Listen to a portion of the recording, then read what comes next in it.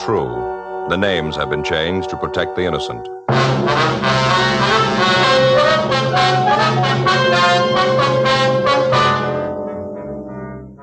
You're a detective sergeant. You're assigned to homicide detail. A nightclub manager has been robbed and killed. The killers made good their escape. Their identity is unknown. Your job? Get them.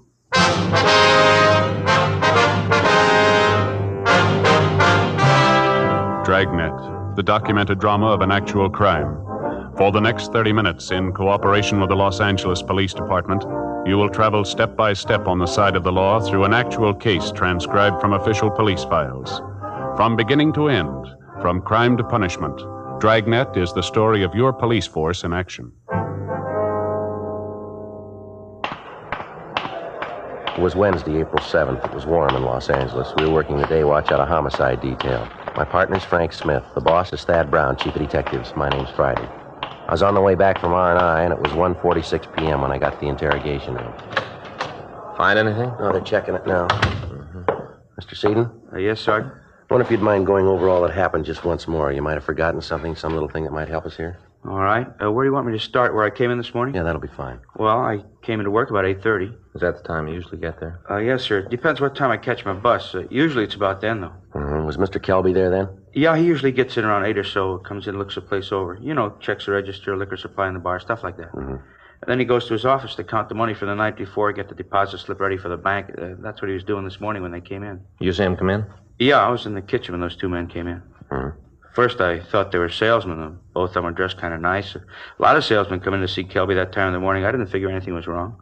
They say anything to you, these men? Well, no, not at first. They just stood there looking the place over. I went on peeling my potatoes.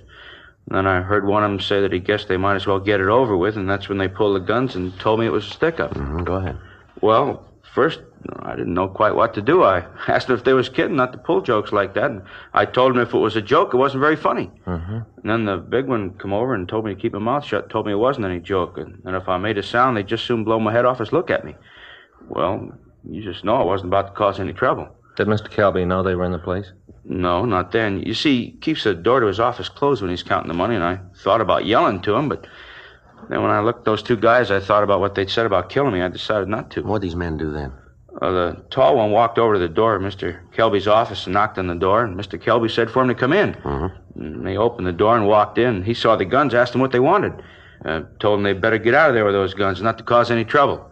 The little one laughed at him and said they wanted the money and that Kelby was the one who shouldn't cause any trouble. I see. Go ahead. Well, the little one started to pick up the money and stuff it in his pockets, and Mr. Kelby told him they better leave it alone, that he had friends who'd take care of him. And the two of them said something I couldn't hear. The little one told Kelby that his friends wouldn't do him any good. And that's when they shot him. Which one actually shot him? Oh, the little one. He's the one who said that thing about the friends. Well, did you try to do anything to help Kelby while all this was going on? Well, what could I do? I told you what those guys said. Kelby wanted to be a hero, save the money, fine. I wasn't his money, it belonged to the owners. Look, I tell you, Sergeant, money isn't worth that much. They nail you into that box and they don't throw a bank book in. Those guys told me to stay put, I stayed put. What did these two fellas do after they shot Kelby? Well, the big one was real surprised, like he didn't know the little one was going to do it. He yelled at him he was a fool, said he was a stupid fool. Those were his exact words. The little guy finished getting all the money and then they ran out. Well, I'll tell you, I was scared to death they were going to kill me, too. It looked like it for a minute, too. How do you mean? Well, when they ran through the kitchen of the back door, the little one stopped and asked what they was going to do about me. I thought, sure, my number was up. Big one said not to make it any worse, to leave me alone. Then they ran out of the place. And boy, that's when I called the cops and those other guys, out there in the car. And then you came. And the rest you know. Are you sure that you've never seen any one of these men before? Well, sir, I'm pretty sure I haven't. I wonder if you can give us some kind of a description on these two men. Yeah, the big one was about 6 feet 2, maybe 3. Weighed about 180 to 200. Dark, black curly hair. Anything special about him? The way he talked? Any scars, anything like that? No, nothing. How was he dressed? Can you remember? Yeah, he had on a gray suit. Glen plaid had kind of red in it, The suit looked expensive. He had black shoes, a maroon tie.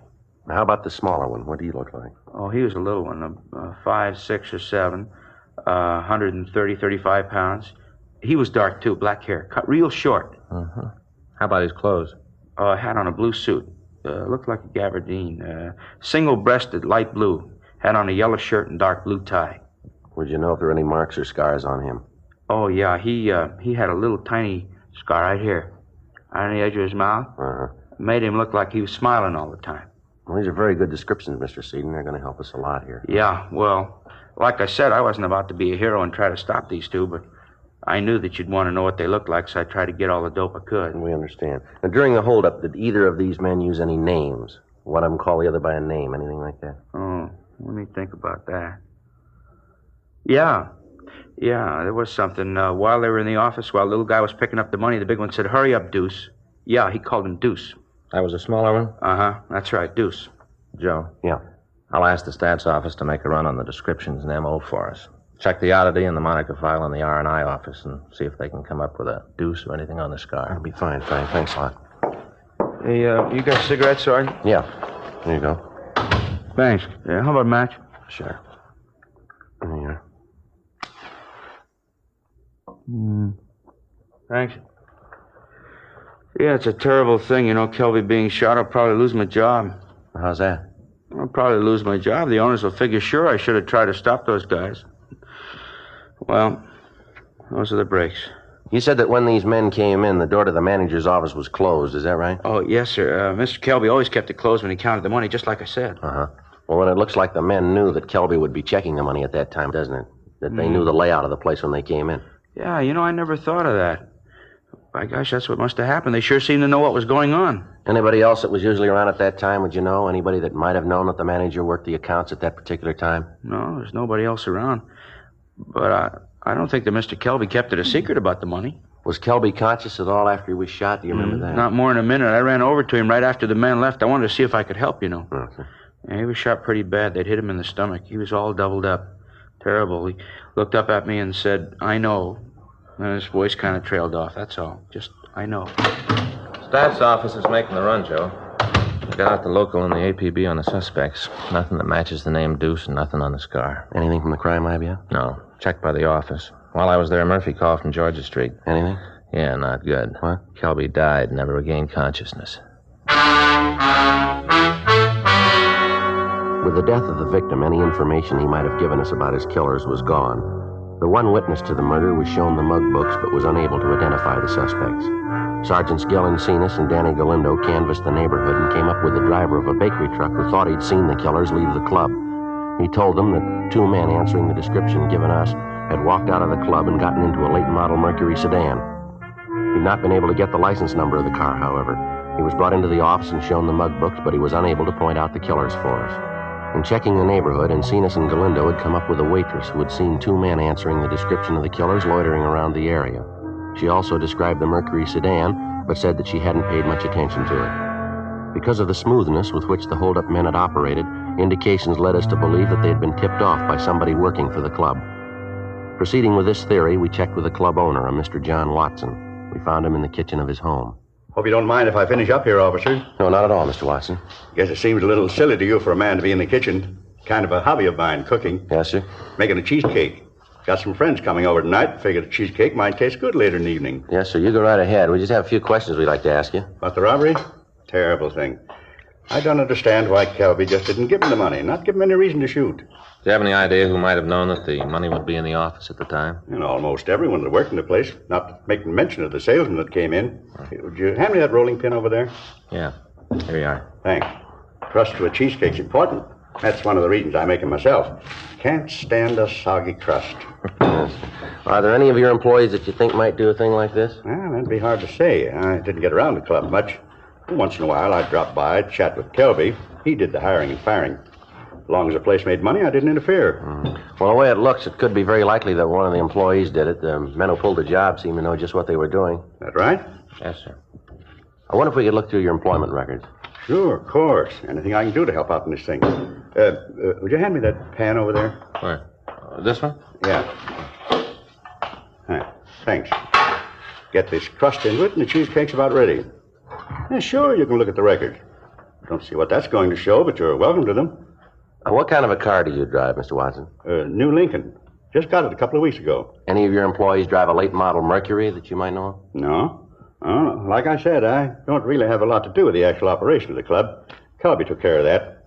Good manager. Did a fine job. Can you tell us how much money they took, sir?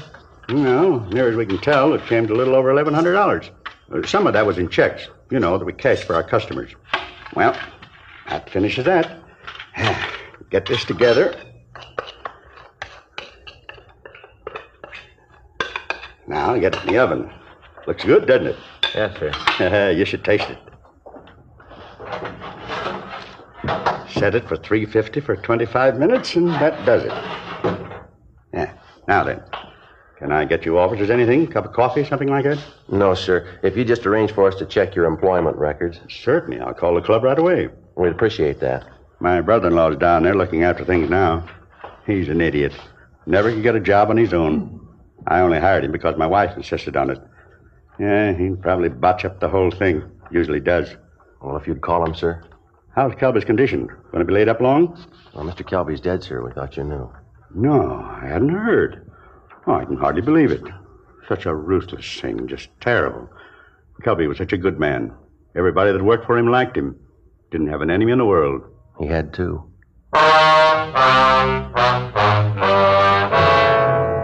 We went back 5 years into the employment records of the club.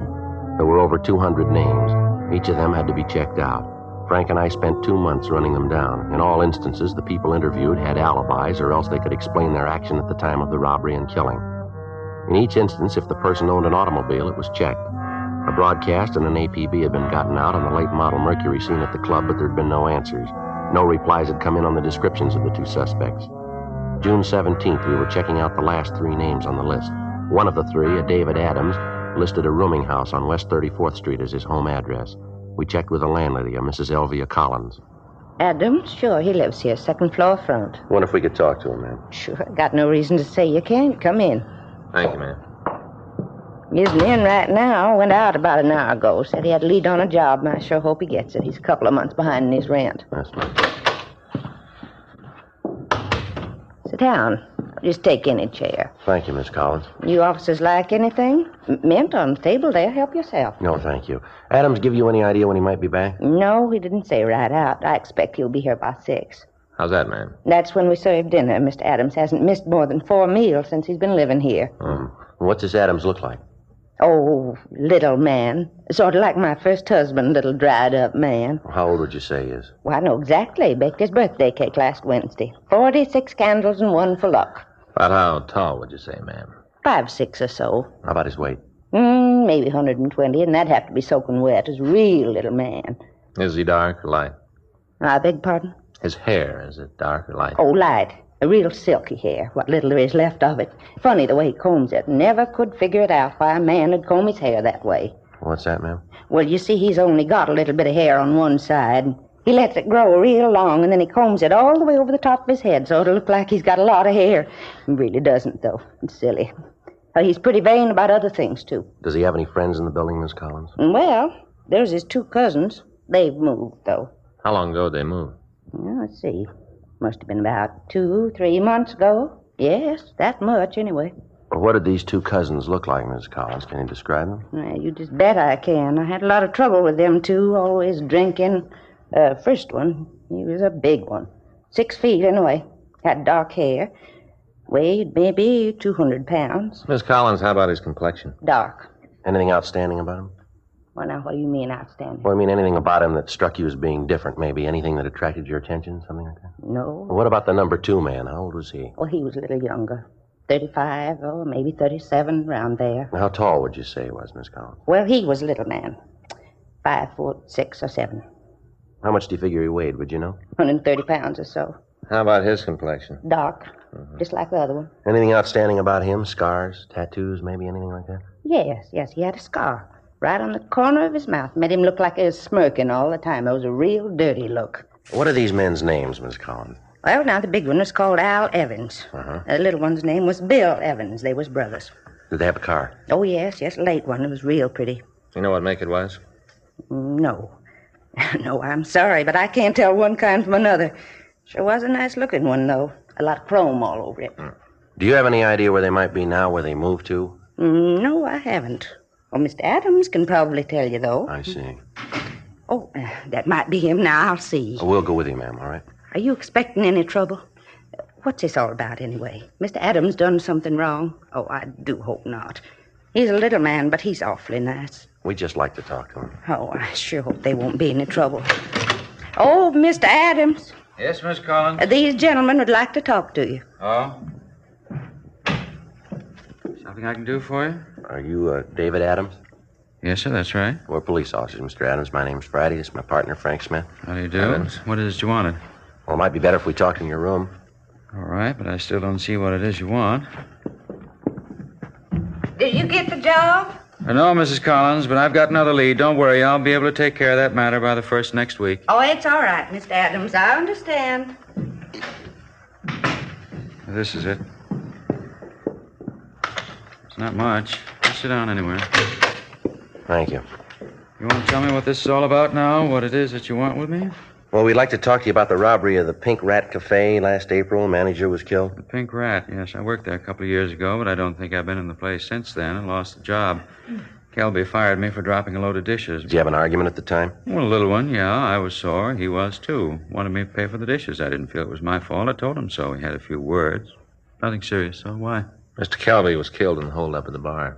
Yes, I know. That's too bad. But you surely don't think I had anything to do with that, do you? Well, that's what we're trying to find out. Well, why do you think I'd have anything to do with it? I haven't been near the place for a couple of years. Well, the way the thing was pulled, the whole M.O. makes it look like it's an inside job. Somebody had to give the layout, tell him that Kelby would be in his office with the money at that time. It all points to somebody that either works there now or who did work there. Yes, but why me? Well, your name was on the list. It had to be checked out. Adams, you got any relatives in town? Not now. I had a couple of cousins. They were out here for a while. What are their names? Al and Bill Evans. Mind if we look around your room? No, I got nothing to hide. Go ahead and look around. You won't find anything. Thanks. What is it about my cousins? You figure they had something to do with the thing? Well, we think they might have. Their descriptions match the ones we got from the witnesses. You've been talking to old Mrs. Collins. She's the one who told you about Al and Bill, isn't she? Well, who told us isn't important, Adam? You don't have to admit it, I know. You're a busybody, always getting your nose into somebody else's business. Oh, Harpy. Joe. Yeah. Look at here. What's this gun for, Adams? You never know when somebody's going to try to break into the house. It's protection, that's all. You never had it out of the house, huh? Not since I bought it. It's a 32, though. What are you so interested for? Kelby was killed with a 38. Well, he was, wasn't he? Seems to me I heard it on the radio or read it in one of the papers. No, you didn't. The caliber of the gun that killed him wasn't released. How'd you know? I must have read it in the paper, like I said. No, this won't work, mister. I think maybe we better talk to you downtown, huh? You going to arrest me? Just like to talk to you downtown. Let's go. Well, sure, but I got nothing to hide. Well, you still got to come up with an explanation for knowing about that gun. Description we got matches your cousin's. You know about the gun. You got a lot to explain. I don't want to go to jail. It's too bad, Adam. You should have thought about that before you got involved in this. Well, if I tell you, if I help you get the guys that did it, will you give me a break? Well, we can't make any deals. Well, I don't want to go to jail. You can't do anything for me, huh? All we can do is see that the district attorney's office knows that you've helped. But you'll tell him, huh? If I give you a hand? He'll know about it. Okay. I got claustrophobia putting me in a cell and drive me nuts. I'll tell you who did the job. More than that. Yeah. I can show you the gun they used.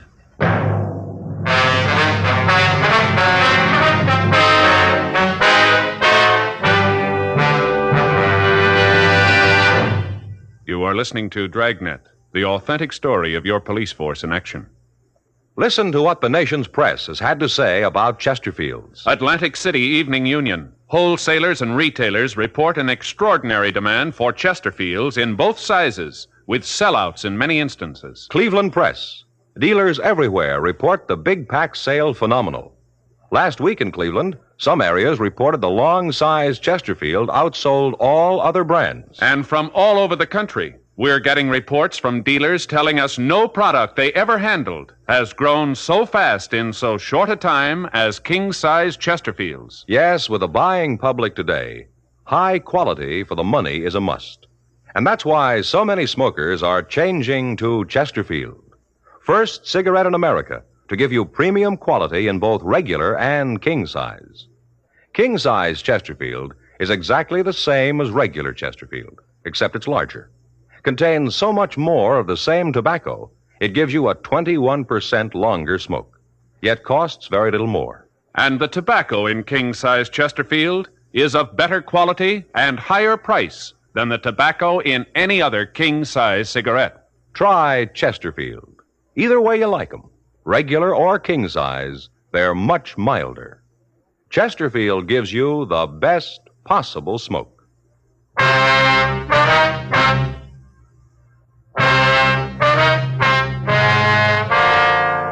We took David Adams back to the office and checked the gun with pawn shop records. It was clean.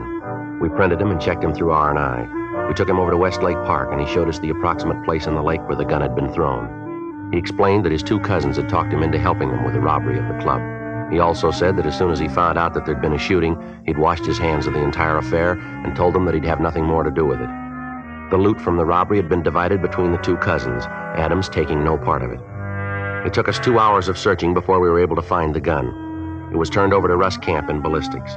He fired test shots from the gun, and comparison with the death bullet showed that it was the murder weapon. Markings on the shell casing found at the scene of the crime were the same as those left on the test casing.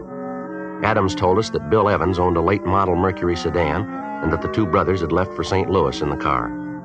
He also was able to give us the license number. We checked with DMV, and they told us that the legal owner was a finance company on Crenshaw. The manager there told us that their payments were up to date. They were able to give us a St. Louis address used as a reference by Bill Evans. We called the St. Louis Police Department, gave them a rundown, and asked them to pick up the Evans brothers for us. The witness to the killing was unable to identify David Adams as one of the holdup men. He was taken to the main jail and booked on suspicion of 287 PC. Frank and I waited for word from the St. Louis Police Department. They're all the same, aren't they, Joe? What do you mean? I'll put any of them in a tight spot, and they'll spill all they know to save their skins. Well, it seems that way, doesn't it? Adams seems pretty sincere, though. Seems like he does really want to help. Well, we'll know more when we hear from St. Louis. You figure that Adams is telling the truth? I don't know. The story seems to check out about how he laid the thing out for him, showing us where the gun was. Being that far back in his room, Red, would make that part about him not taking any of the money fit. I'll get it. Homicide, Friday. Yeah, I'll take it. Mello. Yeah. Yeah, we've been waiting to hear from you. Did you pick up the Evans brothers? Uh-huh. Yeah, wait a minute. Toss me that pad, will you, Frank? Yeah, here. Thank you. Yeah, all right, go ahead. Uh-huh. What was that again? I didn't... Yeah, I got it. Okay, thanks. Anything we can do for you, give us a call. Yeah, sure, we sure appreciate it. Right, bye. Well, that does it. What do you mean? St. Louis checked the address. They'd been there all right, but they left this morning. Any idea where they went? Yeah, the Evans boys told us. Huh? They left a forwarding address. Motel out on Ventura Boulevard. Frank and I notified Captain Lorman of the new developments. We talked to the manager of the motel, and she told us that she did have a reservation for June 24th under the name Evans. She told us that they'd be in Cottage 12. In view of the fact that the suspects had not been alarmed, we decided not to put out an APB on the car. We felt reasonably sure that having made the reservations, they'd keep them. But in the event the suspects arrived earlier than expected, a surveillance was placed on the motel 24 hours a day. Sergeants Howard Hudson and Bill Cummings took the period from 6 a.m. to 6 p.m. Frank and I covered the other 12 hours. Directly across from the motel was a used car lot. We talked to the manager, and he gave us permission to sit in any one of his cars while keeping the place under surveillance. As we relieved each other, the police car was taken back to the city hall so there would be no indication that the place was staked out. 4 days passed. No sign of the suspects. June 23rd, 4:32 a.m. Joe. Yeah, Mercury sedan. License checks. 2 men. Stopping at the manager's cottage. They're ringing a bell. Yeah, looks like they're signing the register. Must be. There. He's giving him the key. All right, let's let him get to the cottage. We told her we would. All right. And there's the landlady's signal. Let's go. Right.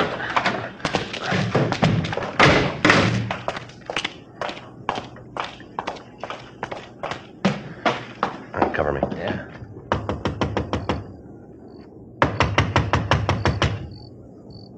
Who is it? This is the manager. Gonna have to move your car. Huh? You gotta move your car. Put it in the back. What do you want, Stan? Hey, cut, Bill! Hey, Joe, get the other one. Yeah.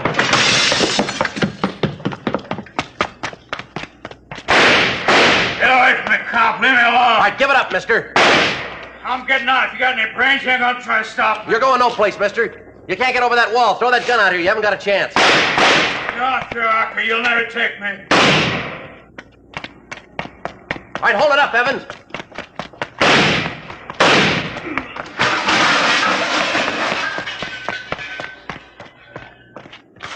I got no gun. I dropped the AC. I got no gun. Get a doctor for me, huh? Or hurt. Yeah, we'll call one. You didn't have to shoot, did you? Lousy deal. You didn't have to shoot. You didn't give me much choice, mister. I wasn't trying to hit you, just trying to scare you, that's all. I didn't want to hit you. I'm a good shot. I knew what I was doing. Yeah, you proved you're a good shot. What do you mean? When you killed Kelby.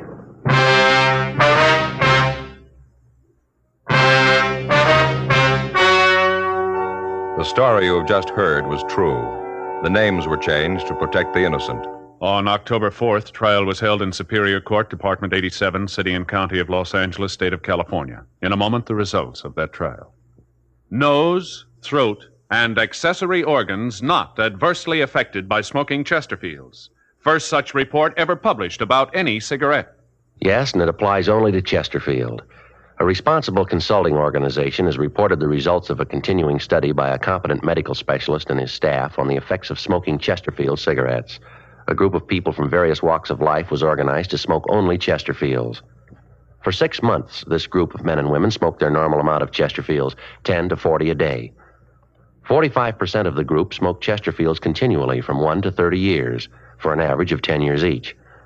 At the beginning and at the end of the 6 months period, each smoker was given a thorough examination, including X-ray pictures, by the medical specialist and his assistants. The examination covered the sinuses as well as the nose, ears, and throat. The medical specialist, after a thorough examination of every member of the group, stated, quote, "It is my opinion that the ears, nose, throat, and accessory organs of all participating subjects examined by me were not adversely affected in the 6 months period by smoking the cigarettes provided," unquote. Now remember this Chesterfield report. It's the first such report ever published about any cigarette. Nose, throat, and accessory organs not adversely affected by smoking Chesterfields. Buy Chesterfield either way you like 'em, regular or king size. Chesterfield gives you the best possible smoke.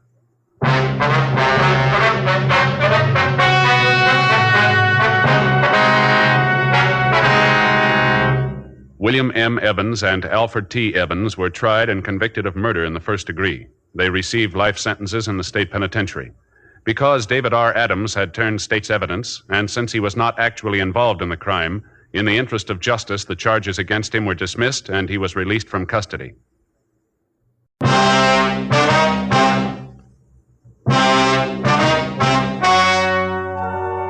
Ladies and gentlemen, the story you're about to hear is true. The names have been changed to protect the innocent.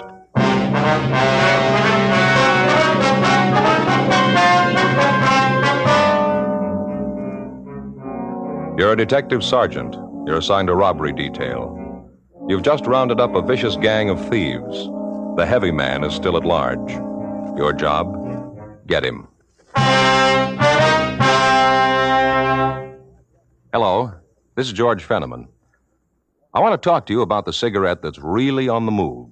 The one everyone's talking about and trying. Chesterfield. First cigarette in America to give you premium quality in both regular and king size. Chesterfield King Size is exactly the same quality and exactly the same blend of tobacco as Chesterfield regular size. There's absolutely no difference, except that King Size Chesterfield is larger, contains considerably more of the same tobaccos. So much more it gives you a 21% longer smoke, yet costs very little more. And Chesterfield King Size contains better tobaccos and is of higher quality than any other king size cigarette. So sound off for Chesterfield. Either way you like them, regular or king size, Chesterfield gives you the best possible smoke.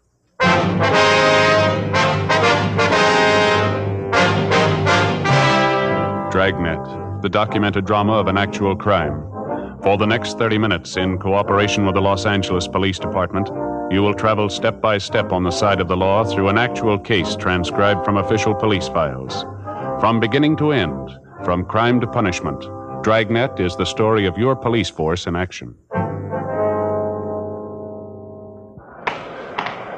It was Tuesday, March 6th. It was windy in Los Angeles. We were working the day watch out of robbery detail. My partner's Frank Smith. The boss is Captain Didion. My name's Friday. It was 2:46 p.m. when I got to room 27A. Robbery. Frank? Yeah, Joe. How about those subpoenas? Took them down to the warrant office. They're going to serve them. Oh, fine. All the follow-ups made, packages in order. That about wraps it up, doesn't it? Yeah, all but Bentley. Yeah, nothing from Mac yet. No, he said he'd call as soon as he heard anything. Yeah, no. Be happy when we get him, won't you? He's probably the worst of the lot. Yeah. Well, according to what Mac said, he's in real trouble now. Broke. None of his friends will have anything to do with him. We'll turn him. I don't think I'll ever understand a guy like Bentley. What makes a man want to beat somebody just for the sake of beating him? Figure that, we'll have it made. 32 robberies, and just about every one, Bentley's got to work over at least one of the victims. He's pretty vicious. Now we get him this time, he's through. Probably knows it, too. You and Mac blows the whistle, probably going to be rough to take, though. Yeah.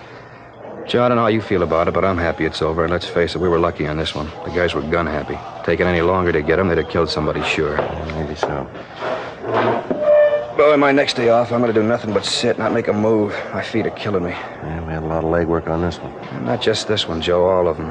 I was reading in the magazine the other day about a new kind of arch support. I got to get me a pair of them. Yeah? According to the ad, these are going to be just a ticket. Some new kind of rubber, soft when they mold it to your feet. Place back in Wisconsin. Well, how'd they do it? They got a place here in L.A.? No, just a home office. Just a small place, I guess. According to the ad, the whole process pretty new. Yeah, well, how do you get this? What is it, a mold? Yeah, you stand on a piece of paper, hold a bucket of water in each hand. You know, you put all your weight on your feet. Yeah. And you draw the outline of your foot on the paper. They make the arch thing up from that. Well, if you're holding a bucket of water in each hand, is that right? Yeah. Well, how do you use the pencil? What? Well, a bucket of water in each hand, how are you going to draw? Yeah. I get it. Robbery Friday. Oh, hi, Faye. Yeah, he's here. Oh, how are the kids? Oh, yeah, sure, I'll put him right on. Frank, it's for you. Your wife seems upset. Thanks, Joe. Hello, honey. Yeah? I can, but what's up? Well, can't you tell me now? Well, why not? All right, honey, I'll be right there. Don't worry now, huh? Goodbye. What's the matter, something wrong? I don't know. Faye wants me to come right home, says something's going on. Couldn't she tell you about it on the phone? No, said something about the phone being tapped. We went down to the carpool and started over for Frank's house. For the past 3 months, we'd been working on a case involving a gang that had been operating in the city. During that time, they'd committed 32 armed robberies, and in most instances, they'd beaten their victims for no apparent reason. Their ruthless attitude was the most outstanding single point of their M.O. We'd successfully rounded up all members of the gang with one exception, Leroy Bentley, alias the Bull. Bentley was the known heavy man of the gang.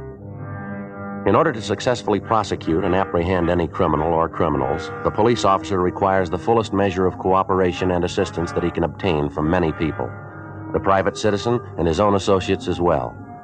From the ranks of the private citizen comes one important aid, the informant.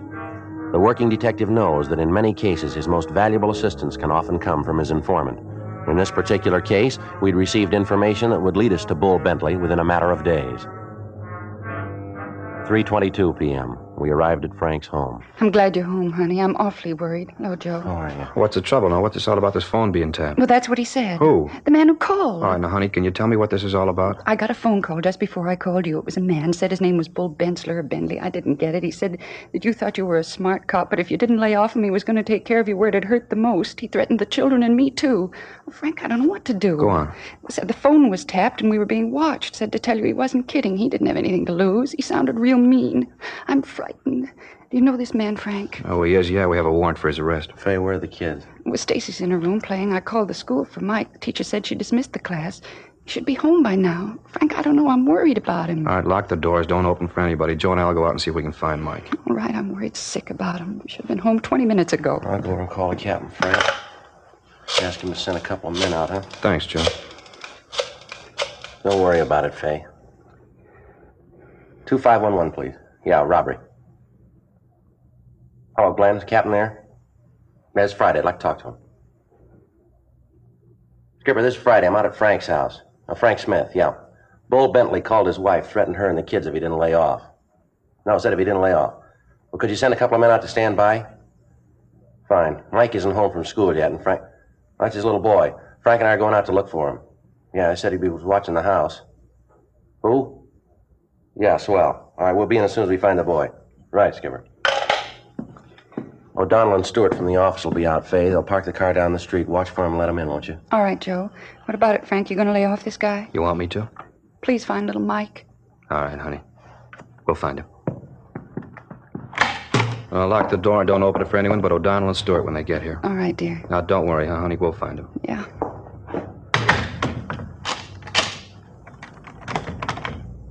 Let's go. Joe, what do you think? I don't know. Tell you one thing. Yeah? I'm scared.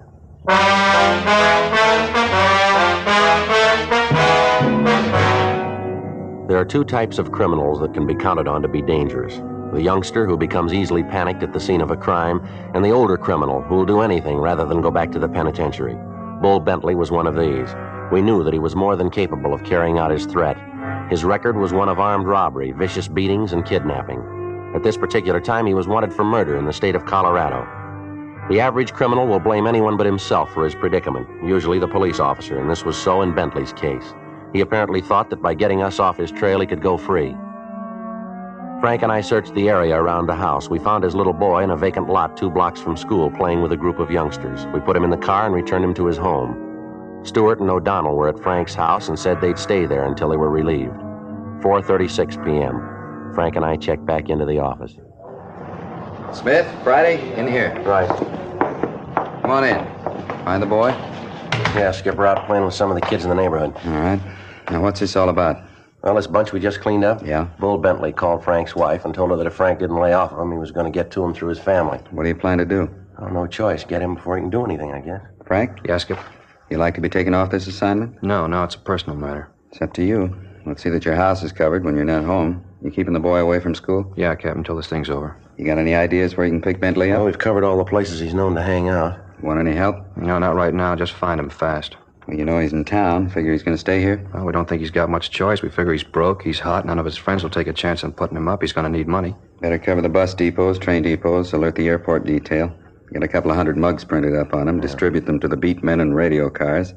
Contact Captain Hamilton, intelligence. He might be able to come up with something. Our informant said he could turn Bentley for us in a week. A week's a long time, Joe. Yeah, I know. You've covered all his hangouts. All of them. Nobody's seen him in a couple of days. Just seemed to drop out of sight. Big town, a lot of people. Sometimes you don't realize how big till you start looking for one man. Yeah. Want to get in touch with the boys in the press room, give them the story, see if they'll carry Bull's picture. See Jack Ricketts, he'll put the picture on Suspects Wanted. We'll get started on it right now. You got a silent number, haven't you, Frank? Yeah, it's unlisted. How'd Bentley get it? It had to come from somewhere. Joe and I were talking about that. You know pretty much who we can give the numbers out to. About the only one we can figure that'd be in a position to give it to Bentley is Harry McLeod. Your informant? Yeah. How long since you've heard from this McLeod? A couple of days. Figure maybe he'd cross you, throw in with Bentley? Well, it's possible. I don't think so, though. He's leveled with us so far. Number had to come from someplace. Yeah, well, it sure makes it look like McLeod, doesn't it? I don't think Mac would give the number away on his own. Bull could get it. We got 32 people to prove it. Well, we better get on this thing. Come on, Frank. Right. Check you later, Skipper. Joe, I don't know what I'm going to do. Well, don't worry. We'll get to him. No, I mean this 2-bit thief calling Faye, threatening her. Try to take it easy. I know how you feel. Why me, Joe? Bull Bentley's brushed up against 100 different cops in his day. Why me? Law of averages, I guess. You were handy.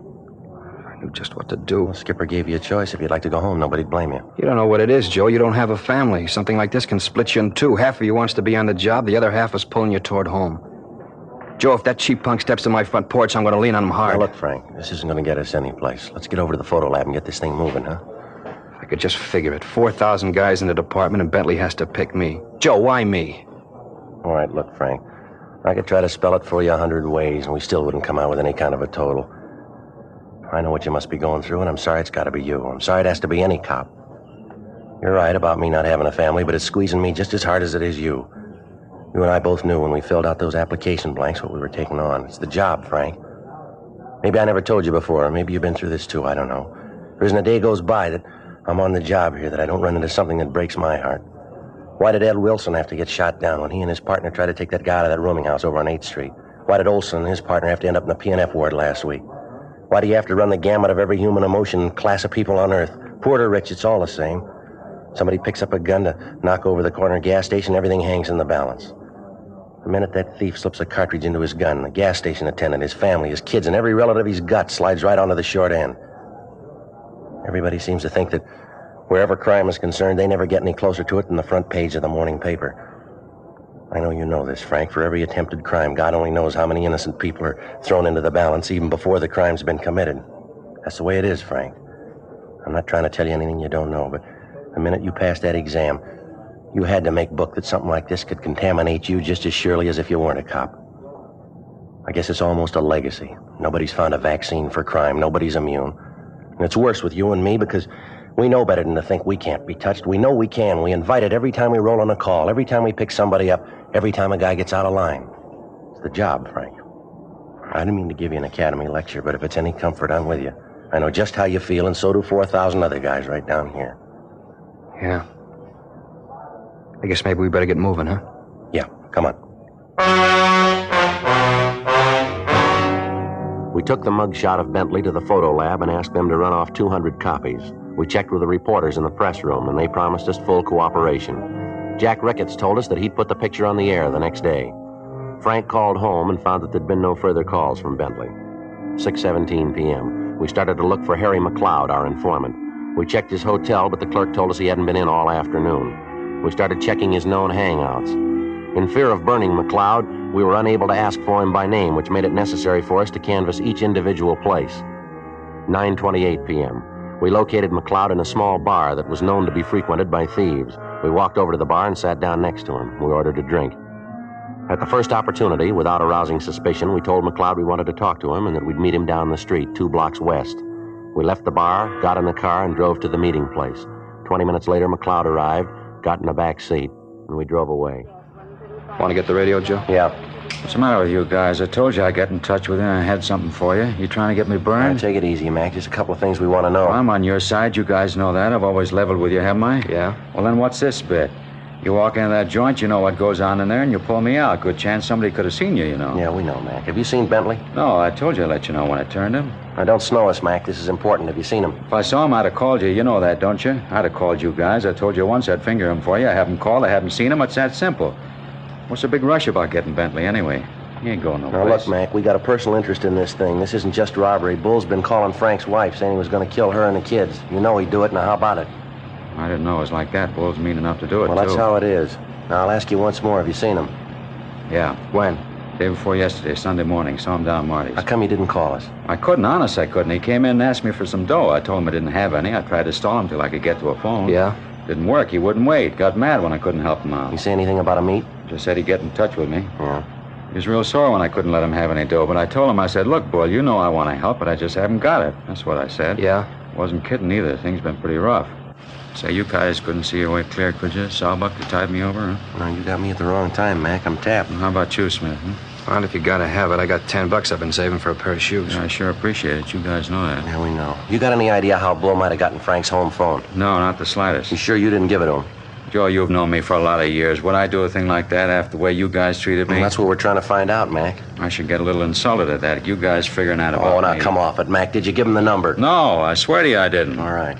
You got any ideas where Bull might be hiding? Not in particular. Check usual places? Yeah, we looked through them all. And you know as much as I do. He did say he looked me up in a couple of days. You see where he was going when he left you? No, just walked out of Marty's. I saw a friend of his yesterday, though. Yeah. The guy said he'd seen Bull Sunday night. Say what he wanted? Money. Said he'd try to tap him for some dough to get out of town. His friend help him? He didn't give him any money. He gave him something else, though. Yeah. He gave him a gun.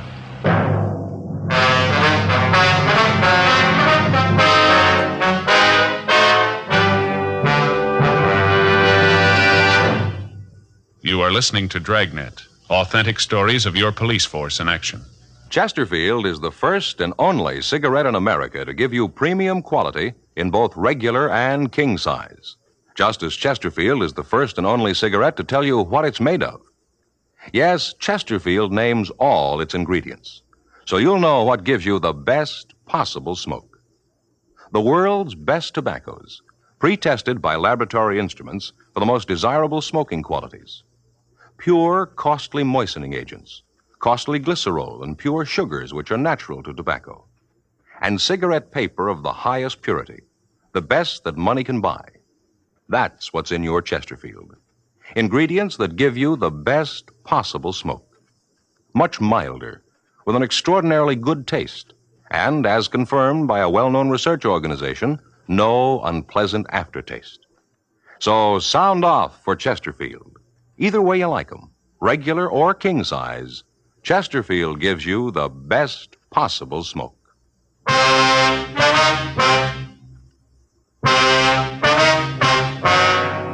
Before we left Mac, he furnished us with the name of the man who'd given the gun to Bull Bentley. We recognized the name Dave Slater as a small-time hoodlum who'd do anything to make a dollar as long as he himself was reasonably safe in doing it. Mac told us of several places where we might find him.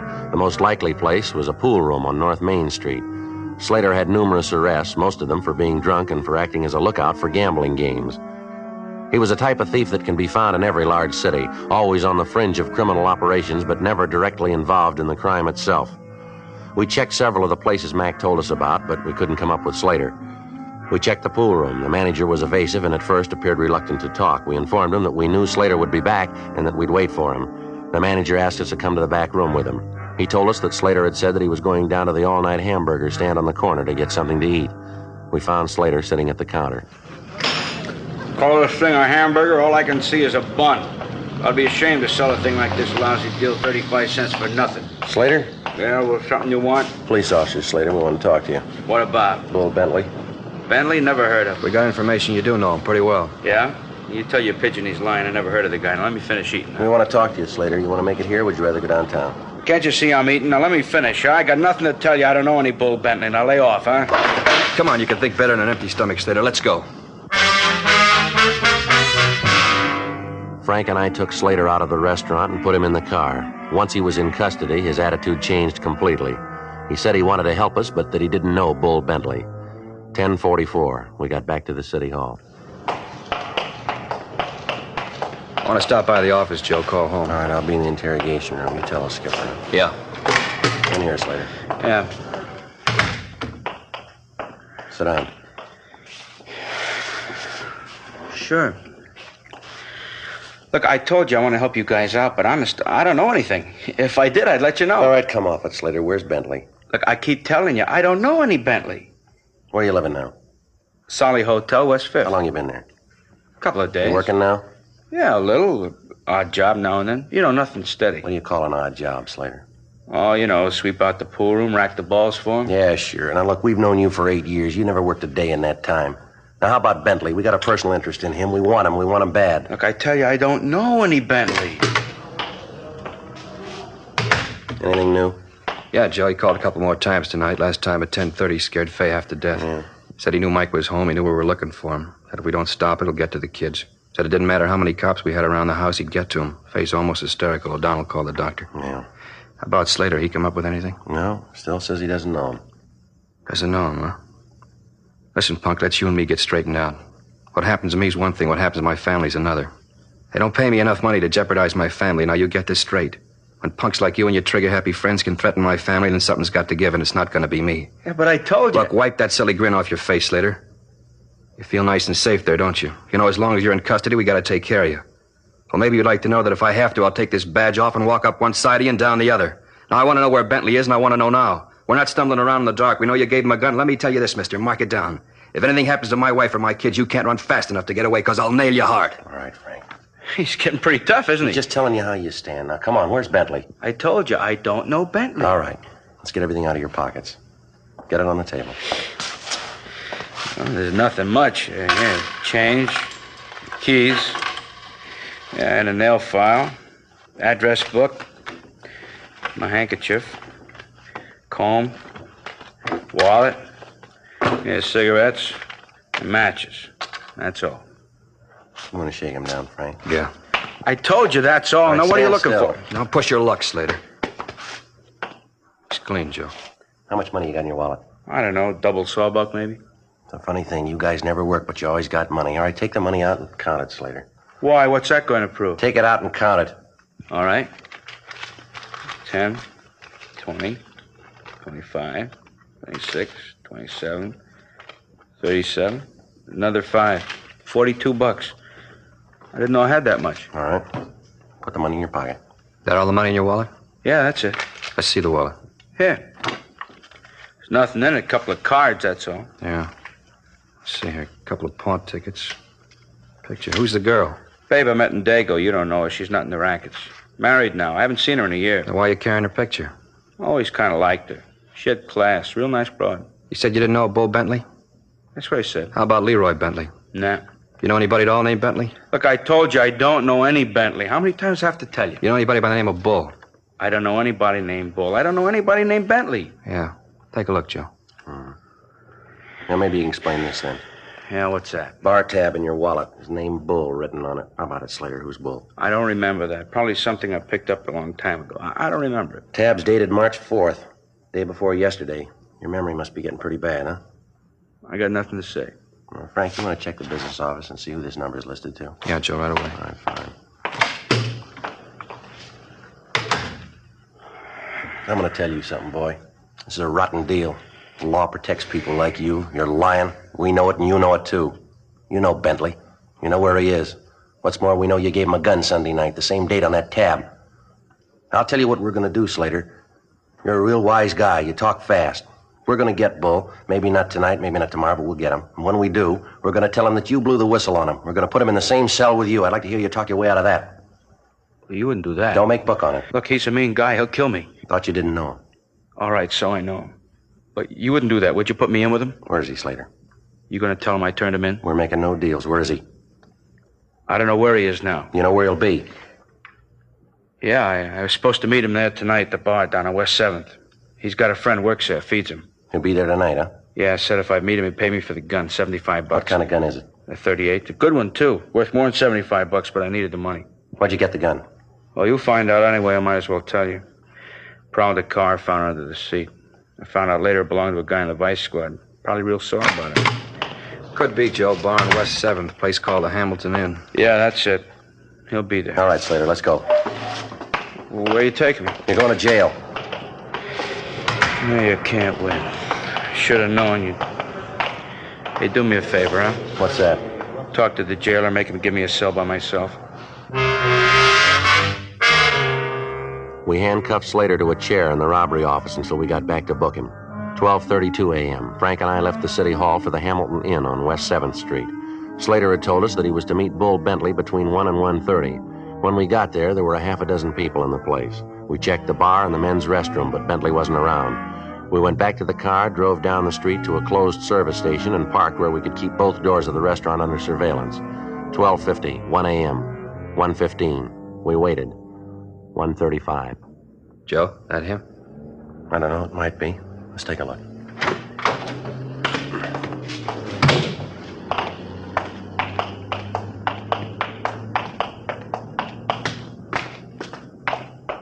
All right, you want to take the side door? I'll try the front. Right. All right.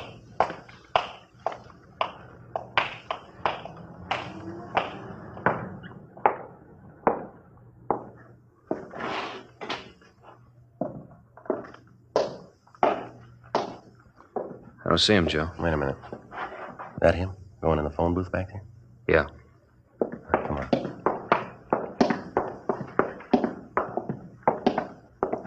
I'll get him. Bentley. Yeah? Watch it, Joe!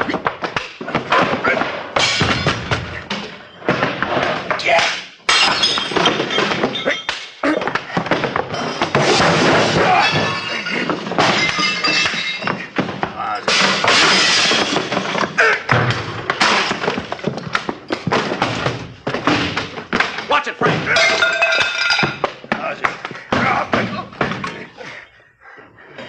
All right, Frank.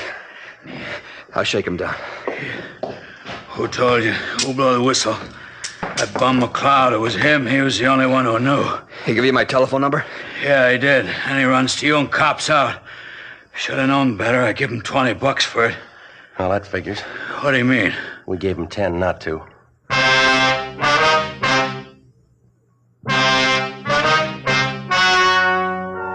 The story you have just heard was true. The names were changed to protect the innocent. On June 12th, the hearing was held in the district attorney's office. In a moment, the results of that hearing. Now, here is our star, Jack Webb. Thank you, George Fenneman. Friends, I'd like to talk to you about something that's important to every one of you. Now, for the first time, you can get a premium quality cigarette in either regular or king size. Of course, that's Chesterfield. Both regular and king size Chesterfields are made of the proven ingredients that give you the best possible smoke. Both are much milder, with an extraordinarily good taste and no unpleasant aftertaste. Yes, there's no difference between the two, except king-size Chesterfield is larger, contains so much more of the same tobaccos, it gives you a 21% longer smoke, yet it costs very little more. So remember, either way you like them, regular or king-size, Chesterfield gives you the best possible smoke.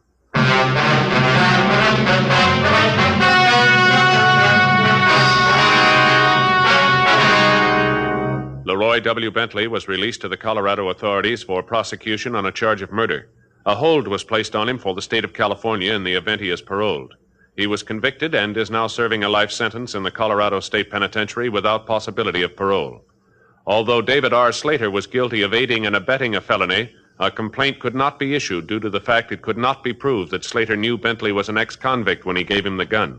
He was filed on for petty theft in Division 7. He pled guilty and was sentenced to 90 days in the county jail.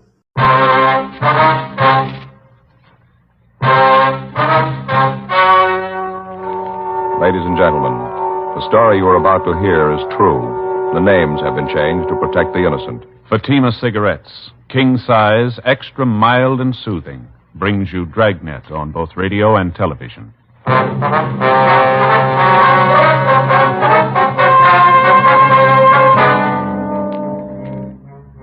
You're a detective sergeant. You're assigned to homicide detail. You get a call that a man has had a heart attack, fallen and fractured his skull. It looks like an accidental death. Your job, investigate. Friends, the name Fatima has always stood for quality. Fatimas are distinctive, with a truly different flavor and aroma. And in king-size Fatima, you get an extra mild and soothing smoke, plus the added protection of Fatima quality. Remember, in Fatima, the difference is quality. Because of its quality, its extra mildness, its better flavor and aroma, Fatima continues to grow in favor among king-size cigarette smokers everywhere. Switch to Fatima yourself today. Ask your dealer for Fatima in the bright, sunny yellow pack. King-size Fatima. The difference is quality.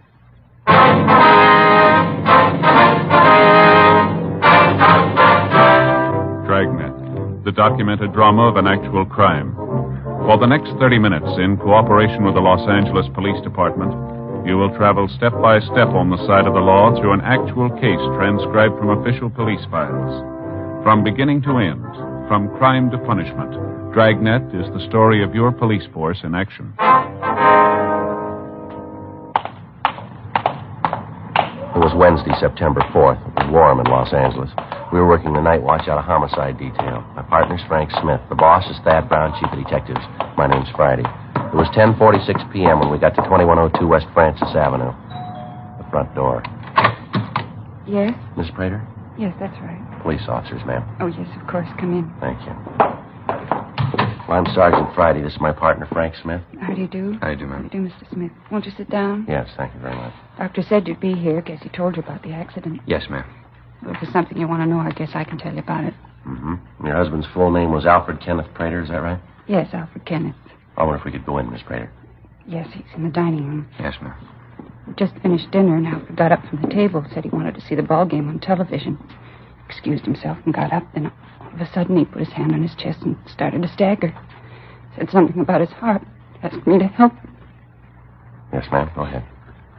Well, I jumped up to go to him. He just crumpled and fell. Hit his head on the table. Lay there, didn't move. The doctor said his skull might be fractured. That's what it might have killed him. Did you call the doctor right away? No, I stayed with Alfred. My mother called Dr. Adams. He's her own doctor. When we got here, poor Alfred was gone. Let's try to take it easy. Dr. Adams, he's the one that called us. Yes, he said he would. Something about a death certificate. I didn't understand it. Well, Miss Prater, maybe you'd like to go into the living room. Yes, please. All right. Can we get you anything? Glass of water, anything? No, I'll be all right. It'll just take a minute. All right. I'm sorry. Yes, ma'am. Just a few more questions. Did your husband have a history of a bad heart, any trouble like this before? Not that I know of. He never said anything about it. He used to work awfully hard, long hours. Well, has your husband been under the care of a physician? No, never was sick. Had a doctor where we used to live. Since we've been here, we haven't had any need for one. Did your husband ever give you any indication there was something wrong with his heart? No, if there was something wrong, Alfred would have said something about it. We had no secrets, told each other everything. Married 14 years and never had a single fight that amounted to anything. Wonderful husband. One couldn't ask for anything more. Good provider. Well, who was here when your husband had the accident, ma'am? My mother, she lives with us. Is she here now? Yes, she's in the next room lying down. It's been a trying time, officer. Yes, ma'am. All those years, Alfred and me. And Ray was born. He's 9 now. Happy family. All the neighbors used to tell me how lucky I was, but I knew it. I knew it. Now it's all gone. I wonder if we could speak to your mother, Miss Prater. Yes, of course. I'll get her. Sergeant? Yes, ma'am. She's 55, hasn't been too well lately, and this whole thing's been quite a shock for her. I'd appreciate it if you'd be as brief as possible. Yes, ma'am, we understand. Mother? Mother, are you awake? Yes, dear. What is it? Well, there are two officers out in the living room. They'd like to talk to you. What about? It's about Alfred. Alfred, what about him? I just wanted to ask you some questions. Nothing wrong. I'll tell him I'll be right there. All right, dear. She'll be right out upstairs. All right, thank you, Miss Prater. Can I get you something? A cup of coffee or something? No, not a thing, thank you. No, ma'am. Thank you very much. If you don't mind, I'd like to make a pot of tea for Mother and myself. Yes, go right ahead. Do you want to come out in the kitchen? We can talk while I put the water on. All right, ma'am. Did you call the coroner, Frank? Yeah, Joe, before we left the office. Should be here any minute now. Have to get a sketch of the room before he removes the body. Yeah. Ray's the one who's going to suffer for it. How's that, ma'am? Poor little kid. He and his father were great friends. I don't know what he's going to do when he really knows what's happened. Well, doesn't the boy know about it yet? Well, yes, he was here when it happened, but I don't think he realizes yet what it means. How old did you say he was, ma'am? 9. He was 9 last month. Where is he now, Miss Prater? He's in his room, asleep. Here's Mother now, officers. Mother? Yes, dear. Mother, this is Mr. Friday and Mr. Smith from the police. My mother, Mrs. Atkins. Hello. How do you do, ma'am? Ellen says there's something about Alfred. Yes, ma'am, that's right. I don't see any need to call the police. Accident, that's what the doctor said. Well, there's no death certificate, ma'am. We have to look into it. It's just routine. Mrs. Prater told us pretty much what we want to know. We'd just like to get your side of it. Sure, I was there, you know. I saw it all. He got up from the table, said he had a heart attack. Well, he wasn't fooling me. I beg your pardon? He wasn't fooling me. I knew. Heart attack. Phooey. I don't understand. He was drunk. Mother. Well, I still think he was, and you ain't going to change my mind. Had Mr. Prater been drinking? No. Well, he maybe had a drink on the way home from work, you know, to relax him a little. Mm-hmm. Relax him. There was no trouble relaxing him. Big thing was to get him off the dime. Laziest man I ever knew. I told her not to marry him. I was against it all the time. I knew his type. Out carousing around. Hanging around in bars. And he'd come home and take it out on poor Ellen and little Ray. Mother, please. Alfred was my husband. He's Ray's father. He's dead. Find a little forgiveness in your heart. That's all I'll find. A little. Officer, I'm not afraid to say what I think. I didn't like him. I never did. As far as I'm concerned, he was no good. Drunken bum, that's all he was. He hated me. He never did like me. Regretted every mouthful of food I ate. Never was too quiet about it either. Mother, that's not true. Alfred never regretted having you here with us. Well, that's what you say, and I know different. He might have died from a heart attack, all right, but if he did, that was that cheap liquor brought it on. Got up from the table, staggered around, and fell. Well, you say it was his heart, and I say he was drunk. Just plain drunk. Well, how about it, Miss Prater? Had Mr. Prater been drinking enough to make him fall, do you think? Certainly not, officer. You'll have to excuse Mother. She doesn't mean what she's saying. I do, too. And if you're going to call me a liar, I'm going to my room. When you're sorry about what you said, you can call me. You'll have to forgive her. She doesn't know what she's saying. Yes, ma'am. My father died when I was very young, Sergeant. That was all Mother had. Guess she never did think any man was good enough for me. I hate to do this, Mrs. Prater, but there are some questions we have to ask for our report, if you'll bear with us. Of course, I understand. Now, you said his full name was Alfred Kenneth Prater, is that right? Yes. What was his age? 36. Birthday's November 22nd. How about his physical description? 5'11", 167 pounds. Front door. You mind answering it? Not at all, ma'am. I imagine it's for us anyway. I'll get it, Joe. Miss Prater, we'd like to get this straight. Just your mother, your son, and yourself were present when this accident occurred, is that right? Yes, just the three of us. The water's ready. You sure you don't want a cup of tea? No, ma'am. Thanks just the same. How about the other officer? No, I don't think you'll want any either. About your boy, Ray, Miss Prater. What about him? You said he was asleep? That's right. We put him to bed right after the accident. He was so close to Alfred. They were great friends. Thought it might be best if he went right to sleep. You want to see him? Well, probably better if he sleeps right now. We can talk to him in the morning if we have to. I'd appreciate it if you could, Mr. Friday. He's just a boy and all of this. You know. Surely, ma'am. We understand. Deputy Coroner Joey's taking care of the body. Well, that about does it, huh? They're going to take Alfred now? Yes, ma'am. Will he be? Can I go along?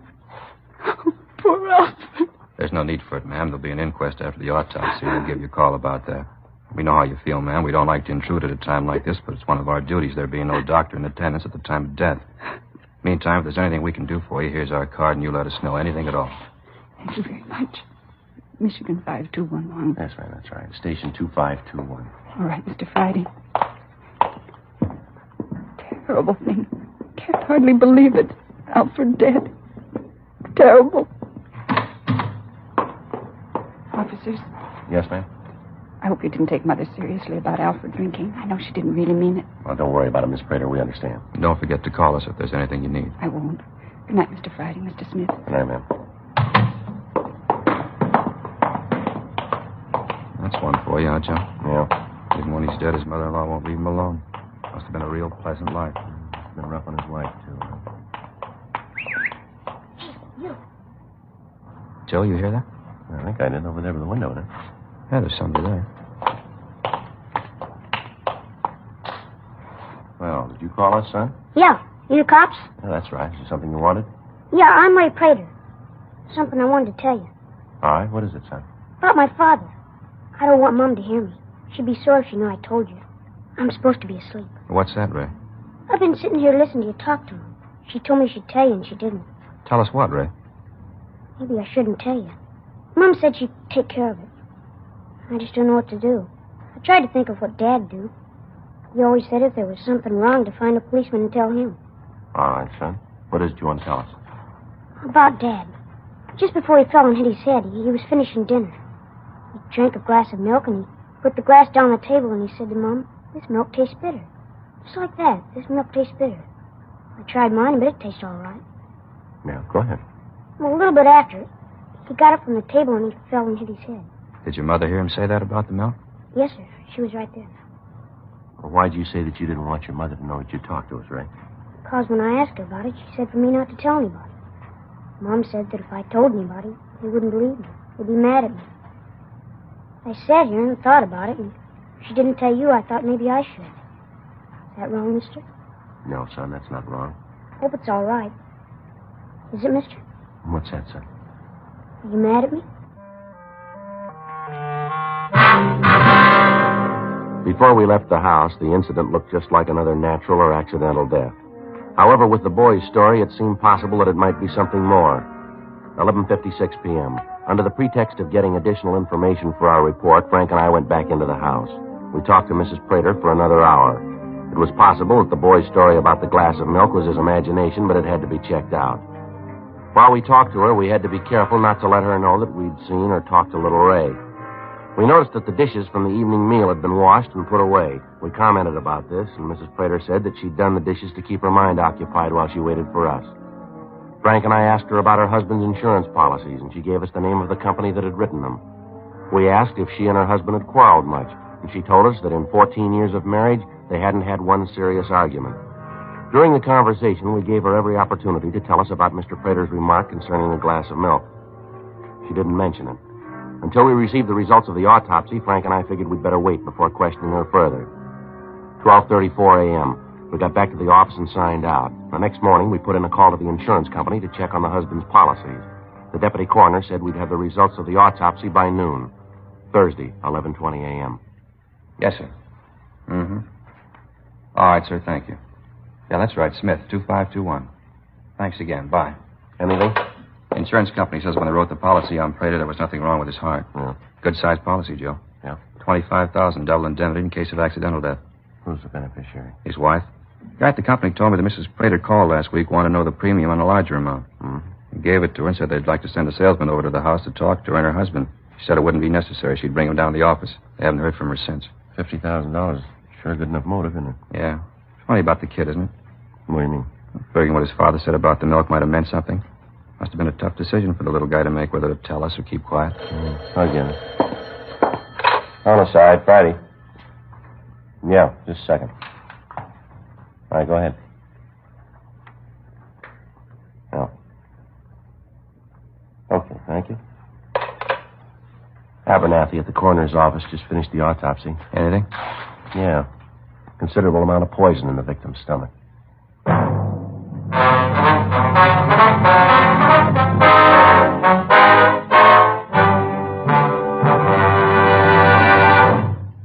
You are listening to Dragnet, authentic stories of your police force in action.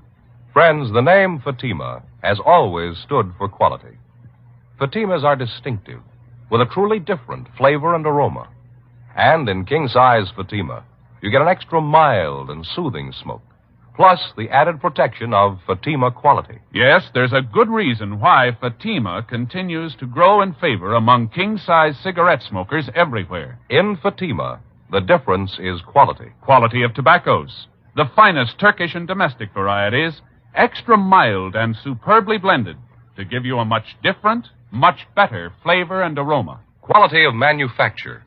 Smooth, round, perfect cigarettes. Rolled in the finest paper money can buy. Quality, even to the appearance of the bright, sunny yellow pack.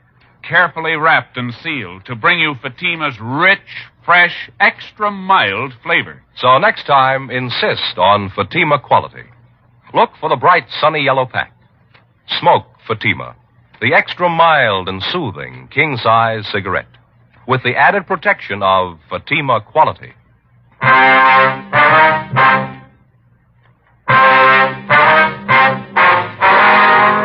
The finding of the poison in the stomach of Alfred Prater had definitely ruled out natural or accidental death.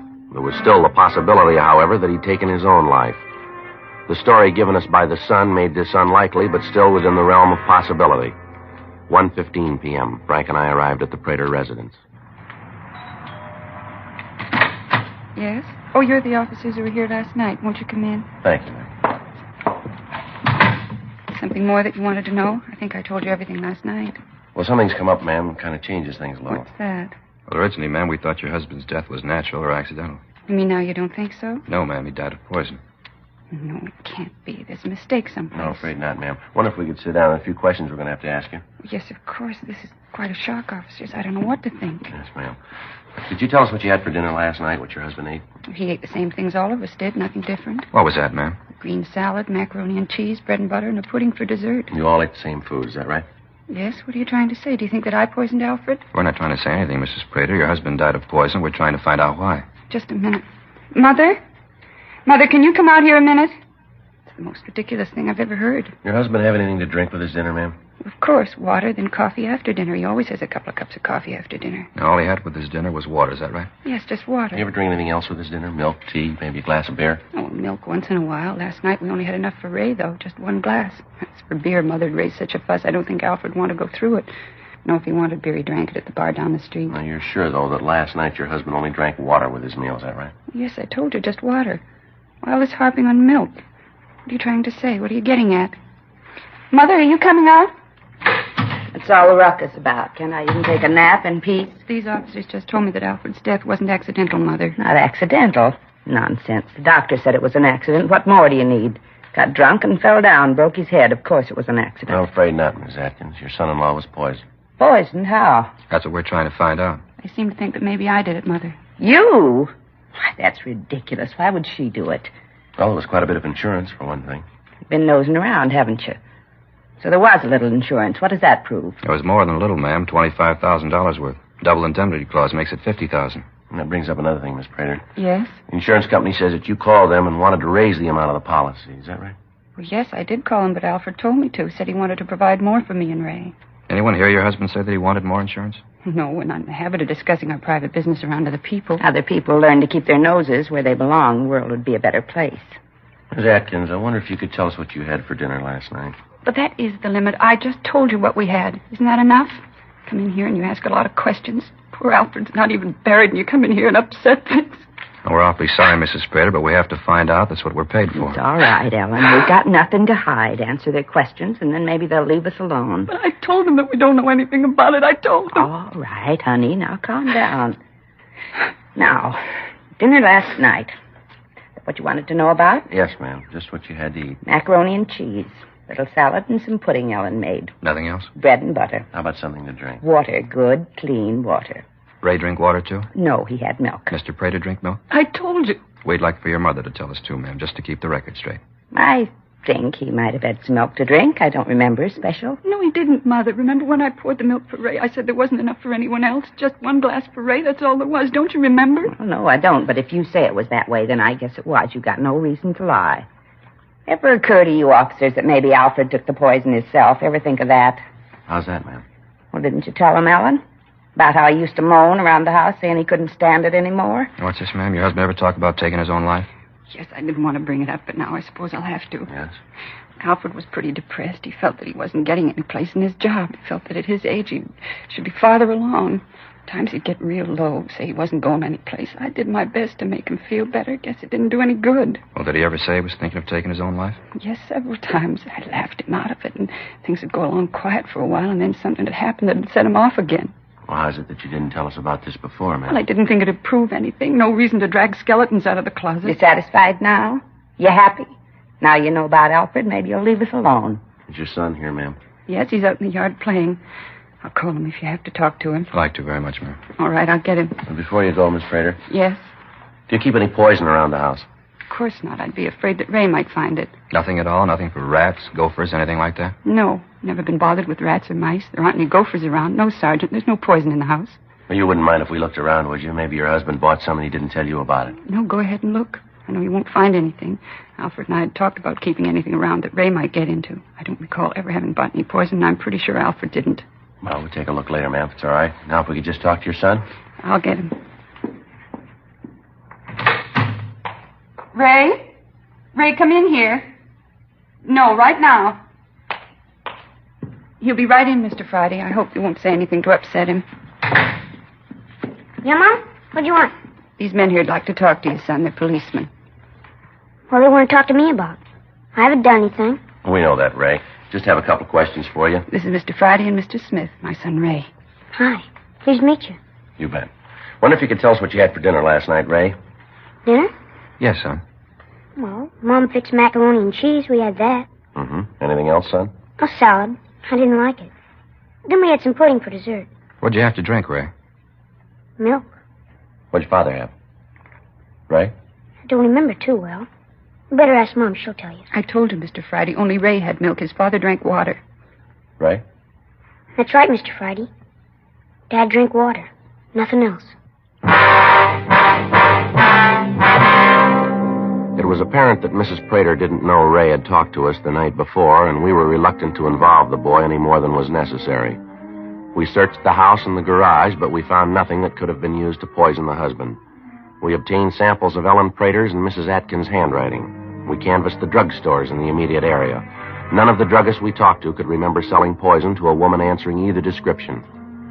We contacted the office, and Sergeants Gill and Cenas and Danny Galindo were dispatched to the neighborhood where the Praters had lived previously.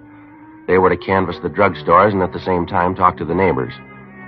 In talking to the people in the area around the house, we found that the Praters were the subject of constant gossip. We heard tales of violent arguments between the victim and his wife. Several of the quarrels had resulted in the neighbors calling the police to quiet them. Around the neighborhood, we found out that Mrs. Prater had a violent temper and had had several arguments with her husband in the corner bar. According to the bartender, she accused him of running around. He went on to tell us that as far as he knew, nothing was further from the truth. That Alfred Prater loved his home and his son, and that he took to drinking as an excuse to get away from his wife's nagging. 5:20 p.m. Frank and I checked into the office. Rough day. Yeah, a lot of leg work. Not that so much. Just hoping Cenas and Galindo did better than us. Well, we didn't do too bad. We pretty much proved that what she said about the happy home life wasn't true. I suppose. Without being able to show they were in possession of the poison, we aren't going to be able to prove much. I got it, Joe. Homicide, Smith. Yeah, Gil. Mm-hmm. How about that? Yeah, ask him to, huh? Okay. Said what? Yeah, I got it. Right. See you then. And Cenas? Yeah, they found the place she bought the poison. Druggist out there remembered her from the description, checked the book, used the name Eileen Peters. Funny thing, though. Yeah.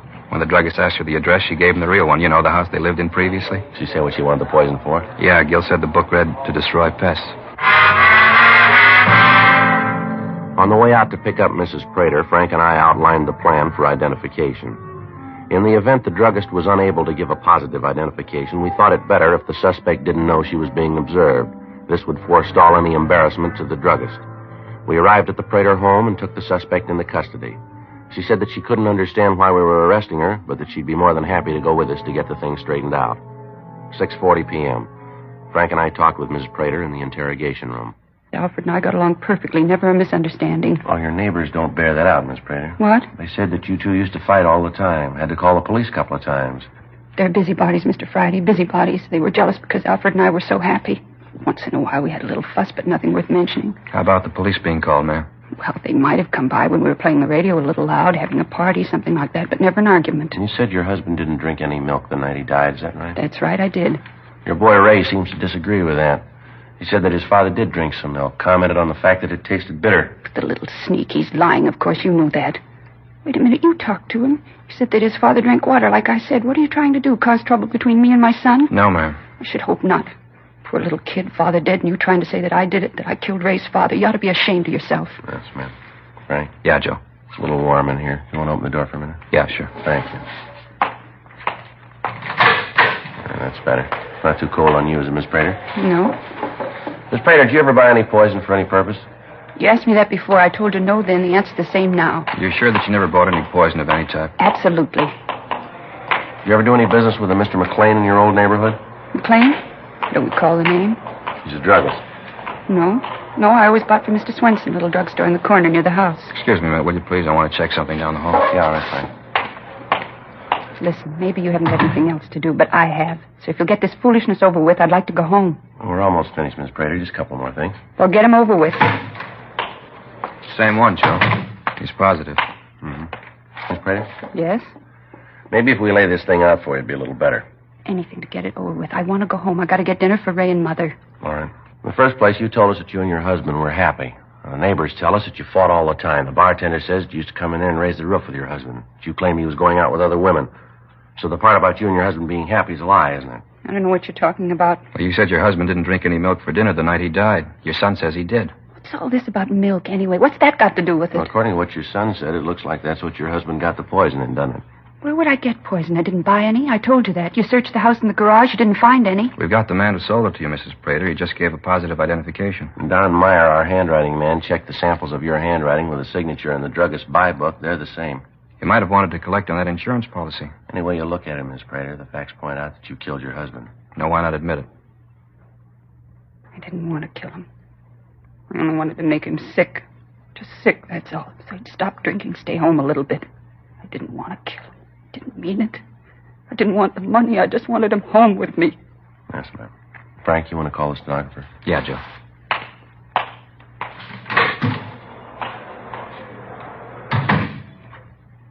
You can understand it, can't you, Mr. Friday? Ma'am? You can understand it. I thought he was running around. I wanted him home with me and Ray and Mother. A nice little home for Ray. That's all I wanted. Is that wrong? Something nice for Ray. Is that wrong? Well, I don't know. What?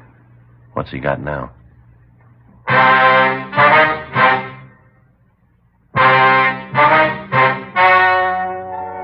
The story you have just heard was true.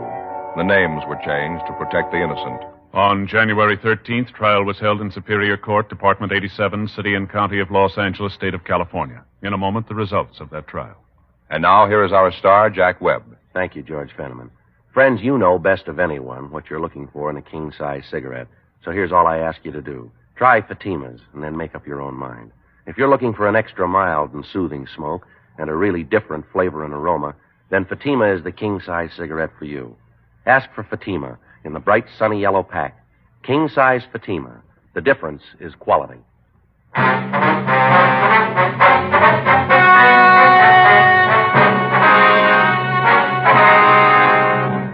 Ellen Adelaide Prater was tried and found guilty of murder in the first degree. She was sentenced to life imprisonment and is now serving her term in the state penitentiary for women.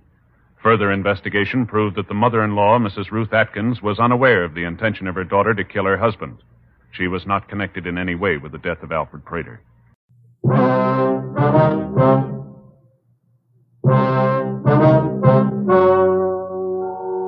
Ladies and gentlemen, the story you are about to hear is true.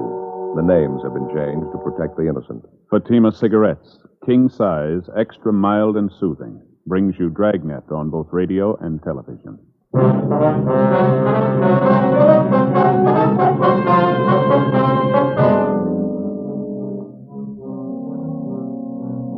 You're a detective sergeant. You're assigned to homicide detail. A young man walks into your office and tells you that his best friend has been killed by unknown assailants. Your job? Investigate. Friends, the name Fatima has always stood for quality.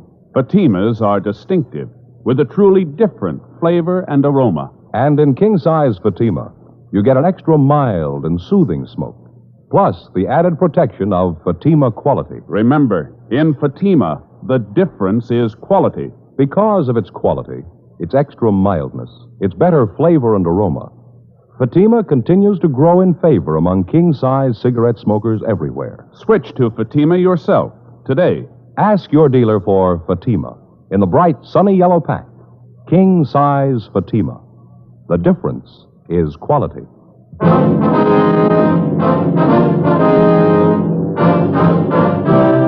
Dragnet, the documented drama of an actual crime. For the next 30 minutes, in cooperation with the Los Angeles Police Department, you will travel step by step on the side of the law through an actual case transcribed from official police files. From beginning to end, from crime to punishment, Dragnet is the story of your police force in action. It was Monday, August 9th. It was warm in Los Angeles. We were working the day watch out of homicide detail. My partner's Frank Smith. The boss is Captain Lorman. My name's Friday. It was 7:58 a.m. when I got to room 42. Homicide. That you, Frank? Yeah, morning, Joe. Looks like it's going to be a scorcher today, doesn't it? Yeah, nice and clear. How'd the weekend go? Lousy. Why? What do you mean? Oh, Fay and me had a ruckus Saturday night. Was that so? Yeah, it happens every time we have somebody over for dinner. Never fails. Yeah. She gets to yakking it up with the company. We never eat till 10, 10:30. It's a miserable time for dinner. Yeah, it's pretty late at that. Saturday night, we had the Johnsons over. Going to play a little cards, have a little dinner. You know, relax. Mm-hmm. Wife fixed Swedish meatballs. They're on the stove. Everything's dandy. She gets to talking. We finally sit down to eat. It's 10:15. Meatballs are burned. Yeah. By that time, we're all so hungry we lost our appetite. It was real embarrassing, Joe. We finally sat down. I figured I'd let Fay know I was pretty sore. But I didn't want to come right out and tell her in front of the Johnsons, you know. Yeah, I understand. So I picked up one of the meatballs that was burned, said she'd invented something new. Everybody else used chlorophyll for their teeth, but we had built-in charcoal. Yeah, what'd she say? Nothing, just a look. Hasn't said a word to me since. Sends the kids with messages for me. It's pretty miserable. She'll probably be over when you get home tonight. Pardon me. Yes, sir? It's the homicide department where you report a murder? Yes, sir, that's right. You the fellas I talked to about a murder? Yes, sir. Come on in. Sit down. Take that chair over there. Thought I'd never make it. Are you all right? Yeah, now that I'm here, it's all right. Your face is pretty badly cut there. Those bruises, scratches on your throat. You sure you're all right now? Yeah, I'm all right. I never thought I'd get here. Times I was ready to quit, but then I'd think of Kevin, what they did to him, and I had to keep walking. I had to. For Kevin, I had to. Well, everything's all right now. You can tell us about it. I don't know where to start. What's your name, young fella? Bruce Hamilton. All right, Bruce. I'm Joe Friday. This is my partner, Frank Smith. Hello, Bruce. Oh. Well, we know that you must have been through a terrible ordeal, but you can tell us about it. It's all right. What day is today? It's Monday, the 9th. Monday. And it was Saturday night. Just 2 days. Seems like 10 years. We just finished dinner, sitting around the fire having coffee, trying to figure out whose turn it was to do the dishes. Then we heard them. You heard them? Who's that? Horsemen. Lots of them. They rode right into the camp. One of them yelled something, and they all stopped. Stood there looking at us. We didn't know what to do, who they were. We just stood there. Then this big guy, I guess he was the leader, said something to us in Spanish. We couldn't understand him. All right, go ahead. You see, Kevin and I go to school together. Summer vacation, we decided to go down to Mexico and do a little prospecting. That's the reason we were there. Mm-hmm. Go on. We just stood there and looked at him. Big guy said something else, and then they all laughed. Then he got off his horse and came over to Kevin and me. He was a big man. When we tried to tell him that we didn't know what he was saying, he laughed and turned to the other men, and they laughed too. Big guy said something else to him, and they all got off their horses and started to go through our things. Kevin told them not to and started to walk over to him to stop him. The leader hit Kevin and knocked him down. The men laughed at him, and Kevin got up and ran toward one of them. Kevin started to hit him. I broke away from the one that was holding me and ran to help Kevin. The big guy grabbed me and hit me in the face, knocked me down, started to kick me. I heard a shot. When I looked where Kevin was, he was all doubled up, holding his stomach. He hollered at me to help him. Then the guy shot him again. He fell down, didn't move. They all laughed, thought it was a big joke. I got up, one of them shot at me. I started running. I ran as fast as I could. He kept shooting. Thought sure they'd hit me, and I kind of waited for it. Then I ran through some bushes, and I fell into this gully. Mm-hmm. When I hit the bottom, I just lay there and didn't move, almost afraid to breathe. Guess they thought they'd kill me. I see. What happened then? I waited until I couldn't hear them anymore, and then I crawled up out of the gully to see if they were gone. I wanted to help Kevin. I didn't see anybody, so I walked over to where he was. He was laying on his face. You got no idea how I felt when I turned him over. Mm-hmm. All right, we understand. Go ahead. I knew right away he was dead. It shot him in the stomach and in the chest. Shirt was all stained. There was nothing I could do for him. Nothing anybody could do. I looked at him for a long time. I guess I cried. It was terrible. Kevin was dead, and there's nothing I could do for him. Okay. What'd you do then? I buried Kevin. I looked for something to dig the grave with, but they'd taken everything, even the shovels. Everything. I found a place under a tree and dug a grave with my hands. Then I went back and got Kevin. Laid him in the grave I dug and covered him up. Said a prayer for him. I did the best I could for him. Best I could. All right, son. Take it easy. Frank, let's get him some water. I'll take him down to the interrogation room, all right? All right. Bruce, maybe you'd like to go down the hall to another room. It's a little more quiet down there, huh? Yeah. Sorry. Crying like a kid. I guess you think it's silly, but I can't help it. It's all right, Bruce. We know how you feel. Nobody gets too old to cry. Go ahead. No, it's down this way. Okay. I'm so tired. I'm glad to get this over with. Sure. All right, here we are. Go ahead, Bruce. Want to sit down? Thanks. Here's a glass of water, Bruce. Thanks.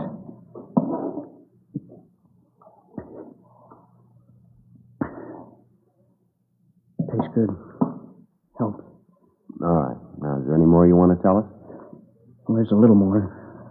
There was nothing I could do. I looked around. They'd taken everything. Dishes, food, supplies, clothes. I went over the mesquite bushes where we hid in our duffel bag. We kept all our money and papers in there. Wallets, identification, all our valuables. They'd found that. It was gone. They hadn't left anything. Well, they took everything. Didn't leave a thing, huh? Not a thing. What'd you do then? Started to walk. We parked our car just off the highway. It was about 5 miles. When I got to where we'd park it, the car was gone. I didn't know what to do. What could I do? All right. I started to walk to Ensenada to tell the police. Then I began to think that the bandits had taken my wallet. I didn't have any identification, no way to prove who I was. Couldn't even speak the language. Got scared that they might not believe me. Now, you walked all the way from Ensenada to the American border, is that it? That's right. I walked all Saturday night, and Sunday morning I found an old adobe house, and I crawled through a window and slept. I don't know how long I was asleep, but it was dark when I woke up. I started to walk again. I walked all Sunday night, too. When I got to the border, I was afraid to go through the gate, so I went down by the riverbed and found a hole in the fence. I crawled through and went over the American side. When I got there, I felt better. Safe. I figured that I'd go up to the first policeman I saw and tell him what happened. Did you notify the authorities down in San Diego? No, I got to the police station, but I didn't go in. I didn't tell them. Why not? Like I said, I didn't have any way to prove who I was. I had no money. My wallet was gone. My clothes were all torn. Face was all cut. I thought it'd be better if I could get to Kevin's mother. If I could see her and talk to her, she'd know what to do. I hitched a ride. I wanted to go to San Francisco. Truck driver brought me this far. While we were driving, I thought more and more about what I'd say to Kevin's mother, how I'd tell her he was dead.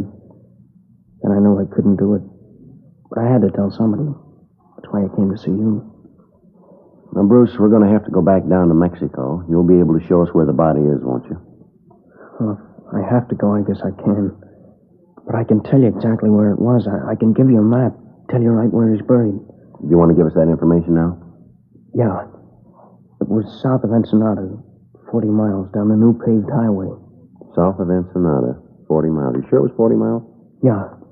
While we were driving, Kevin and I kept trying to figure out how many kilometers to a mile.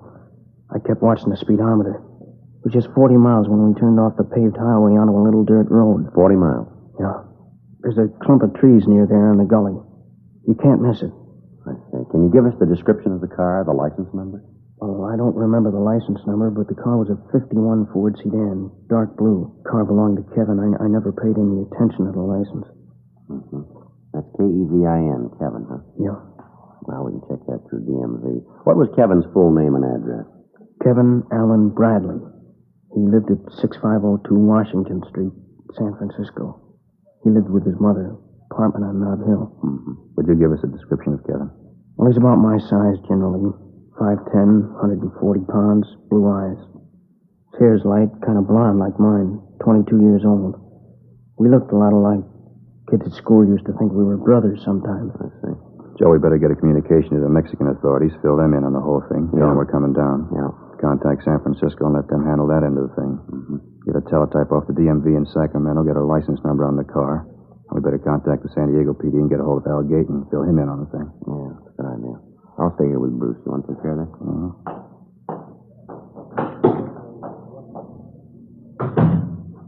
Now, look, young fella, would you know these bandits again if you saw them? I might not know some of them, but the big guy and the one that shot Kevin up, I'll never forget them. The big guy was tall, heavy, over 6 feet, well over 200 pounds. I'll never forget him.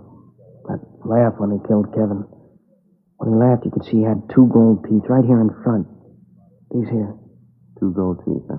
Yeah. Now, how about the other man, Bruce? You get a good look at him? He was a small man, dark like the leader. He wasn't wearing a hat. Real thin face.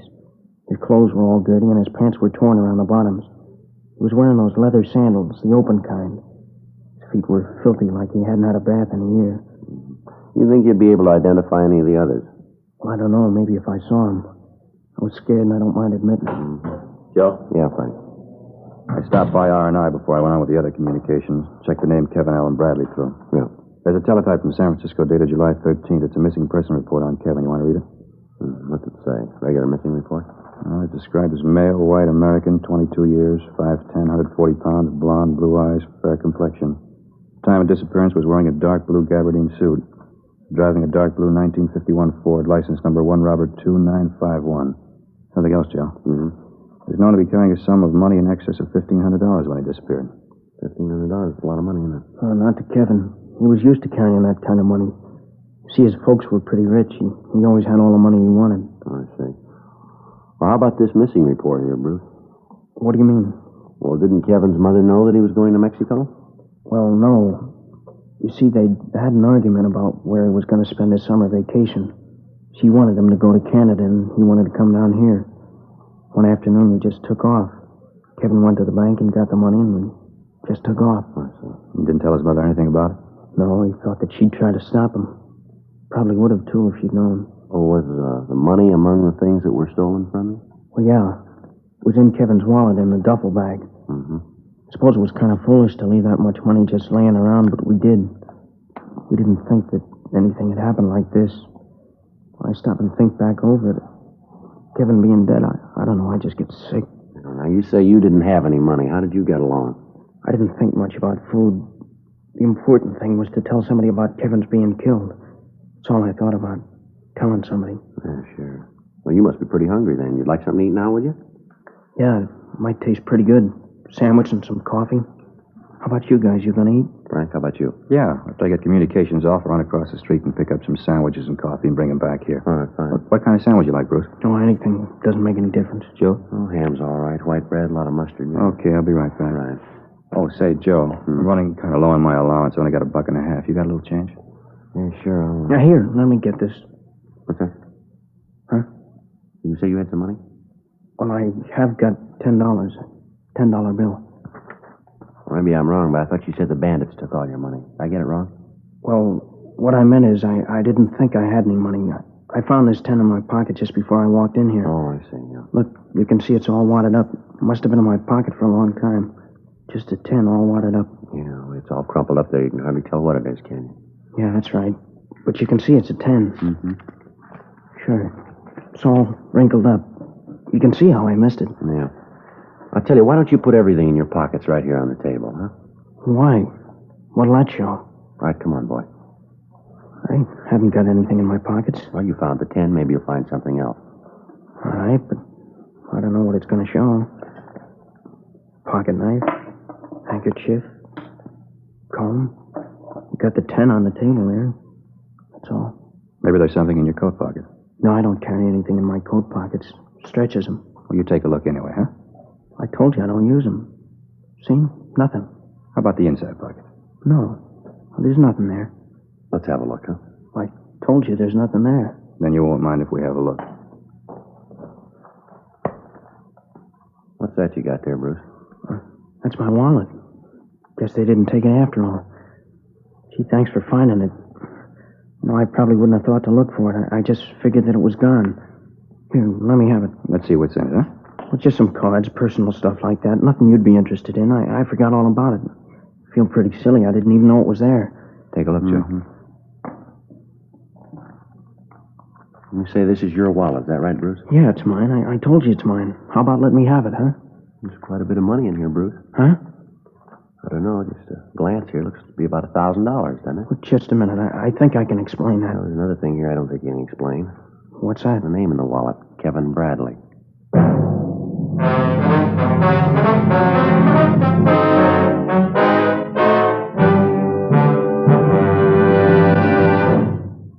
You are listening to Dragnet, authentic stories of your police force in action. Friends, the name Fatima has always stood for quality. Fatimas are distinctive, with a truly different flavor and aroma. And in king-size Fatima, you get an extra mild and soothing smoke, plus the added protection of Fatima quality. Yes, there's a good reason why Fatima continues to grow in favor among king-size cigarette smokers everywhere. In Fatima, the difference is quality. Quality of tobaccos. The finest Turkish and domestic varieties, extra mild and superbly blended to give you a much different, much better flavor and aroma. Quality of manufacture. Smooth, round, perfect cigarettes. Rolled in the finest paper money can buy. Quality, even to the appearance of the bright, sunny yellow pack, carefully wrapped and sealed to bring you Fatima's rich, fresh, extra mild flavor. So next time, insist on Fatima quality. Look for the bright, sunny yellow pack. Smoke Fatima, the extra mild and soothing king-size cigarette, with the added protection of Fatima quality.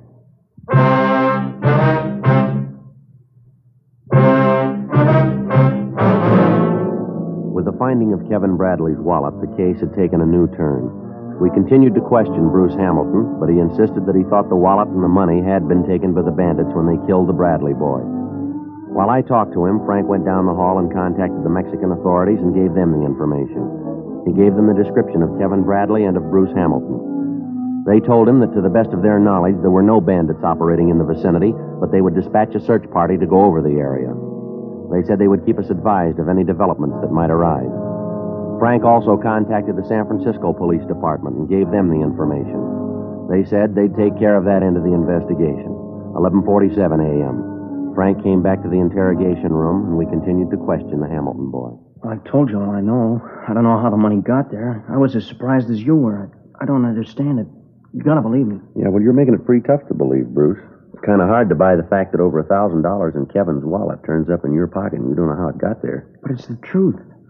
I don't know how I can convince you that it's the truth. Well, there are a couple of other things that aren't clear here. What? Tell me. I'm not lying. I've got nothing to hide. What's not right? Tell me. Well, this business of not telling the authorities. I told you I was scared that they might not believe me. You can understand that, can't you? Well, maybe up to a point. I thought that if I could get to Kevin's mother, then she could take care of it. I didn't know what else to do. And when I got to L.A., I had a chance to think about it, and I couldn't go through with it. I couldn't tell his mother. I couldn't face her. Bruce, when you described where we could find the body, you said it was about 40 miles down the paved highway, that right? That's what I said. Well, how long has it been since you've been to Mexico? Well, I told you I just came back from there.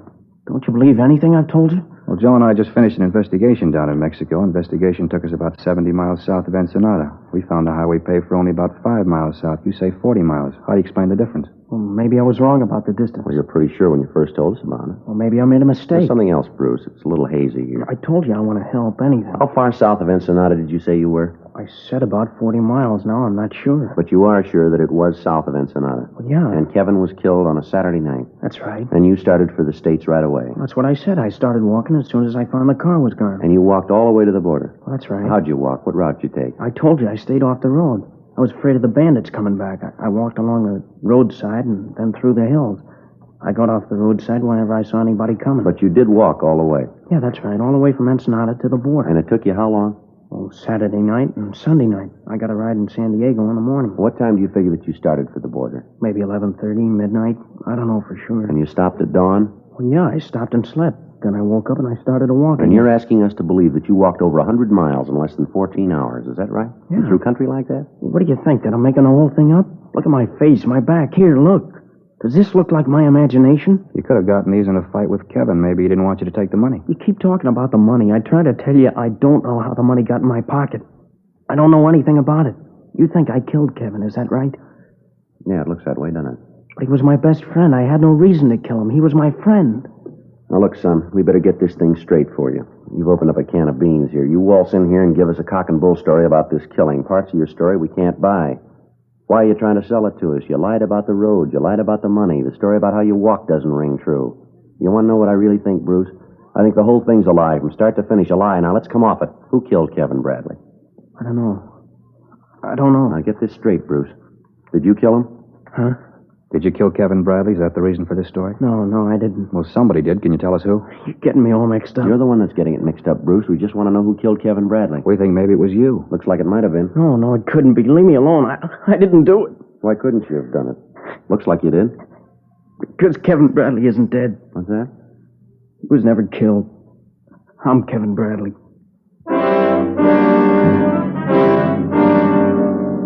The boy broke down completely and admitted that the whole thing was a hoax. He said he hadn't been in Mexico at all, but that he'd spent the past week in a downtown hotel working out the story that he planned to tell us. He admitted that the wounds were self-inflicted. He explained that he had scratched his own face and hit himself with a rock to produce the cuts and bruises.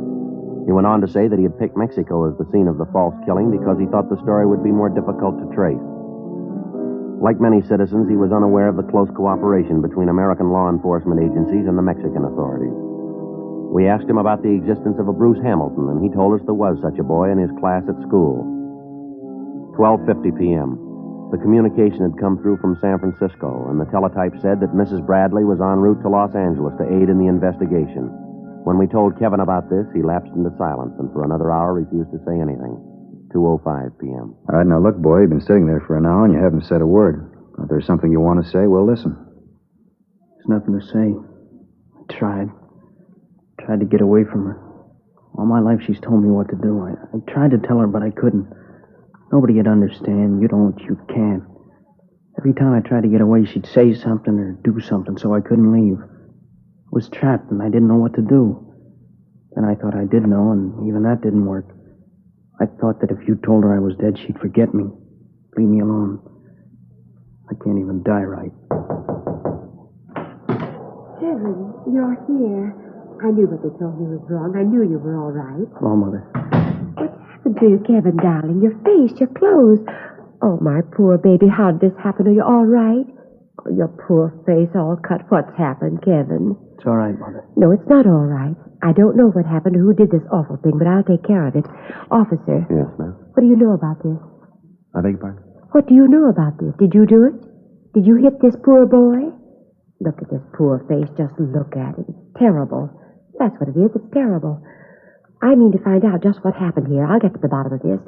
No, don't you worry, Kevin, baby. Mother's here. She'll take care of you. Mother, please. It's all right, honey. Everything will be all right. Mother, these officers had nothing to do with it. Of course not. If you say so, Kevin, baby. Have you called the doctor about this? Have you gotten in touch with someone to take care of his face? Never mind. I'll take him to a doctor. I'll look after him. Poor baby. Mother will look after him. Mother, please don't. Now, Kevin, you know that Mother knows what's best. Mother will take care of it. Stop it. Shut up. Kevin. I'm sick of it, tired of it. For 20 years, as long as I can remember, you've taken care of things. Did you ever think I might want to take care of a few things myself? Have you ever thought that I wasn't a kid anymore? I'm an adult. Like it says on the missing report, male, white American, 22 years, an adult. All right, take it easy, son. No, I've tried to say this before, and I've never had the nerve. I've got it now, and I'm going to finish. I'm tired of having you make all the arrangements for me. I'm going to have dates with girls that I want to go out with, not the ones you pick for me. I'm going to get a job and make my own way. I'm going to buy a car, and if I smash it up and me along with it, it's my business. I'll never forgive you for what you've done. You spent 20 years making me an outsider, always on the fringe. I couldn't do the things I wanted to, only the things you wanted me to do, only the things you thought best. I'm sick of having you make the decisions for me. From here on in, I'm going to make them myself. I tried to kill Kevin Bradley for no reason. You killed him a long time ago. Take a good look at me, Mother. Take a good look and see what you've done. I hate the sight of you. I hate everything about you. Now leave me alone and go away. All right, take it easy, boy. It's all right, officer. I understand. Sometimes he gets like this. He doesn't mean it. I know him. All right, Kevin. I'm sure the officers are impressed. Dry your eyes and we'll go home. Do you hear me, Kevin? Stop this foolishness, I said. We're going home. Yes, Mother, I hear you. I'm sorry, officer. Embarrassing. I don't know why he does these things. He's always been pretty emotional. Yes, ma'am. There's nothing else. We better be going. I want to catch the early plane back to the city. A party planned for tomorrow night. A million things to do. You'll have to help Kevin. Kevin, do you hear me? Yes, Mother, I hear you. Well, then say goodbye to the officers and let's go. Goodbye, Mr. Friday. Mr. Smith. I'm sorry this all happened. Yeah, so are we, son. I tried, Sergeant. It just didn't work, but I did try. Kevin, let's go. I don't want to miss that plane. Yes, Mother. Oh, Sergeant. Yes, ma'am. Thank you for giving my boy back to me.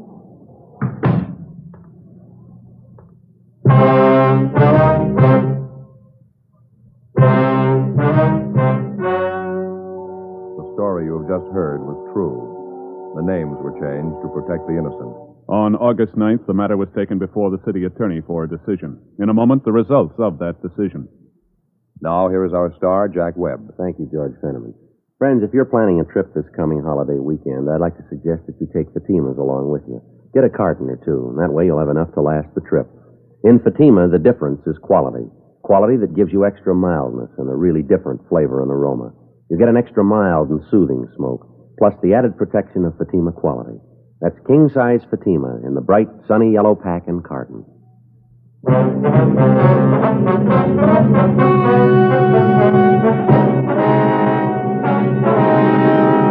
In the interest of justice, there was no complaint filed against Kevin Allen Bradley.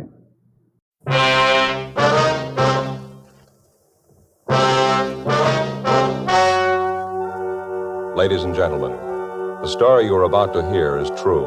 The names have been changed to protect the innocent. Fatima Cigarettes, king size, extra mild and soothing, brings you Dragnet on both radio and television.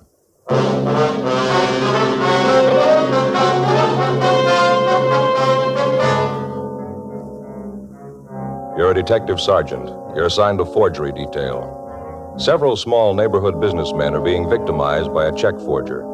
His method of operation is an old one, but the merchants continue to be swindled. Your job? Get him.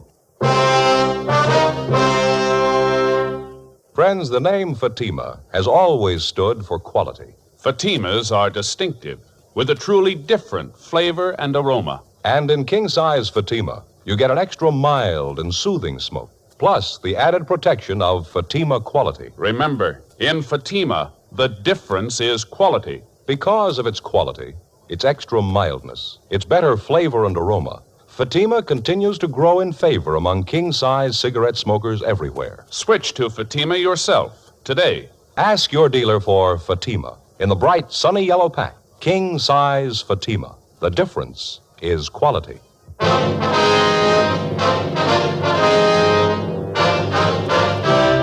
Dragnet, the documented drama of an actual crime.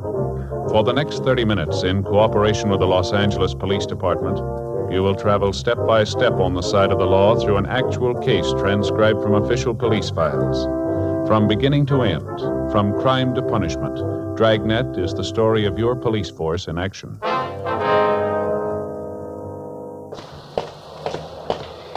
It was Tuesday, July 22nd. It was hot in Los Angeles. We were working the day watch out of forgery detail. My partner's Frank Smith. The boss is Thad Brown, chief of detectives. My name's Friday. I was on the way into work, and it was 7:50 a.m. when I got to room 29. Forgery detail. Morning, Joe. Frank, how's it going? Well, what'd I tell you? What do you mean? Well, what'd I say just last night when we signed out? I don't know. What did you say? You remember. Well, look, Frank, it's been a hot night. Looks like today's going to be hotter. No guessing games, huh? Well, that's just it. It was hot, just like I told you last night. Well, all right, you convinced me. I don't get it, but it's okay. Joe, I told you yesterday. Must have said it 5 or 6 times at least. Earthquake weather. That was the last thing I said to you before we went home. Earthquake weather. Yeah, I know. Well, I guess you'll believe me now, huh? This is what they call earthquake weather. Well, look, we're not going to go through all that again, are we? Well, Joe, you felt it, didn't you? Well, sure I felt it. Everybody did. That doesn't put any more foundation under that old wives' tale of yours. You ought to believe it now if you never did before. I tell you, Joe, in this kind of hot and muggy weather, you get earthquakes. All right, you win. What about last July? We didn't have any then, did we? Well, not every year, no, but that doesn't change it. All earthquakes hit in this kind of weather, Joe. Oh, yeah, sure they do. Now, you tell them that up at Berkeley, you're going to change the whole seismograph theory, Frank. Well, they can't tell you when you're going to get one, only how bad it was after it hits. That's what we need up there, Joe, some kind of a gadget to tell us when. Well, why worry? You can tell from the weather. Excuse me, am I in the right place? Is there an Officer Smith around here? Yes, sir, I'm Frank Smith. What can I do for you? My name's Martin Miller. I run Marty's Mart at 6th and Benson. Beg your pardon? Marty's Mart, little grocery store at 6th Street on the corner of Benson. Oh, yes, sir. Mr. Alms from the bank sent me up to see you. Yeah, sure. This is my partner, Sergeant Friday, Mr. Miller. How are you, Mr. Miller? How you doing? Alms over at the B of A called just before you got in, Joe. Said he was sending Mr. Miller over to see us. Oh, I see. Why don't you have a chair, Mr. Miller? Here. Joe, Alms says that somebody's forging Mr. Miller's checks. Your personal check, sir? No, sir, my business checks. Marty's Mart, 6th and Benson. Let's see if we have this right, Mr. Miller. Yes, sir. According to Alms, there have been 7 checks passed. They were all passed last Saturday night. Is that correct? That's what he told me, yes, sir. That's why I come down to see you, but that's not quite all. How's that, sir? Well, you see, as soon as I talked to the bank and I found out that somebody was forging my checks, I went home and told the wife about it. Yes, sir. Well, the bank tells me the man who's been doing the dirty work's a fellow by the name of Roger Theodore or something like that. Yes, that's right. That's the way we have it here. Oh, you know this man? You got him arrested already? Oh, no, sir. I mean, that's what Mr. Alms over at the bank told us. Oh, yeah, sure. I didn't think you boys would move that fast. That'd be pretty fast work there. Now, you say there were 7 checks of yours that this Theodore has forged, is that right? No, sir, that's all the bank knows about. The wife and I did a little detective work on our own. Is that right? You bet we did. Em and me went through our checkbook, and guess what? Yes, sir. You say 7, me and Emma say 14. Well, how do you mean, sir? 14, that's how it come for you. Well, how do you mean 14? Well, the bank's only found 7 of them, but he actually stole 14 of our business checks. Well, you say you found that out after looking at your checkbook? Yes, sir. Got the figures right here in my vest pocket. Let's see here. Numbers 7,020 to 7,033 inclusive. That makes 14 checks missing all told. Well, how do you think the theft occurred, sir? You stole them right out of the back part of the checkbook. Didn't think nobody'd find that out. No, sir. What we mean is, how did the thief gain access to your checks? Do you leave them out in the open where people could get at them? Well, they're in a plain black-covered book. Emma always makes out the checks most of the time. When she's through, she generally leaves them down underneath the counter in with a size 12 paper bags. That way we always know where to find it. You know, a place for everything so on. Mm-hmm. About when do you think the theft occurred, would you know? Well, it'll be kind of hard to tell as to the exact time. Well, when did you say you and your wife first noticed they were missing? This morning, right after we talked to the bank man. That's when I got the idea to go through the checkbook. My wife didn't think so much of the idea, but she found out I was right. Well, would you have any idea at all as to who might have taken the checks? Anyone suspicious loitering around your store or anything like that? No, I don't believe so. Em and I know most of the people around our neighborhood. But I wouldn't think any of those folks would do a thing like this. Well, how about some transients? Somebody who might have come in the store that you never saw before? No, nobody I can recall. You live in the back of the store, Mr. Miller? Yeah, how'd you guess that? Say, you fellas are real good. I was just wondering, sir, would it be possible somebody could have broken in during the night? No, sir, not a chance. No, we could have told that. Well, how about when you and your wife have lunch? Is it possible that you might leave the store unattended for short periods while both of you are in the back, maybe? Say, that's right. You ever run a store? No, sir. Hey, George, that just could have happened, all right. Me and Emma lots of times duck in the back and sit down and grab a bite of lunch or a little cut of Tillamook cheese on a cracker, you know. Yes, sir. Hey, George, I'll bet that's what it could have happened, all right. And do you figure the checks were taken in the last month, or about when, would you say? Well, let's see. Must have been sometime during the last couple of weeks, if memory serves. That's about when we received our new checkbooks, last couple of weeks. That must be it. I see. Well, we want you to give the stenographer a full report of this, sir. Here, Frank, I got the approval slip all made out. Now, if you'll be kind enough to take this slip down to room 23, the stenographer will take your reports. Oh, thank you very much. We appreciate you coming in, Mr. Miller. We'll keep you informed of the developments of the case. Here's our card. If you hear anything, appreciate you giving us a call. Well, fine. Thank you very much. Yes, sir. You say you'll keep me informed as what happens on this thing? Yes, sir, that's right. Say, maybe you better talk to Emma when you call the store. That's my wife. Well, yes, sir. Won't you be there? Oh, I'll be there all right, but she'd like to have you call her. Well, how's that, sir? Well, it's about them other missing checks. Yes, sir. I told you it was my idea. Yeah. It wasn't. It was hers.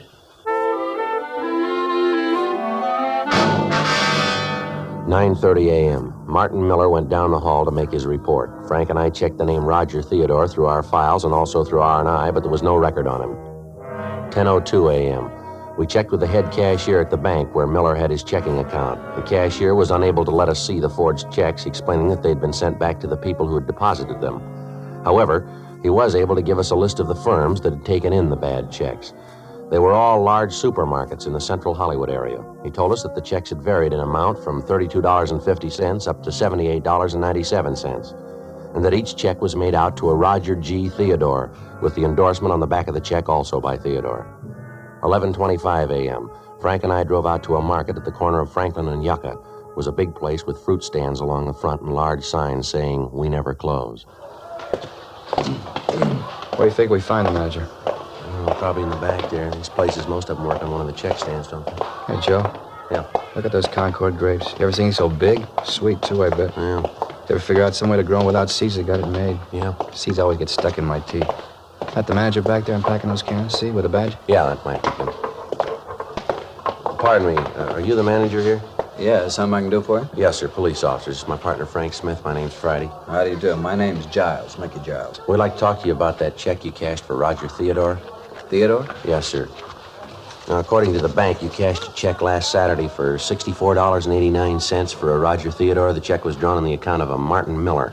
Yeah, I remember now. You catch the bum? No, sir, not yet. We'd just like to ask you some questions. Sure. You don't mind if I go ahead with this stuff, do you? I got to get these cans stowed. No, sir. Go right ahead. Well, who cashed the check, sir? Would you remember that? Sure, I remember. Me. At least I okayed it. One of the cashiers called me over, said this guy wanted to cash a check and would I okay it. I did. Can you describe the man? Sure can. When that check came back from the bank, I got to thinking about the crummy deal, remembered almost every word of the conversation. Of all the lousy snow jobs, that no-good bum really dished out a Lulu. Yes, sir. How tall would you say the man was? Maybe 5'10", 11, about 160 pounds. Said he worked for this grocery store, this Marty's... Marty's Mart. Yeah, that's it. Said he worked down there. We talked about the grocery business. He told me how he wanted to start a place of his own. Tired of working for somebody else. Lousy trick. Can you give us a further description of him, sir? Well, he was dark. Real dark, black wavy hair. His eyes were almost solid black. Nice-looking kid. How old would you say he was, sir? 30, 31. Hard to tell. He was the kind of a guy who don't show his age too much. Do you remember what time he came into the store? Yeah, it was right after I announced the sale of day-old bread on the PA. That'd make it about 8:30 or 8:40. I always try to make it then so we won't be stuck with a lot of bread the next day. You know, get it off the shelves. It's not really a day old, but by the time these women get through squeezing it, it sure looks like it's been on the shelves a long time. Well, are you in the habit of cashing checks here often, sir? Well, we never cash personal checks. Get stuck too often. We will cash payroll checks if a guy's got identification. Theodore have identification? Sure, had his driver's license. Do you have the check now, sir? Yeah, it's in the back. You want to see it? Yes, sir. Like to if we can. Sure thing. Hold on a minute. I'll get it for you. All right. Driver's license might lead to something, huh? Yeah. Doesn't figure he'd use his real name, though. Here it is. You see right here in the corner the driver's license number, W414626. What was that again? W414626. No, 26. Right, thank you. Right. May I see that, sir? Yeah, here. Thank you. There's an endorsement on the back. Like I said, I hope you catch it, crummy bum. The dirtiest trick ever played. Yes, sir. Comes in here, buys a pound of weenies, 52 cents on special, and a kosher dill. Grand total, 61 cents. Lousy deal. Yes, sir. I wonder if we could take this check with us. We'd like to have our handwriting man get a look at it. Sure, anything to catch that no-good bum. Spends 61 cents and cons me into cashing his check for $64.89. It's not the weenies or the pickle that gripe me. No, sir. It's the thought of that guy spending $63 of my money someplace else. Frank and I called the office and asked them to check with DMV for a make on the number of the driver's license that we'd found written on the check. 11:55 a.m., we began to canvass the other 6 stores where Theodore had passed bad checks. In each instance, the descriptions we were able to obtain varied little. All of the managers of the stores had described him as a dark man in his early 30s. In checking with the managers further, we found that all of the checks had been passed within a period of an hour and a half. From the addresses of the stores, we could almost trace the exact route the forger had taken in making his rounds. The victims all gave us the same story, that Theodore had made a small purchase, talked about the grocery business, and used his driver's license as identification to cash the check. 2:14 p.m., we checked back into the office. The teletype had come through from DMV up in Sacramento giving the particulars on the driver's license. The license was made out to a Roger George Theodore, 1082 Whitley Street, Hollywood. The description on the license, however, did not tally with the one that we'd gotten from the victims of the forgeries. We asked DMV to send a photostat of Theodore's license to us for handwriting comparison with the forged checks that we'd been able to collect. The stats office made a run for us on Theodore's M.O. The names that they gave us were checked out but led us nowhere. 4:47 p.m., Frank and I drove out to the address listed on Theodore's driver's license. It was a large brick apartment building with a white marble entrance. We didn't find the suspect's name in the mailboxes, so we rang the bell to the manager's apartment. Yes. Mrs. Rice? That's right. Something I can do for you? Police officers, ma'am. We'd like to ask you a few questions. Police officers? Well, what's going on? Is something wrong? No, Mrs. Rice, just some routine questions about one of your tenants. Oh. Well, in that case, come in. Thank you very much. If you're police officers, I suppose you have some sort of identification. Yes, ma'am, we do. Here's my ID card. My name's Joe Friday. This is my partner, Frank Smith. I do. I'm Violet Wright. Oh, but then you know that.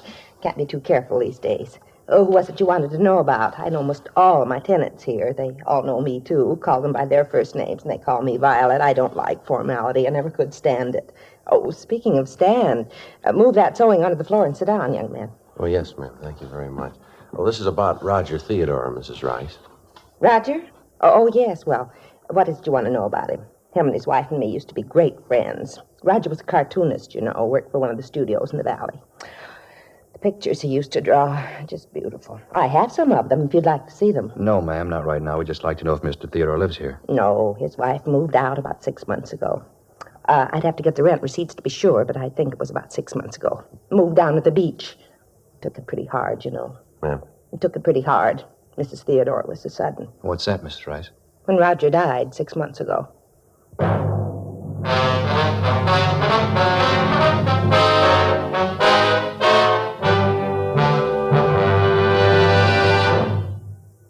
You are listening to Dragnet, authentic stories of your police force in action.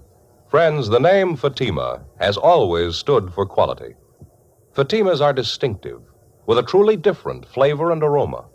And in king-size Fatima, you get an extra mild and soothing smoke, plus the added protection of Fatima quality. Yes, there's a good reason why Fatima continues to grow in favor among king-size cigarette smokers everywhere. In Fatima, the difference is quality. Quality of tobaccos, the finest Turkish and domestic varieties, extra mild and superbly blended to give you a much different, much better flavor and aroma. Quality of manufacture.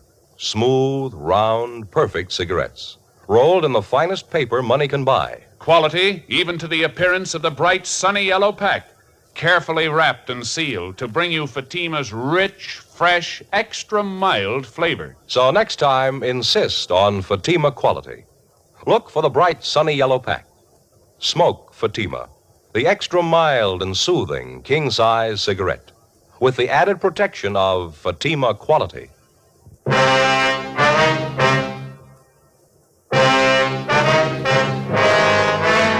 The apartment house manager, Mrs. Rice, went on to tell us that Roger Theodore had caught a bad cold and that it had developed into pneumonia. She told us that his death had been very sudden and that his passing had hit his wife very hard.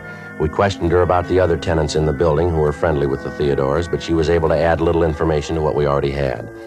The description she gave us of Theodore matched the one we'd gotten from DMV up in Sacramento, but bore little resemblance to the one we'd obtained from the supermarket managers. She gave us the address of Mrs. Theodore's beach house.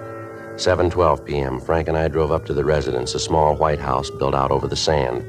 The paint was peeling off of the shutters, and a window box in front was full of dead geraniums. Mrs. Theodore was a tall woman in her late 20s. She asked us in, and we talked to her. She kept looking at the clock over the fireplace. What time have you got, Sergeant? 7:18, Miss Theodore. Seemed it was earlier than that. Now, what was it you were asking about Roger? Well, we were wondering if you could tell us how his driver's license could have been used as identification by someone else, ma'am. No, I haven't the slightest idea. Do you have his private papers, Mrs. Theodore? Yes, most of them. They're in a strong box at the bank in town. Would his driver's license be among those papers, perhaps? I don't remember. I think so, but I can't be sure. It seems to me that I put them in the box. Just a minute. All right, fine. Just happened to think it might be in here. I put some of his things in here. Papers I didn't think were too important. Yes, ma'am. Here's his draft card, club membership card, some of his personal business cards. See, he drew a caricature of himself. He was very clever about things like that. Yes, ma'am. Seems to me that I've seen his license someplace. No, it's not here. Well, where did Mr. Theodore keep the license, ma'am? He used to keep it out in the glove compartment of the car. Of course, I knew I'd seen it just a few days ago. It's in the glove compartment. That's where it is. I wonder if we might see it, ma'am. Surely. What time have you got, Sergeant? 7:20. Thank you.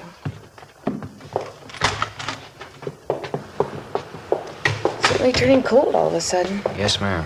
Fog's coming in. We usually have it this time of year. Days have been so nice. Warm. That's funny. What's that, ma'am? I was sure it was here.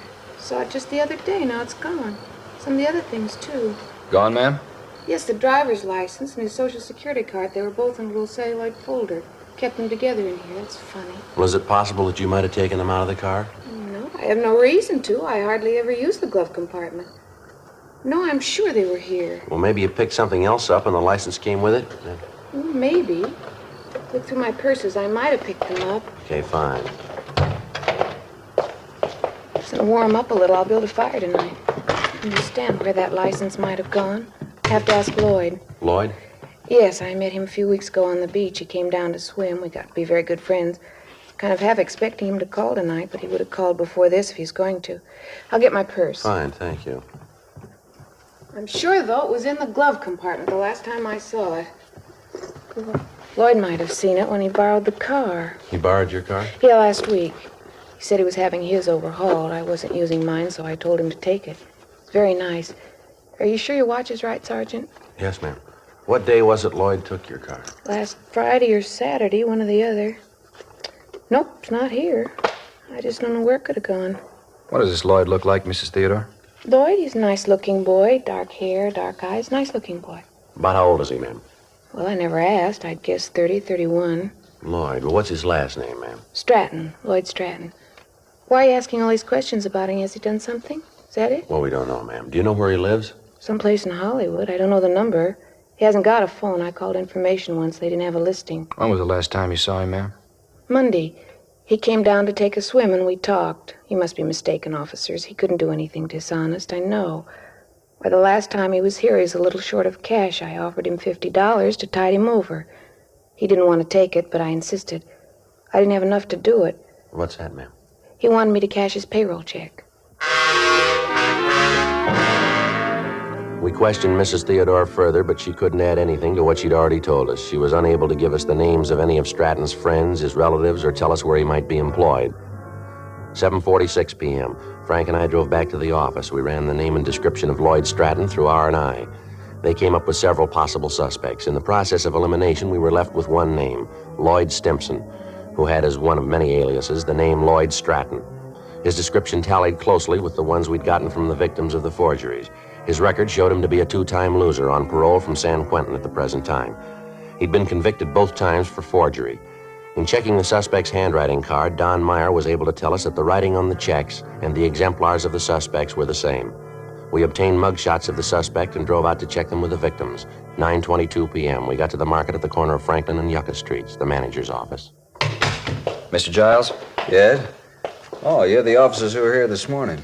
You caught the guy yet, the one who forged that check? No, sir, not yet. We'd like you to look at some pictures, if you would. Of the guy? You got pictures of him? Figures if you had pictures of him, you'd catch him. Well, we think we know who he is, Mr. Giles, but we'd like you to check these pictures just to be sure. Fine, glad to help. Kind of get that, bum. Yes, sir. Here are the pictures, Mr. Giles. Good. Let me sit down here and get this stuff off my desk. All right, fine. Now, just look through some of them, sir, and see if the man is there, if you would. Yeah. Let me spread them out here. I'm playing solitaire. Look at that one. Mean-looking fellow, real criminal type. No, that's not him. No. Wait a minute. Yes, sir? This one. Right here. He's the guy. He's the one who cashed the check. You sure, Mr. Johns? I'm positive. That's him. All right, sir. Thank you very much. It's all right, officers. Glad to help. This fella, Theodore. Well, his real name's Stimson, Lloyd Stimson. Yeah, well, this Stimson, he done this sort of thing before? Sir? Forged checks. Well, yes, sir. He's been convicted twice. How about that? Lousy thing. I wonder what he tells his friends when they ask. What's that? About his work. Probably tells me he writes for a living. We checked with the other victims of the forgeries. We were able to get 3 more identifications of the suspect. The rest of the people involved couldn't be reached at the time. We contacted the suspect's parole officer, and he gave us his last known address, and he said that he'd give us whatever assistance he could in apprehending Stimson, alias Stratton. In checking the address furnished by the parole officer, we found that the suspect had moved a week before and left no forwarding address.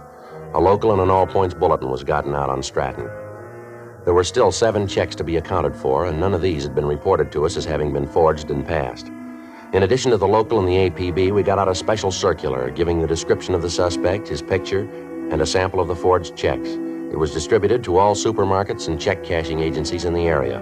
We requested that if the suspect attempted to cash one of the checks, forgery detail be notified at once, and if possible, that he be delayed until we could pick him up. Since none of the checks had been reported since the previous Saturday night, it looked like the suspect might be waiting until the coming weekend to get rid of the other checks he had in his possession. During the following 3 days, we ran down several leads on the suspect, but none of them panned out. Saturday, July 26, 8:40 p.m. I got back to the office after seeing the one remaining victim. That you, Joe? Yeah. I just checked that place out on Melrose. They make him? Yeah. Said Stratton was the guy that hung the paper on them last week. Well, that's it then. All 7 of them check out. Yeah. All the managers said they were positive. None of them had any doubt. Boy, it's hot out. Yeah, hot and muggy. Let's not go into that again, huh? Any word? No, Joe, everything's quiet. If we figured it right, Stratton should make a try tonight, huh? Figures he will, but I don't know, Joe. Yeah? Maybe he's figured the deal. Maybe he planned to hit them all one weekend and then leave town. It's possible. But he got away with it once. Chances are he'll try it again. I'll get it. Forgery, Friday. Yes, sir? Where? Yes, sir. What was that address again? Mm-hmm. Yes, sir. We'll be right out. All right, let's hustle it. Mark it out on Primrose. Stratton? Yeah, he's there now. The call had come from a large supermarket in the Hollywood area. From what the clerk had said on the phone, Stratton had made several purchases and then tried to cash a payroll check drawn on Marty's Mart. The clerk had recognized him immediately and called us. When we walked into the market, one of the clerks motioned to us from a front counter. Over there, Joe. Yeah, there's no one at the stand. Maybe he wouldn't wait. You the cops? I made the call. Yes, sir. We're police officers. Where is he? Back there by counter 25. And I told him it'd be a few minutes before I could get the check okayed. He said he'd look around, maybe find something else he wanted. Do you have the check? Yes, sir, right here. You can see it's the same kind as the one on the circular. Yes, okay, sir. Thank you. There won't be any trouble there. I mean, getting him out of here. Well, that depends on him. I'll go around the counter, come up from the back. All right.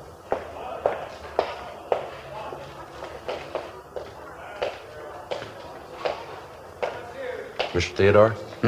You Roger Theodore? Yes, you the manager here? I don't see what the problem is. It's a payroll check. If you don't want the business, there are other stores I can go to. No, police officer, Mr. Stratton. I want to talk to you. Certainly, but there's some mistake. My name's not Stratton, it's Roger Theodore. No mistake, mister. Let's go. No! Come here.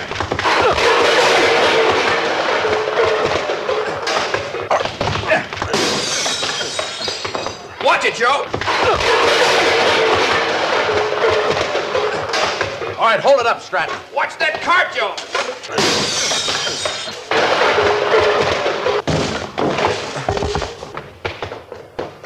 Outside. Get in the car, Joe. All right, hold it up, Stratton. Stay where you are. Don't shoot! Don't shoot, I won't try anything. Don't shoot! All right, out of the car, mister. I'll shake him. Oh, what's this all about?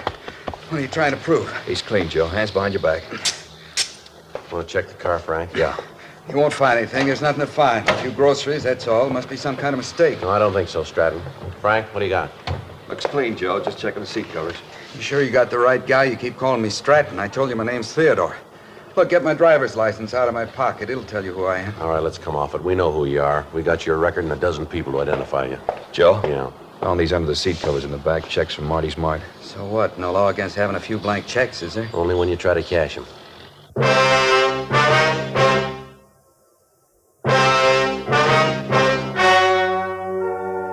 story you have just heard was true.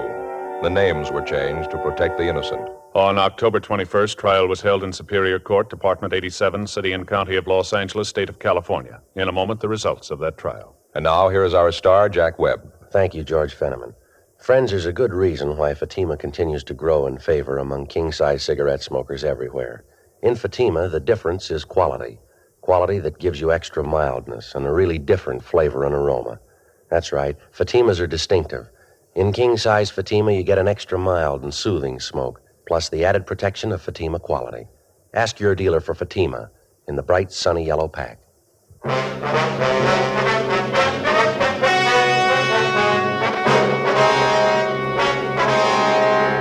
Lloyd Harold Stimson, alias Lloyd Stratton, was tried and convicted of 7 counts of forgery. He is now serving his term in the state penitentiary. Forgery is punishable by imprisonment for a period of not less than 1, nor more than 14 years.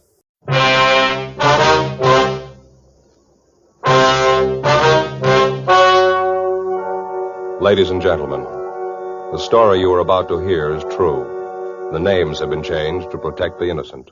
Fatima Cigarettes, king size, extra mild and soothing, brings you Dragnet on both radio and television.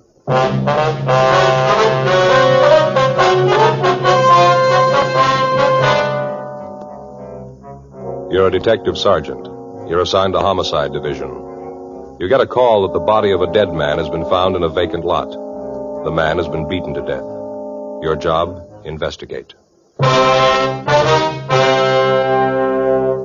Friends, the name Fatima has always stood for quality. Fatimas are distinctive, with a truly different flavor and aroma. And in king-size Fatima, you get an extra mild and soothing smoke, plus the added protection of Fatima quality. Remember, in Fatima, the difference is quality. Because of its quality, its extra mildness, its better flavor and aroma, Fatima continues to grow in favor among king-size cigarette smokers everywhere. Switch to Fatima yourself today. Ask your dealer for Fatima in the bright, sunny yellow pack.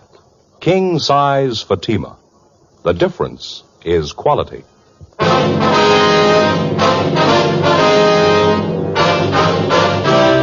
Dragnet, the documented drama of an actual crime. For the next 30 minutes, in cooperation with the Los Angeles Police Department, you will travel step by step on the side of the law through an actual case transcribed from official police files. From beginning to end, from crime to punishment, Dragnet is the story of your police force in action. It was Wednesday, February 6th. It was cold in Los Angeles. We were working the day watch out of Homicide Division. My partner's Frank Smith. The boss is Captain Warman.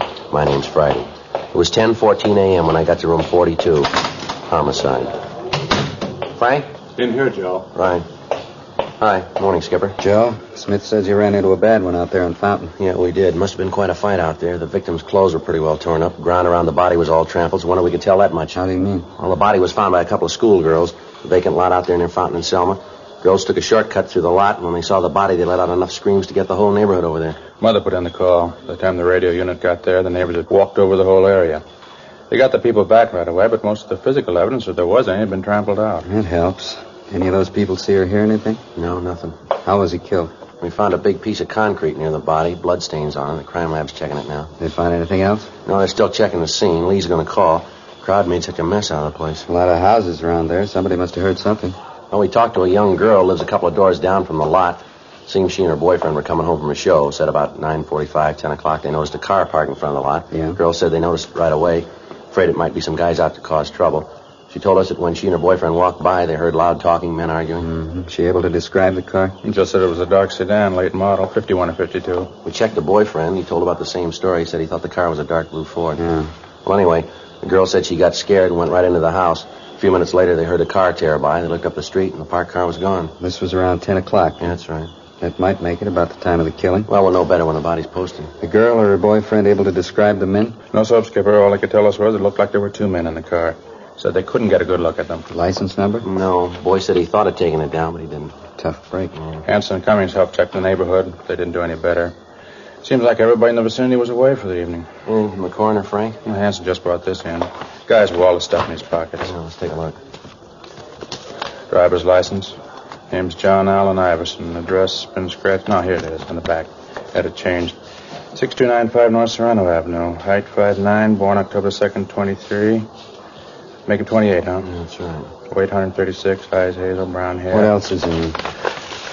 Calendar from an oil company, blank check, picture of a puppy, Dalmatian, huh? Yeah, looks like it, doesn't it? Picture of a woman. Let's see that. Here, wait a minute. Here's a card. Case of accident, please notify Mrs. Alfred Iverson, mother, 6295 Serrano Avenue, Hollywood 98844. Probably her picture. She been notified yet? No, not yet. Keys, comb, nail file, cigarettes, couple of slugs. Good for one play. Match folder. Let me see that, huh? George's Pool and Snooker, Burbank Boulevard. Yeah.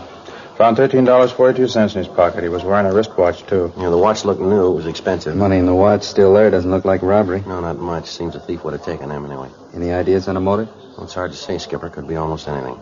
Not much to go on. Lousy thing. Yeah, and it's not getting any better. Yeah? We got to tell his mother now.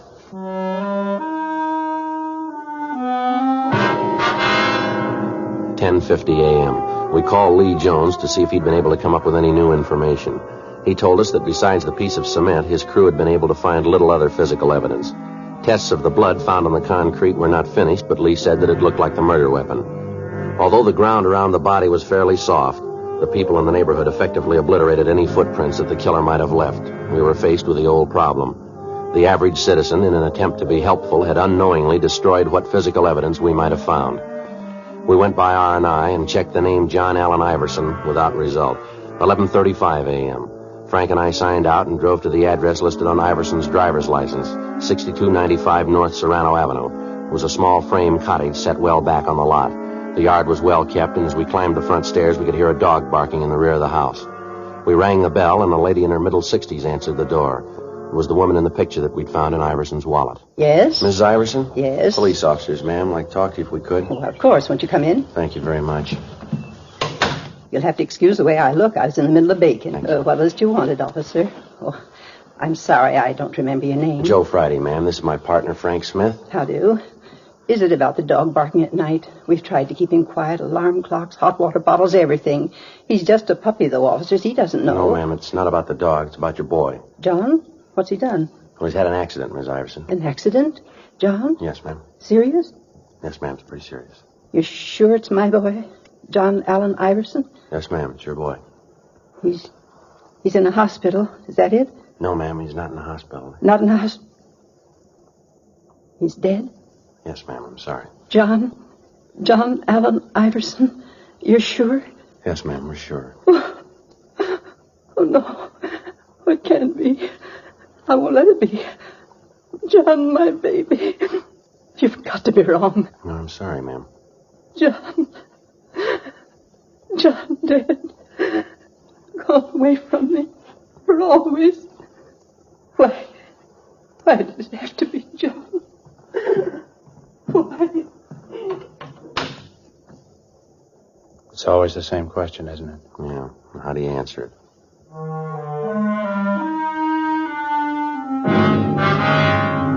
Frank put in a call to Mrs. Iverson's doctor. 5 minutes later, he arrived and gave her a sedative. We asked if we could talk to her, and he told us that it'd be all right if we kept the questioning brief. He explained that Mr. Iverson, John's father, had died 2 years before, and that his passing had hit Mrs. Iverson pretty hard. He said that it'd be a few minutes before the sedative took full effect and that we might talk to the woman until then. Frank and I walked into the bedroom. I hope you'll forgive me for crying. Yes, ma'am, we understand, Miss Iverson. There are a few questions we'd like to ask you. How did it happen? Auto accident? No, ma'am, he was murdered. Murdered?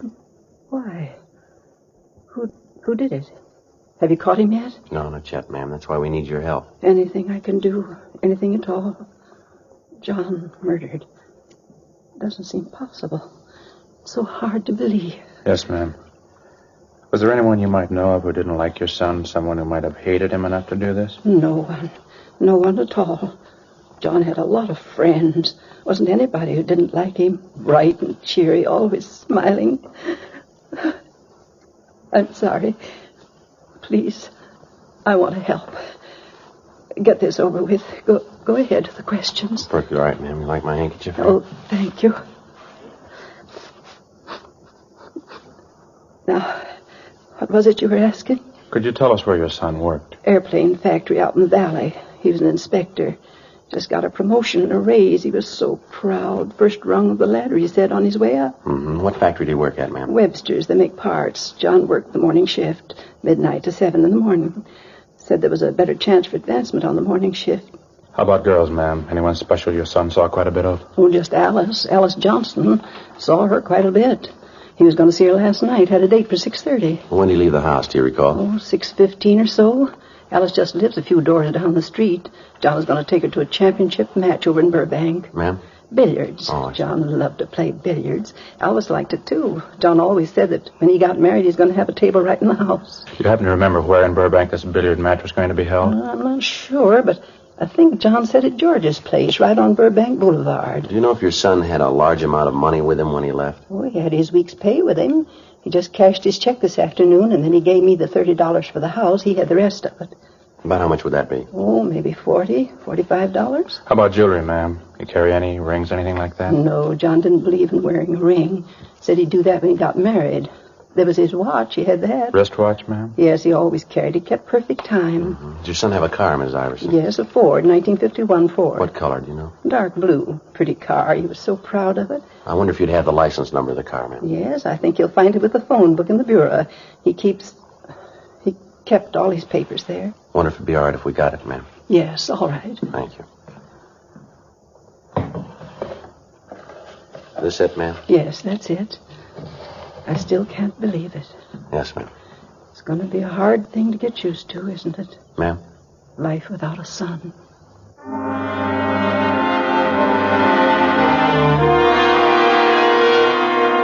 12:40 p.m. Frank and I drove back to the office and checked the license number we'd gotten through DMV. The car was registered to a John Allen Iverson, 6295 North Serrano Avenue. Legal owner, Bank of America.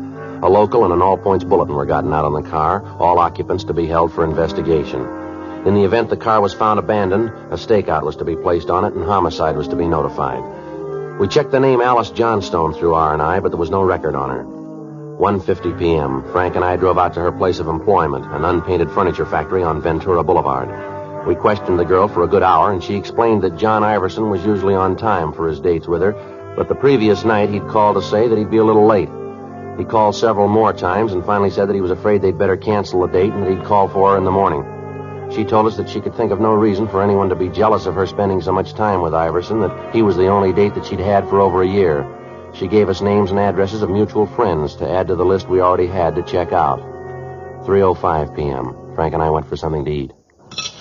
Is that all you're going to eat, Frank? Just that little salad? Yeah, Elizabeth's got the idea I ought to cut down on my lunches. Says I'm getting too heavy around the middle. Oh, that's too bad. Chili was good. Yeah, it looks good. Pretty spicy, was it? No, it was just right. A lot of beef. Uh-huh. Joe? Yeah? You think I'm getting too fat? No, you don't look it to me. When a man gets in his 30s, he's supposed to look a little portly, isn't he? Oh, I don't know, Frank. You couldn't prove it by me. Oh, I always heard so. My father was pretty heavy. That has a lot to do with it. That's so? Well, sure, it's heredity, that stuff. A lot of beef, huh? Yeah, now look, Frank, why don't you have a bowl of the chili? It doesn't look like it's got too many calories in it. No, it doesn't, does it? Miss? Oh, miss, could I have a bowl of that chili? Some of that coconut cream pie, too. Thanks. Yeah, right away. What do you figure, Joe, about the Iverson? No, I can't figure it. If we could just come up with a motive, it might be easier. Give us some place to start. Yeah. Young kid. Seemed everybody liked him. It looks that way. I've been thinking about that robbery angle. His mother said he left the house with about $45, didn't she? We find him, and he's only got 13 of it left. Where'd the rest go? And that watch. If anybody was going to hold him up, they'd take the watch. They could have gotten something for it. Figure revenge? Jealousy? I don't know. The girl said there wasn't any reason for that. Look, as soon as you finish your lunch, let's check the place he worked. The guys he worked with, maybe they can give us the answer. It's been done before. Yeah? Iverson. Just got a raise and a promotion. Maybe somebody thought they should have got it. Before we left the lunchroom, we called the list of names into R&I. 3:32 p.m. Frank and I drove out to the aircraft plant where John Iverson had been employed. We checked with the foreman of the shop, the men he worked with, the personnel office, everyone he came in contact with during the day's work. They all gave us the same answer, that they could see no reason why anyone would want to take his life. 4:56 p.m. The list of names we'd given R&I had come back with no make. None of the names had any criminal record. We called the county morgue and found that the coroner had posted the body and that the cause of death was listed as a subarachnoid hemorrhage due to multiple depressed fractures of the skull. Lee Jones had finished the test and was able to tell us that the piece of concrete found at the scene was more than likely the murder weapon. 6:15 p.m. Frank and I drove over to Burbank to George's Pool and Snooker Hall. It was a big place with a lot of neon over the entrance. Inside, there were about 10 tables with a row of theater chairs on each side of the large room. Just off the entrance was a small bar. Except for a man brushing off the tables, the place was empty. Hi, what'll it be? Pool, billiards, or snooker? You the manager here?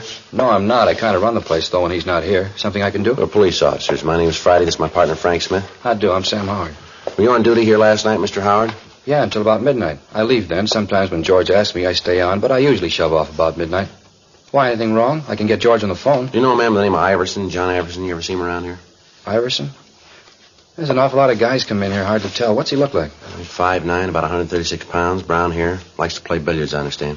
John, Yeah, I think I know who you mean. Never knew his last name before, but he comes in here quite a bit. Always plays billiards, 3 cushion. You see him last night? Well, there were an awful lot of people here last night. Had a match, pretty crowded. Well, was he in here last night? Well, yeah. Came in, watched the match for a while, then he sat up at the bar, had a couple of beers. Was he drinking with anybody? Let me think. Yeah, he and another guy were talking it up. The other guy was popping for the drinks. You know the other man? No, sir. Don't think I ever saw him before. About what time was that? Gee, it's hard to say. I was pretty busy. It's important, Mr. Howard. Like that, huh? Well, I'd say it was 7 o'clock, maybe 7:30. Johnny came in first. He watched the matches for a while. Then when this other guy came in, they both moved to the bar. Stayed there talking till about 9:30, 9:45. Then they walked out together. They were together all evening then? Yeah, near as I can tell. What did this other man look like? Let me think. I'd say he was maybe 36, 37, had kind of dark hair. How tall would you say he was? Well, about your height, 5'10" or 11. Had on a plaid sport jacket. I noticed that because I've been looking for one like it. You know, sort of Glen plaid, only with more color. Not exactly loud. What color was the jacket? Blue. Real rich blue. Must have cost a fellow a lot. During the conversation, did Iverson and this other man seem to get along all right? Oh, yeah. Even when the fellow lost the bet. What bet? Yeah, they had a bet on a match. The other guy lost, and he had to pay Johnny $10. Didn't have the cash, had to cash a check. You cash it here? Yeah, it was a payroll check. George doesn't like it when we cash personal checks. If they bounce, we have to stand the loss. You think we could locate that check, Mr. Howard? Do you happen to remember the company name on it? No, not right off. I can get it for you. Sir? Well, George wasn't feeling too well today, so he didn't get to the bank. Check's still in the safe. The check was issued from the Kimberly Insurance Company and made out to Martin G. Weber. The endorsement was made by Weber with a notation of his address under the signature. We called the office and had the name run through R&I. There was no record on him. According to the information we'd gotten from Sam Howard, the last time the victim was seen alive at 9:45 p.m., he was in the company of Martin Weber. Frank and I got in the car and drove out to the Kimberly Insurance Company. It was a large building on San Fernando Road. The employees were leaving the building when Frank and I got to the office of the general manager. We asked him about Weber, and he told us that he'd been with the firm for the past 10 years, starting as a runner on the floor and rising to the position of office manager. He told us further that in his entire 10 years of service, Weber had never been late or missed a day's work. However, on that particular morning, he hadn't shown up at all. We called our office and arranged for a stakeout on the building of the insurance company. Frank and I drove out to Weber's home, a modern apartment house in the North Hollywood area. We rang the bell, but there was no answer. We checked with the landlord, and he told us that he hadn't seen Weber the night before. In the company of the manager, we checked Weber's apartment. He was not there, and from what we could see, the bed had not been slept in. In further checking, the manager was able to give us the name and address of Weber's sister, a Mrs. Madge Wilson. We arranged for a stakeout on the apartment. 9:20 p.m. Frank and I drove over to check with his sister. Yes? Ms. Wilson? That's right. Police officers, Ms. Wilson. Like to talk to you. My name's Friday. This is my partner, Frank Smith. Come in. But I thought all this had been cleared up. Ma'am?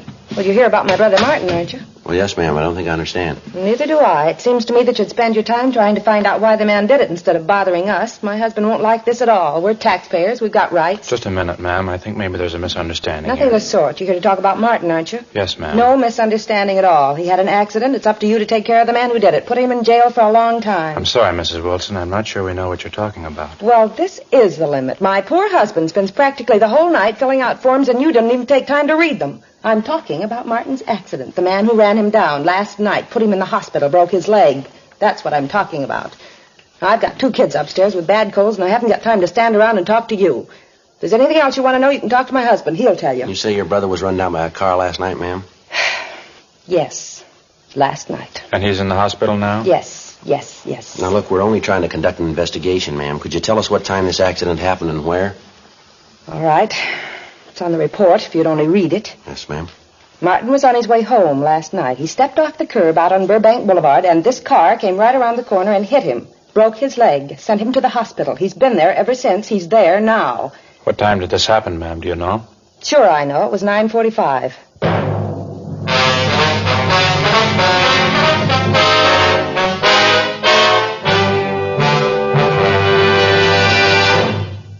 You are listening to Dragnet, authentic stories of your police force in action. Friends, the name Fatima has always stood for quality. Fatimas are distinctive, with a truly different flavor and aroma. And in king-size Fatima, you get an extra mild and soothing smoke, plus the added protection of Fatima quality. Yes, there's a good reason why Fatima continues to grow in favor among king-size cigarette smokers everywhere. In Fatima, the difference is quality. Quality of tobaccos. The finest Turkish and domestic varieties, extra mild and superbly blended to give you a much different, much better flavor and aroma. Quality of manufacture. Smooth, round, perfect cigarettes. Rolled in the finest paper money can buy. Quality even to the appearance of the bright, sunny yellow pack. So next time, insist on Fatima quality. Look for the bright, sunny yellow pack. Smoke Fatima, the extra mild and soothing king-size cigarette, with the added protection of Fatima quality.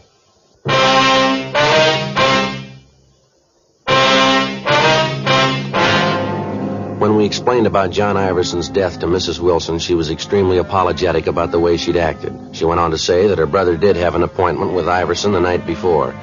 We put in a call to Sergeant Erbson of the Accident Record Bureau downtown, and he told us that there was a traffic accident report which listed the time of the accident at 9:46, corroborating the story given us by Mrs. Wilson. Weber had been given emergency treatment at Georgia Street and then transferred to General Hospital. From what Sam Howard had told us, we knew that Iverson had been alive at approximately 9:45 p.m. The deputy coroners fixed the time of death at approximately 10 or 10:30 p.m.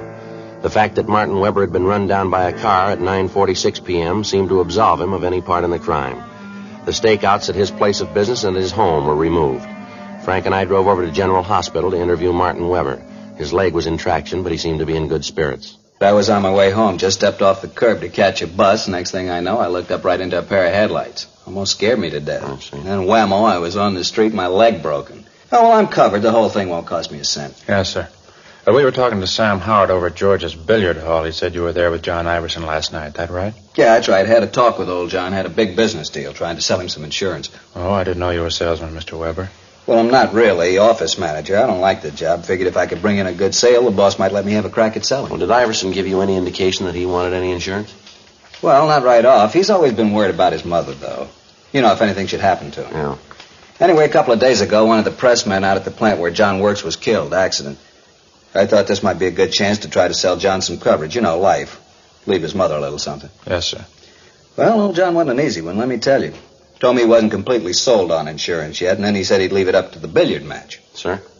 If the championship changed hands, then John would buy some insurance. If it didn't, I had to pay him $10. I lost. Had to cash my paycheck to do it, too.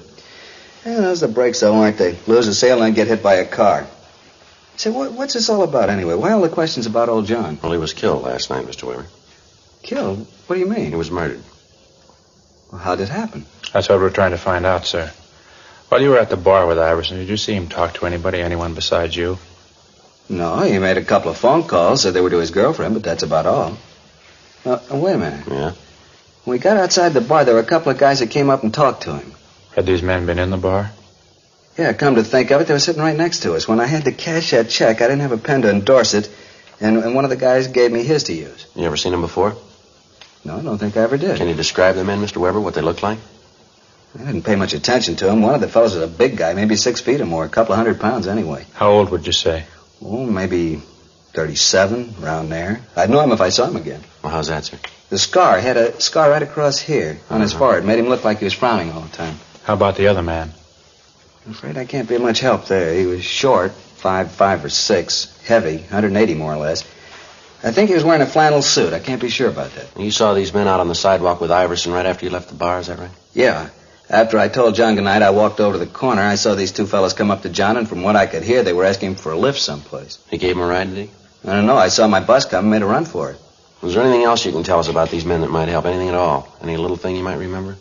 Gee, not that I can remember. I didn't really pay a lot of attention to them. Just a couple of guys sitting next to us. One of them lent me his pen. Well, how about the pen? Were there any initials on it? No. It was the tall guy, the one with the scar. He loaned it to me. It was one of those plastic things, you know, with a figure that disappears when you turn upside down. I know the kind you mean. I noticed it because I thought it was kind of cute. Anyway, it was put out by a Venetian blind company. It had the name right on it. Can you remember the name? Let me see. Rogers. Rogers Blind Company. All right, fine. Here's our card. If you remember anything else, we'd appreciate a call. Sure thing. Say, you fellas going out to Rogers? Yes, sir. I kind of hate to ask. Yes, sir. You pick up one of those pens for me?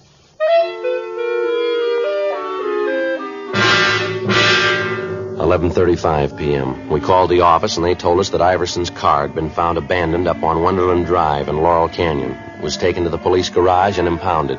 The crime lab had gone over the car for fingerprints, and in eliminating the prints of the people known to have been in the car and friends of Iverson, they'd come up with one unidentified print. As remote as it was, the lead about the pen had to be checked out. We called the Rogers Blind Company, and the night watchman gave us the home phone number of the personnel manager. We called him, and he agreed to meet us at the plant.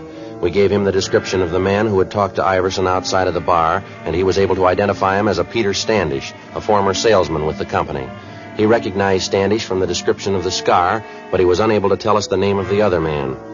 The personnel manager furnished us with Standish's last known address, but he'd moved and left no forwarding address.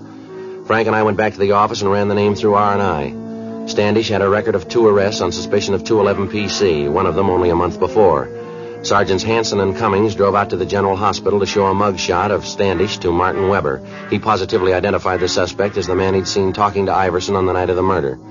We checked with Dean Bergman and Leighton Prince. The fingerprint found in the car matched perfectly with the prints of Standish. Frank and I drove out to the last address on the suspect's arrest report. The manager of the apartment told us that he'd gone out a few minutes before.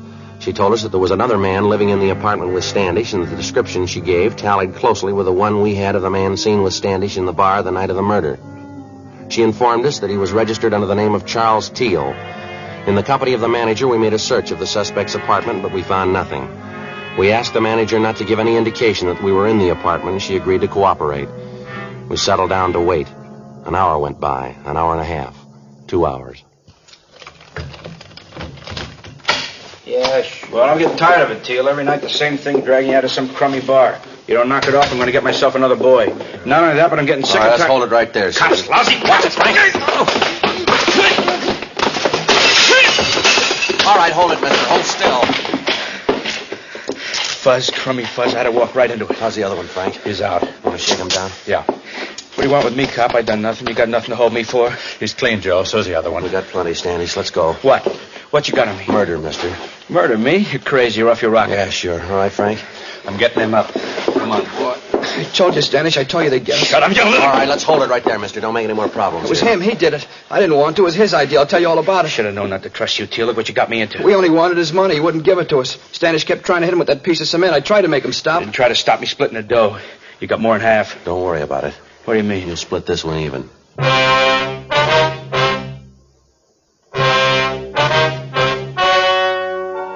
The story you have just heard was true. The names were changed to protect the innocent. On June 4th, trial was held in Superior Court, Department 86, City and County of Los Angeles, State of California. In a moment, the results of that trial. And now, here is our star, Jack Webb. Thank you, George Fenneman. Friends, as we told you earlier, the name Fatima has always stood for quality. That same Fatima quality is the reason why king-size Fatima continues to grow in popularity among smokers everywhere. Try them and see if you don't agree with me. That Fatima gives you an extra mild and soothing smoke, plus the added protection of Fatima quality. Next time you buy cigarettes, look for the bright sunny yellow pack and ask for king-size Fatima.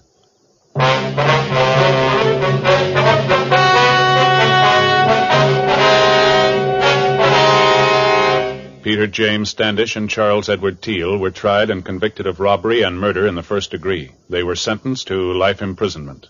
They're now serving their term in the state penitentiary, San Quentin, California.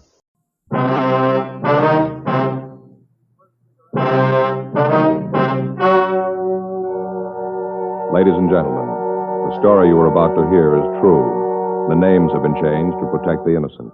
Fatima Cigarettes, king size, extra mild and soothing, brings you Dragnet on both radio and television. You're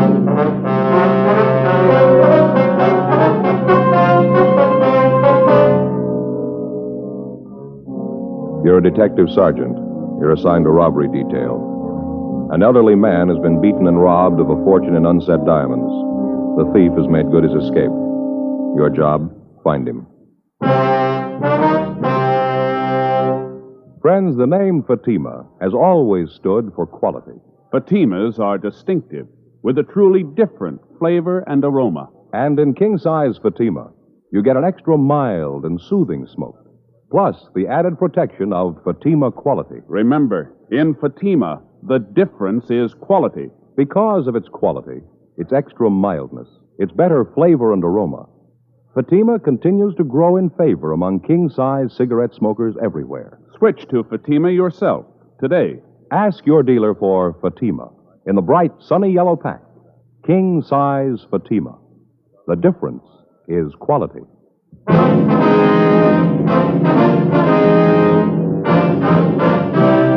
Dragnet, the documented drama of an actual crime. For the next 30 minutes, in cooperation with the Los Angeles Police Department, you will travel step by step on the side of the law through an actual case transcribed from official police files. From beginning to end, from crime to punishment, Dragnet is the story of your police force in action. It was Tuesday, July 12th. It was hot in Los Angeles. We were working the day watch out of robbery detail. My partner's Frank Smith. The boss is Captain Didion. My name's Friday. It was 10:46 a.m. when we got to the Morgan Hotel. Room 922. Yes? Police officer, sir. My name's Friday. This is my partner, Frank Smith. Oh, yes, sir. I'm the manager, Arnold Jackson. Yes, sir. We're here regarding the robbery, sir. Oh, Mr. Ruman's in their bedroom. He's lying down. Has there been a radio unit here, Mr. Jackson? Yes, they just went down the hall. I see. The victim in here, sir? Yes, that's right. Thank you very much, Mr. Jackson. Sure. Mr. Ruman? Yes? My name's Friday, sir. This is my partner, Frank Smith, Central Robbery. Oh, yes, Captain Friday. No, sir. It's Sergeant, Mr. Ruman. Sergeant? I thought sure they'd send a captain. Well, now, if you can just tell us what happened here. Well, I brought the stones up here to show him and his father. We made an appointment. He hit me, took everything. How much was it, sir? Can you tell us? Everything there was. Finest collection, best stones, took my sample case and everything. What'd the case look like, sir? Just a plain sample case, this high, about this wide. So you'd make it about 14 by 18, is that right? Black leather, plain sample case. Any identifying marks, initials, anything like that? No, just a plain black leather case. I don't care about the bag, it's the diamonds. I couldn't come close to their value, maybe 100,000, maybe more. Now, you say you made an appointment with him. Who is the man, sir? Fred Roberts. I met him about 3 weeks ago at my club. Having lunch with a friend, another jeweler, and he introduced us. We hit it off right away. He seemed to be a real nice fella. I can't understand it. Fred Roberts, will you describe him for us, sir? I'd say he's about 20 to 30. Could say he's a nice-looking fella. Sure wore nice clothes. Looked like a real businessman. Always carried a briefcase and all. Mm-hmm. About how tall would you say he was? Tall? Mm-hmm. Well, I'm 5'6". He's about 3 inches taller. I'd say he's about 5'9". Not too heavy. Medium build. About your size. Now, how about his hair, sir? What color was that? You remember? Brown. Straight brown hair. Might have had a part. I never noticed. He had brown eyes, too. Shouldn't be any problem. People in the hotel must know him. These are his rooms. I'll call the office and have them get out a broadcast on the description. All right, fine. You want to check with the other fellows, see if they've come up with anything? I'll stay here with Mr. Ruman. Okay. Fine. Thanks, Frank. Now, you'll have no trouble identifying the man, will you, Mr. Ruman? No, sir. I know him. Those eyes, never forget them. I should have known from the start. Sir? His eyes are shifty, little bitty things set close together. I should have known not to trust him with eyes like that. Now, you say you met this man about 3 weeks ago, is that right? Well, this Roberts fellow told me that he was down here from San Francisco. Said he was going into the diamond business. Said he was down here, to buy stock. That he'd heard that I could lay my hands on some fine stones, and he wanted to see what I had to offer. I see. Did he say that he was going to buy the stones himself? Oh, no. He told me that his father was putting up the money. He said that his father was coming down here today, and that if he liked the merchandise, we could make a deal. Funny thing, though, I should have known right off. What's that, sir? Well, when I came up here this afternoon and showed him the stones I'd brought, he didn't know the good from the bad. Oh, sir? Well, in almost any collection, there are bound to be a few stones that aren't absolutely perfect. They look all right, but there may be a small flaw someplace inside the stone. Naturally, their value isn't the highest. I see, and this Roberts didn't know the difference. No, but I should have known anyway. Those eyes, the meanest eyes I ever saw, and so close together. Well, was there anything unusual that you might have noticed about Roberts? Anything about his speech, his manner, anything at all that might help us identify him? No, just like I told you. Seemed nice enough. Well, did he give you any indication that there might be something wrong? Not at all. Of course, I wondered about his not knowing much about diamonds, but I figured that if he was willing to pay what I wanted, I didn't have to concern myself with what he's going to do with the stones. Well, Mr. Ruman, I wonder if we could start from the beginning. Exactly what happened here. He knocked me out. No, sir. I mean, what led up to his hitting it? Oh, I'm sorry. Well, as I said, he told me to bring the stones up here for his father to see. I did, and then we waited for the father to show up. We were over there by the window looking at the stones. Mm-hmm. You know, they look better in sunlight. Yes, sir. Well, when they finished, he said something about his father never being on time. I turned to look out the window. That's when he hit me, right here on the back of my head. Can you see it?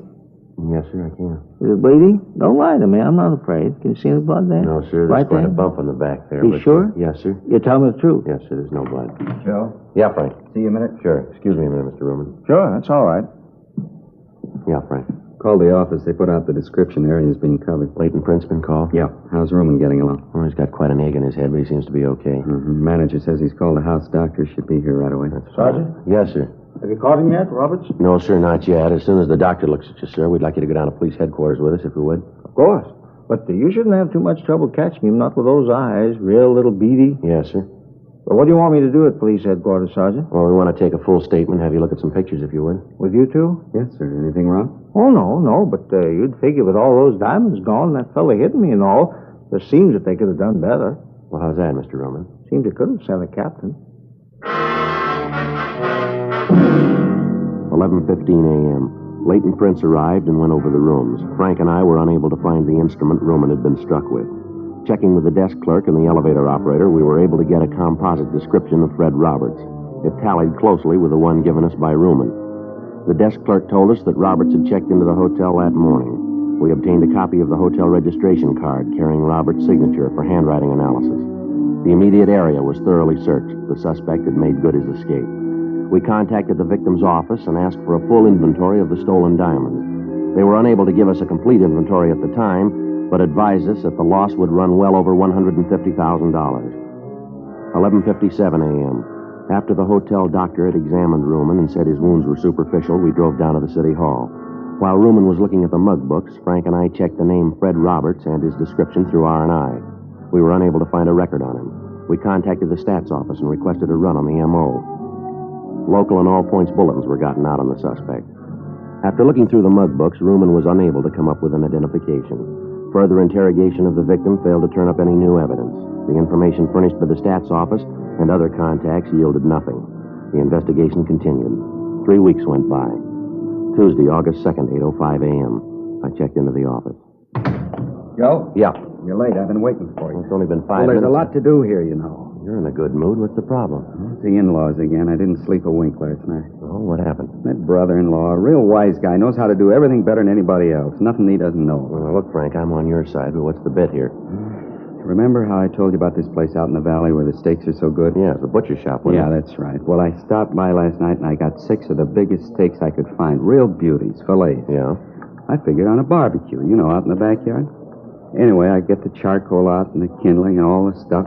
Right away, my brother-in-law says I'm doing it wrong. Well, why didn't you tell him? The wife, she's got to hear how they barbecue back in Sioux Falls.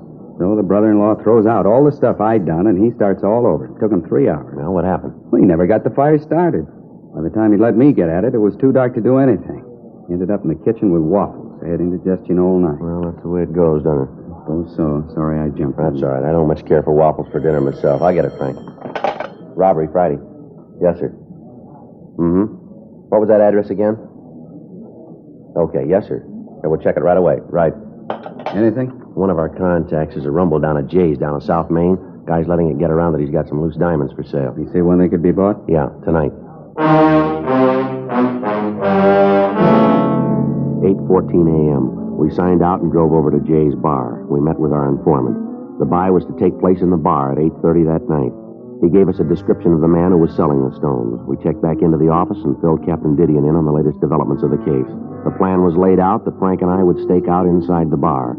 4 other men were assigned to cover the outside of the meeting place. They would be able to be in constant communication with each other through walkie-talkie equipment. 7:43 p.m. Frank and I took up our positions at the bar. The other men were at their assigned positions. And we waited. 8:19 p.m. 3 men came in and took a table at the rear of the place. They ordered drinks and sat down and talked. None of them matched the description our informant had given us. 8:34 p.m. Joe? Well, Just came in. Fits the description pretty close. he's heading back there. Looks like he's one of the three guys we've been waiting for down there. What was that he took out of his pocket? I don't know. Can't hear a thing from here either. It looks like it's going to get louder, doesn't it? All right, that's fine with me. I didn't ask you to buy the stuff. You can see for yourself it's good, the price is right. If you don't want to buy, then you're wasting my time. Lousy chintzy deal. You get me here, and then you pull a deal like this? As far as I'm concerned, the buy's off. Nobody sent for you. Forget it. That's him. He's got the stones. Let's take him, Frank. Put the bag. All right, hold it up, police officers. Watch it, Joe. All right, now stand right where you are. Keep your hands out in the open. You want to shake him down, Frank? Yeah. Stand still, you. Hey, what are you tagging us for? Just having a drink? What are you trying to do? They're clean, Joe. Our boy got away. They'll pick him up outside. Look, what do you want us for? Just sitting here having a drink. What are you trying to prove? Skip it, mister. You're selling us nothing here. I don't know what you're talking about. Frank? Yeah, hold still. Here's my cuffs. All right, let's go. I'll check outside, see if they got the other one. Yeah. Look, you don't need these handcuffs. I'm not going any place. I got nothing to hide. What's this all about? Save it, mister. Save what? We come in here to have a couple of drinks. We're not bothering anybody. Just a quiet drink. You guys jump on us. What's the pitch anyway? Let's stop playing games here. There was a diamond buy tonight, and you were in on it. Diamonds? Are you kidding? Here, look at me. Do I look like the kind of a guy can afford diamonds? Not only that, but who buys diamonds in a bar? Now, look, let's get this thing squared away. Huh? Herman and Stromwell got the other one. Said they'd take him up to the office. Anything on him? No, dropped it while they were chasing him. What's that? Bag of unset diamonds. The three suspects we'd apprehended inside the bar were questioned. After a brief interrogation, the suspects admitted that they had gone to the bar for the purpose of buying diamonds. They explained that it was their impression that the stones had been smuggled into the country. The three men were booked in on suspicion of robbery pending further investigation. The fourth man, the one who was in possession of the diamonds, was identified as Larry Fry. We checked him through R&I and found that he had a previous record of 4 arrests receiving stolen property dating back to 1946. Frank and I took the suspect to the interrogation room. He told us that he'd found the diamonds in a back alley. The interrogation continued, but we were unable to change the suspect's story. A special show-up was arranged for Mr. Ruman, the victim in the jewel robbery. After looking at the suspect closely, he stated positively that this was not the man who had held him up. However, examination showed that the stones found were part of the diamonds taken in the robbery. The suspect was booked at the city jail. A check of his residence and other leads failed to turn up any additional information. Wednesday, August 3rd, 12:40 a.m. We had Fry brought from his cell. All right, sit down, Fry. Don't you guys ever get tired of trying? What do you mean, Fry? You know what I mean. Questions. Don't you guys ever get tired? You getting tired? Yeah, a little. Then why don't you save us all a lot of trouble and tell us what you know? I don't know what you're after. Believe me, if I knew what you wanted, I'd try to help. Suppose we start again. Anything you want. I got nothing but time. Where'd you get the diamonds? I found them. Where? In an alley. What alley? I don't remember. You find 20,000 unset diamonds in an alley? You don't remember which alley? That's right. I don't remember which alley. There's a lot of alleys in L.A. Now with $20,000 in diamonds laying around. True. Then why don't you tell us where you found the diamonds? I told you, in an alley. What were you doing at Jay's place? Having a drink. That against the law? No, but trying to sell stolen diamonds is. All right, you called it. I was there to sell diamonds, but I didn't know they were stolen. I tried to sell them, just trying to make a buck. Everybody's got to live. I told you, now leave me alone. Huh? I got enough trouble in this can with this lousy chow they throw at you. I don't feel so good, huh? Let me go back to my cell and lay down. Oh, kid, you guys ever eaten this jail food? It's terrible. I've eaten it. It's not too bad. You got a stomach made out of solid brass. I'd like to have the bromo concession around here. Look, I really wish I could help you guys, but honest, there's nothing to tell. I found the diamonds in an alley. Sure, I tried to sell them, but that's it. Now, you guys know if there's anything I can do... All right, now you come off it, mister. You better get this story straight. We're through playing with you. Maybe you don't know how you stand. I'll fill you in. A man slugged and $150,000 in diamonds are stolen from him. Part of those diamonds turn up in your pocket. You say you found them. I can't buy that, and I don't think anyone else will. You come in here playing like a lily, clean and white? Well, your record doesn't make it that easy to buy. That's how you stand, mister. The whole thing's right in your lap. It fits you like a new suit. Now, it's up to you. That's the way it is? You call it. No other way? None. Yeah. Well, if I could only get some decent food under my belt and a little fresh air, I might be able to give you guys the answers.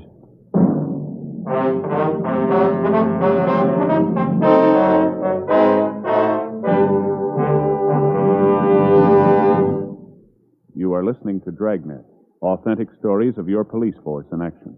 Friends, the name Fatima has always stood for quality.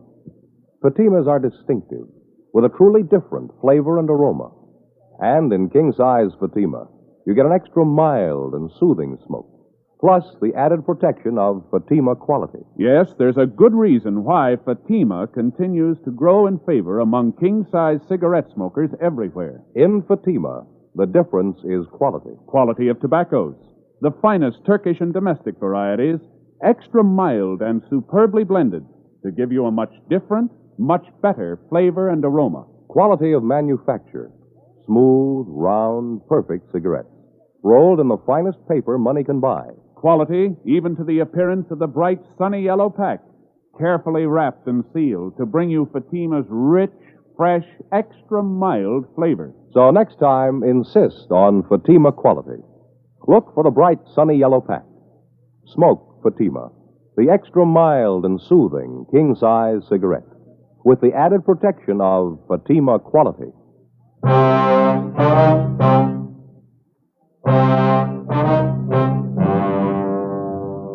We continued to interrogate Fry. From the evasive answers he gave us, it looked as if he was lying about his part in the robbery. When an interrogation seems to bog down, the working detective usually tries to find some subject with which to draw the suspect out, some weak point in his makeup. Maybe it's his parents, his wife, or his children. It might be the fear of having loved ones find out about the crime he's accused of committing. In Fry's case, questions about his family failed to produce any result. We tried other subjects, religion, baseball, golf, fishing. None of them seemed to bring him out of his shell. Occasionally, during the interrogation, he'd refer to the jail food, comparing it to the other food he'd eaten. As the questioning went on, we found that Fry considered himself a gourmet, talking about the dishes that he'd eaten at various restaurants. We tried to lead the questioning around to the diamond theft, but he constantly brought the conversation back to food. Fry had presented us with a possible wedge, and we decided to use it. We signed him out of the city jail and drove him down to Phillips' restaurant for dinner.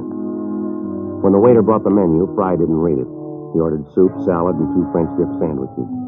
As he ate, we tried to get him to talk, but he refused, saying that he wanted to finish his dinner first. Frank and I each had a sandwich and some coffee. Fry continued to eat. He ordered 2 more sandwiches. Finally, he pushed his chair back and said that he'd had enough. Now for some dessert, huh? Dessert? Yeah, a meal's not complete without dessert. Figure I'll have some apple pie a la mode and some coffee. How is the coffee here? It's good. Now, how about the information? You know, Friday, that's why you can eat that jail food. You don't take care of your stomach. You gotta learn to relax after a meal. Relax, you'll live longer. Well, what was that song and dance you gave us about telling us all about it? Just a gimmick to get a free meal? I told you, take it easy. I'll give you the story after dessert. All right, Frank. Yeah. Get the pie and coffee. Now, the waiter seems to be busy here. You wanted that a la mode, Fry? That's right, a la mode. No cream in the coffee. Nice place here. They do a good business. They've been here a long time. Best French dip sandwiches I've ever eaten. Nice and lean, aren't they? Yeah, they put out a good meal. Here's your pie and coffee. Thanks. 3 spoons of sugar? That's right. Coffee sure smells good. Hey, it tastes good, too. All right, let's get on to business, Fry. Now, what about the diamonds? Where'd you get them? From a guy named Joe. What's his last name? Never heard it. He gave you the diamonds to sell. You don't know his last name? Yeah, that's right. Where'd you pick up the diamonds? Didn't. Joe came by my house and left them. What's this Joe like? Oh, medium height, about 32, medium weight. How about his coloring? Medium. He's a real ordinary-looking fellow. Where'd he say he got the diamonds? And he brought them out from the east with him. Didn't tell me where he got them back there. Think he's done time someplace. Why'd you say that? I just figured it. The way he talks, the way he handles himself. Got the marks. You'd know him if you saw him again? Oh, sure. Think you could point him out to us? Have you got him? No, but if he's done time, there's a mug of him. Figures we got it. Want to look through the mug books? Sure. How did this Joe get in touch with you? Called the house, told me what time he'd be there. When do you usually call? Most any time. I know what you're figuring, but it won't work. This whole thing's been in the papers. He won't call me now. Too smart for that. He won't show. How about the diamonds? Don't you think he'll be sore about you being picked up? So he's sore. He's got no beef. He's still got 130 grand in stones. He's got no worries. Hey, how about some more No, coffee? you've had it for tonight, Fry. Let's go. Oh, thanks for the meal. Sure appreciate it. Yeah. That jail food was killing me. You know, a good meal always makes me sleepy. Sure getting late. Hey, let's knock it off for tonight, huh, fellas? I'm bushed. Now, let's look through the mug books, then we can call it a night. Honest, fellas, I'm so tired I can hardly see straight. Feeling like this, I couldn't be sure. All right, Fry, we'll take you back, and we'll see you the first thing in the morning so we can get started. Okay. Say, I was just wondering. Yeah? You think you could work out something for breakfast? 2:30 a.m. After returning the suspect to the city jail, Frank and I went back to the office. We were certain that Fry was in some way implicated in the diamond theft, but we didn't know just how he fit in. Frank and I signed out and went home to get some sleep. 4:45 a.m. I got a call from the business office that a man who identified himself as Joe Ashton had been picked up on a drunk charge. When arrested, he was carrying a black leather case, similar to the one taken in the robbery, containing a large quantity of unset diamonds. The man was belligerent, and other than his name, he refused to tell the arresting officers anything. I called Frank and picked him up on the way into the office. When we arrived at the city hall, the suspect had sobered up considerably, and with a little questioning, he identified himself as a jewelry salesman from Oakland, California. We contacted his employer in Oakland and received an identification on him. Further investigation showed that Ashton was in legal possession of the diamonds. During investigations, false leads are constantly turned up, and although circumstances may tend to discount them, each one has to be thoroughly checked out. 7:45 a.m. Frank and I had breakfast at Johnny Cokin's, and at 8:32 we signed Fi out of the city jail for interrogation. You had breakfast yet, Friday? Yeah, I just finished. Not too bad. How about you, Smith? Yeah. What'd you have? Waffles. Yeah, I'd sure like some hot waffles. I didn't eat here. Figure you guys might take me out again? What are you trying to prove, Fry? Now, let's go over and look at those mug books, huh? Okay. Hands behind you. Oh, now, look. Behind you. All right, let's go. All right, in the elevator. I'll get it, Frank. Yeah.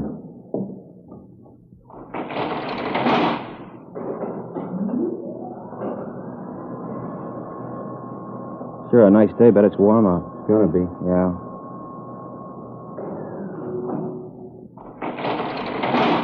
Go ahead. Sure you guys don't want a cup of coffee? No, I told you we've eaten.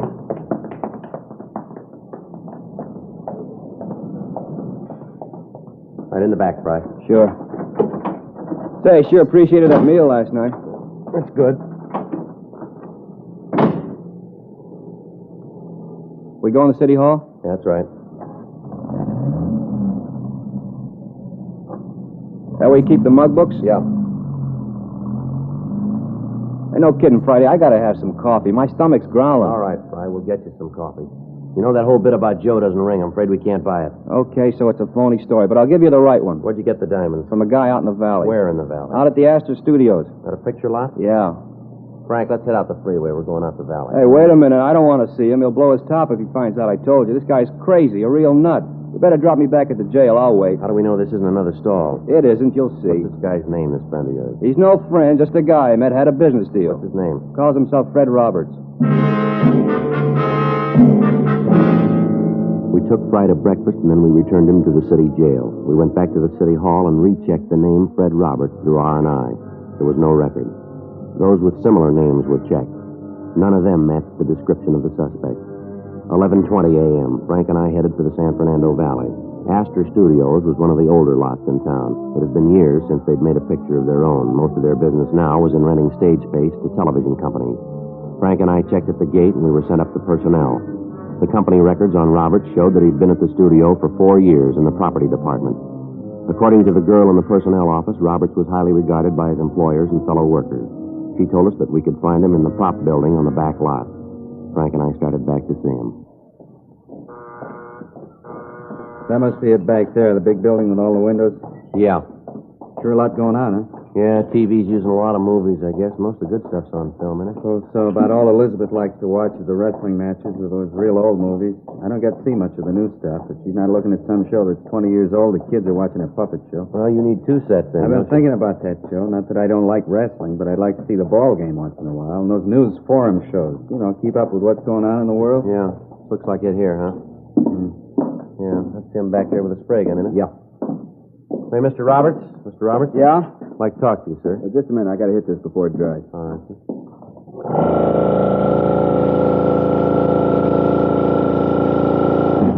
All right, now what can I do for you? Police officers, Mr. Roberts. What? Joe? Wait a minute. Hold still. Who'd you say you were? Police officers. Oh, I'm sorry I caused you this trouble. I thought at first you were bill collectors, coming in here like you did and all. You can understand that, can't you? I've had a little trouble lately. I didn't mean to cause a fuss. Yeah, sure. We'd like to talk to you downtown. Well, what about? Some diamonds that were stolen. Certainly, I'll go with you, but why me? What makes you think I had anything to do with it? Just routine, Mr. Roberts. Your name came up and we have to check it out. More than glad to help. I hope you don't think that I was trying to run away from you before. It was just that I thought you were someone else. All right, Mr. Roberts. You want to get your coat? Sure. I'll have to call the front office and tell them where I'm going. I'm the only one here today. No, we'll call them on the way out. Fine. A lot of work. Hope this won't take long. Should I take my car? I wouldn't like to trouble you to bring me back. No trouble, Mr. Roberts. Sure a nice day, isn't it? Good for exteriors. Exteriors? Yeah, you know, outdoor shots. Good light. Oh, yeah. Run into a lot of trouble if you haven't got good light. Like to take a look around? No, I'm afraid we haven't got the time, Mr. Roberts. All right, here's the car. Say, I don't want to tell you fellas your business, but can't we talk here? I really shouldn't leave. No, I'm afraid not, Mr. Roberts. There's someone downtown we want you to meet. Oh? Yeah, a man by the name of Ruman, Sam Ruman. You said Ruman? Yeah, that's right. No use trying to kid you then. Sir? About the diamond. No, I'm afraid not. How'd you find them? That's not important. Do you have the rest of the stones? Most of them. Some of them are up in San Francisco. I can give you the name of the man who has them. He picked up some of them. I read about it in the paper. How about the rest of them? Buried them on a golf course south of here. I can show you the place. You want to get them now? Yeah, we'd like to, yeah. We'll go over the pass and into La Brea. Straight out La Brea. I'll tell you where to turn. All right. Fry, he the one that told you? You planned the robbery yourself, did you? Yeah, I had to raise money. Funny. What's that? You work in pictures in any job and people think you make a lot of money. It's not true. It's like any other job. Good living, but you don't make as much as people think you do. That's why I did it. Yeah. Planned the thing for a long time. Figured every angle. Be able to pay off my car, all my bills. There was no gag about me thinking you were bill collectors. I've been trying to find my car for the past month. And take it away. You know how it is. Yeah, sure. All my life I've been working to make something out of myself. Everybody in this town seems to do okay. Money, big home, a car. 12 years I've been working as a prop man. 12 years. I got tired of waiting. I wanted all those things. I figured I waited long enough, you know? Yeah. What's wrong with trying to build some kind of a future for yourself? I just wanted a future, that's all. Yeah, well, you got one.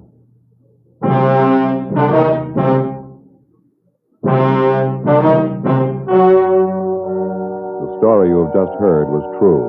The names were changed to protect the innocent. On November 15th, trial was held in Superior Court, Department 89, City and County of Los Angeles, State of California. In a moment, the results of that trial. Now, here is our star, Jack Webb. Thank you, George Fenneman. Friends, in your hometown as well as mine, more and more king-size cigarette smokers are switching to Fatima because of Fatima quality. Fatimas are distinctive, with a really different flavor and aroma. They give you an extra mild and soothing smoke, plus the added protection of Fatima quality. Get a pack of Fatimas tomorrow. See if you don't agree that in Fatima, the difference is quality. That's king-size Fatima in the bright, sunny yellow pack.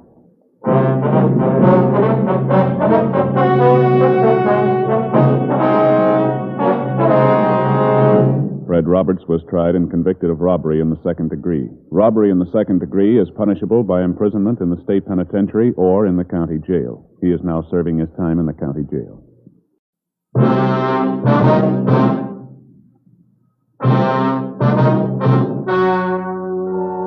The story you are about to hear is true. The names have been changed to protect the innocent. Fatima Cigarettes, king size, extra mild and soothing, brings you Dragnet on both radio and television.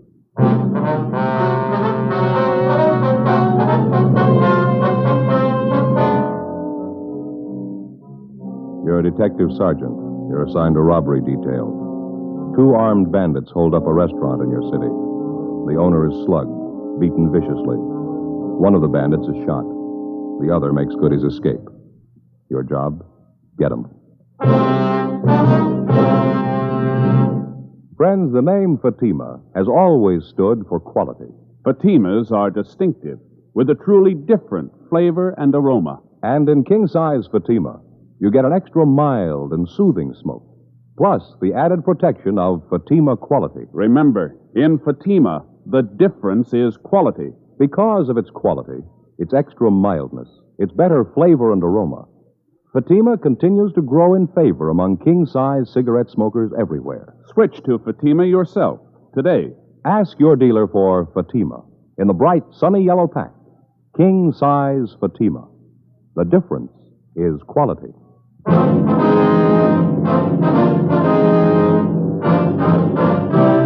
Dragnet, the documented drama of an actual crime. For the next 30 minutes, in cooperation with the Los Angeles Police Department, you will travel step by step on the side of the law through an actual case transcribed from official police files.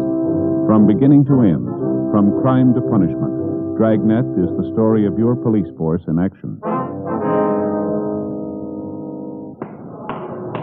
It was Monday, June 2nd. It was smoggy in Los Angeles. We were working the day watch out of robbery detail. My partner's Frank Smith. The boss is Captain Didion. My name's Friday.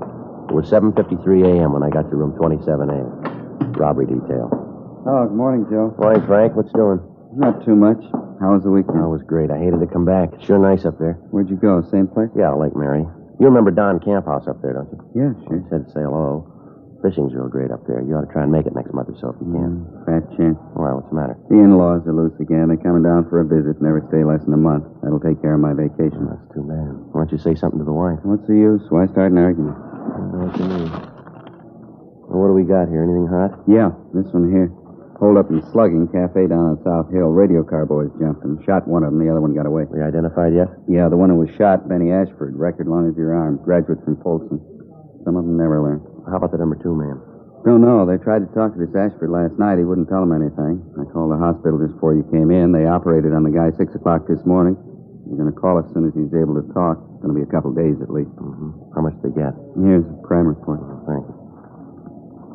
You talked to victims yet? No, not yet. Fair night's work, isn't it?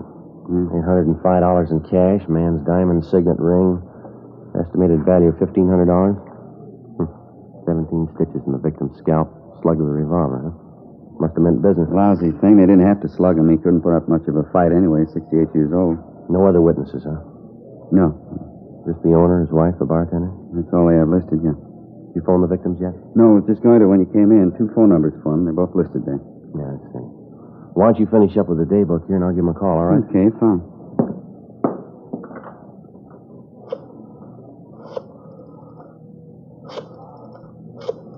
Here, you want a pencil? Oh, thanks. Hello, this is Friday, Los Angeles Police Department Central Robbery. Mr. and Mrs. Reiner there, please? Neither one of them, huh? Well, how about the bartender? Is he there? 6 o'clock, I see. No, that's all right. I got their home phone. Yeah, thanks very much.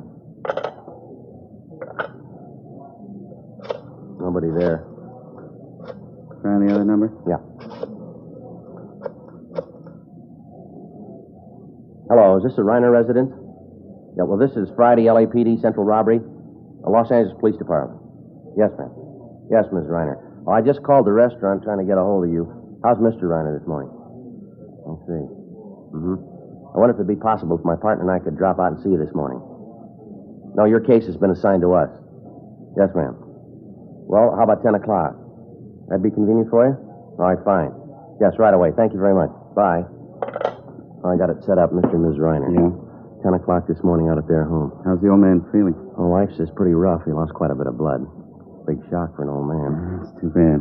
She says he's still pretty hazy, but we can talk to him. One thing he remembers pretty well, though. Yeah? The face of the man who slugged him. 8:20 a.m. We finished making up the day book, and then we went over to the main jail to interview 2 other robbery suspects who'd been booked in over the weekend. We completed our 510 reports on them, and then we got in the car and drove out to the Westchester district to talk to the victims of the cafe holdup the night before, Mr. and Mrs. William Reiner. 9:55 a.m. We arrived at the Reiner home, and a small, gray-haired woman answered the door and asked us in. She identified herself as Mrs. Reiner. Come right into the living room, officers, and make yourselves to home. Thank you. You go ahead, sir. I hope you'll excuse the way the house looks. Everything's all upset. I haven't had a chance to do any picking up. It's perfectly all right, ma'am. We understand. I was up with my husband half the night. Head hurt him something terrible. It was almost 6 in the morning before he got to sleep. I hope this is enough to make up his mind for him. How do you mean, Mrs. Reiner? About selling the place. I've been after him for months to get rid of it. Business like that's for younger people. We're getting too old to keep it up. Besides, the doctor's been telling William he needs more rest, less worry. I see. Well, how's your husband feeling now, ma'am? Oh, not so well. He lost so much blood and his head's so sore. He's taking a nap right now. I expect he'll be awake in a few minutes. That's all right with you, isn't it, officer? Yes, ma'am. Perfectly all right. We'd like to go over the thing with you anyway. Might possibly be something that you forgot to mention to the officers last night. Well, I told them everything. I'm sure I did. Maybe some of the details, Mrs. Reiner. Maybe some little thing that didn't seem important to you could mean a good deal to us. Well, I don't know. I thought I told them everything. Where do you want me to start? Well, when did you first notice the 2 hold-up men, Miss Reiner? When they come out of the back room. I guess they'd been hiding there. You noticed them earlier in the evening? I mean, were they customers in your place? Well, I'm not sure, but I think so. Where were they served? Was it in the restaurant or were they in the bar? Well, there again, I'm not positive, but I think it was in the bar. I think I served them 2 bottles of beer. You don't happen to remember what you did with those 2 bottles, do you, ma'am? Possible we may be able to lift some prints off of them. No. The officers asked me that last night. It wouldn't do any good. You see, I was the only one who touched the bottles. We used the regular big mugs, and I poured the beer for them. Neither one of them touched the bottle. Now, how about the man who escaped, Miss Reiner? You remember him pretty well, do you? What he looked like, I mean? Oh, yes. Yes, he's the one who did all the talking. He's the same one who hit my husband, too. What did he look like, ma'am? How old would you say he was? Oh, I don't know. I think I'd say he was in his late 30s, yes. How tall, ma'am? Well, my husband's 5'9", and I'd say the man was 2 inches taller than him. He's huskier, too. I'd guess about 175 or 80 pounds, a very strong-looking man. Do you remember what he was wearing, Miss Reiner? It was a tan sports coat, I think, and green slacks, light green, and a dark brown hat. Did you notice anything unusual about him? I beg your pardon? Anything outstanding about him? Anything that was different? Say a scar, a mole, tattoos, anything like that? No, not that I could notice. What was the first thing this man said to you and your husband, ma'am? Well, he said it to all three of us, me and my husband and the bartender.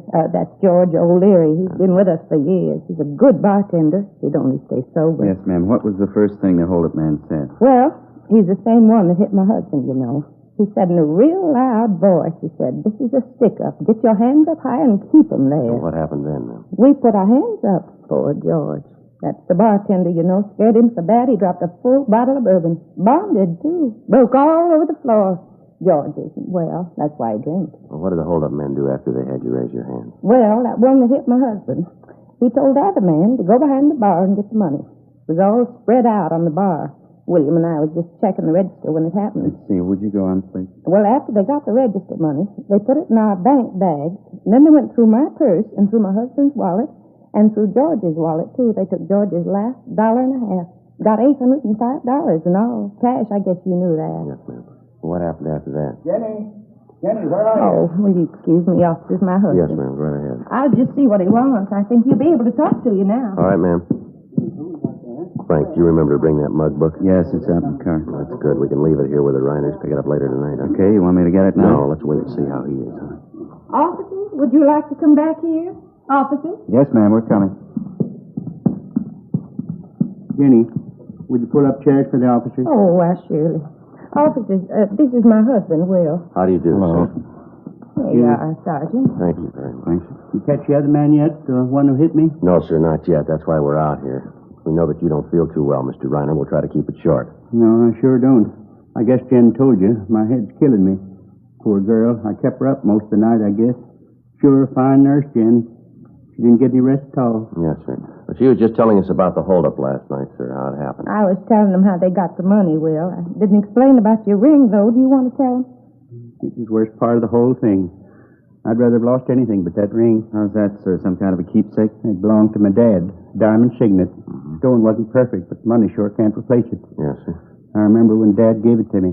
It was just a couple of days before he died. It was his ring. Been the family way back. Which one of the hold-up men took the ring, Mr. Ryan? The same one hit me. One got away. After they took all our money, he came over to me and said, "Give me the ring. Hand it over." I told him I couldn't get it off my finger. What did you do then, sir? Slapped my face. Said if I couldn't get the ring off, he could. Said if he had to, he'd cut it off. I pleaded with him. I told him what it meant to me, but it didn't do any good. I see. When I didn't give him the ring right away, he brought that gun down right on top of my head. Hit me as hard as he could. I don't remember too well after that. You think you'd recognize the man if you ever saw him again, Mr. Reiner? I'll never forget him. I sure hope to find the ring, officer. Jen and I have been through some tough times together. I guess at one time or other we've either sold or pawned everything we owned. But we never let go of that ring.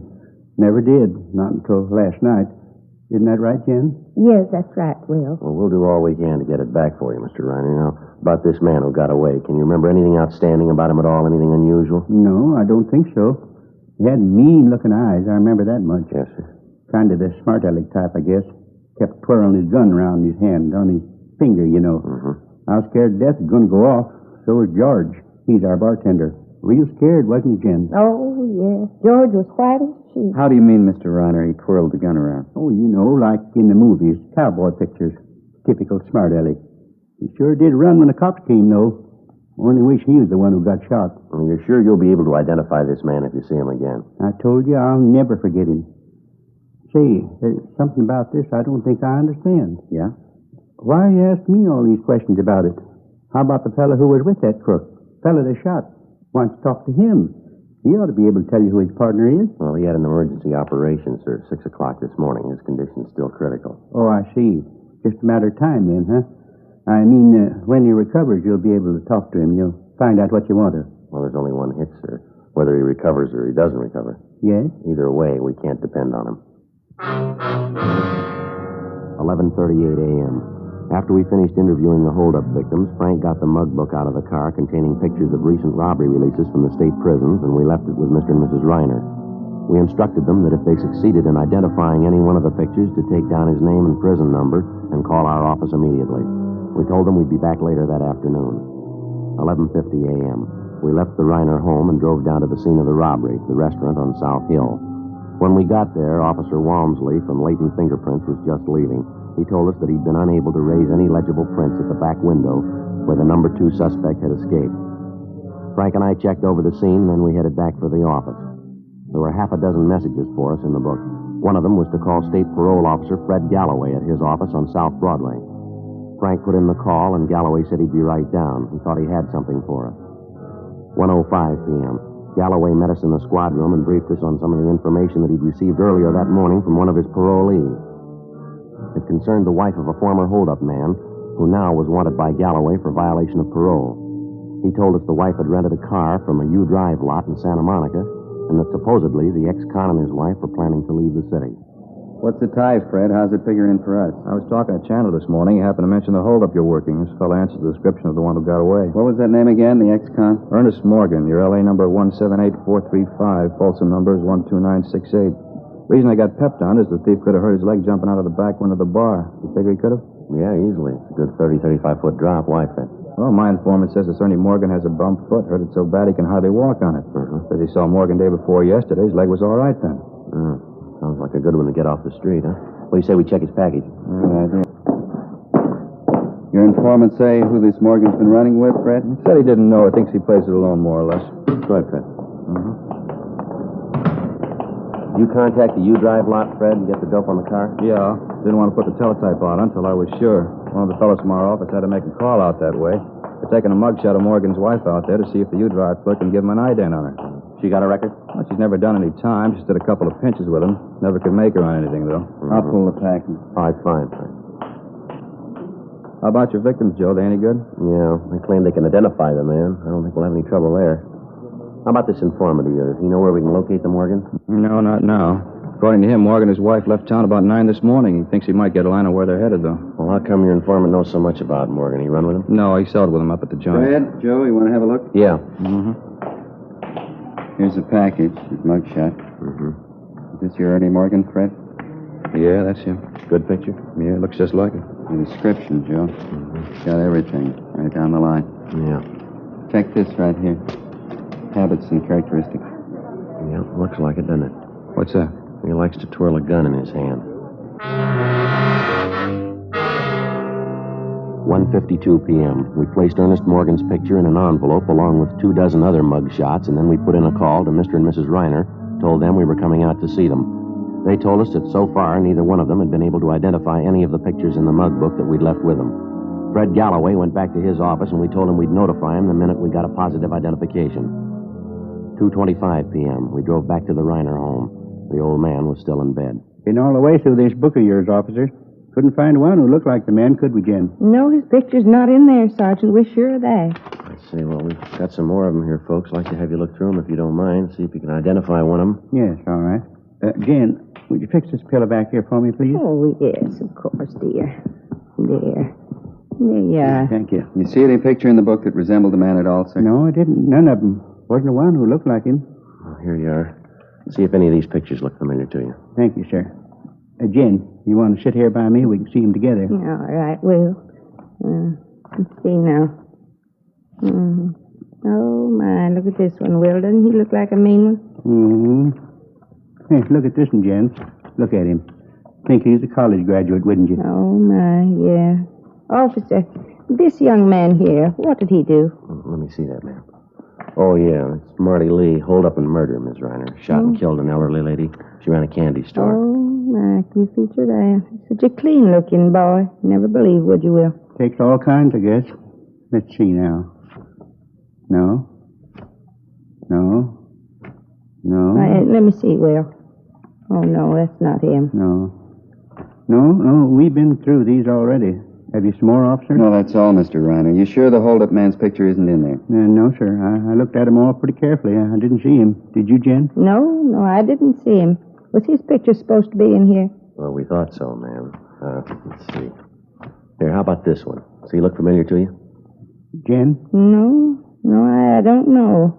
Maybe not. We serve so many people every night. Are you folks sure you'll recognize the holdup man when you see him? Oh, yes. Of course, yes. Well, just one more question here, Mr. Reiner. Yes? Now, are you absolutely sure this is not the man who held you up and slugged you last night? Yes, I'm sure. That's not the man.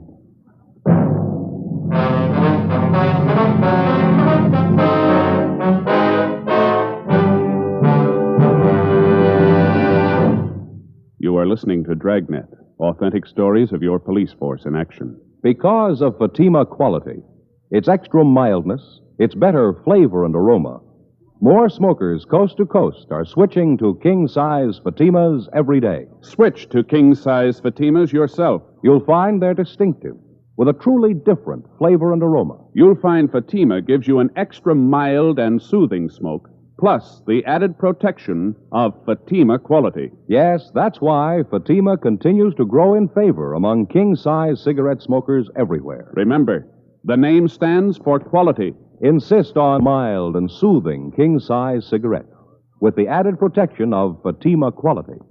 Ask your dealer for the bright, sunny yellow pack. Buy king-size Fatima.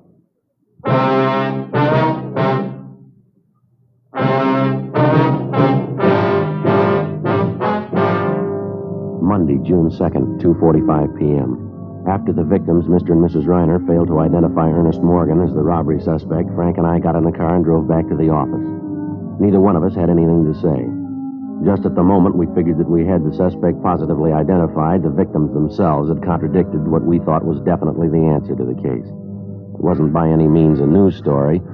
One of the first lessons a working detective learns is to keep an open mind, regardless of how incriminating the circumstances first appear to be. The big fallacy of a detective being too sure too soon is based, for the most part, on the failure to recognize that police work means human beings dealing with human beings. So instead of going by the usual odds, the human margin for error is doubled. Frank and I didn't have too clear an idea of how or why it came about, but suddenly we found ourselves farther away from the solution of the case than before we started. 3:10 p.m. Lousy day, huh? Yeah, sure. 10 after 3, feel like I haven't slept for 2 days. Yeah, I know what you mean. Pretty hard to figure in it. Sure hope the wife did the washing today. Why? She won't feel much like talking. I sure don't. Well, let's check the book, huh? Yeah, I'll do it. A couple of phone calls, Joe. One from the hospital, prison ward. What do they want? Our number one suspect, Ashford, he's doing better than they figured. Be available for interview tomorrow morning. Lucky thief, huh? Was a cop, he would have died. Another message. It's from Galloway. Wants us to call him. It's still a Madison number? Yeah. Want the pad? Oh, yeah, please. There you go. Adult parole, please, men. Thank you. Fred Galloway, please. Smith, robbery, LAPD. Thanks. Hi, Fred. Frank Smith. Uh-huh. Yeah, that right. You sure about that? Uh-huh, sure doesn't figure.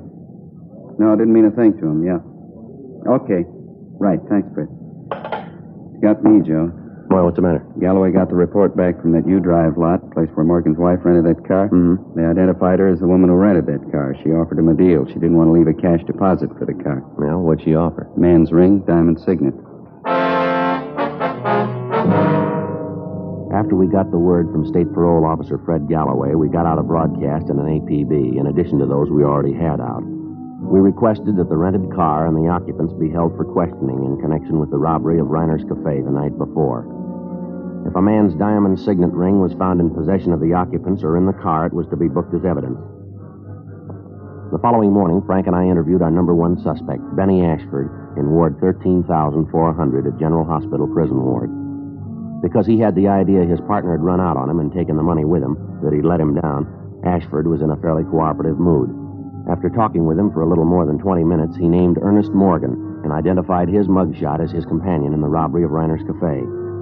He also told us the holdup was Morgan's idea and that Morgan had told him the job would be a pushover. We asked him where he thought we might locate Morgan, and he told us our best bet was Las Vegas, Nevada. Supposedly, Morgan had a good friend in Las Vegas, an ex-con by the name of Harry Breen. Frank and I went back to the office where we met with Inspector Farnan and Captain Didion. At 1:30 that afternoon, according to instructions, Frank and I signed out a trip car and headed out U.S. Highway 91 for Las Vegas. We checked in at the Las Vegas Police Department a few minutes before 8:30 that night. The alleged friend of the suspect, Morgan, Harry Breen, had already been taken into custody by Las Vegas officers on the request of Captain Didion. We began questioning Breen, and he readily admitted that he was acquainted with Morgan. All right, how long ago did you see Morgan? I don't know, this afternoon sometime. Not hours in an afternoon. When did you see him? What are you so excited about? What do you do, commit a murder? Now, look, Breen, how much time do you owe the state? What's that got to do with We didn't drive all the way up here just to pass the time of day with you. You know he's hot. If you want to cover for him, you can serve his time. Look, I don't get it. I'm not his keeper. If you want him, find him. I bet we're going to find him if we have to walk all over you to do it. When the two of you are up doing time, you can figure it out for yourselves. The trouble with you cops, once a guy does time, you can't leave him alone. I've been leveling since I got out. I've been carrying a lunch pail every day. All right, now look, Breen, who do you think you're giving a snow job? We've been kidded by experts. You're not giving us anything new. We didn't send Morgan up to see you. If you're so lily-white, how come Morgan got in touch with you? All right, I'll tell you. You're as bad right now as the day they locked the gate on you. You're never sorry for what you've done. You just moan because they caught you. Save that act for the jury, Breen. We're not going to buy it. Now, what about it? Where is he? Wait a minute, huh? What are you so sore at me for? I didn't rob anybody. Who said you did? You must have been talking to Morgan. All right, I have. I told you I talked to him. He came around this afternoon. Now, get off my back. What do you want? He's hot. He wanted to cool off. Where's he now? I don't know. Well, look, how should I know? He came around with his wife, asked for a favor. I couldn't do it. I just got married. My wife's a square. I told her about it. She wouldn't go for it. The guy's a big crybaby anyway, trying to tell me how we ought to stick together. He's never done a favor for me. You see the car he was driving, Breen? Yeah, convertible coupe, Packard. California plate. How'd you notice? You got the license number? No, he asked me where he could get some cold plates. I figured it was hot. You get him any plates? Look, I wouldn't know where to get them. I already told you. I've been leveling ever since I got out. There's no use kidding. I couldn't do any more time. I'm too old. One more trip and I'm through. I'm really through. I got a good wife. She works every day. I don't want to lose that. All right, Breen. You take your choice. What do you mean? Who do you like the best, Morgan or your wife? What about it? All right, you got it. The suspect's friend, Harry Breen, went on to admit that during the conversations he'd had with Ernest Morgan that afternoon, Morgan had told him that he and his wife were going to San Francisco. There, supposedly, they would contact a man by the name of Beggar Harrison, who operated a restaurant out by Hunter's Point. He said the Morgans had told him that they planned on driving at night only to lessen the chances of the police spotting their car. We immediately got in touch with Inspector George Haig of the San Francisco Police Department and notified him of the latest developments in the case. He told us he'd read our teletypes and said that he'd placed the restaurant operated by Beggar Harrison under immediate surveillance. We told him we'd leave early the next morning for San Francisco after we'd gotten a few hours' sleep. Before we turned in, we got off a teletype to Captain Didion, bringing him up to date on what had happened and what our plans were. The next morning at 6:30, Frank and I left Las Vegas for San Francisco. A few minutes after 7 o'clock that night, we checked in at the San Francisco Hall of Justice at Washington and Kearny Street. Inspector Haig was waiting for us. He informed us Harrison's restaurant out at Hunter's Point was still being covered, but so far, Morgan and his wife had failed to put in an appearance. Along with Inspector Haig, Frank and I drove out to the restaurant and joined the detail that had the place under surveillance. 9:05 p.m., no sign of the suspects. 10 p.m., 10:30, 11 o'clock, midnight, still no sign. We waited. How about this fog? I sure wish I brought my top coat. I'm freezing. Yeah, if they don't show pretty soon, we're going to have to pull in closer. I can hardly see the door to the restaurant over there. Smell that hot coffee. Sure could use a cup right now. Look at that fog out there, Frank. Can't tell where the bay leaves off and the fog begins. Wait a minute, Joe. Yeah? Car pulling up. Convertible. Yeah. Packard. Wait till we get in the light. We can see him better. The man getting out, heading for the restaurant. Yeah, it looks like him. Come on. Yeah. Somebody else in the car. A woman. Haig's got it covered. George is with him. All right, let's hustle it. Come on. Passing under the light. It's him, Joe. Yeah. All right, hold it. Right where you are, police officers. What's the matter? What do you want? All right, hands up in front of you. Get them up high. All right, I got him up. What's it all about? What's the trouble? Frank, you want to shake him? Yeah. Come on, keep those hands up and stand still. I'm standing still. Is this a shakedown or what? I haven't done anything. Nothing doing, Joe. Clean. His hands aren't. Your right hand, mister. Let's have a look at it. All right. Still don't get this. There, what about it? Ring on your finger. Where'd you get that? It's mine. Why? I had it a long time. Diamond signet, a little big for you, isn't it? Doesn't quite fit. What are you getting at? What's my ring got to do with it? Where'd you get it? Crap game. I won it in a crap game. It's down in Las Vegas. I won a gambling. Is that right? Yeah, a bunch of guys up in the hotel room shooting a little crap. Just a gamble I won. Sure of that, are you? Of course I'm sure. Just a crap game. I took a gamble. I won. No, you're half right, mister. Yeah? You gambled, but you didn't win.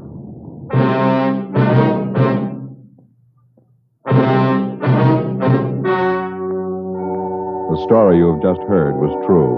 The names were changed to protect the innocent. On August 8th, trial was held in Superior Court, Department 89, City and County of Los Angeles, State of California. In a moment, the results of that trial. And now here is our star, Jack Webb. Thank you, George Fenneman.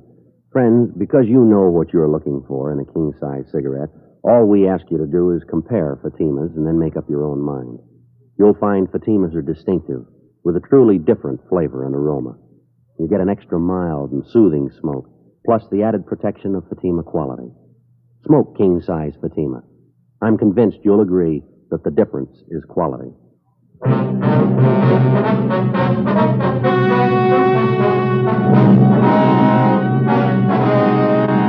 Ernest Harold Morgan was tried and convicted of robbery in the first degree, along with his accomplice, Benjamin Ashford. Ernest Morgan's wife was tried for conspiracy to commit robbery and found not guilty. Robbery in the first degree is punishable by imprisonment in the state penitentiary from 5 years to life. The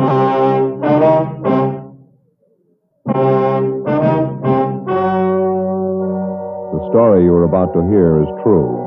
The names have been changed to protect the innocent. Fatima Cigarettes, king size, extra mild and soothing, brings you Dragnet on both radio and television.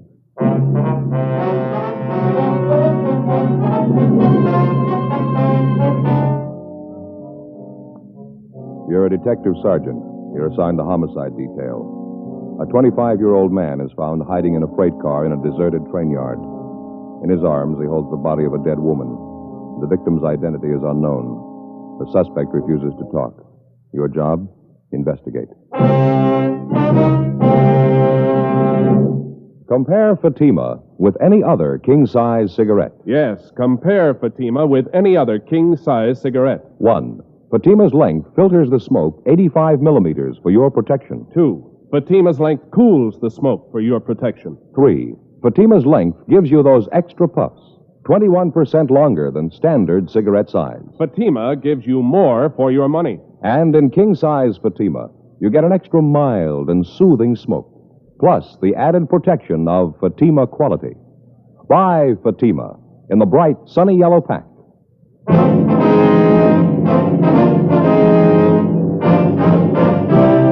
Dragnet, the documented drama of an actual crime. For the next 30 minutes, in cooperation with the Los Angeles Police Department, you will travel step by step on the side of the law through an actual case transcribed from official police files. From beginning to end, from crime to punishment, Dragnet is the story of your police force in action. It was Tuesday, January 18th. It was cold in Los Angeles. We were working the night watch out of homicide detail. My partner's Frank Smith. The boss is Captain Warman. My name's Friday. I was on the way back from the record bureau, and it was 10:38 p.m. when I got to room 42. Homicide detail. Joe? Hi. The cop out to anything yet? Nothing. I keep asking him questions. Might as well be talking to myself. He might be in a state of shock. No, I don't think so. You get anything on him from R&I? No, he's clean. You and Stahl want to get over to the morgue, roll the dead woman's prints? Yeah, sure.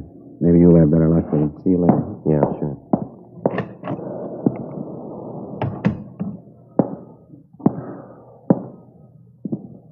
Here's your driver's license, Gordon.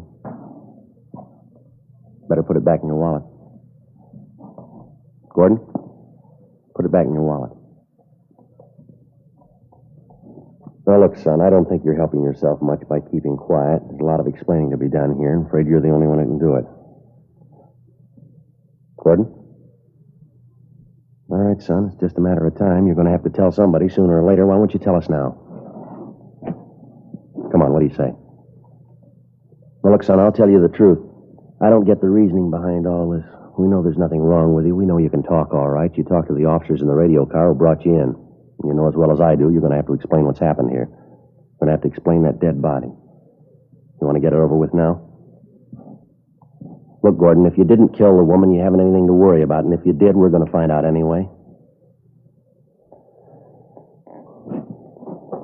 Who was the woman, Gordon? Will you tell me that much? What's her name?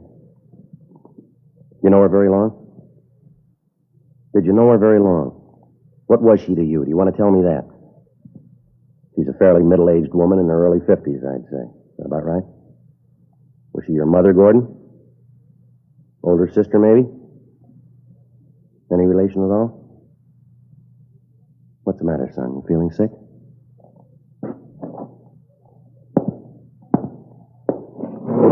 How about a cigarette? All right. Bother you if I smoke?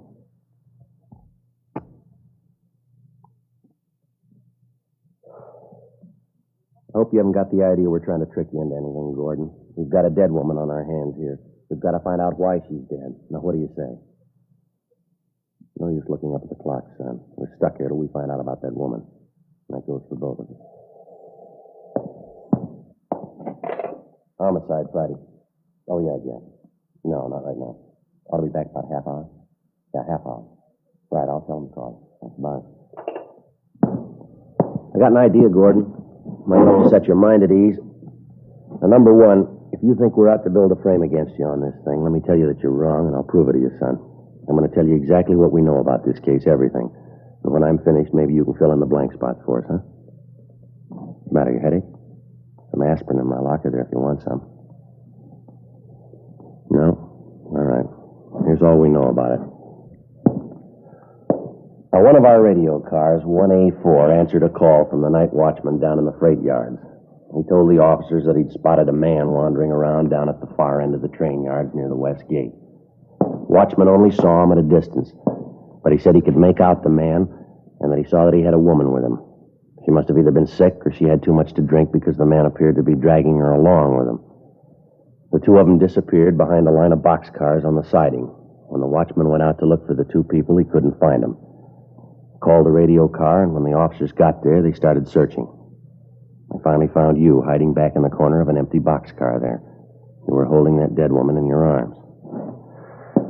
There wasn't anything the officers could see that might have caused the woman's death. There were no marks on the body, nothing visible anyway. When they tried to question you, all that you'd tell them was your name and that you didn't want to live, that you didn't care what happened to you. Now, that's about the size of it, Gordon. Did I leave anything out? Gordon? Oh, yeah. There is something else. From what we could gather, the dead woman had been doing some drinking before she died. Matter of fact, looks like she was a pretty heavy drinker. And another thing, we know you and the woman got into the train yard down by the west gate. We know that you dragged her body across the freight yards to that empty boxcar that they found you hiding in. The heel marks from her shoes lead from the sidewalk through the dirt directly to the door of that boxcar. We could see where you dragged her body from the door back to the corner of the car. Now, that's the whole story so far, Gordon. You want to fill in the rest? Son, how about it? Who is the woman?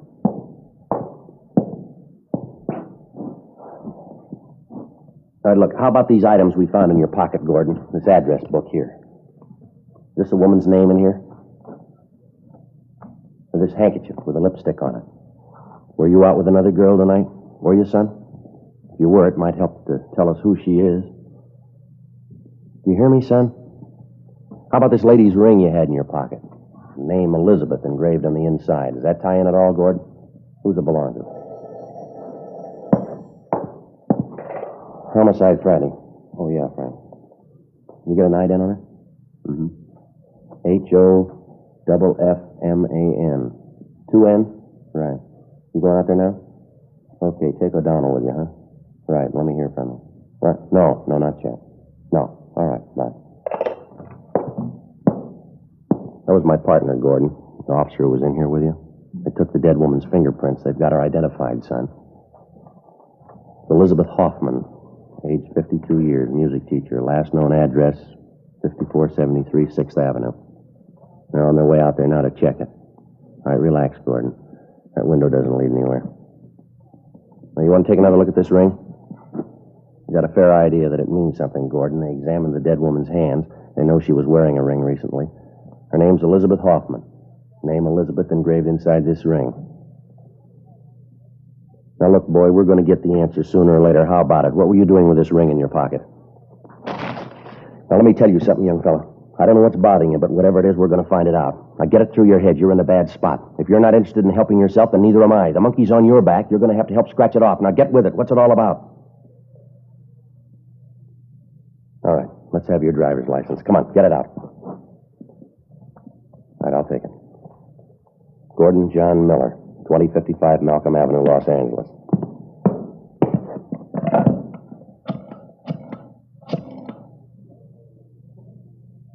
Hello, information? Do you have a phone listing for 2055 Malcolm Avenue? Thank you. Yes, ma'am. 32192. Thanks a lot.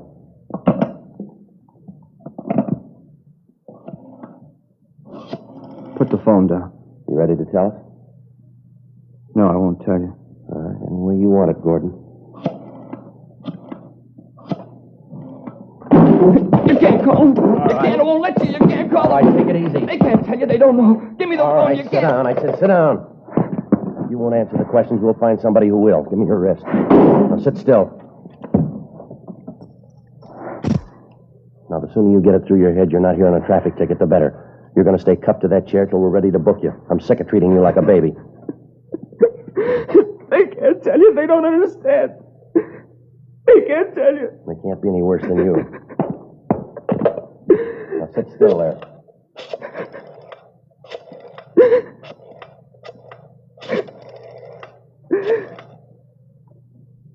Hello, is this the Miller residence? 2055 Malcolm Avenue? My name's Friday, ma'am. Police Department, Central Homicide. Who's this speaking, please? I see. Miss Miller, are you related to a Gordon Miller? Your brother? Uh-huh. No, he's not hurt. There's nothing wrong with him. Ma'am? Yes, he's here. We're holding him. Wonder if you'd be kind enough to come down here to the City Hall. It's the City Hall, yes, ma'am. It's important. We'd like to talk to you. No, as soon as possible. Yeah. You can get in through the Main Street entrance. Main Street, M-A-I-N. It's room 4242 on the main floor. Just ask for Friday. That's my name. All right, thank you. Goodbye. It's your sister Lillian. She's on her way down, Gordon. It's not going to help. She doesn't know. None of them know. Who's them? You mean your family? You shouldn't have called. They don't know about it. They can't tell you. Why did you have to call? You know why, Gordon. We gave you plenty of chance to tell us yourself. The answers have to come from somewhere. What answers? What do you want me to say? Homicide, Friday. What? How's that again? No, I'm afraid you have the wrong extension. You want vice detail. Just a minute, I'll have your call transferred. Yeah, would you give this call to 2607? Yeah, thank you. I ask you. What do you want me to say? What do you want? Pretty simple, Gordon. Just tell us what happened tonight, will you? She's dead, isn't she, Elizabeth? Yes, that's right. There's nothing else to say. I killed her. Why did you kill her, son? I'm not sure, really, I'm not. I think I felt sorry for her. I killed her, though, I know that much. You murdered the woman, but you don't know why? Yeah. I keep trying to remember. I can't. Doesn't seem real. You've been drinking, Gordon? Yeah. 2 or 3 days. We were going to have dinner tonight. We started drinking cocktails before. Quite a few. We never had dinner. What do you mean by we? 2 of us. Elizabeth and I. Elizabeth Hoffman. Where were you drinking? I don't know. I'm telling you the truth. I keep trying to remember. No marks on the body, Gordon. None we could see anyway. How'd you kill her? I killed her. That's enough, isn't it? I murdered her. Please don't talk anymore. I'm sorry, son. That's not even half the story. You admit you killed a woman. You won't tell us why. You won't tell us how. They wouldn't let her alone. They kept hounding her. They drove her out of her mind.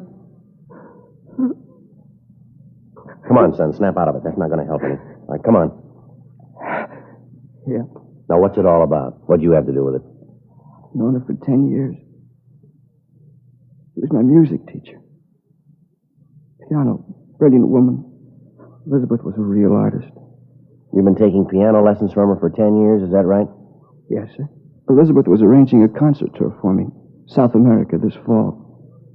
She said she was sure I'd be a success. I couldn't fail. Concerts in 8 cities, all over South America.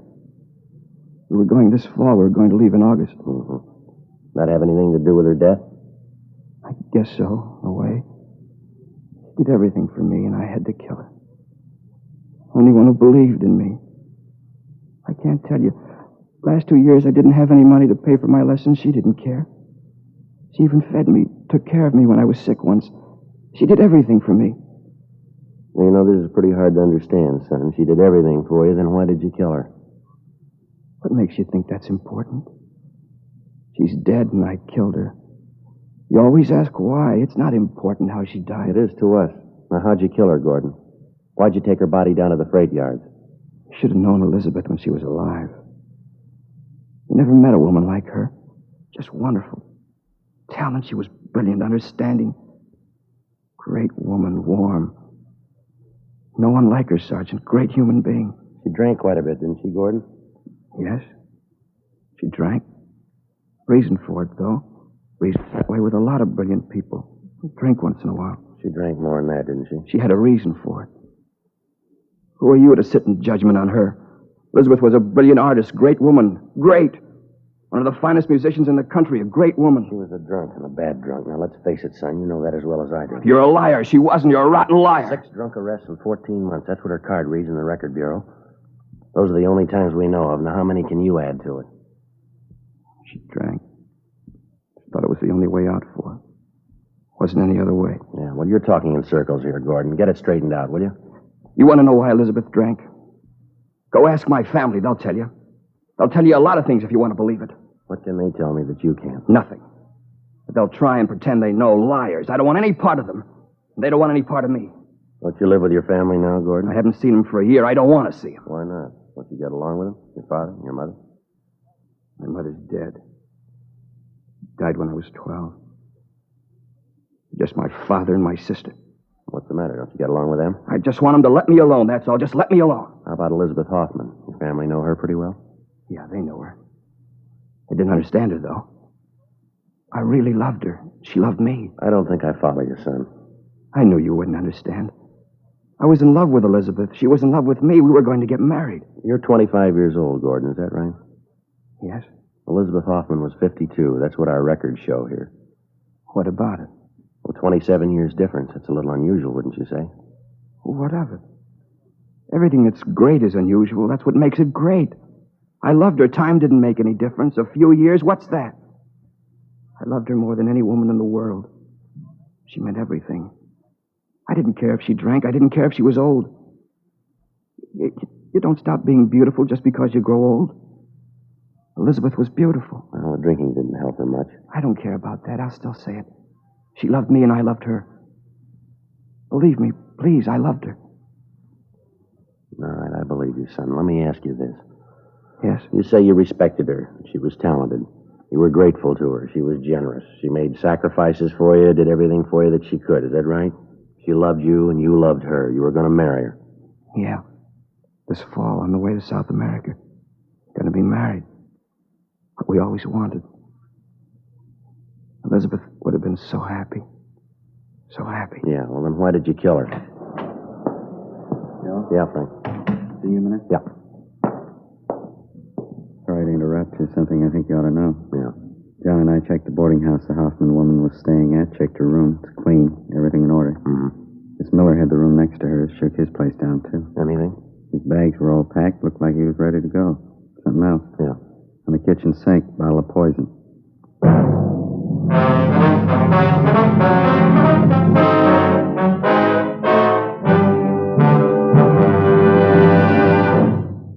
You are listening to Dragnet, authentic stories of your police force in action. Friends, more and more smokers coast to coast are switching to Fatima's every day.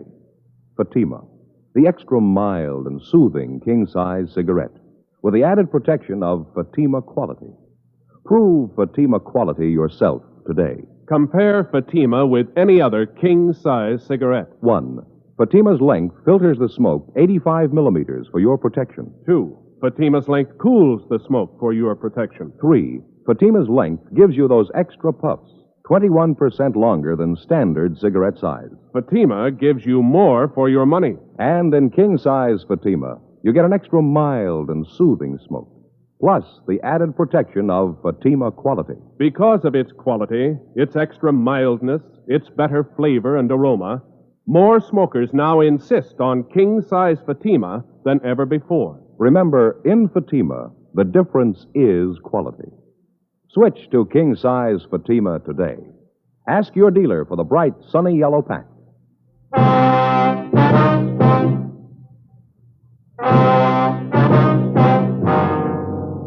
Tuesday, January 18th, 11:55 p.m. My partner Frank Smith and I continued questioning the murder suspect, 25-year-old Gordon Miller. While he freely admitted to the murder of his music teacher and fiancée, 52-year-old Elizabeth Hoffman, we still were unable to get him to give us a good reason for the murder. Whenever we put the question to him, he either refused to answer or he was evasive. We got the same results when we questioned him about how he killed the Hoffman woman, where he killed her. 12:20 a.m. The interrogation went on. But you ought to remember where you killed her, Gordon. You say the two of you left the rooming house, you stopped for some drinks, and you went for a walk. Where'd you walk? Down Arlington Avenue. We kept walking, then we turned off. We walked for a long time. Were you anywhere near the freight yards when you killed her? Can you remember that? No, I don't know. Like a nightmare. There's so much of it, I guess I don't want to remember. And what's the last location you can recall, Gordon? I mean, before you found yourself in the freight yards. Olympic Boulevard, I think. Someplace on Olympic. Kept walking and walking. I don't remember why. You remember packing your suitcases before you left the boarding house? Packing? Yeah, I think I do. Elizabeth and I talked about going away for a few days, someplace out of town. I think we're going to go tomorrow. They checked both your rooms, Gordon, yours and Elizabeth Hoffman's. They found your bags packed, but there was nothing about her room that indicated she was going away. Everything was in order. Can you explain that? I don't know. Maybe she didn't have time, hadn't gotten around to it. I guess you found the poison, too, huh? That's right. I got it 2 days ago. We thought about it. We even wrote a letter explaining why we do it. Yeah. We didn't have the courage, though. Neither one of us. Talked about it and decided to forget it. I've told you everything. There isn't anything else to say. Friday? Yeah. Oh, all right, Jeff. Send her in, please. You're Lillian Miller, is that right? Yes, that's right. I don't want to see her. I don't want to see her. She's your sister, Gordon. She wants to see you. Please, keep her out. I'll keep her away. Gordon? My name's Friday, Miss Miller. Come on in, please. Have a chair, won't you? Thank you. How are you, Gordon? It's been such a long time. How have you been? Chair, Miss Miller? Poor kid, what is it, Gordon? What's the trouble about? Honey, what is it? Won't you even look at me? Get out of here. Let me alone. Get out. Please, Gordon, don't. I'm here to help you, honey. They called me tonight. They said you're in trouble. What is it? Let me help you, please. You can't help. She's dead. Now, will you go home? Elizabeth's dead. I killed her. Merciful God, no. Will you take her out of here, Sergeant? Tell her to go. You don't know what you're saying, honey. He's not in his right mind, Sergeant. I know he isn't. Please, Gordon, you have to let us help you. I called Dad before I left. He's on his way here now. We'll get you a lawyer. Don't worry, honey. It'll be all right. Everything will be all right. She's dead. Can you bring her back? You couldn't have killed her, couldn't you? Hounding her, torturing her. Why couldn't you let her alone? Why couldn't you let us alone? We only did it for you, Gordon, and we thought it was best for you. You fool, you fool. Say anything you want, Gordon. I don't care, but let me help you, please. It doesn't count what I am. Just let me help you. I'll get it. Okay, Jeff, thanks. Henry Miller, the boy's father. I don't want to see him in here. I don't know him. He's not my father. All right, take it easy, Gordon. Please, honey, try to understand. We only want to help. Who's in charge here? My name's Friday, Mr. Miller. This is my partner, Sergeant Smith. The handcuffs on my son. Gordon, who did it? Who put them on you? I did, Mr. Miller. The only way we could settle him down. Taking quite a bit of authority in your hands, aren't you? Get them off of him right now. No reason to handcuff him. Sorry, can't be done.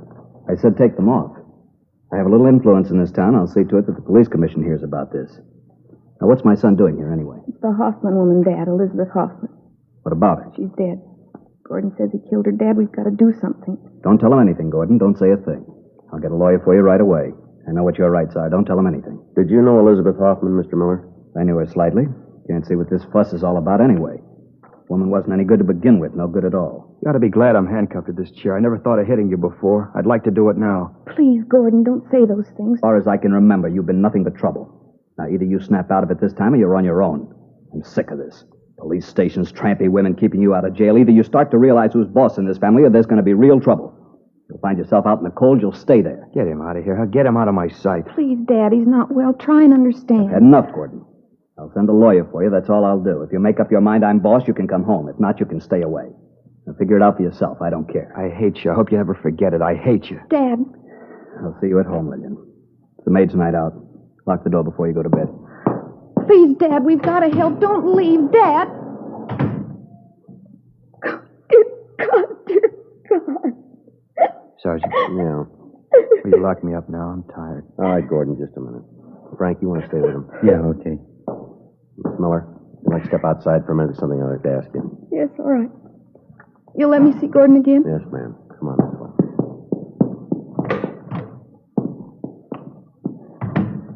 Now, look. About this Elizabeth Hoffman, Miss Miller. Did you know her at all? I tried to talk to her. I even offered her money if she'd let Gordon alone. It wasn't any use. She'd been drinking. She wouldn't even listen. Kept saying she was going to marry Gordon. Well, what's the big attraction, do you know? I mean, between your brother and that woman. There's only one thing Gordon ever really wanted. He wasn't too interested in women, things like that. All he wanted was to be a musician, a great pianist. That's all he ever wanted. The sad part about it is he'll never make it. I think down deep he knows that. When he was a kid, Dad sent him to the finest teachers. After 6 months, they all said the same thing. Yes, ma'am. He'd never make it. Oh, he could play well enough, but he certainly wasn't exceptional. He never improved. He just stayed the same. And he started taking lessons from Elizabeth. She convinced him he had a great talent, kept telling him she'd make a great pianist out of him. The last 3 years, she kept promising to take him on a tour, Europe, South America. It never happened. I think Gordon knew it never could happen. I see. Can you think of any reason at all why he'd want to kill her? There isn't any reason, none at all. Gordon didn't kill her. He couldn't kill anyone, I'm sure of it. Well, I hope you're right, Miss Miller, for your brother's sake. Would you excuse me for a few minutes, please? Yes, all right. You wait here. You sit down if you want to. I'll be right back. All right. All set, Joe? Yeah, in a minute. Gordon? You ready to go? I'd like to ask you one more question, son. I'd like to have you tell me the truth on this one. Yeah? What did you have in common with Elizabeth Hoffman? She was twice as old as you are. You gave up a lot for her. She didn't have any money. She was an alcoholic. What was the big attraction? Why did I love Elizabeth? Is that what you mean? Yeah, that's right. You tell me, Sergeant. Why do you love any woman? Why? Because you need him. You need him. You can't be alone. Nobody can be alone. I needed Elizabeth. That's why I loved her. There's only been 2 women in the world who understood me. One of them was Elizabeth. The other one was my mother. She died when I was 12. Now they're both dead. Both of them. Only ones who understood. Yeah. My father didn't understand. He never did.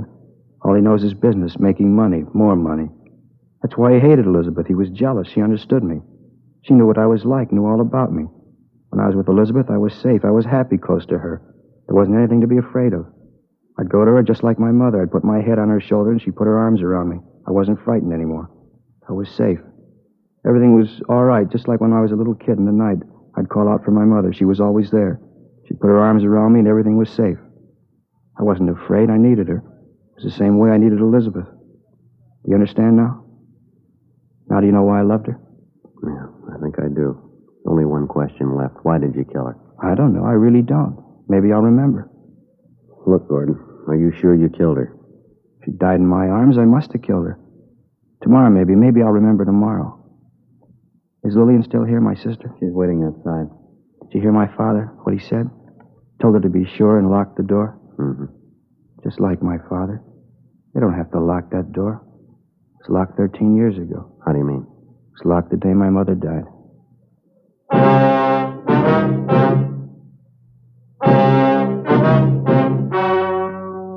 The story you have just heard was true.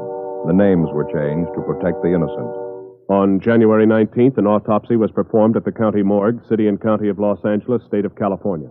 In a moment, the results of that examination. And now, here is our star, Jack Webb. Thank you, George Fenneman. Friends, recently I had the pleasure of taking part in a benefit in San Francisco.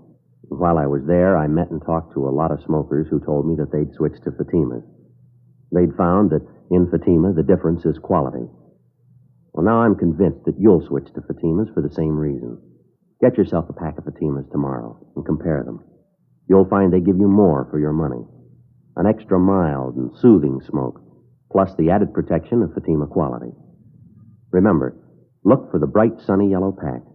Buy king-size Fatimas.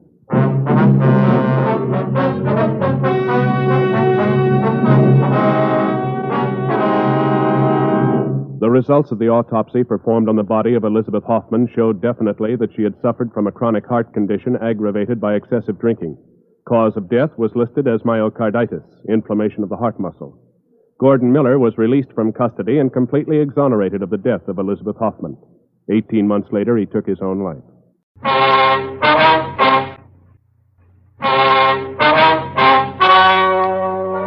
The story you are about to hear is true.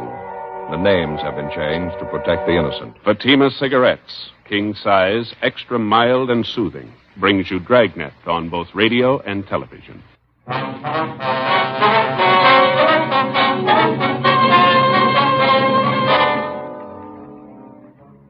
You're an investigating sergeant. You're assigned to Traffic Division, AID. Death and tragedy is forecast for the people of your city. You don't know who the victims will be. You don't know how many there will be. Your job, try and stop it. Compare Fatima with any other king-size cigarette. Yes, compare Fatima with any other king-size cigarette. 1. Fatima's length filters the smoke 85 millimeters for your protection. 2. Fatima's length cools the smoke for your protection. 3. Fatima's length gives you those extra puffs, 21% longer than standard cigarette size. Fatima gives you more for your money. And in king-size Fatima, you get an extra mild and soothing smoke, plus the added protection of Fatima quality. Buy Fatima in the bright, sunny yellow pack.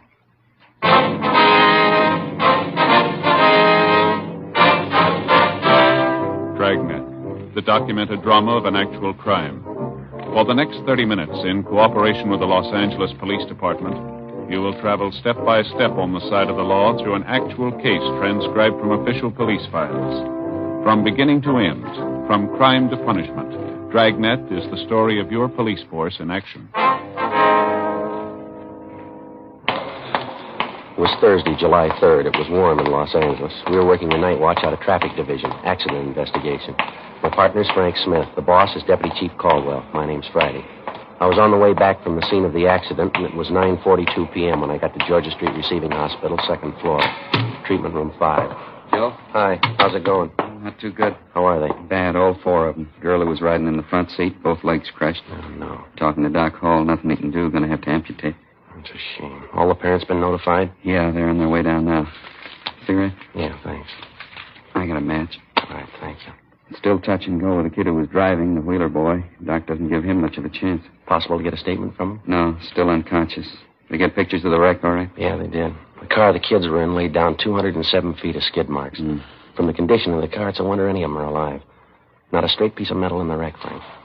How about that couple in the sedan they sideswiped? Doctor isn't sure. Both have internal injuries. Woman's right leg is fractured. Man has a possible concussion. Lousy thing. Every one of them's old enough to know better. What made them think they could get away with it? Oh, hi, Doctor. Friday? Any change, Doc? Which one you mean? The Wheeler boy? No, it's still the same. The other 3 kids are doing a little better. It's a shame. None of them are more than 14, 15 years old, are they? Both the girls are 13. The Wheeler boy's 16. The other boy's 12. Yeah. Pretty young to be out alone burning up the streets. How'd it happen? Well, one of the girls told us that the Wheeler boy picked up the 3 of them about 8 o'clock tonight. Asked them if they wanted to go for a ride in his father's new car. Well, they thought they were going down to the neighborhood drive-in for a Coke. Yeah. Well, the girl said they drove around the neighborhood for a while. Wheeler boy was bragging about what a good driver he was, how fast the car'd go.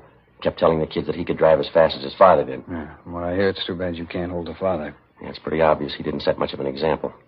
Well, the girl told us that the Wheeler boy drove down the highway. She spotted a police car behind him and told the Wheeler kid to slow up. He said something like, "My father outran a cop the other day. If he can do it, I know I can." Well, the kids pleaded with him to pull over and stop, and he wouldn't listen. Told him to shut up and hang on, that he'd show him some real fancy driving. Had to chase him more than 19 miles, Doc. Car in pursuit radioed in for help. We tried to block off the intersections ahead of them. They were just going too fast. How'd the boy crack up? Sideswiped the sedan with that old couple in it. Lost control of the car, went into a skid. The car hit the curb, blew a tire, piled head-on into a parked truck. The impact drove the engine of the truck right back into the cab. I never saw anything like it. The car the kids were in is almost broken in half. Well, I've done everything I can for him. I'll keep the Wheeler boy in the critical room. Nurse is in there with him now. I'll move the other 3 back into the ward. We want to make our report, Doc. You got an empty slip on it? Yeah, I just finished it. It's right in here. Thank you. You know, I got a 16-year-old boy, Friday. Every time I make one of these things out, I say a prayer. Yeah. Hope they never have to make one out for my boy. Well, excuse me. I better go back in there and check on that youngster. All right, Doc. Thanks. Look at this MT, Frank. Everything in the book. What's that? Listen. Grace Andrews, 13 years, occupation, student. Fractured jaw, teeth knocked out, facial cuts, internal injuries, crushed pelvis, and shock. Here's the next one. Nancy Haynes, 13 years, occupation, student. Deep facial cuts, compound fractures of the right and left legs, crushed chest, possible concussion, and shock. The other boy, Walter Stewart, 12 years, occupation, student. Deep facial cuts and contusions, shock and possible concussion. Fractured ribs, possible puncture of the left lung, left hand severed above the knuckles. Here's the slip from the Wheeler boy. Charles Wheeler, 16 years, occupation, student. Crushed forehead, possible spinal fracture, both legs broken. Fractured ribs, broken pelvis, deep facial cuts, severe internal injuries, and shock. My name's Wheeler. Where's my boy? What have they done with him? All right, take it easy, Mr. Wheeler. Doctor will be out in a minute. I don't want the doctor. I want to see my boy. Where is he? What happened anyway? Would you keep your voice down, please? The doctor will see you in a minute. He's with your son now. Who are you? What do you know about it? Police officers. Your boy had an accident. We're investigating I it. know he had an accident. They already told me that. Whose fault was it? Who ran into him? Nobody ran into him, Mr. Wheeler. The accident was his fault. What do you mean it couldn't have been? That boy's a good driver. I taught him myself. Would you keep your voice down, please? I want to get to the bottom of this thing. I want to see my boy. What are you stalling me for? Nobody's stalling you, sir. You can see your boy as soon as the doctor okays it. I'm going to take him to my own doctor. I wouldn't trust my boy in a place like this. Who ordered him here anyway? We did. It was an emergency. The ambulance took him here from the scene of the accident. Well, you still haven't told me how it happened. Now, why do you say it was his fault? Why are you accusing him? It was his fault, Mr. Wheeler. There's no doubt about it. He was speeding, and a police car tried to catch him. He tried to outrun him. In the process, he ran into a parked truck. I knew it wasn't his fault. Sir? So he was going a little too fast. Charlie's a good driver. Why'd you have to chase him? Probably the cause of the whole thing. You're the ones to blame. All right, take it easy, Mr. Wheeler. Take it easy, nothing. Why couldn't you let the kid alone? He can drive as well as I can. Think I'd let the kid have my new car if he couldn't handle it? What about a driver's license, sir? Your son have one? Well, no, I didn't have a chance to get him one. Too busy to take him down there for the test. It's a stupid thing anyway. Any moron can pass it. The point is, you didn't have to chase him. He wasn't hurting anybody, was he? I taught him how to drive. He drives just like I do.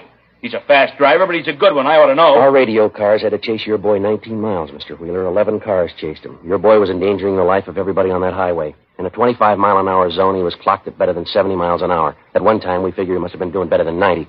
He went through a dozen boulevard stops. He barely missed a woman pedestrian. The woman had a baby in her arms. Just before he cracked up, he sideswiped another car, an old couple in it. They're in this hospital, too, and they're hurt. They're hurt bad. Now, you go ahead inside and make those two old people believe your son's a good driver, that he was just having some innocent fun, will you? It's not all his fault. He probably wouldn't have done it if you didn't chase him. I know my boy can handle a car. I've raced cops myself once in a while. Charlie was with me. He's cool. He knows what he's doing behind the wheel. Just because you drive fast doesn't make you a bad driver. It helps. Right. Yeah, Doc. Spare a minute. This is Mr. Wheeler, father of the boy who was driving the car. This is Dr. Hall. Where's Charlie? I want to see him. I'm sorry, sir. You'll have to wait a few minutes. He's lost a lot of blood. They're giving him another transfusion. What's the matter with him? How bad is he hurt? Here's a report. Read it yourself. What kind of treatment you giving him? You sure you know what you're doing? I think so. I've been on this job for 11 years. That's how long I've been dealing with fools like you. What? I heard you ranting and raving out here at these offices. Well, let me tell you this, mister. All three of you were wrong. That boy of yours lying in there isn't to blame. You are, his own father. You were driving that car tonight. I heard you ranting out here. You taught him how to drive. He can drive as well as you can. He's cool. He knows how to handle a car. You taught him how to race cops. Well, the results are inside, Mr. Wheeler. Look here, I don't want any sermons from you. I want to see my boy. I want to see him right now. You're not going to get any sermons from me. They wouldn't help you. But I'm going to tell you what's on my mind. I've seen your kind for years. I've sewed them up, I've patched them up, and I've pulled a sheet over their face. So far, you're lucky it hasn't happened to you. You're on borrowed time. Must be true what they say. The good Lord takes care of the fools and the drunks. Well, I can tell you now I wouldn't feel half as bad if it was you inside there on that bed instead of your son. Oh, when are people like you going to learn? When are you going to learn? I came down here to see my son. You're not impressing me a bit. Well, then maybe you ought to come down here some weekend, some holiday. Maybe that'd impress you. You stand inside that treatment room with me and watch them come over that table. A lot of them come in married and go out widowed, all kinds, all ages. They pull them out of the wrecks and they drag them in here and they expect miracles from us. They're battered and broken, and some of them you have to look twice because it's hard to tell they're human beings. You know who's responsible, Mr. Wheeler? You know who? Arrogant, egotistical, good, fast drivers like you. Well, I'm sick of you, Mr. Wheeler. I'm sick of the whole rotten, stupid mess. I'm sick of fools like you. Dr. Hall? Yeah. See you a moment, please. Yeah, all right.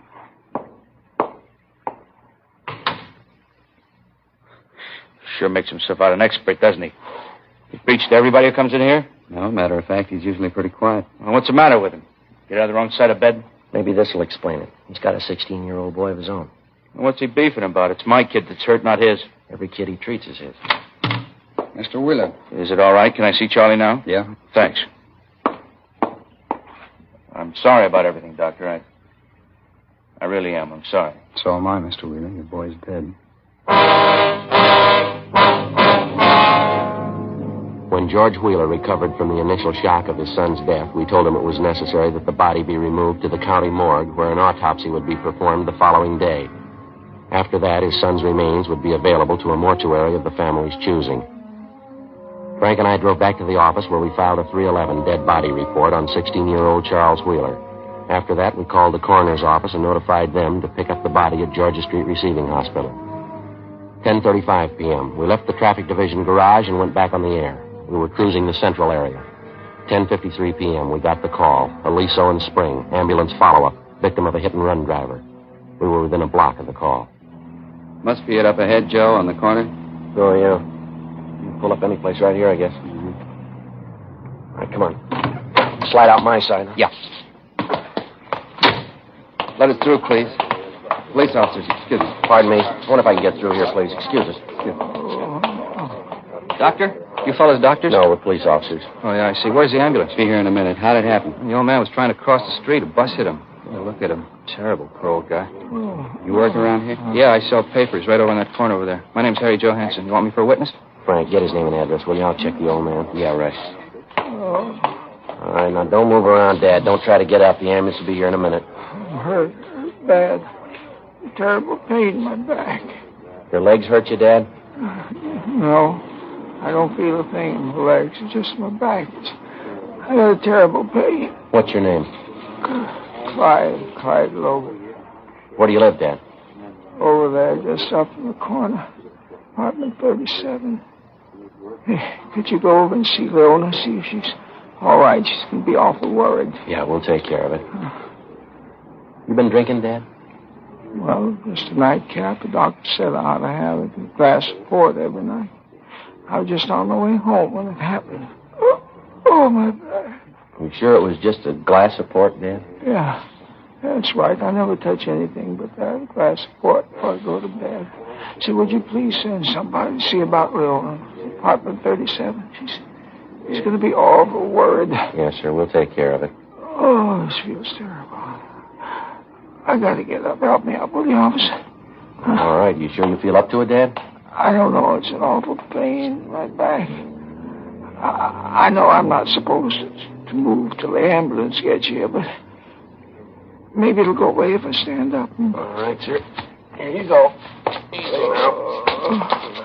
Frank, see you a minute? Yeah. Cancel the ambulance, will you? We won't need it. Cancel it. Call the wagon. Yeah, all right. I'm going to get help, Sergeant. Are they coming for me? Yeah, you're going to get help, Dad. It's on the way. I come to the corner here and I started to cross over. And what do you think? Right out of nowhere, this big red bus come up the street. It must have been going 60. He hit me and kept right on going. I thought for a minute there I was gone for sure. Did you say it was a big red bus? Red or blue? What's the difference? They run me down. Oh, look at that. You get the ambulance quick. Look at that. What's that?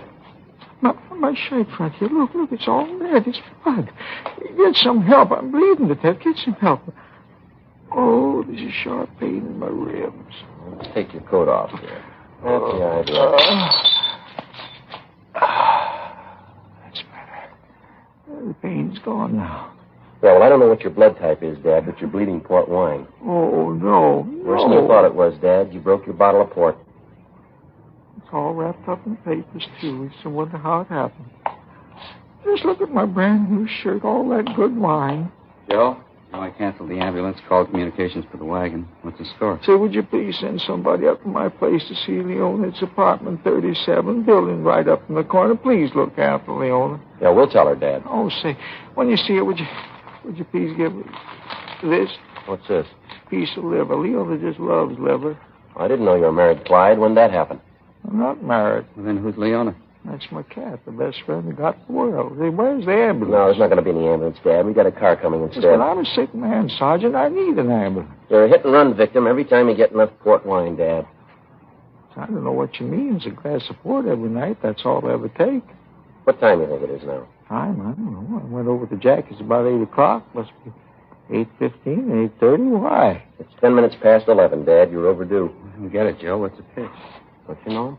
Clyde Logan. Got an arrest sheet as long as your arm. Somebody down at Central tagged him with the name Hit and Run Logan. He's a town character. Well, what's the idea of the hit and run story? Oh, he likes attention. Every time he gets loaded, he likes to ride in an ambulance with the siren wide open, so he lays down in the street, pretends he's been hit. I see. Every city's got at least one of them, I guess.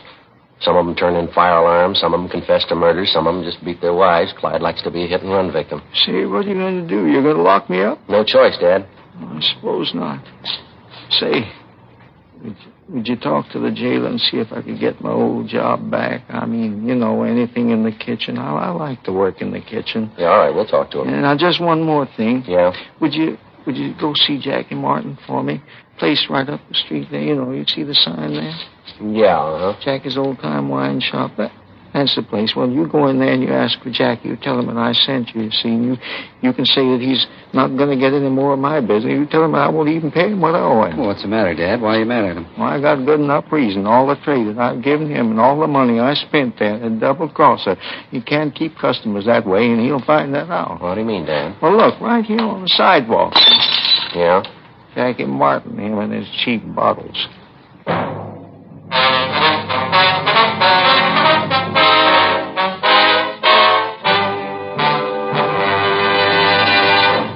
You are listening to Dragnet, authentic stories of your police force in action. Friends, because of its quality, its extra mildness, its better flavor and aroma, more smokers coast to coast are switching to king-size Fatimas every day. Yes, more smokers coast to coast are finding that in Fatima, the difference is quality. Now, here's the practical way to prove Fatima quality yourself. Compare Fatima with any other king-size cigarette. 1.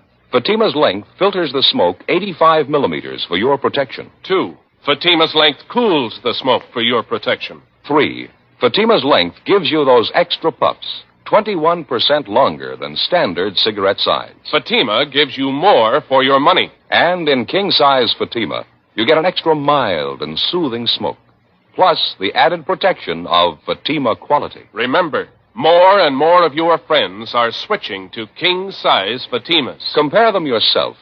King-size Fatima, extra mild and soothing, plus the added protection of Fatima quality. Look for the bright sunny yellow pack. Buy king-size Fatima.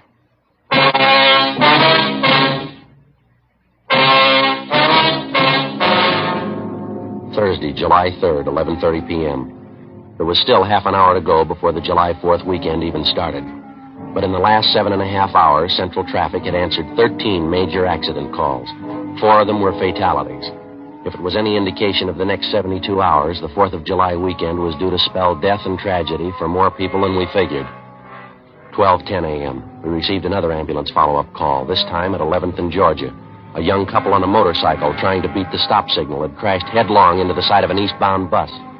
One was taken to the hospital, one was taken to the county morgue. 12:20 a.m. After taking care of the necessary reports, we impounded the motorcycle.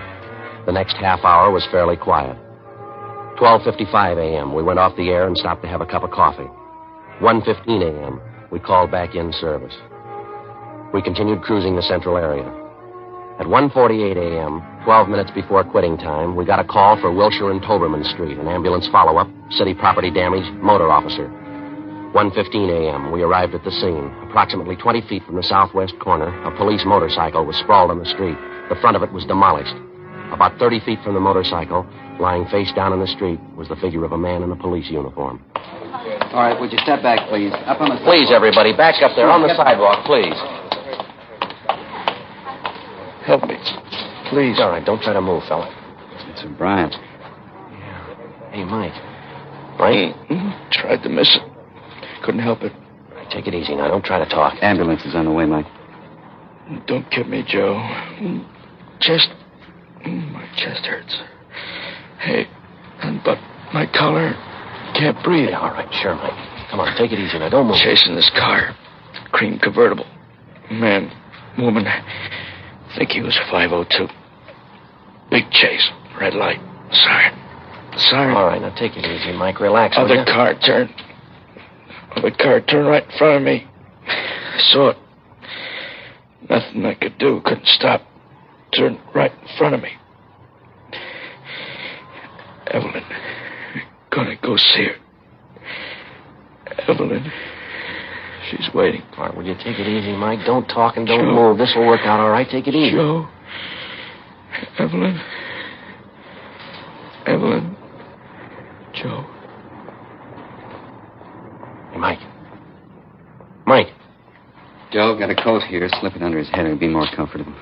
No, he doesn't need it, Frank. He's comfortable.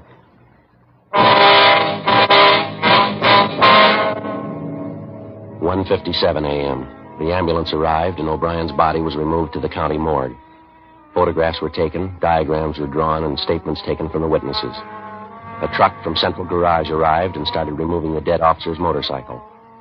Frank and I went over and started interviewing the driver of the car which O'Brien had collided with. She identified herself as Corrine Norton, a bookkeeper at a South Los Angeles defense plant. I was making a left turn, that's all. Next thing I knew, he hit my car. You can see what he did to it. Who's going to pay for the damages? We can talk about that later, Miss Norton. Our first concern is we'd like to find out what happened. Well, there's nothing to it. I already told you. This cop ran into me. There wasn't anything I could do. Would you start from the beginning, please, and tell us exactly what happened? From the beginning of what? I told you. You ran into my car. What more do you want to know? Sorry it happened, but I couldn't help it. Look at my car. How am I going to get to work in the morning? Will you please tell us what happened here, miss? Just as near as you can remember. Well, I was going down this way on Wilshire on my way home. I started to make a left turn onto Toberman, and this cop on the motorcycle drove right into me. Wasn't anything I could do. His fault. I couldn't help it. Could we see your operator's license, please? Oh, certainly. Let's see it. Here's someplace. Yeah, here it is. All right, you want to read about Frank? Yeah. California operator's license number B208-927. Okay, got it. Corrine, C-O-R-I-N-N-E-M, Norton. 10,033 Ruth Ellen, Los Angeles. 10,033. Right. Female, 5'3.5", 123 pounds. Born February 18th, 1909. Blue eyes, brown hair. Must wear adequate glasses. Just a minute. Okay. You have your glasses with you, Miss Norton? Oh, yes, right here in my purse. I really don't have to wear them. I can see just as well without them. Were you wearing your glasses at the time of the accident? Yes, I was. I took them off right after the accident. Here they are, right here in my purse. See? Miss Norton, we understand the motorcycle officer had his red light and siren in operation at the time of this accident. Did you see it or hear it? No, I didn't hear any siren, and I certainly didn't see any red light. And when's the first time you saw the officer, ma'am? When he hit me. He seemed to come out of nowhere. He was going very fast. You say you were in the process of making a left turn. Is that right, Miss Norton? Did you give a hand signal indicating that you were going to turn? Of course I did. I always do. You touched your car since the accident. What do you mean if I touched it? Was your car just like it was when you were driving it prior to the accident? Yes, I suppose it is. I mean, with the exception of the damage he did. You're sure you gave a hand signal, Miss Norton? Of course I am. What's this all about, anyway? Well, if your car's exactly the way it was before the accident, and you're telling us the truth here, how do you account for the fact that the left-hand window of your car is still rolled up here? What?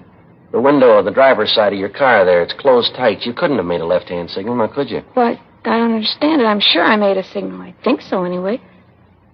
Are you trying to say I'm to blame for that cop's death? We're not trying to say anything, ma'am. We're trying to get the facts here. Well, you certainly have a funny way of doing it. What do you call facts, anyway? Trying to incriminate me in this thing? I was making a left turn and he ran into me. It's as simple as that. I don't know what you're so excited about. The man just died, Miss Norton. We're trying to find out why. Well, why ask me? I didn't kill him. Speeding along on a motorcycle like that. He shouldn't have been going that fast anyway. That's his job, ma'am. That's what they pay him for. He was chasing a drunk driver. All right, that's his job. He knew it was dangerous when he took it. Yes, ma'am. It's part of his job. That's what we pay him for. Well, he's dead, Miss Norton. Who's going to pay him for that? 2:15 a.m. A traffic car took Corrine Norton downtown to the station where her statement was to be taken and a further investigation made. Frank and I contacted Sergeant Joe Whitehead of the medical detail and informed him of Mike O'Brien's death. He told us he'd notify the business office and the parents of the dead officer. Because of our close association with O'Brien, we happened to know that he planned to get married July 15th, the first day of his vacation. The girl he was going to marry was an Evelyn Monroe. She lived in the Silver Lake district. We told Whitehead that we'd notify her. 2:30 p.m., Frank and I drove out Sunset Boulevard to the girl's house.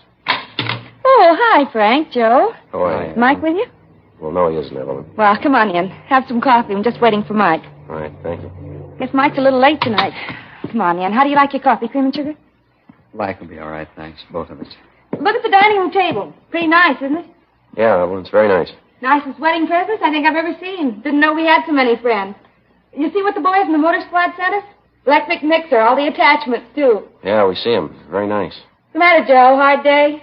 Yeah, it was. It was a tough one. Oh, you're just like Mike. When he gets off work, he's grumpy as a bear. I don't know why.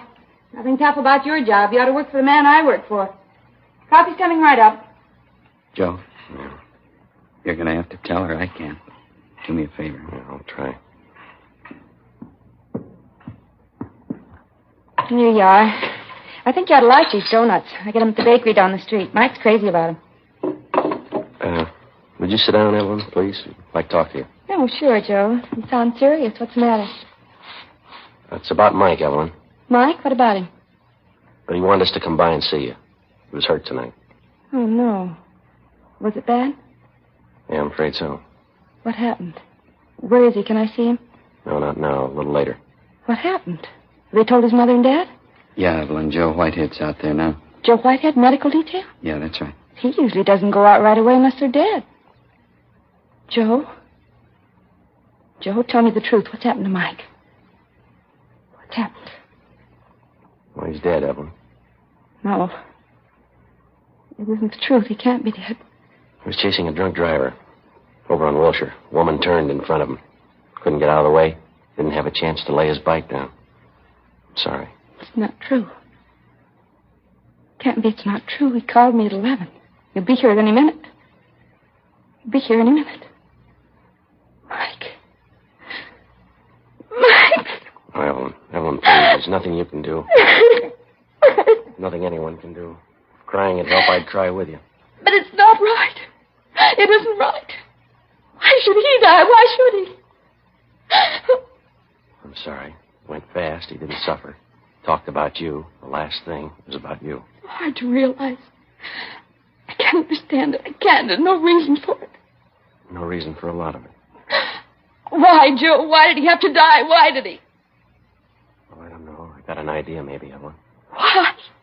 Somebody forgot to put out their arm.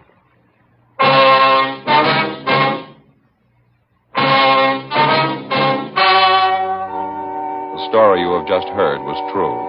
The names were changed to protect the innocent. On October 2nd, an inquest was held at the county morgue, city and county of Los Angeles, state of California.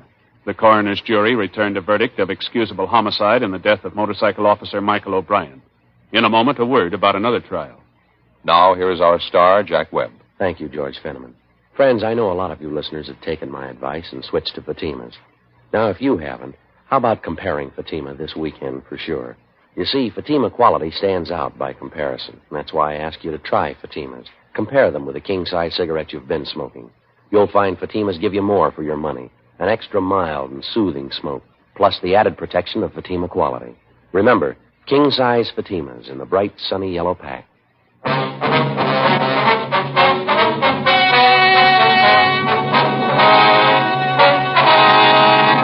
Normally, at this time, we give you the result or outcome of legal proceedings against a person or persons for criminal action. You've already heard the results of the documentary cases portrayed on Dragnet tonight.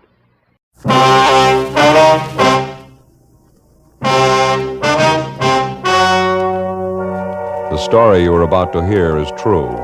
The names have been changed to protect the innocent. Fatima Cigarettes, king size, extra mild and soothing, brings you Dragnet on both radio and television.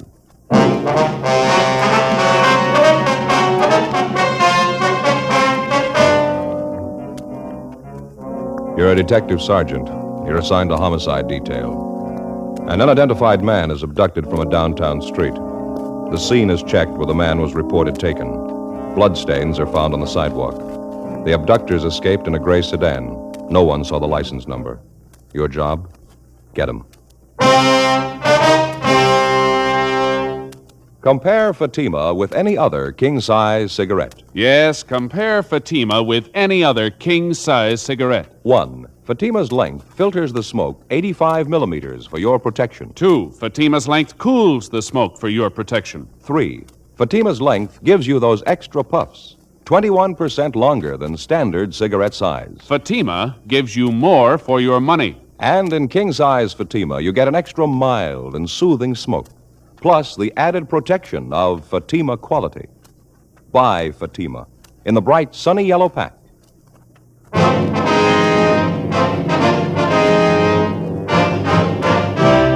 Dragnet, the documented drama of an actual crime.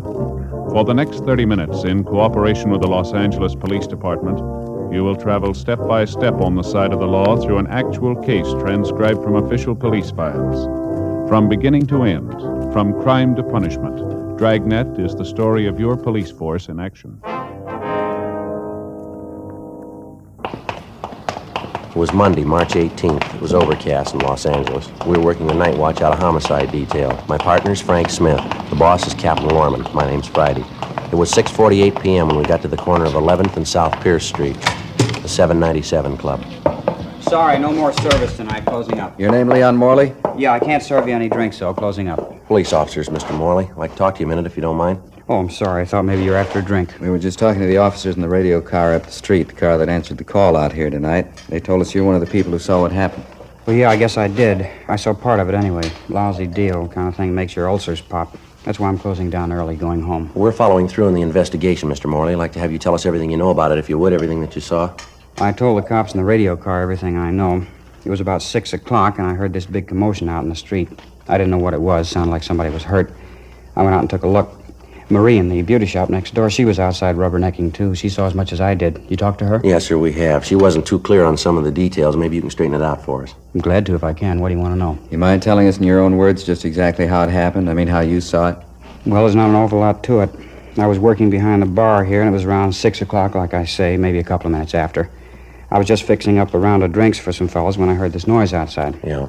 Didn't know what it was at first. Sounded like somebody screaming like they were hurt. You said you heard this commotion outside the bar about 6 o'clock. Yeah, that's right. Well, I didn't go out right then. I finished mixing the round of drinks. First, I thought the racket was just a couple of early drunks, but it kept on. Man screaming. It got louder, and I decided to take a look. Mm-hmm. I went out and looked down the street a couple of doors, down toward the corner. Which corner is that, Mr. Morley? The nearest one, down to the left. Here, I'll show you. All right, fine. I didn't know what was happening. It was a terrible sound. Man screaming at the top of his lungs. You recognize who the man was? No, I didn't. Never saw him before. Didn't get too good a look at him anyway. It was getting kind of dark. Here, let me show you. Over here by the window. All right, fine. I see it was right down there, just next to that mailbox. Mm-hmm. These two guys had a hold of the man who was screaming. They were trying to drag him into a car, a gray sedan. Man was trying to fight him off. Can you describe any of these three men for us? No, I couldn't be sure about it. Like I say, it was getting kind of dark. Well, you can see for yourself they were about 75 or 100 feet away. Mm-hmm. This man they were trying to drag into the car, he kept screaming, "Leave me alone, you can have the money. Leave me alone, you can have my car." Looked like he was hurt to me, blood on his clothes. Didn't anybody try to help him? Well, you know how this neighborhood is. When there's trouble, they all cut out. They don't want to get involved. Happened pretty fast anyway. These two guys got this man in the back seat of the car, and the big guy got in the back seat with him. The smaller guy got in the front seat, and they took off. Now, which way did they go, Mr. Morley? Straight down the street there. They turned right at that corner. Mm-hmm. Did you happen to see the license number? No, I thought of it, though. They didn't turn the car lights on and went by pretty fast, too. I couldn't get a good look at it. Was it a California plate, do you know? Oh, yeah, I noticed that much. That's about all, though. What kind of a car was it? Like I told you, a gray sedan, 4-door. I couldn't tell the make. Fairly new car. Well, did you notice anything outstanding about the car? Anything at all? Well, I don't know. What do you mean outstanding? Well, special markings of any kind. Anything unusual. Maybe some of the accessories. Spotlight? Anything like that? No, nothing I noticed. The rear bumper was bent out, I think. Matter of fact, I'm pretty sure of it. Rear bumper? Yeah. I saw it when they drove off. They drove right past the place here. Well, how about the men, sir? Can you describe them at all? No. One was pretty tall and thin. The other one was smaller. About the same build on the thin side. They sure must have worked that guy over. He was all bent over. Looked like he was holding his stomach. Stains all down the front of his suit. On the sidewalk, too. I guess you saw that. Yes, sir, we did. Now, you're sure that you've never seen any of these men before? Nothing familiar about them at all? No, sir, not to me. I think if I saw him before, I'd know it. Oh, just a minute. It's probably the wife. Excuse me. I'll be right back. Yeah, sure. What do you think, Joe? Well, it doesn't look too good. Stains on the sidewalk down there. If it was just a robbery, why'd they take the guy with them? Got me. Possibly might have recognized him. Well, maybe you got some, but I hope you're wrong. If he can make the hoods, good chance they're not going to turn the man loose alive. Sergeant. Yeah. It's your office on the phone. I want to talk to either one of you. Oh, I'll get it, Joe. All right, thanks, Frank. Phone straight back, Sergeant. End of the bar. Yep. Okay, thanks. Look, Sergeant, I got to have something to quiet my nerves. How about you? You want a drink? No, thanks. Besides the woman in that beauty shop next door, Mr. Morley, did you notice anyone else around who saw what went on? No, as far as I know, Marie and I were the only ones. Just like I told you, when there's any trouble around this neighborhood, they get off the street quick. You can't think of anything else that might give us a break on this? Anything at all now? Wish I could. I think I told you just about everything. Sure feel lousy. Joe? Yeah. Just talking to Harry. Yeah? 1A1 found the car, gray sedan. Where'd they find it? 3rd and Bixel. It was empty. Key's still in it. Are you sure it's the right car? Bloodstains in the back seat. 7:18 p.m. Frank and I left the 797 Club, got in the car, and drove down to 3rd and Bixel, where the abandoned gray sedan had been located. It matched the same general description of the abductor's car, a 4-door gray sedan, late model, with a damaged rear bumper. Dean Bergman from Leighton Prince dusted the car and succeeded in raising a half a dozen fingerprints, which he took back to the office for possible identification. The crime lab crew went over the car for additional physical evidence. The stains found on the back seat were identified as having been made by human blood. The white slip attached to the steering post showed the car was registered to a Kenneth L. Gorman at a Canal Street address. Before Frank and I left the scene, we got a report that approximately 20 minutes prior to the time the gray sedan had been located, another car had been stolen. It was a maroon, late-model club coupe, license 7-Tom 7972. It had been taken in the same neighborhood, less than 2 blocks from where the gray sedan was abandoned. A broadcast and an APB was gotten out on it immediately. 8:05 p.m. After checking by the office, Frank and I drove down to check on the home address of the registered owner of the gray sedan, Kenneth L. Gorman. It was a white wood-frame cottage at the upper end of Canal Street. The woman who answered the door identified herself as Mrs. Elsie Gorman, a small middle-aged woman, blue eyes, partially graying hair. No, I'm sorry, officers. My husband isn't home right now. Where is he, Mrs. Gorman? Do you know? Well, he went downtown to see a friend of his, business appointment. Is it anything I can help you with? Are you expecting your husband home pretty soon, ma'am? Yes, I am. Matter of fact, he should have been home long before this. I don't know what's keeping him. Told me he was going downtown to collect some money a friend of his owed him. Said he'd be right back. I don't know what could be keeping him. When do you leave the house, ma'am? About 2:30, 3 o'clock this afternoon. It's almost 8:30 now. It could be he stopped to have a beer with his friend. He usually phones, though, if he's going to be late. I don't understand these men sometimes. You and your husband own a car, Mrs. Gorman? Yes, we do. My husband has it right now. Why? What kind of a car is it, ma'am? A 49 Chevy sedan. Gray color, 4-door? Yes. License number 7T7972? Well, yes, I think that's it. Why? What's the matter? Something happened? Nothing to get worried about, Mrs. Gorman. We located the car in the downtown area, parked on a side street. The keys were still in it. Thought we'd check on it. Where was it parked? Near 3rd and Bixel. Well, that can't be right. This man my husband was going to see has his store on Alameda. It's on Alameda between 9th and 10th. No reason for Kenneth to drive the car way down on 3rd Street. Possible he might have had another business appointment down there, ma'am. Maybe something he didn't mention to you. Well, I don't know. I suppose it is possible. You'd think he'd call, though. He usually does when he's going to be out late like this. What about this man your husband was going to see, Miss Gorman? You happen to know who he is? Yes, Fred Bernard. He's in the sheet metal business, has his shop on South Alameda. He owed my husband $300. My husband went down this afternoon to collect it. He a friend of your husband's, is he? Oh, yes, they're good friends. Fred and my husband have done business for years. There wasn't any ill feeling between them about this debt? No, of course not. It was just a bill for some materials. Why do you ask that? Just routine questions, ma'am. Can you think of anyone at all who might have a quarrel with your husband? Somebody who has a grudge against him, maybe? No. Why are you asking questions like that? Is there something wrong? Something you're not telling me about? No, ma'am. It's just a routine check, Miss Gorman. Nothing to worry about. I want to make sure everything's all right, that's all. The way you talk, it isn't all right. It's far from right. Ken, it's never gone this long without calling me. There must be something wrong. No use getting yourself all worked up, ma'am. You admit your husband might have had another appointment after he left Bernard. By the way, have you checked with Mr. Bernard yet, ma'am? No, to tell you the truth, I haven't. I don't usually like to call my husband when he's out on business. I don't like to bother him. This is different, though. I think I'll call Fred Bernard right now. It's a good idea. Do you mind if we wait, ma'am? No, not at all. It'll only take me a minute. Excuse me. Yes, ma'am. What do you think? I don't know. Doesn't look too good, does it? Car's abandoned, stains in the back seat. Man's late in getting home. It's all there. Could be anything, couldn't it? Doesn't look good. Sergeant? Yes, ma'am. I just talked to Fred Bernard. He said my husband's been there and left. What time did he leave Bernard's, ma'am? About 3:15, 3:30. Fred Bernard paid my husband the $300 he owed him, and my husband left. Fred told me my husband asked him if he wouldn't have a glass of beer with him, but Fred said no, he was busy. So my husband said all right, he was going to have a beer at home. Told Fred he was going right home. That was at 3:15 this afternoon. Yes, ma'am. Well, there must be something wrong, I know it. It just isn't like my husband. He wouldn't leave the car like that. If he was late, at least he'd call me. Oh, would you excuse me again? I've had the dinner on the stove, boiled away to nothing. I want to turn it off. Yes, ma'am, go right ahead. I hope it works out all right. Seems like a nice woman. Yes, she does. Sure doesn't figure, does it? He's had plenty of time to get home. No reason why he shouldn't be here by this time. Well, I can think of two. Yeah? An empty car and $300. We continued interviewing the wife of the missing man, Kenneth Gorman, and she told us that occasionally he did some drinking at neighborhood bars. She also told us that when her husband drank quite a bit in public places, he was over-friendly and he liked to brag and flash money. Mrs. Gorman got on the phone, contacted all their friends and relatives who happened to be home, but none of them had seen or heard from Mr. Gorman that day. Before Frank and I left, Mrs. Gorman gave us a complete description of her husband, the clothing he was wearing, and also a recent photograph of him. We called Fred Bernard, the friend of the missing man, the last known person to see him, and told him that we'd like to talk to him. He told us that he was working late getting out a rush order and that we could find him in his shop. 9:05 p.m. We located Bernard at his shop on South Alameda. Won't take long, will it? An awful rush tonight. Won't take long, sir. Did Mr. Gorman give you any idea where he was going when he left here this afternoon? No, just like I told his wife on the phone. I paid him the money I owed him. He asked me if I wanted a beer, took a rain check on it, and he left. Went right out that door there. You seem worried about anything, Mr. Gorman? No, not that I could see. He seemed all right to me. Had he been drinking, do you know? No, couldn't say. If he was, I couldn't smell it on him. Is there anything unusual about him at all? Anything out of the ordinary? No, same old Ken. Pretty good mood when I paid him. $300 cash. He's all dressed up. I guess you might call that unusual. How do you mean, unusual? Well, Ken's like me. Working man, not much of a dresser. Usually find him in working clothes. I think it's the second time I ever saw him in a suit.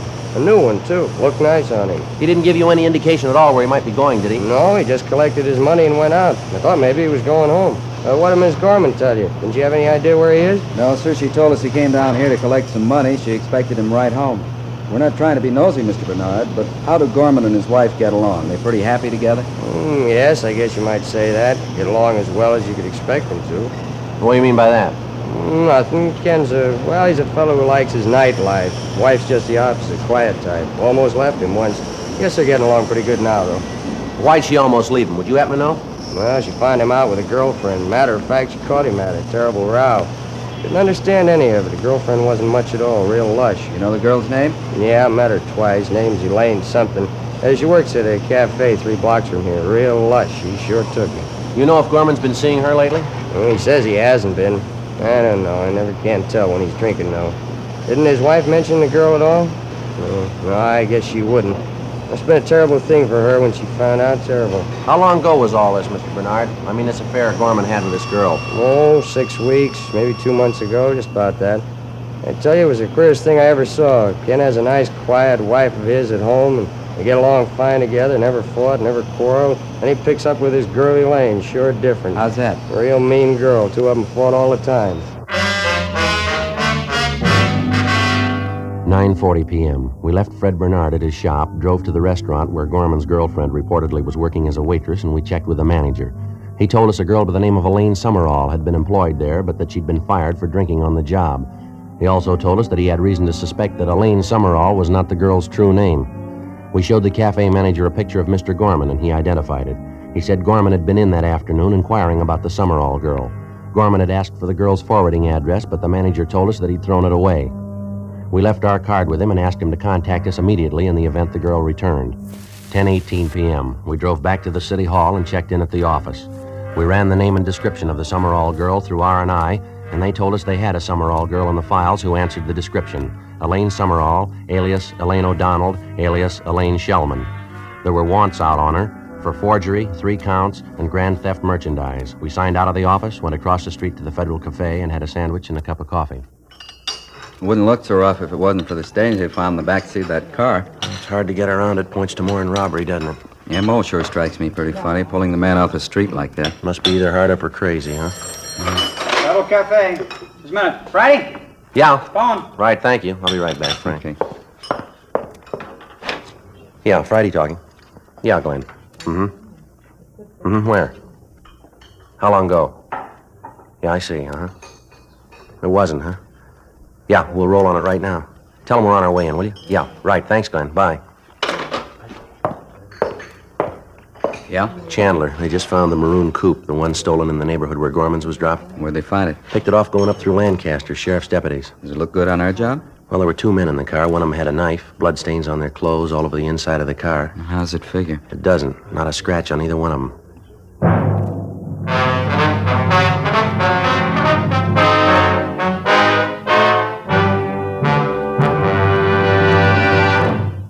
You are listening to Dragnet, authentic stories of your police force in action. Friends, because of its quality, its extra mildness, its better flavor and aroma, more smokers coast to coast are switching to king-size Fatimas every day. Yes, more smokers coast to coast are finding that in Fatima, the difference is quality. Now, here's the practical way to prove Fatima quality yourself. Compare Fatima with any other king-size cigarette. 1. Fatima's length filters the smoke 85 millimeters for your protection. 2. Fatima's length cools the smoke for your protection. 3. Fatima's length gives you those extra puffs, 21% longer than standard cigarette size. Fatima gives you more for your money. And in king-size Fatima, you get an extra mild and soothing smoke, plus the added protection of Fatima quality. Remember, more and more of your friends are switching to king-size Fatimas. Compare them yourself. King-size Fatima, extra mild and soothing, plus the added protection of Fatima quality. Look for the bright, sunny yellow pack. Buy king-size Fatima.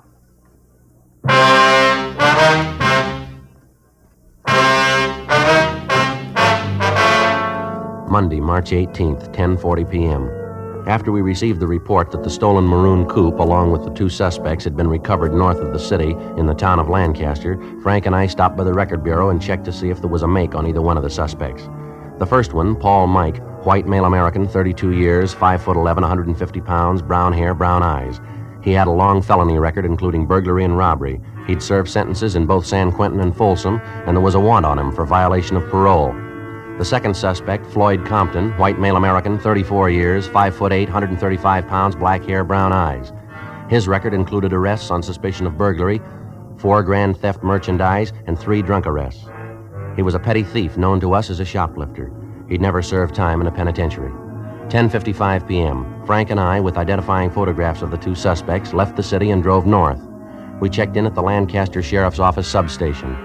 Captain Walker Hannon briefed us on the details of the arrest, and then he showed us back to the cell block where the two suspects were being held. He told us neither of the men had been questioned because the officers there weren't acquainted with the facts of the case. He also informed us both men had been separated from the time of their apprehension. Captain Hannon had Paul Mike taken from his cell, and he was brought to the captain's office where we started to question him.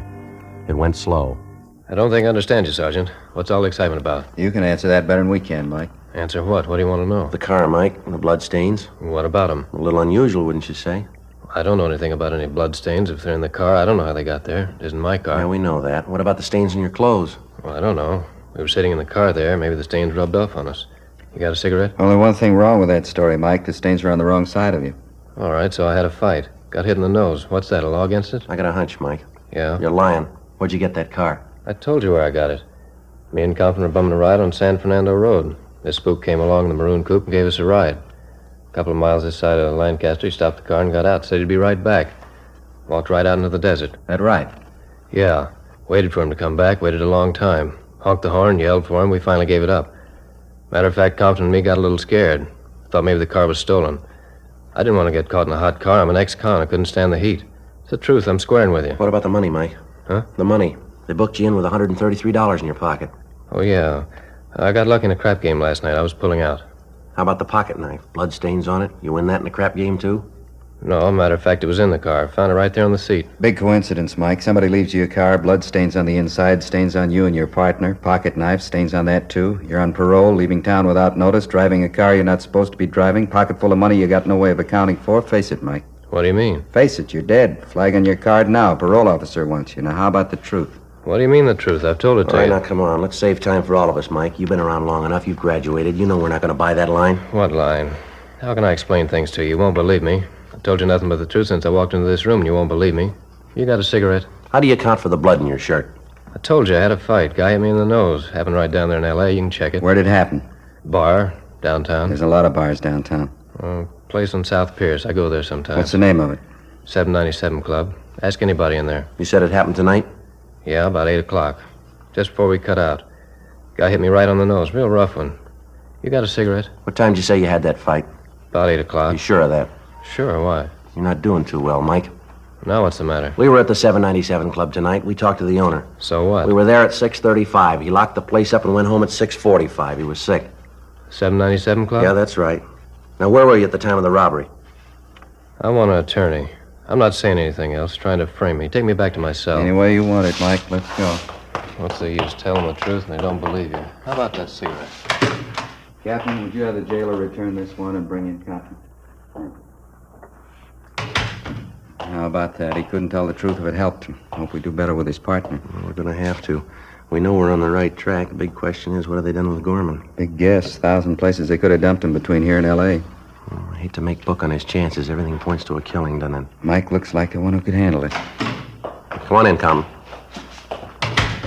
And over here. Sit down. Yeah. My name's Friday. This is Smith, my partner. Hi.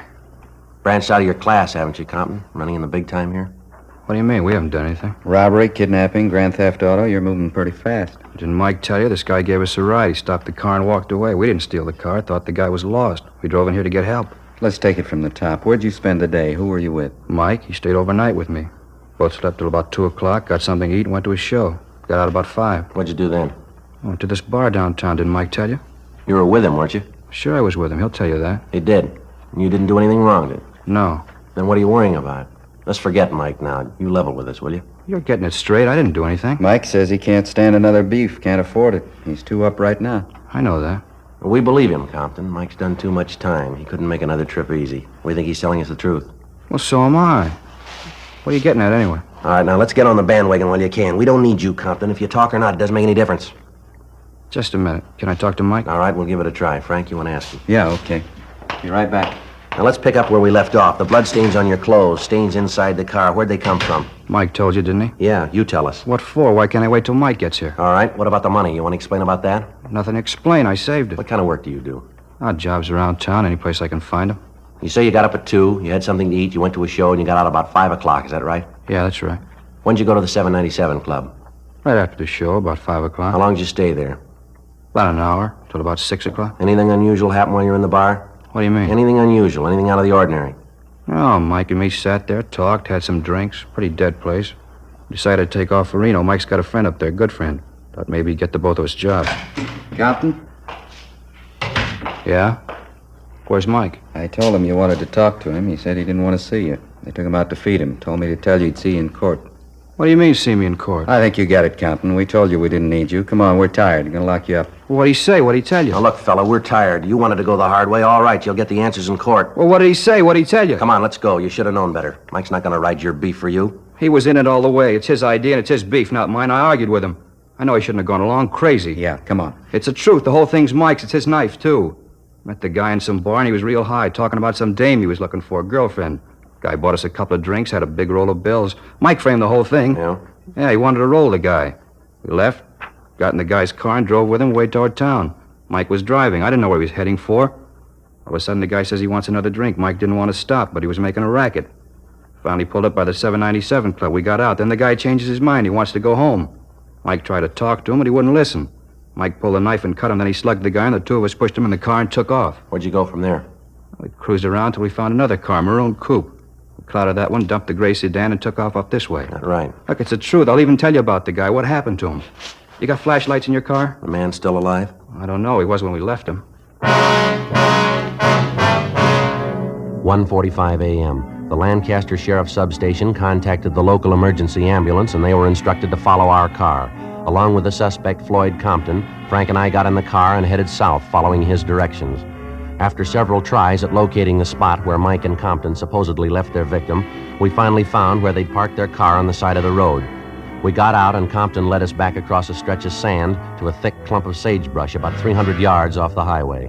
The victim, Kenneth Gorman, was lying face down. His hands and feet were tied together. It was fairly evident that he'd lost a good deal of blood and that he was in a state of severe shock.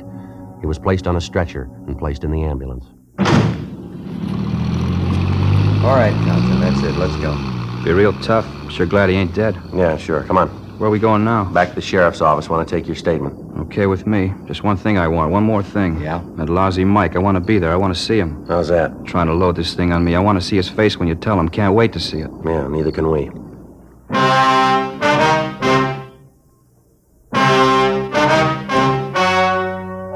The story you have just heard was true.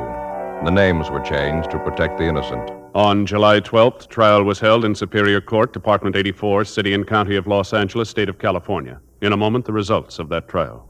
And now, here is our star, Jack Webb. Thank you, George Fenneman. Friends, once again, I'd like to ask you to compare Fatima with the king-size cigarette you're now smoking. When you do, I'm convinced that you'll agree that king-size Fatimas do give you more for your money. An extra mild and soothing smoke, plus the added protection of Fatima quality. Remember, Fatima in the bright, sunny yellow pack. And remember, in Fatima, the difference is quality.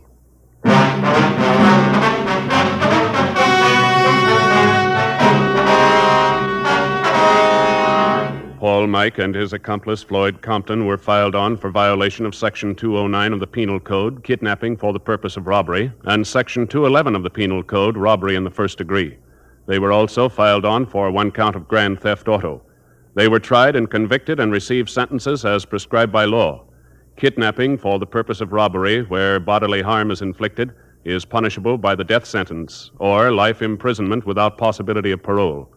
Robbery is punishable by imprisonment from 5 years to life. Grand theft auto is punishable by a prison term of not less than 1 nor more than 10 years. The victim, Kenneth Gorman, finally recovered after more than 3 months in the hospital.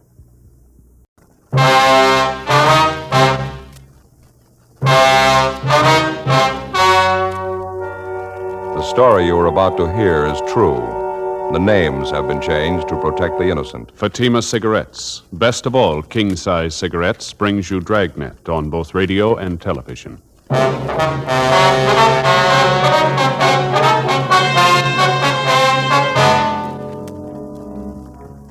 You're a detective sergeant. You're assigned a bunco detail. A team of confidence men are taking thousands of dollars from the people of your city.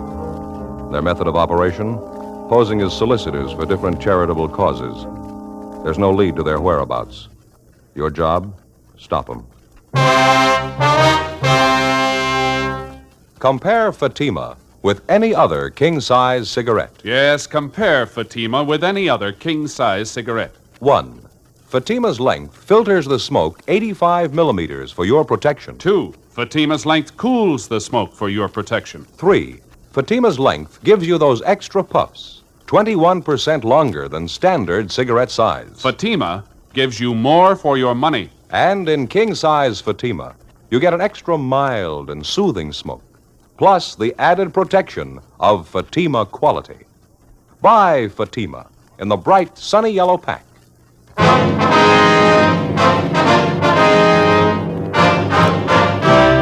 Dragnet, the documented drama of an actual crime. For the next 30 minutes, in cooperation with the Los Angeles Police Department, you will travel step by step on the side of the law through an actual case transcribed from official police files.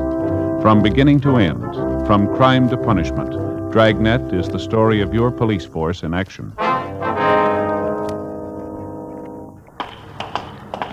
It was Tuesday, February 16th. It was cold in Los Angeles. We were working the day watch out of bunco detail. My partner's Bill Lockwood. The boss is Captain Steed. My name's Friday. We were on the way out from the office, and it was 2:18 p.m. when we got to First and Valencia, the West Valley Hotel. Over here to the left, Joe. No, yeah. Excuse me? Sorry we're all filled up. No more room. No, we don't want to register. Here we are, police officers. I'd like to check one of your guests. You have a Raymond Seidel registered? Seidell? Let's see, no, there's no Raymond Seidel registered. Small man, about 5'6", 130 pounds, tan complexion, between 35 and 40, wears horn rimmed glasses. Well, I don't know. What's the trouble anyway? Anyone like that registered here? Well, I was just about to say there's no Raymond Seidel. We got a Raymond Singer, though. A small fella. He wears glasses. Yeah. I'd say he was about 35 or 40. He in his room now? No, matter of fact, he just left a minute ago. He went out for lunch, I think, just before you fellas walked in. Where's he usually eat, you know? Our coffee shop right next door. He's got a gray top coat on, gray hat. Okay, thanks. You can use that door right here. It connects with the coffee shop. Right, thank you.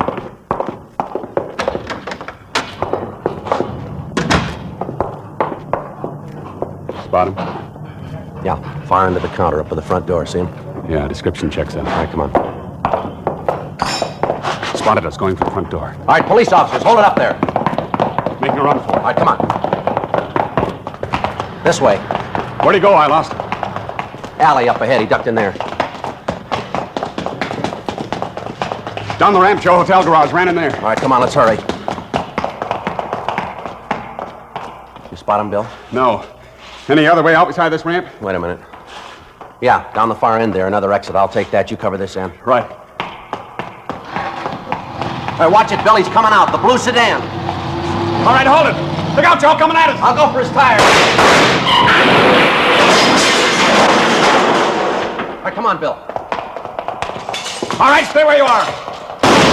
All right, don't shoot. Don't shoot. All right, then hold it right there.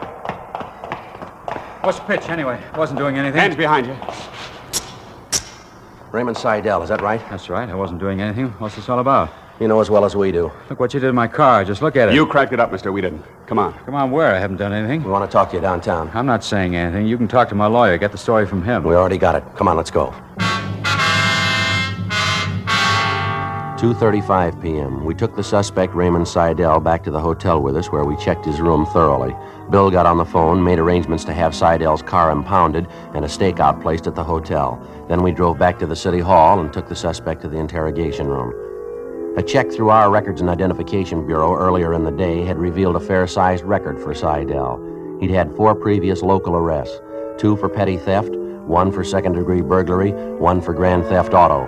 He'd been convicted on one of the petty thefts and also on the burglary charge, for which he'd served time in the state penitentiary at San Quentin. Bill and I started questioning him. The first half hour, we got nowhere. I told you, I haven't been doing anything. I've been clean ever since I got out. Where were you last night, Ray?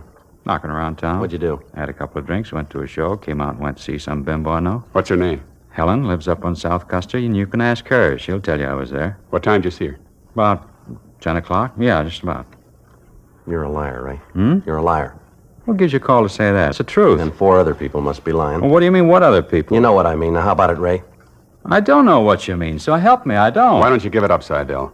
You ought to know better. We wouldn't have you down here if we didn't have you pegged. Pegged for what? I don't even know what you're talking about. All right, then I'll tell you, Ray. About 8:30 last night, you put in a call to a Mr. and Mrs. Gerald Keyes. They live out in East Hollywood, Gladstone, 3962. Mrs. Keyes answered the phone. You told her you were taking contributions for European children, war orphans. You knew she was interested in the cause. You asked her for a donation. You're crazy. That wasn't me. I don't even know that. You done Mrs. Keyes, and she agreed to contribute. She offered $50. You talked her up to $150. She asked you where to send the money, and you said never mind, you'd be out to collect it. 45 minutes later, you were out there. You parked your car by a candy store down the street from the Keys' home. You walked up the block to the Keys' place, collected the money, and you left. Now, you prove it was me. You prove We got it cold, Seidel. Mrs. Keyes' husband got suspicious about the setup. 45 minutes after you phoned, you were at the front door with your hand out. You had no credentials, nothing. He noticed you parked your car down the street instead of in front of the house. You got the license number of your car when you pulled away. So the owner of the candy store. You parked your car just outside his place. All 3 of them can describe you and your car. Mr. Keyes, Mrs. Keyes, the man at the candy store. Yeah, that's right. Getting over to you, Ray? Gonna take more than a couple of people to build a case. All right, we got more. You gave Mrs. Keyes a signed receipt for the $150. You signed it Tom Seidel. Our handwriting man checked the signature with a specimen of your handwriting we got from your package. Now, they both checked, not a doubt in the world. What do you say? I don't know. What would you say? It's your jam. What's the story? Isn't any. Why should I dig my grave? Any way you want it. You're going to stay on the load for the last 2 months. Including the one you pulled last night, it makes 14 cases. It's a lie. It's a lousy lie. Cigarette, Ray? What are you trying to do to me anyway? 14 jobs. I never hustled that hard in my life. That's how many we've had in the last couple of months. Why load them on me? Every one of them follow the same general M.O. Same way you worked it last night. We don't know where you got your list of names, but you contact people who are interested in different charities. You pose as an authorized solicitor. You get their money and then you take off.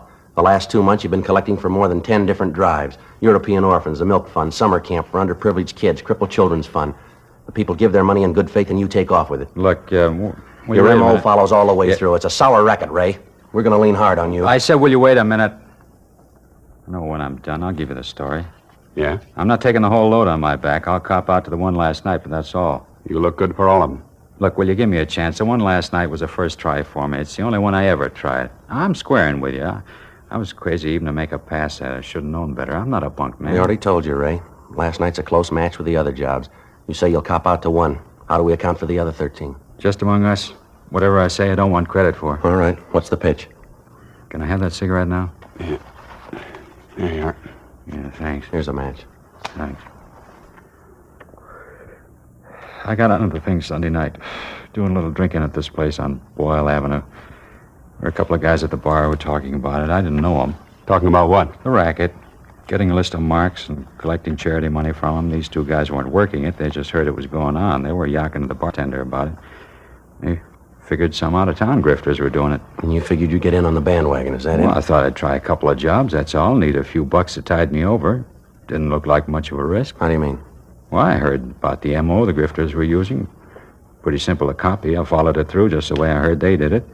They had a half dozen jobs under their belt already. If you knocked them over and they had to stand the rap, a couple of jobs of mine wouldn't make any difference. Free ride, is that what you figured on? Well, what's the difference? I didn't get it. Figured you'd catch up with them and they'd take the rap for my jobs along with their own. And it's just my luck. You get me instead, and now I'm up to stand the rap for everything. Well, it's a pretty fair story, Ray. Any way of proving it? Sure, easy. These grifters started working here 2 months ago, didn't they? They hit pretty hard the first week or so, didn't they? Yeah. Well, I wasn't even in town then. Wasn't here the whole month. I was up in Monterey. Any way of proving that? Sure, ask the sheriff up there. Huh?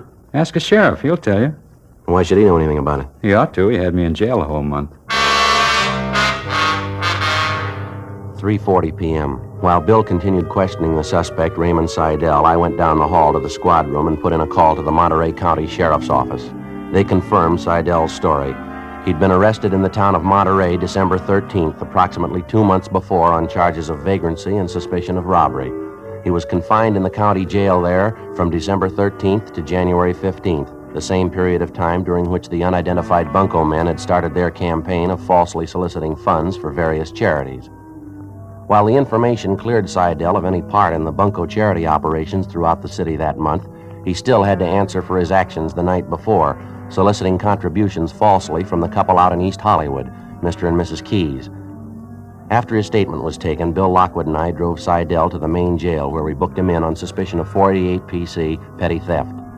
Further investigation the next day and a half seemed to indicate that the last story we got from Seidel was pretty close to the facts.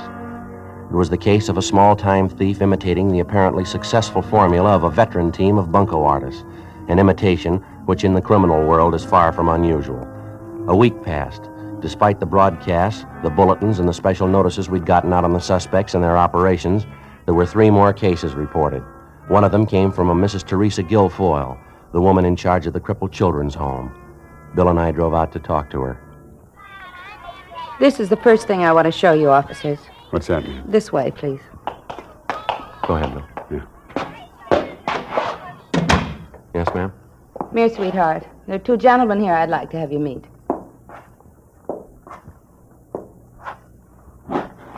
Stephen, this is Sergeant Friday, and this is Officer Lockwood, their policeman.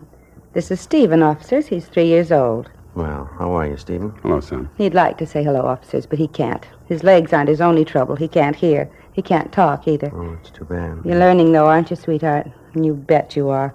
A little while with us, and you'll be talking a blue streak. All right, honey, you run along and play now.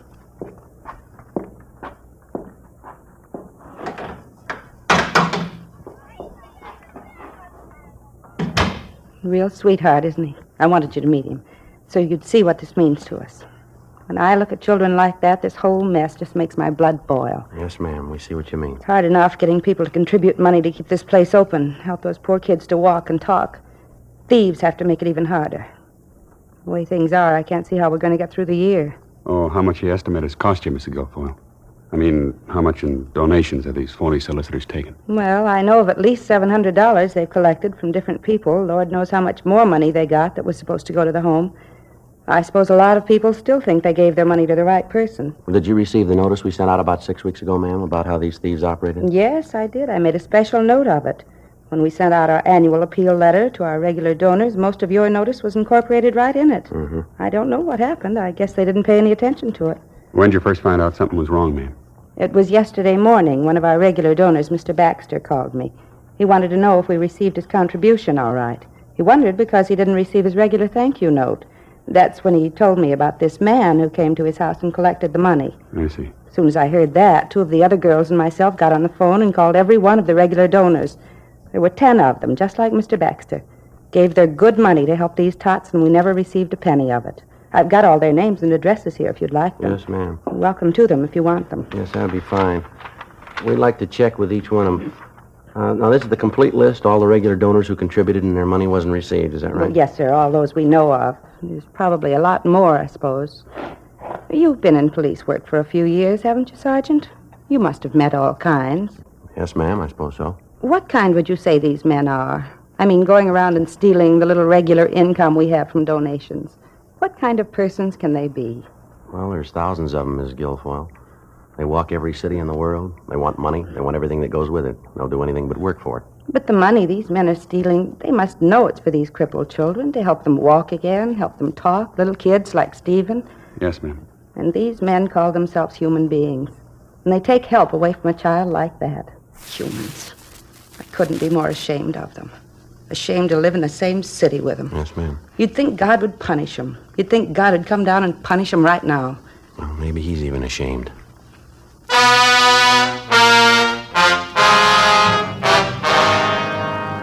Before we left, Mrs. Guilfoyle gave us a complete list of the names and addresses of donors who contributed annually to the upkeep of the crippled children's home. For the next couple of days, Bill and I contacted each one of them personally. Those people who'd already given their contributions to the thieves unknowingly were unable to help us. Their descriptions of the men who solicited money from them in the name of the crippled children's home generally duplicated the descriptions we'd gotten from the previous victims. None of them were very detailed, but they did seem to confirm our theory that there were 2 or more men involved in the bunco operation. Receipts for the money they'd given the thieves were signed either by a Fred Wellman or a Norman Archer. The handwriting varied in each case.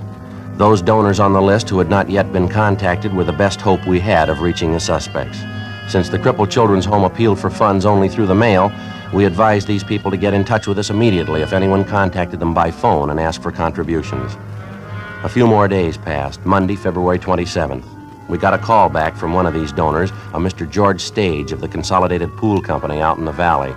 We located him supervising work at the site of one of their pool constructions in the Toluca Lake area. Oh, yeah, glad to see you again, Sergeant. Say, could you hold on just a minute? I want to test that batch of mud and see if the mixture's right. Won't take a minute. Yes, sir. Go right ahead. Andy, come here a minute, will you? How's that mixture look to you? Sure nice-looking pool, isn't it, Bill? Big one. Sure be nice to have, wouldn't it? Yeah. Why don't you look into it? It's about all I could afford to do right now, look into it. Okay, Sergeant, 6-2 and even. Want to go over by the truck, lose some of this racket so we can talk? All right, that's fine. I hope I got something for you. Not sure if it'll be worth anything to you. You said on the phone you got a call last night. Well, I didn't. My wife did. They wanted to talk to me, but I wasn't home yet. Out finishing a pool for some folks in Encino. Uh-huh. Have a seat there if you want. Clean off this running board for you. Well, that's all right. Fine. Good.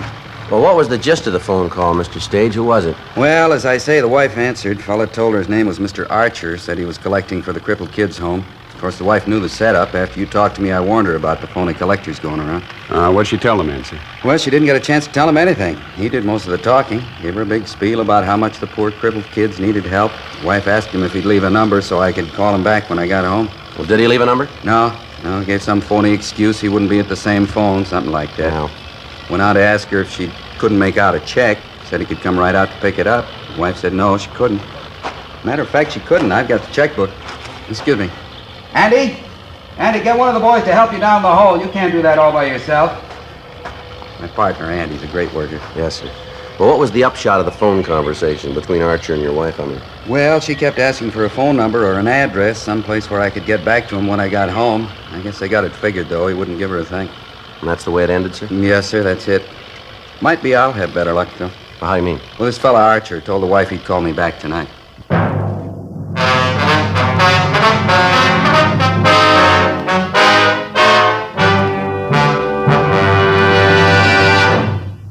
You are listening to Dragnet, authentic stories of your police force in action. Because of its quality, its extra mildness, its better flavor and aroma, more smokers coast to coast are switching to king-size Fatimas every day. Prove Fatima quality yourself. Compare Fatima with any other king-size cigarette. 1. Fatima's length filters the smoke 85 millimeters for your protection. 2. Fatima's length cools the smoke for your protection. 3. Fatima's length gives you those extra puffs, 21% longer than standard cigarette size. Fatima gives you more for your money. And in king-size Fatima, you get an extra mild and soothing smoke, plus the added protection of Fatima quality. Friends, in Fatima, the difference is quality. Fatima contains the finest tobaccos superbly blended. And Fatima is extra mild, with a much different, much better flavor and aroma. Remember, Fatima gives you more for your money because it's king size and because you get the added protection of Fatima quality. Look for the bright sunny yellow pack. Switch to Fatima today.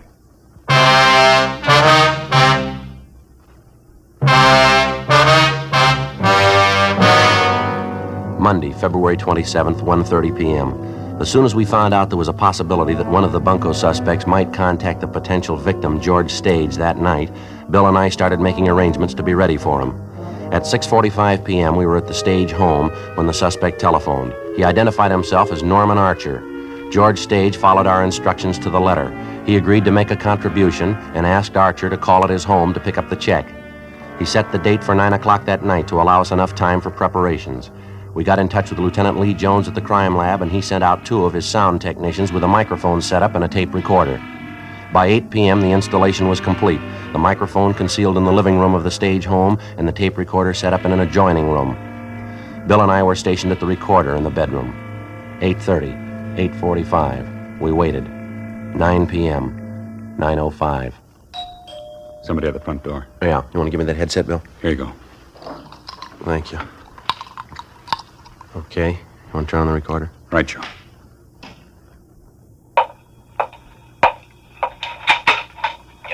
Stage?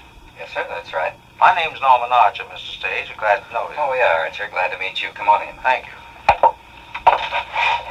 Very nice place you have here. Comfortable. Well, we're pretty happy with it. Now, sit down, Archer. Thank you. Well, say, I hope I'm not interrupting your evening, Mr. Stage. Oh, no, that's all right. Just sitting here watching television. I see. Well, I don't want to take up a moment of your time. I don't suppose I have to tell you what a worthy cause it is I represent, Crippled Children's Home. I'm glad to make a donation. It's one of my favorite charities. I'm certainly happy to hear that, sir. Really, you haven't any idea how much good your money does. Those little tots out at home really need our help, all the help we can give them. I suppose they do. Are you one of the officials out at the home? Well, yes, I suppose you'd call it that. I'm one of the authorized collectors for the maintenance fund. I have a receipt here for your donation, all made out in your name. Here we are. I suppose you know that all donations to the home are deductible from your income tax. Yeah. Well, here we are. Seats all filled out, your name and address. This space here I'll left vacant, the amount of your contribution. I'll fill it out right now. All right. How much would you like me to put you down for, sir? Well, I don't know. I don't have too much cash on hand. Would a check be all right? Well, naturally, we don't like to be fussy, but it does help our bookwork. The donations are made in cash, still takes the handling of funds. Oh, well, I've only got $20 or $30 in cash. I'd like to give more than that. You sure a check wouldn't be all right? Well, as I say, it's simple if the donation is cash, but a check is all right. Check's fine. Okay. Make it out for you now. All I've got here is my company check. How's that? Company checks are all I have here. Consolidated Pool Company. I guess it'll work just as good. It'd be like a donation from the company. Oh, fine. Now, how should I make that out now? Payable to the Crippled Children's Home? No, the home doesn't have a commercial banking account. It's not incorporated, you know. Oh, isn't it? I thought it was. No, I usually handle the check donations through my personal account. So if you just make it out to me, we have to simplify bookwork. It takes a lot of work to run a home like that, and we can't afford a bookkeeper either. See. I'll make it out to, sorry, what's your first name again? Norman Archer. A-R-C-H-E-R. How much shall I put you down for? Well, let's see. I think I gave $200 last year. Yeah, I think that was it. Yes, we certainly appreciate it, too. Of course, it's like everything else. Our maintenance costs have gone up. We give those youngsters nothing but the best. I mean, if you could see your way clear to make it a little more this year, we'd certainly thank you for it. That goes for those crippled kids, too. Well, I guess I could make it a little more. We've had a pretty good year. Let's make it $250. That'd be fine. That's wonderful. Sure appreciate it, Mr. Stage. Really, if it wasn't for such a great cause, I'd be embarrassed asking you for money. Oh, not at all. Only glad I can afford it. Here you are. You better watch the ink. I think it's still wet. Thank you very much, sir. I guess I don't have to tell you again how much we appreciate it. Let's see. Where did I put my hat? It's right outside in the hallway. Oh, yes. There you are. Thank you. Well, I'll see that your check gets in the bank first thing in the morning. All right. Thanks for coming out. Pleasure, Mr. Stage. Thank you. You don't know how much this check means to us. I think I do. Good night. Good night, sir. Joe? Come on, let's go. You hear it all right? You hear what he said? Yes, sir, we got it. How rotten can you get, huh? Yes, sir. Bill, you want to take a look out the window? Right. Mr. Stage, will you leave that tape recorder right where it is? Don't let anyone touch it. We'll be back. Yeah, all right. He's pulling out, Joe, heading down the street, Gray Sedan. All right, let's go. We'll call you, Mr. Stage. Yeah, okay. You see him, Bill? Down past the next block. All right, let's hurry. Go ahead, slide in my side here. All right, let's keep the lights off for a couple of blocks. Don't get him excited. All right. You see him? The one turning left, gray sedan. Is that him? Let's see. Yeah, that's it. All right. Pull up close if you can, huh? See if we can make his license. Give it a try. How's that? A little closer. Okay, that's fine. 1 sugar 16605. All right. I'll check it and see if it's hot. 1K80 to control 1. 1K80 to control 1. Control 1 to 1K80. All other cars on frequency 6 stand by. 1K80 to control 1. Request rolling make for stolen and DMV on 1 sugar 16605. Repeat, 1S16605. KMA 367. Control 1 to 1K80. 1 sugar 16605. Stand by. Wish we'd have gotten a good look at him, Bill. Might have recognized him, huh? Yeah, I couldn't take a chance. Anyway, it's worth more if we get him and his partner together. Wrap it all up in one. Save us a lot of headaches. Yeah, well, don't lose him. He turned left up the next corner. Yeah, I saw him. He hasn't made us. Yeah, I think we're in the clear. All right, you can turn your lights on, huh? All right. Control 1 to 1K80. Control 1 to 1K80. 1 sugar 16605, no want. Car is a 1950 Pontiac, 2-door sedan. Registered to Charles A. Sutton, 5840 Octavia Street, Los Angeles. Motor number 1 Adam 6 Paul 3342. Legal the same. KMA 367. 1K80 to control 1. Would you check records for Charles A. Sutton? Age and description unknown. Rush request. We have suspect under rolling surveillance. Control 1 to 1K80. Roger. Looks like he's slowing down, Joe. Yeah. All right, don't press him. Yeah, he's pulling up. He stopped there. Better cut the lights. Yeah, pull up right here, huh? Can you see him? Yeah. Going up to that house. Porch light on. Yeah. Must be where he keeps his pad. Acts like he's been there before. There's a man answering the door. He's going in. Control 1 to 1K80. Come in. 1K80 to control 1. Go ahead. Control 1 to 1K80. We have a Charles A. Sutton, WMA, 42 years, 5'9", 163 pounds, brown hair, blue eyes. He has a long felony record, suspicion of robbery, suspicion of burglary, grand theft, bunco. Also 3 outstanding traffic warrants. License number 1 sugar 16605. 1K80 to control 1. Roger. KMA 367. What do you think? Let's take him. Right.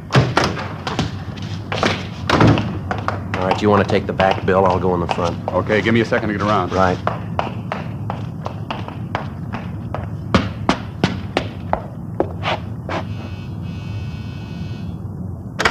Yeah? Police officer, want to talk to... All right, come on, open it up. Cops, Harry, the cops! All right, hold it right there, against the wall. All right, you back inside, police officers. Joe, all right? Yeah, did you get him all right? It's okay. Come on up front, you. What are you trying to do? What's this all about? We'll talk downtown. You know what it's all about.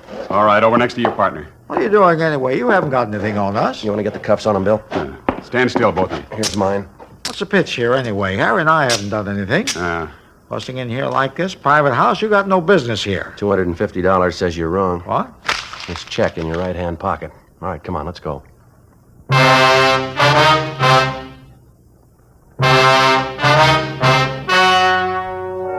The story you have just heard was true. The names were changed to protect the innocent. On May 28th, trial was held in Superior Court, Department 88, City and County of Los Angeles, State of California. In a moment, the results of that trial. Now, here is our star, Jack Webb. Thank you, George Fenneman. Friends, this coming weekend, I'd like to suggest that you put Fatimas at the top of your shopping list. You'll find it's mighty convenient to have enough Fatimas around the house to last into the next week. When you shop, just look for the bright, sunny yellow carton. You'll find Fatima gives you an extra mild and soothing smoke. And remember, Fatima gives you more for your money because it's king size and because you get the added protection of Fatima quality. Get a carton tomorrow. Fatima.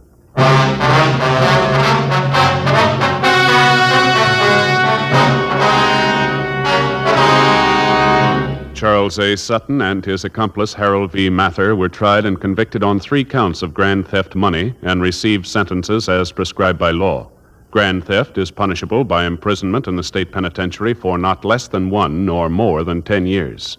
The initial suspect, Seidel, pled guilty to petty theft and received a sentence of 1 year in the county jail.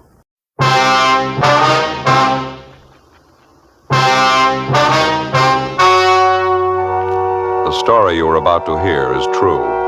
The names have been changed to protect the innocent. Fatima Cigarettes, best of all king-size cigarettes, brings you Dragnet on both radio and television.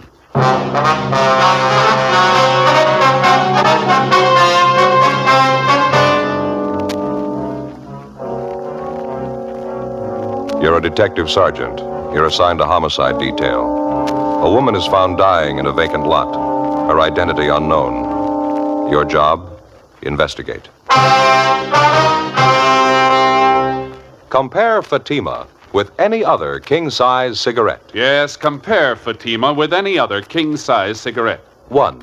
Fatima's length filters the smoke 85 millimeters for your protection. 2. Fatima's length cools the smoke for your protection. 3. Fatima's length gives you those extra puffs, 21% longer than standard cigarette size. Fatima gives you more for your money. And in king-size Fatima, you get an extra mild and soothing smoke, plus the added protection of Fatima quality. Buy Fatima in the bright, sunny yellow pack.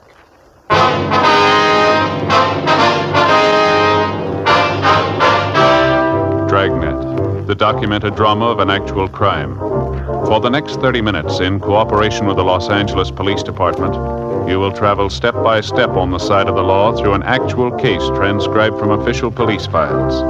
From beginning to end, from crime to punishment, Dragnet is the story of your police force in action. It was Thursday, October 16th. It was cloudy in Los Angeles. We were working the night watch out of homicide detail. My partner's Frank Smith. The boss is Captain Lorman. My name's Friday. It was 9:48 p.m. when I got to Georgia Street Receiving Hospital, Dr. Hall's office. Joe, how are you? Hi, Doc. How about that case you got in from 7th and Union? How's she doing? She died about 5 minutes ago. Fill me in. What do you got on it? You talked to the radio car officers, ones that handled the call? Frank's talking to him now out in the lobby. Thought I'd check in with you while he was handling that end. Not an awful lot to tell you, Joe. Ambulance G2 brought her in from the location. She was alive when they brought her in. Did everything I could for her. Didn't help much. Too far gone. Yeah, what's it look like? Chloroform poisoning. Pretty obvious. Probably self-administered. Looks like that anyway. She didn't last long. It's a little unusual, huh? Chloroform? Yeah. Under the circumstances, it sure is. Anything else? How do you mean? Well, any probable causes? Any marks on her? No, a little scratch on her wrist. That's about all. Where you got her now? Can we look at her? Yeah, bag number 3. Come on. All right.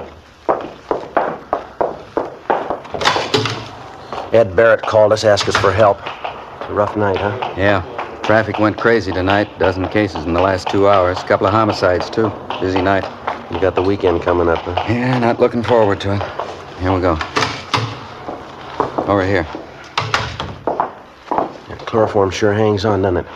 It's sure strong. Notice the burns around her mouth, the nose, discoloration.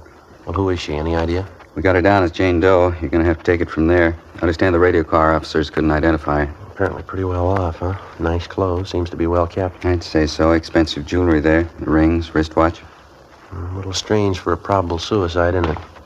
Looks like she took good care of herself. Hair all done up, fingernails. About how old, would you say? Not more than 35. Just about that.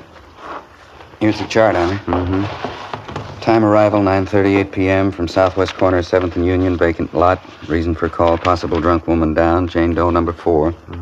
Female, Caucasian, approximate age 35. Weight 128 1/4. Height 5'4". Brown hair, hazel eyes. Listed as Nordic descent. Probable suicide. That's it. Okay, Doc, thanks. I better look up Frank, see what he's got, huh? Okay. Haven't notified the coroner yet. You fellas want to take care of that? Yeah, sure, we'll call him. About all we can do unless we find some relatives to notify, huh? Joe? Yeah, Frank. Oh, hi, Doc. How are you? Frank, looks like you're losing weight. Yeah, 4 pounds in 2 weeks. Not too bad for me, anyway. What'd you get, Joe? Chloroform poisoning. Probable suicide. Find out who she is? I gotta get back to my office. If there's anything I can help you with, come on back. Right, Doc. Thanks very much. Okay. How about it? Any identification? No, I talked to the fellas that took the call. Unit 182 was routine call. 390W down. They couldn't find out who put the call in. Said they found her in a vacant lot lying over against the side of the building. Yeah. They said she looked like she'd been drinking, then they got a whiff of the chloroform. And they found this empty container by her side. Here. Yeah. It ties in. They were careful handling it. Anything else? Well, while they're waiting for the ambulance, they talked to some of the people in the neighborhood. They couldn't tell them anything about the woman. The building they found her next to is a vacant store. No identification on her at all, huh? No, nothing. No purse or wallet. I checked missing persons. No one of her description reported. Fellows who handled the call said they went over her clothing. No marks of identification. Better notify Leighton Prince, huh? Maybe they can identify her. Already called him, Joe. Looks like probable suicide. Sure, a new twist, though. Chloroform rope. Doesn't figure, does it? What do you think? I don't know. No violence committed on the body. No indication of robbery. She had a wristwatch on. Rings, too. Wouldn't figure anyway. Chloroform angle. Yeah. No other physical evidence out there, huh? I mean, besides the chloroform container? Nothing else besides a handkerchief. Yeah, a plain white handkerchief, chloroform on it. They found it next to the body. It's the only thing that doesn't fit 100%. What do you mean? It's a man's handkerchief. 10:25 p.m., Frank and I took the dead woman's clothing, the handkerchief, and the almost empty container of chloroform and drove back downtown to the office. We dropped off the clothing and the handkerchief at the crime lab to be processed for possible identifying marks. The chloroform container was taken to latent fingerprints for examination. The following morning, the body of the unidentified woman was taken to the county morgue for posting. As soon as the dead woman's prints were made available to us, they were checked through our record bureau and also through the record bureau at the sheriff's office. In addition, they also made a run on her description. They were unable to identify her. We checked with the crime lab, but they couldn't help us either. A detailed examination of the dead woman's clothing failed to yield any leads as to her identity. Latent prints didn't have any better luck with the chloroform container. The only prints they found on it were those of the dead woman. Meantime, the morning papers had picked up the story and given it front-page billing. 11:16 a.m. How's that again, Doc? Uh-huh. Yeah, I see. Mm-hmm. A little unusual, wouldn't you say? Yeah. Okay, we'll pick it up after lunch. Right, goodbye. Anything? Yeah, Doc Cephalo at the morgue just finished posting the body. What'd he say? The chloroform killed her. They even found traces of it in the stomach. Huh? That's right. It's a weird one, isn't it? Doesn't leave much doubt. Suicide. No indication it was anything else, is there? I got it. Homicide, Friday talking. Yes, sir. Yeah? Mitchell? Mm-hmm. That's so. Yeah, sure, be glad to. Yeah, we'll be here. You want to give us your address? Hello? Oh, here we go. What was it, Joe? Somebody the name of James Mitchell. He's on his way down to see us, wants to talk to us about the dead woman. Yeah? He says he killed her. 11:50 a.m. While Frank and I waited around for Mitchell to show up, we checked his name through R&I, but we were unable to find anything on him. A few minutes before 1 p.m., a short, blonde-haired man in a blue serge suit entered the squad room and asked for us. He introduced himself as James Mitchell. Frank and I took him to the interrogation room where we started to question him. He told us he was a steel worker by trade, currently unemployed. He said he was originally from Alabama, that he'd been in California for approximately 2 years. After that, he lapsed into silence. We tried to question him about the dead woman, but we made little headway. The only admission we could get from him was that he killed the woman. Outside of that, he refused to say anything. Now, how about it, Mitchell? What's the trouble? You called us, volunteered a confession. You said you killed the woman. You wanted to tell us a story. Now, why don't you answer our questions? Jim, how about it? Aren't you feeling well? Want us to call a doctor? Jim? You're not giving us much of an out, mister. You volunteered to make yourself a suspect in this thing. You say you killed the woman. Now, why didn't you answer the questions? We can't keep this up forever. You ought to know that. You haven't answered a question almost an hour now. Look, if you're not going to talk, Jim, there's only one thing we can do. We're going to have to book you. Mitchell? That what you want? Go ahead and book me. I killed her. Go on, book me. Well, why can't you tell us the story? Now, you admit you killed the woman. Why won't you tell us about it? Why should I? I killed her. That's all you have to know. You said on the phone you'd tell us the whole story, didn't you? Now, what made you change your mind? You got the story. I killed her. All there is to it. You know better than that, Mitchell. You know the woman very well? No, not very well. What was her name? Mary. Mary what? Mary, that's all. I met her in a bar. I didn't know her well. I killed her. That's all you got to know. I had to. Why'd you have to, Jim? I don't have to tell you. I had a reason. Good reason. Robbery? I don't have to say. You have a fight with her? Lover's quarrel? Maybe. What's the difference? Now, this bar where you met Mary, that in downtown L.A., was it? Yeah, it's downtown. She had it coming. I'm glad I did it. Not worth much, huh?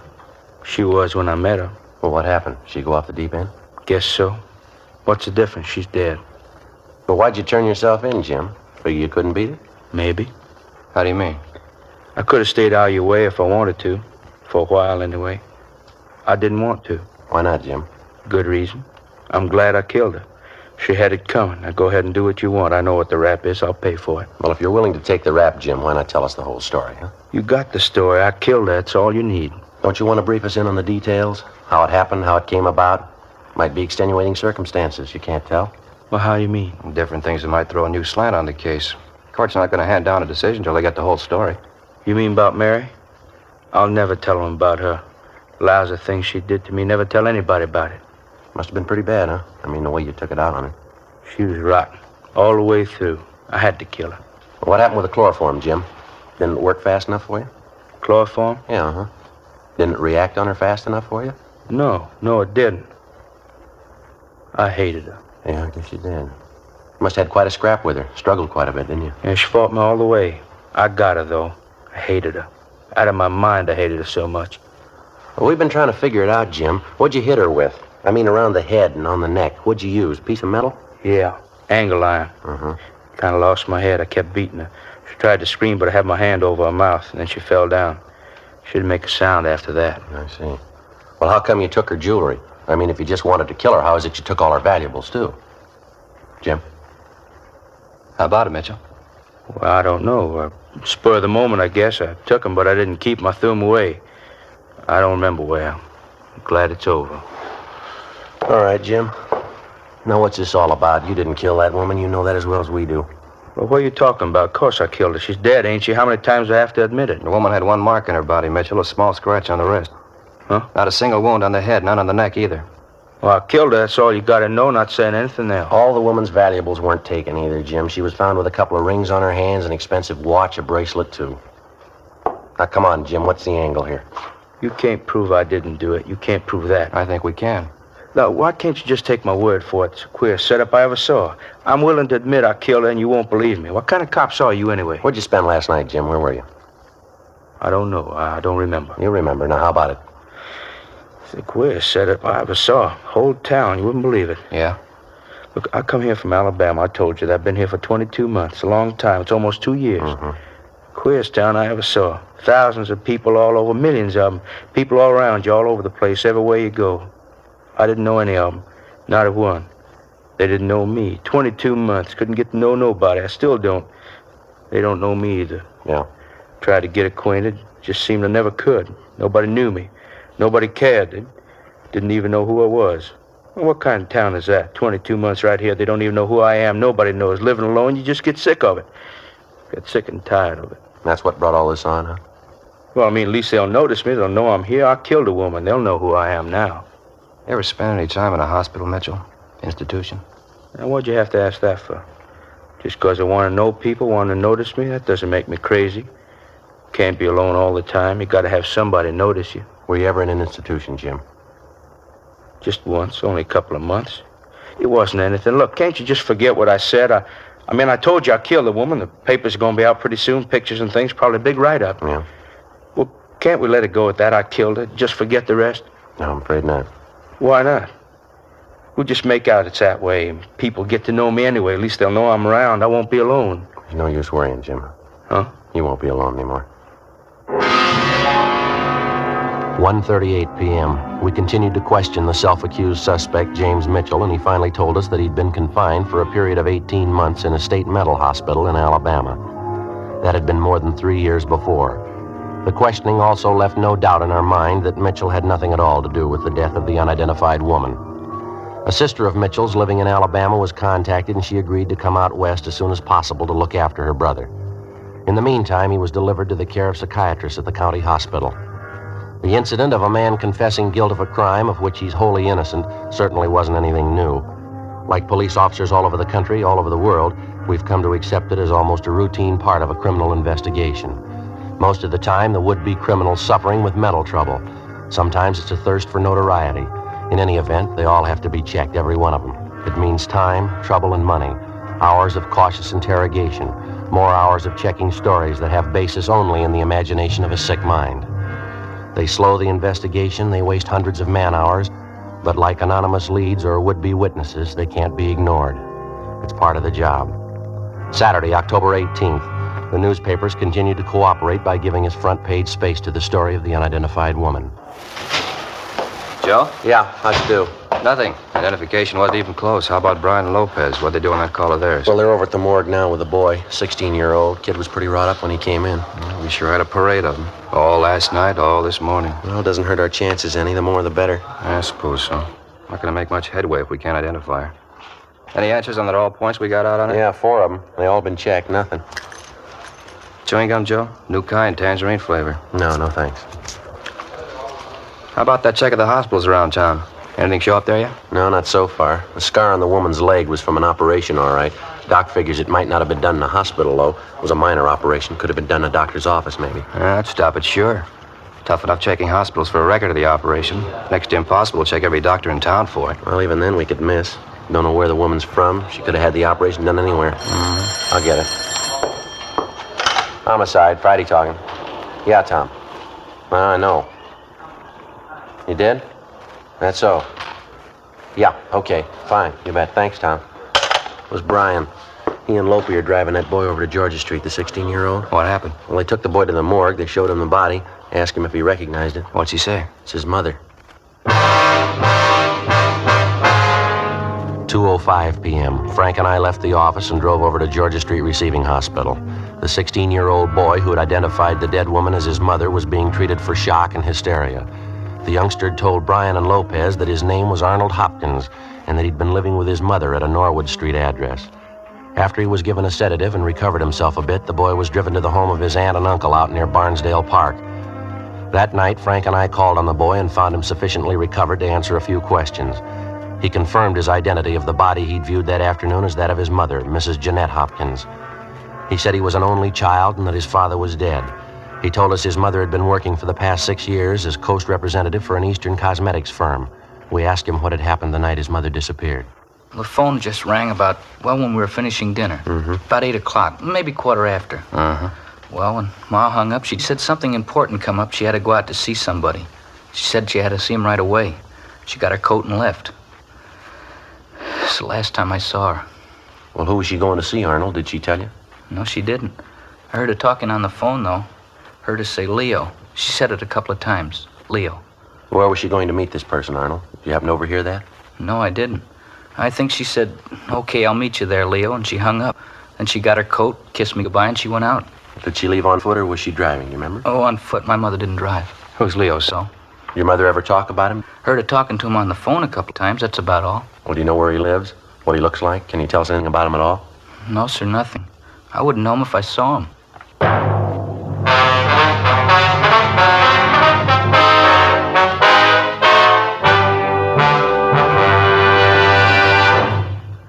You are listening to Dragnet, authentic stories of your police force in action. The only way you can prove to yourself that Fatima is the best of all king-size cigarettes is to compare them with the brand you've been smoking. Yes, compare Fatima with any other king-size cigarette. 1.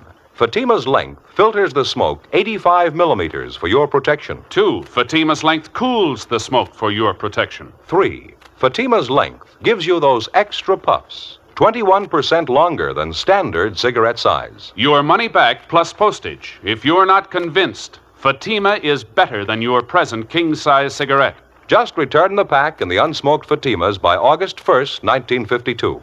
Fatima, Box 37, New York 1. More and more of your friends are switching to king-size Fatimas every day. Compare them yourself tomorrow. Buy Fatima in the bright, sunny yellow pack and enjoy the added protection of Fatima quality.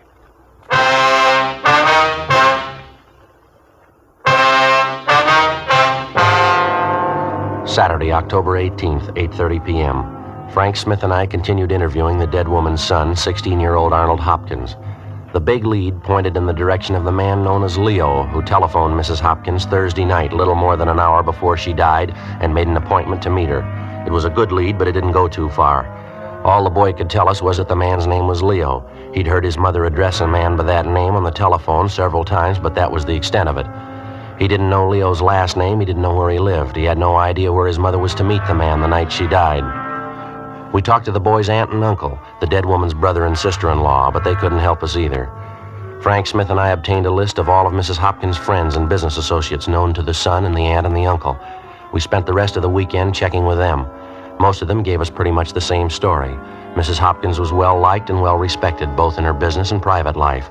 She was devoted to her teenage son. She didn't drink, and socially her behavior was beyond question. She attended church regularly. She was active in several women's clubs engaged in social and religious work. None of the people we talked to could think of any reason that she would want to end her own life. All of them denied any knowledge of the man known as Leo. Monday afternoon, October 20th, Frank and I had another meeting with the victim's son, Arnold Hopkins. We had him check over the personal effects found on the body. Yes, sir, that's hers. The other ring, too. How about this bracelet, son? Yes, sir. She always wore that. My dad gave her to her, I think. When he was alive, I mean. She always wore it. Now, the wristwatch, 2 rings, the bracelet, and this lapel pin here. This about it, son? Yes, sir, I guess so. You have her necklace, too. How's that? My mother's necklace. She was wearing it that night. She had it on when she left the house. Didn't you find it? What kind of necklace is it, son? What's it look like? Oh, it's made like the bracelet is. That one there. See, the two of them go together. It's a set. Your mother wear expensive jewelry like that every day, did she? No, sir. She wore the bracelet quite a bit, not the necklace, though. She only wore that when she was dressed up. I thought about it yesterday. I meant to tell you about it. What's that, son? Well, right after she got the phone call that night, when she told me she had to go out. Yeah? Well, she went back and got her coat, and then she came in the living room and kissed me goodbye. She had the necklace in her hand. You sure she took it with her? Oh, yes, sir, I'm positive. After she kissed me goodbye, she went over to the mirror, and I saw her put the necklace on. She was wearing it when she left. I didn't think much about it till later on. Most of the time, she only wears it when she dresses up. She wasn't very dressed up that night. Joe? Yeah. Can you describe the necklace for us, son? Exactly what it looks like? Yes, sir, I think I can. When you saw your mother with a necklace on, did you think to ask her about it? Yeah, I did. She said she was wearing it because she wanted to look pretty. She was going to meet a good friend. Mm-hmm. And she didn't say where? No, sir. I guess she was wrong, huh? About her necklace, I mean. No, son. About her friend.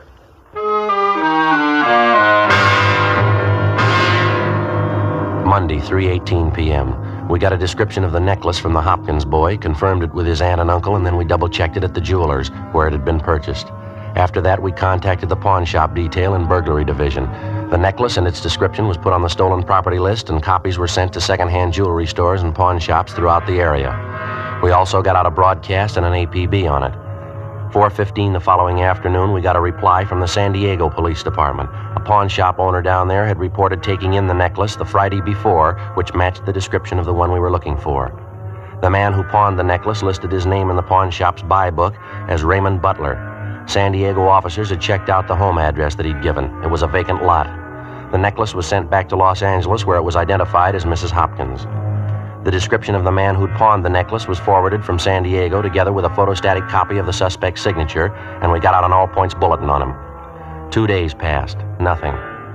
Along with Brian and Lopez, we continued checking all public places in the general area where the body of Mrs. Hopkins had been found. You got anything, Frank? Talked to a man by the name of Wagner, Joe. He told me she used to do a lot of traveling, business trips, most of them to San Diego. Wagner says he heard she had a boyfriend down there, a tall, dark-haired fella. That's all, no name. I get it. Homicide Friday. What? Oh, yeah, Lopey. Mm-hmm. Where? Checks out, does it?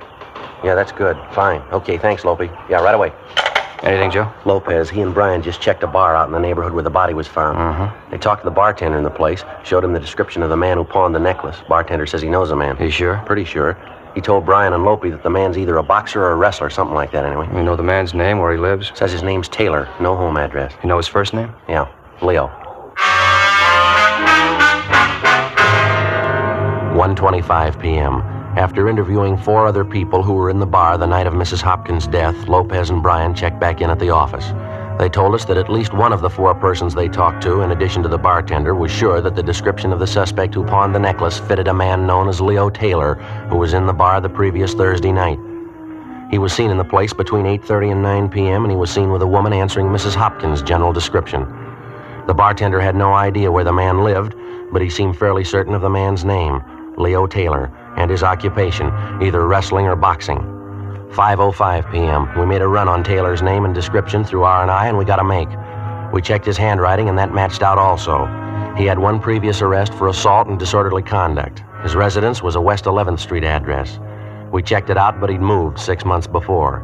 The landlady had no forwarding address on him, but she told us one of the places he used to frequent was a gym on South Olive down near Olympic. We ran it down. How about it? All right, come on. I'm getting tired of punching the bag. Come on. I checked with a fellow in the office over there, Joe. Says the man we want's taking a shower back there, locker room. All right. Sure. In here? Yeah. Go ahead. Yeah.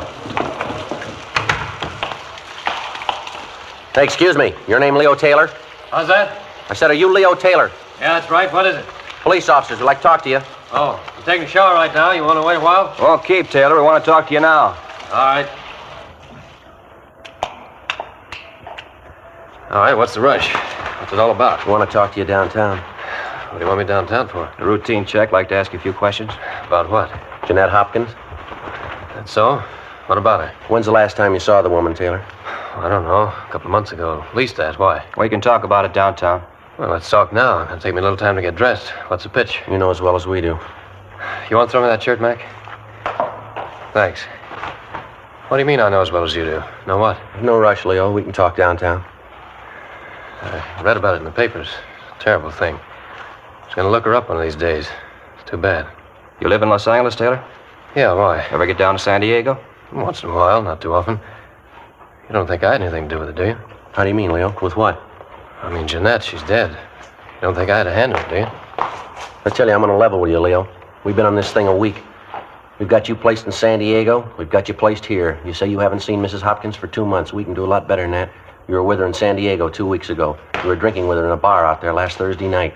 You were with her 20 minutes before she died. We got all we need, Leo. Got my coat there, Graven? Check the pockets, Frank. Yeah. Gonna take a lot of proof. I guess you know that. Gonna take a lot of it. We got it. You better have. Let's see. Keys, wallet, comb. Yeah. Okay, let's go. No, just a minute, Leo. Yeah? Pawn ticket here. You forgot it.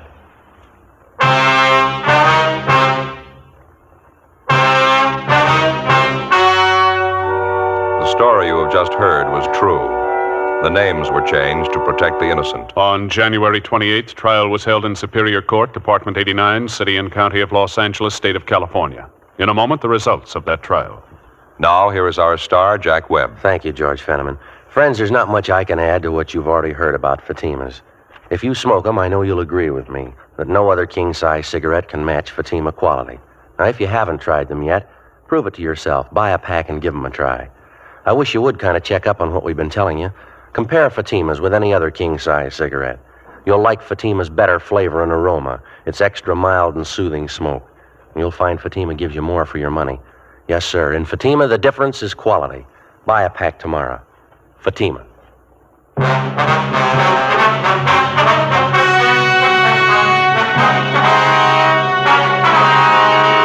When confronted with the evidence and testimony against him, Leo Francis Taylor broke down and confessed to the murder of Mrs. Jeanette Hopkins. She'd been paying blackmail to Taylor in order to keep their affair secret, but a month before her death, she refused to pay him any more. Taylor threatened her again, and she agreed to give him the necklace as a final payoff. At their meeting, Taylor demanded cash. His victim threatened him with arrest, and he administered the chloroform. Taylor was tried and found guilty of first-degree murder and was sentenced to a life term in the state penitentiary.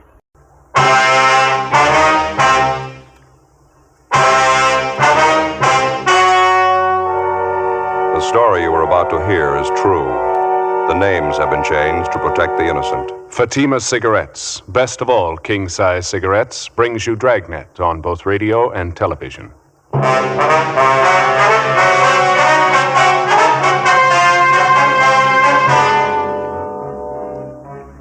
You're a detective sergeant. You're assigned a juvenile detail. An 8-month-old baby is stolen from its mother. It's the third case of child stealing reported in less than 3 weeks. There's no lead on the suspect. Your job? Get him.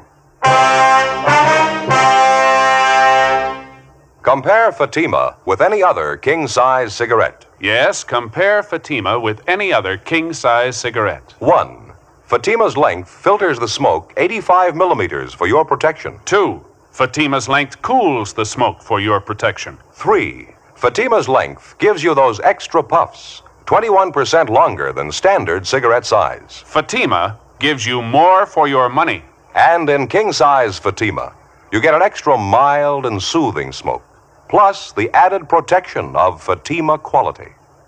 Buy Fatima in the bright, sunny yellow pack. Best of all, king-size cigarettes.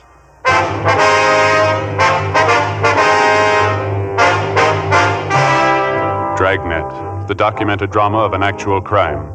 For the next 30 minutes, in cooperation with the Los Angeles Police Department, you will travel step by step on the side of the law through an actual case transcribed from official police files. From beginning to end, from crime to punishment, Dragnet is the story of your police force in action.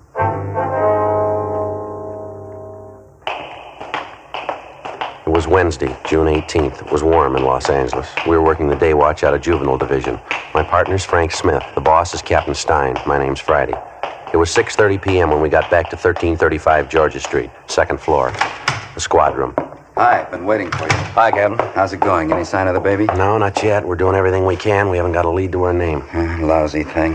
How's it stack up? Anything like the last two cases? Yeah, quite a bit. Same neighborhood, same general M.O. We checked with just about everybody in the vicinity. No one saw the baby taken. Happened about 10 o'clock this morning? 10:15. This Mrs. Donaldson drove down to the neighborhood shopping center to do her marketing. She had the baby in a bassinet in the back seat of her car. Baby boy, 8 months old. She pulled into the parking lot right behind the market, left the baby asleep in the car. She went in to do her shopping. When she came out, the baby was gone. How long was she in the market? She told us about 20 minutes. We talked to a half a dozen people who drove their cars in and out of the parking lot about that time. They couldn't help me. They didn't see anyone loitering around. How about delivery trucks? They usually unload supplies at the back door, don't they? Already checked on that. We talked to the driver of a bread truck. He was making a delivery about that time. He couldn't help us either. The mother, Mrs. Donaldson, she's the only one who came up with anything at all. It's not much, but it's better than nothing. Yeah? Well, when she parked her car and got out to go in the market, she noticed a woman sitting in the car parked next to hers. When she came back and found her baby was gone, she noticed that this woman's car was gone, too. Mrs. Donaldson described the woman for you? Yeah, she was middle-aged. She had gray hair. That's all she remembered. How about the car the woman was in? It was a green sedan. That's the only thing Mrs. Donaldson could tell us. She's not even sure of that. And there's no one else around the market that remembered the car, huh? Well, if there is, we haven't found him. We covered the whole neighborhood, Skipper. Talked to everybody we could. Got us nowhere. Smoke, Captain? Oh, thanks. You, Joe? Yeah, thank you. I got a light. Okay. Captain? No kickback yet on the broadcast. The old points you got out on the baby? No, nothing. Up to now, it's a carbon copy of the last two jobs. No suspect, no motive. Mrs. Donaldson can't think of any reason at all for it. No, not a one. Her husband's a teamster. They don't have much money. She couldn't think of any friend or relative who might possibly want to take their baby. The baby normal, in good health? Yeah, perfect. It's got me.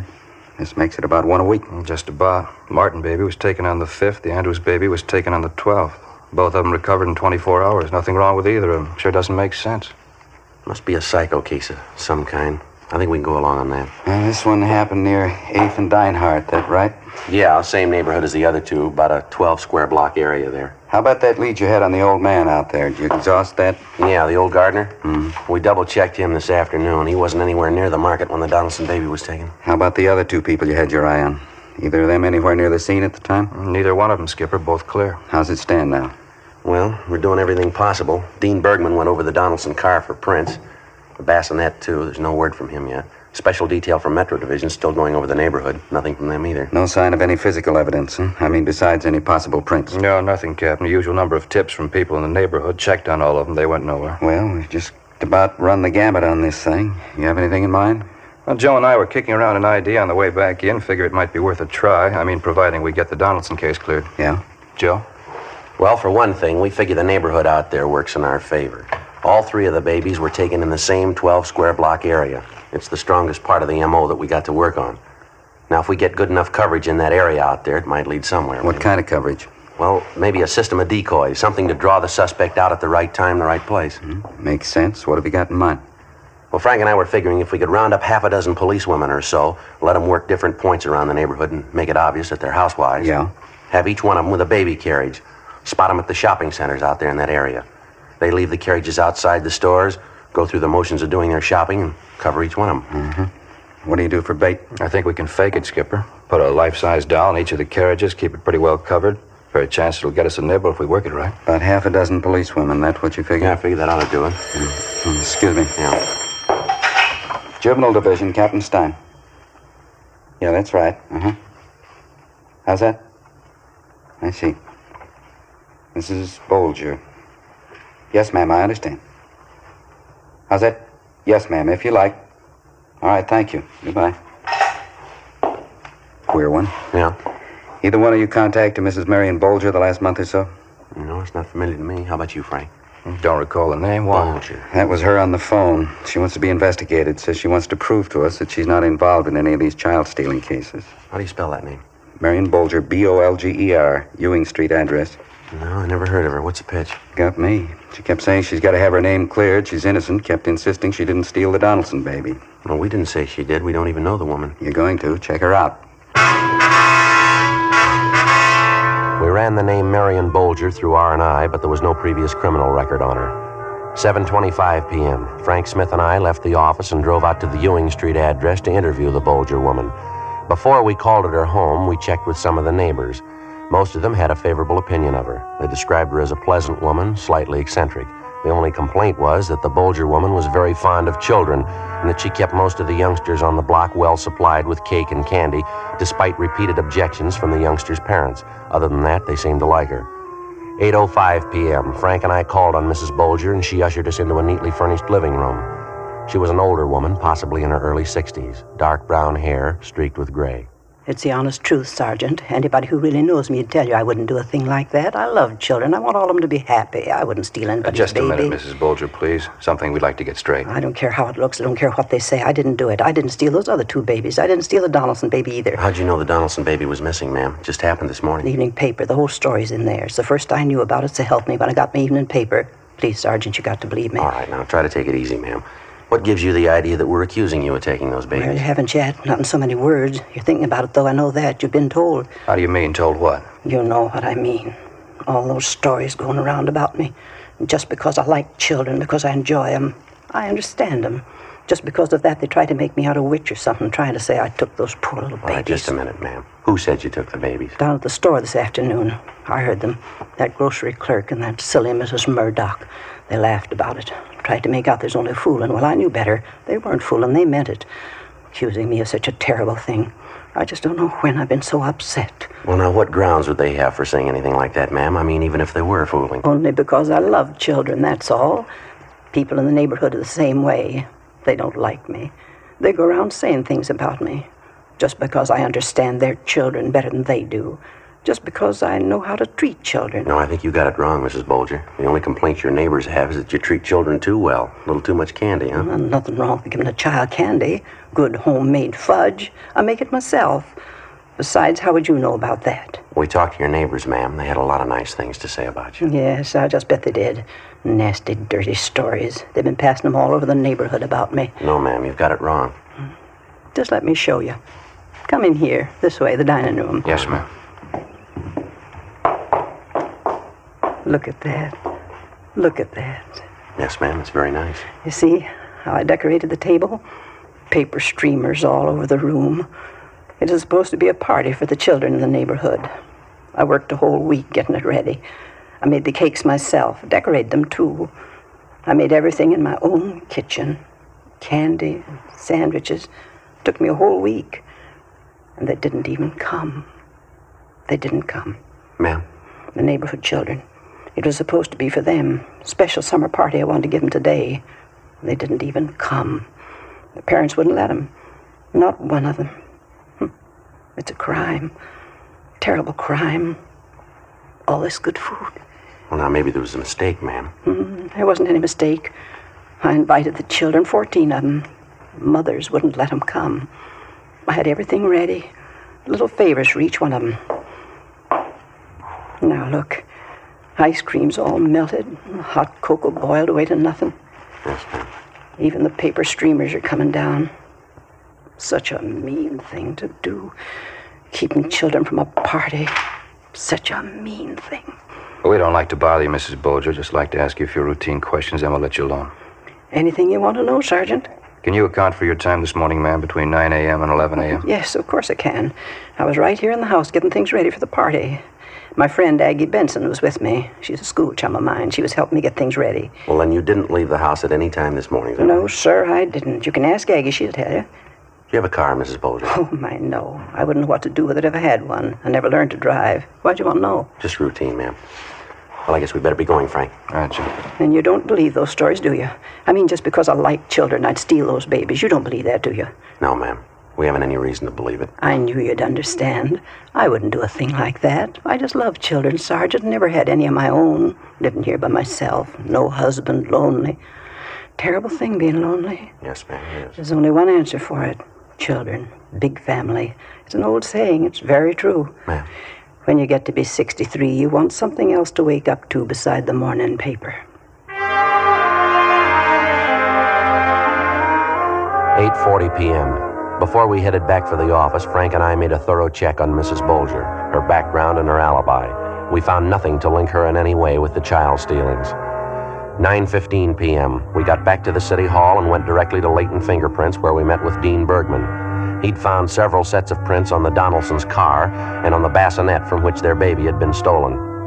Most of them were those of the parents, Mr. and Mrs. Donaldson. Bergman was unable to identify the 2 foreign prints found inside the car. We contacted the officers in charge of the special detail checking the neighborhood where the latest child stealing had occurred. They'd failed to uncover a lead. 7:48 a.m. the following morning. Friday? Morning, Captain. Good piece of news. The Donaldson baby, they just found him. Where? Highland Park area. They found him in a cardboard box. Apparently he's all right. A little exposure. Doctors are checking him over now, Georgia Street. How about the suspect? Any sign of him? Not a trace. It was little or no different than the first 2 cases. Some 21 hours after he'd been abducted from the car in the parking lot at the rear of the market near 8th and Dinehart, the Donaldson baby had been recovered apparently unharmed. The cardboard box in which the baby had been found was gone over for fingerprints. Routine investigation at the scene and in the neighborhood where the child had been found failed to turn up a lead on the abductor. Frank and I checked with Dr. George Hall, who'd examined the child. After that, we talked with Mr. and Mrs. Donaldson. The details of the case coincided almost point for point with the first 2 abductions. The baby had been taken, then recovered in a 24-hour period. Outside a slight exposure, the child was unharmed. Also, like the 2 cases preceding it, something which the child was wearing at the time of his abduction was missing. In the first case, it was a small pink sweater. In the second, a pair of shoes the baby was wearing. In the case of the Donaldson baby, it was a sterling silver ID bracelet with the initials JD engraved on it. During the next 5 days, Frank and I ran down every lead we could get our hands on. They went nowhere. Our system of policewomen decoys was put in effect. It failed to get a rise. On the 6th day, Thursday, June 26th, 5:30 p.m., we got word of another child stealing, this time in the Echo Park area. We drove out to talk to the mother, a Mrs. Chester Osborne. Yeah, that's right. I did the same thing I do every morning. Gave the baby her bath, dressed her, put her out in the backyard in her buggy. She usually plays a while, then she takes her nap. And about what time did you discover your baby was missing? I don't know exactly. About 2 o'clock, I guess. Maybe a couple of minutes after. Went out to see how she was, looked in the buggy, and she was gone. Well, it's almost 6 o'clock now, Miss Osborne. How is it that you waited so long before you notified us? Just kept hoping it was a mistake, that's all. I went from house to house all over the neighborhood. Went as far as 3 blocks away. I asked everybody. Nobody saw my baby. You don't know what it means to me. The telephone, Miss Osborne. Would you answer it, please? Whoever it is, take the number. I'll call him back. Yes, ma'am. Be glad to. Hello. Yeah. Yes, sir. Oh, yeah, Harry. We're here now. This is Friday.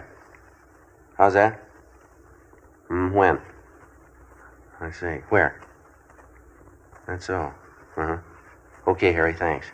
Yeah, tell him we'll be right in. Right away. Okay, bye. Well, that was our office, Mrs. Osborne. You can stop worrying now. What? It was about your little girl. She's all right. What do you mean? I just found her 3 blocks from here. Again, with the lone exception of the time element, the Osborne baby's abduction resembled closely the 3 previous cases. The crime occurred in the same general area. The same general method of operation was employed. And again, outside of slight exposure, the child was recovered unharmed. There was also an article of clothing missing, a pink knitted bonnet. And, as in the previous 3 cases, the suspect had abandoned the baby without detection. Routine investigation by the crime laboratory crew and juvenile officers working the case failed to turn up a lead. During the week that followed, additional personnel for both decoys and stakeouts were assigned to the area without results. Friday, July 4th, 10 a.m. Joe, you busy? What do you got, Frank? A gal by the name of Mildred Leslie just called in on this child stealing thing. Looks like it might be something. Yeah, what's the pitch? Well, this Leslie girl's employed as a maid for a Mr. and Mrs. Roth, R-O-T-H. Mm-hmm. She's a stockbroker. She's worked for him a year or so, she says. Yeah. The Leslie girl's an upstairs maid for the Roths. She's been following this baby stealing case in the papers right along. She thinks maybe Mrs. Roth can tell her something about it. Yeah, how's that? Well, the Leslie girl was cleaning Mrs. Roth's bedroom yesterday. She came across a few things stored back in one of the closets. Baby things. Pink sweater, pink bonnet, and a pair of baby shoes. And she says they've all been used. They're not new.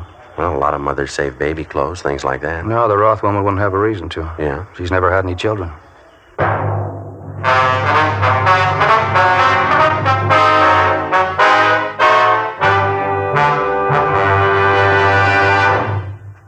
You are listening to Dragnet, authentic stories of your police force in action. The only way you can prove to yourself that Fatima is the best of all king-size cigarettes is to compare them with the brand you've been smoking. Yes, compare Fatima with any other king-size cigarette. 1. Fatima's length filters the smoke 85 millimeters for your protection. 2. Fatima's length cools the smoke for your protection. 3. Fatima's length gives you those extra puffs, 21% longer than standard cigarette size. Your money back plus postage if you're not convinced Fatima is better than your present king-size cigarette. Just return the pack and the unsmoked Fatimas by August 1st, 1952. Fatima, Box 37, New York 1. More and more of your friends are switching to king-size Fatimas every day. Compare them yourself tomorrow. Buy Fatima in the bright, sunny yellow pack and enjoy the added protection of Fatima quality.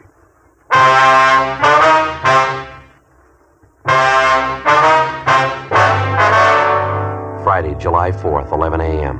Frank Smith and I left the office and drove out to interview Mildred Leslie at her apartment. She told us substantially the same thing she told Frank on the phone. The Leslie girl had been employed as a maid by Mr. and Mrs. Roth for almost a year. She went on to tell us that for the last few months or so, Mrs. Roth, who was a fairly prominent clubwoman, had been acting peculiarly, and that Mr. Roth was worried about her. According to the Leslie girl, he'd consulted a doctor several times about his wife. As for the articles of baby clothing, they'd been found stored back on a shelf in Mrs. Roth's bedroom closet. The Leslie girl told us that she happened to find them while cleaning and dusting Mrs. Roth's bedroom. Each of the articles she claimed she saw seemed to tie in directly with the child stealings. A pink sweater, a pink bonnet, a pair of baby shoes. Identical items of clothing had been taken from each of the previous abduction victims. After we left Mildred Leslie, Frank and I got to a phone, called a record bureau, and had them make a run for us on Mrs. Roth. She had no previous criminal record. 1:20 p.m. We called Mr. Roth at his place of business, but the office was closed because of the 4th of July holiday. We got in the car and drove out to the Roth home, an old 2-story mansion just above Silver Lake Reservoir. Mrs. Roth wasn't at home. We interviewed her husband in the living room. What seems to be the trouble, Sergeant? Why would you want to see my wife? There's a few questions we'd like to ask her, Mr. Roth. Can you tell us where she is now? She took a drive with some friends of hers. I think they were going down to the beach club. Why? But we're investigating a juvenile case, Mr. Roth. We think maybe your wife can give us some information on it. Well, I'm sorry she isn't home. It's too bad you didn't call this morning. She didn't leave until after 11. She'll be home later tonight if you care to call back. You're sure it's not something I can help you with? Well, yes, sir. Maybe you can. I'd like to ask you a few questions about your wife's activities the last month or so. Well, how do you mean? Some of the social work she does with the club? Not quite, Mr. Roth. You said you were from the juvenile division. Is it something regarding her work with the underprivileged kids? Her club does quite a bit of that, you know. Afraid I don't know too much about it, though. No, sir, it's not that. Well, I don't think I understand. What is it about? Well, Mr. Roth, we want you to understand that this is merely a routine investigation. We don't want to offend you in any way, but we have some information that we've got to check out. What do you mean? What kind of information? Well, there's been a series of child stealing cases the last month or so. We're the investigating officers on it. Maybe you read about them in the papers? Yes, I have, but what would my wife have to do with that?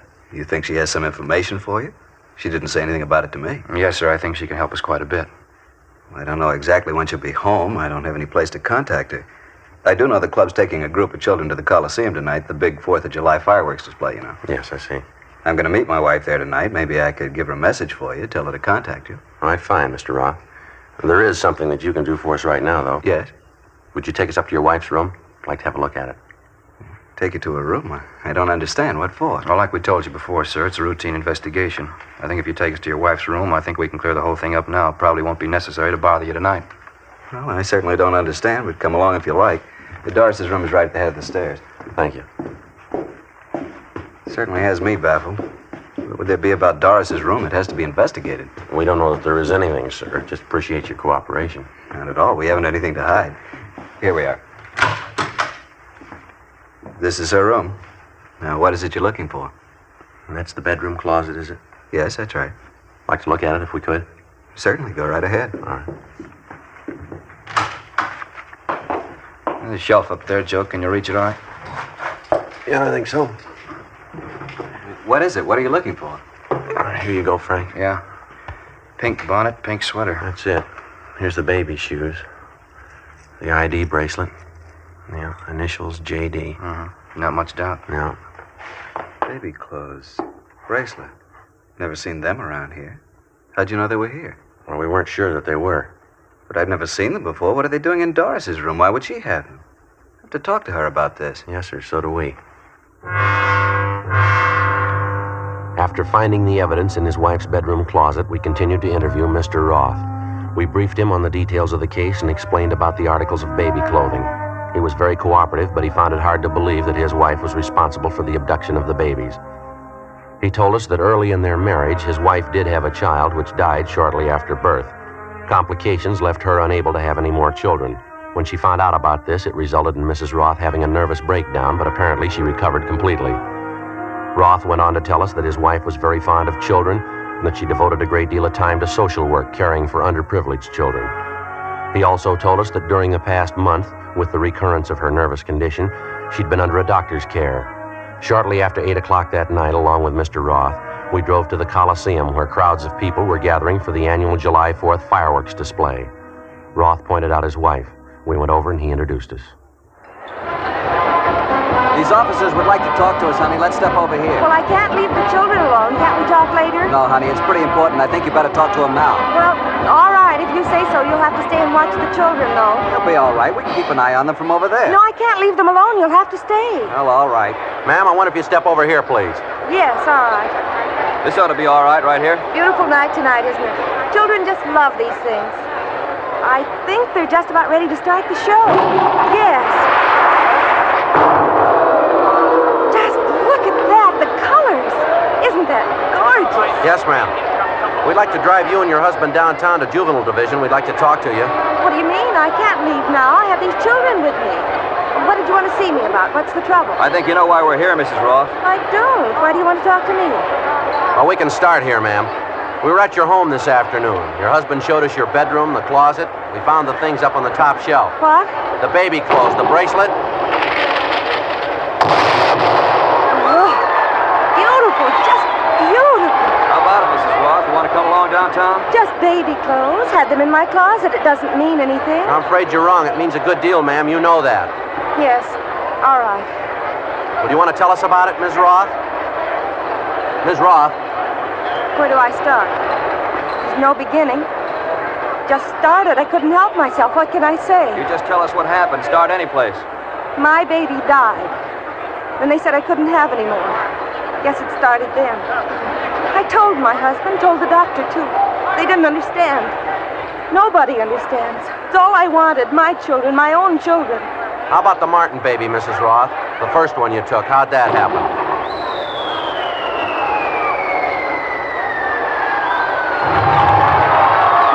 Another one. Purple, white, beautiful. What about it, ma'am? The Martin baby? How'd that happen? I saw him in the baby carriage outside the market there. Such a cute baby. Pulled the covers back, looked at him. I didn't think I was going to steal him. After I looked at him, I just wanted to hold him. Hold him close, so I picked him up. You understand, don't you? Yes, ma'am. He was such a sweet baby. Could have been mine. I kept on holding him. Then I started to put him down, back in his carriage. I couldn't. What do you mean, ma'am? I couldn't put the baby down. It was just like mine. It was mine. I can't explain it.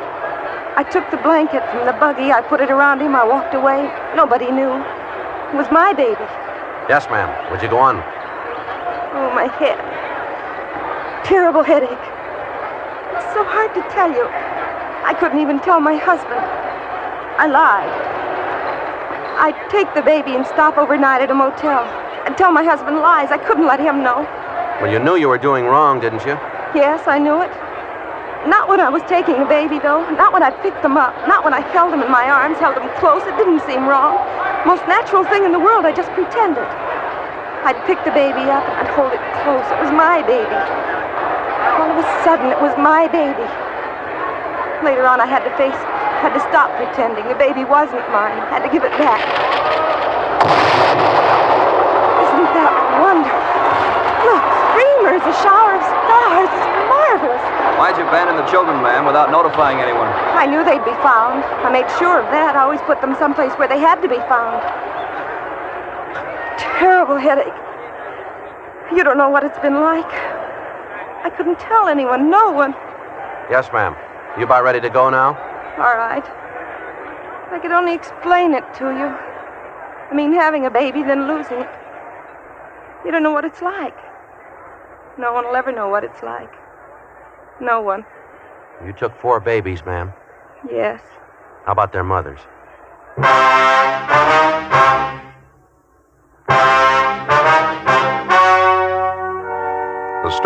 just heard was true. The names were changed to protect the innocent. On October 10th, trial was held in Superior Court, Department 88, City and County of Los Angeles, State of California. In a moment, the results of that trial.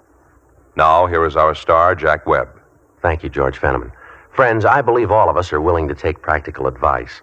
That's why I like to make it plain that I want you to compare Fatima with the king-size cigarette you've been smoking.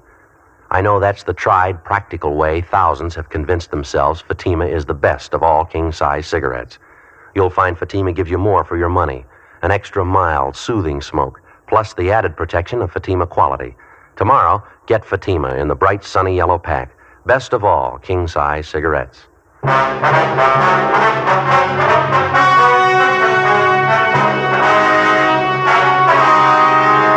Doris Evelyn Roth was tried and convicted of child stealing under Section 278 Penal Code, 4 counts. She was placed on 5 years probation. One of the terms of probation required that she would be under strict supervision of a competent psychiatrist. The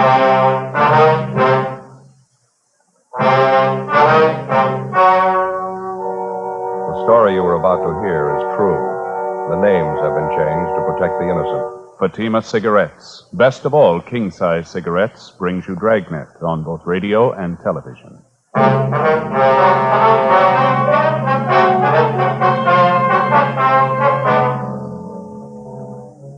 You're a detective sergeant. You're assigned to Wilshire Division, Vice Detail. An informant sends you word about an extortion racket going on in your area. The victim, a bookmaker. The suspect, a police officer. Your job, check it out. Compare Fatima with any other king-size cigarette. Yes, compare Fatima with any other king-size cigarette. 1. Fatima's length filters the smoke 85 millimeters for your protection. 2. Fatima's length cools the smoke for your protection. 3. Fatima's length gives you those extra puffs, 21% longer than standard cigarette size. Fatima gives you more for your money. And in king-size Fatima, you get an extra mild and soothing smoke, plus the added protection of Fatima quality. Buy Fatima in the bright, sunny yellow pack. Best of all king-size cigarettes.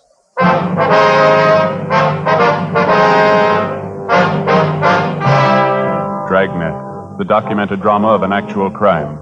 For the next 30 minutes, in cooperation with the Los Angeles Police Department, you will travel step by step on the side of the law through an actual case transcribed from official police files. From beginning to end, from crime to punishment, Dragnet is the story of your police force in action.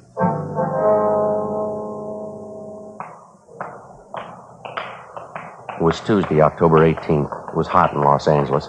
We were working the day watch out of Wilshire Division, Vice Detail. My partner's Frank Smith. The boss is Captain Hayes. My name's Friday. We were on the way downtown from the office, and it was 9:35 a.m. when we got to the felony section of the main jail, the interview room. Sit down, Mr. Lawrence. Thanks. Got your message when we checked in this morning. What's it about? Well, I finally made up my mind. I've had enough of this. Say, either one of you got a cigarette? I left mine back in the cell. Yeah, sure. Here you are, Lawrence. Oh, thanks. You bet. There's a match for you. Now, what's the story? What's on your mind? Well, I've been thinking about it most of the night. I didn't get very much sleep. So you remember yesterday, I mean when you arrested me? Yeah. Well, it's just like I told you then. I'm not trying to kid anybody. I admit it. I've been taking a few bets. It wasn't any big operation, though. You know that. Just laying off a few bets for my friends, people in the neighborhood. We know all that, Lawrence. We went through that yesterday, didn't we? Yeah, I know. I just wanted to make sure we got it straight. We aren't any big operators. We just ran the bookmaking as a sideline. Mm-hmm. Business hasn't been too good lately. Had to make it up somehow. I'm sorry, Lawrence. We can't feel bad about it. You were tagged for making book before. You should have learned your lesson. Oh, I know. And I'm not singing the blues. I'm not trying to alibi. I didn't call you down here for that. Well, then, what's this all about? Well, like I told you, I've been thinking about it a lot. I didn't sleep hardly at all last night. I finally made up my mind, though. I'm going to get it off my chest if it kills me. All right, what's that? I'm no stoolie. I don't want to get anybody in trouble, but there's one thing I believe in, and that's playing it square, no matter what you do. Just like now, Sergeant, I ain't beating about the arrest. You know that. Well, what are you getting at? What do you want to tell us? Well, all right. Here it is. You know what the record is. I stood a pinch for bookmaking a year and a half ago. I got the thing all squared away, and it came back to my business. I learned my lesson. I didn't want any more trouble, so I laid off the books. All right, fill us in. What about this policeman? I'm getting to it. Just a minute. Hey, I'm sorry. You got another cigarette, please. I'm a little jumpy this morning. Yeah, I'll show you. Thanks. Oh, thanks a lot. Well, like I was saying, you know, when I cleared up the last beef, I forgot all about the horses. I was off them for good. The wife made me promise. I wouldn't have anything more to do with them. We'd just run the business, you know, live on what they made, and we'd get along fine. All right, go ahead. Everything was going fine, too. Business wasn't too good, but we made out. Then the trouble started. Yeah. My oldest boy, that's Harry Jr. Mm-hmm. He had an accident on the job, and he broke his hip. I had to help his family out while he was in the hospital. Like I say, the business wasn't making too much money, but we made out, though. No. Then, Go ahead. Yeah, well, then just as soon as Harry got well, the wife came down. Gallbladder. She had to have an operation. Really cost money, you know. Yeah. Well, wife was resting at home. She didn't come down to the store. I started with the books again, you know, just taking a few bets on the side, just a few. Mm-hmm. I didn't really want to do it. Just one of those things, you know. I didn't have anybody to go to. The bills had to be paid. Where does this policeman fit into it, this Ray Williams? Well, I'm just coming to it. No. Well, he came in the store. He said he wanted to make a bet. I didn't know him from Adam, so I played careful, you know. I told him I wasn't making books, and then he said he was a good friend of Myra's.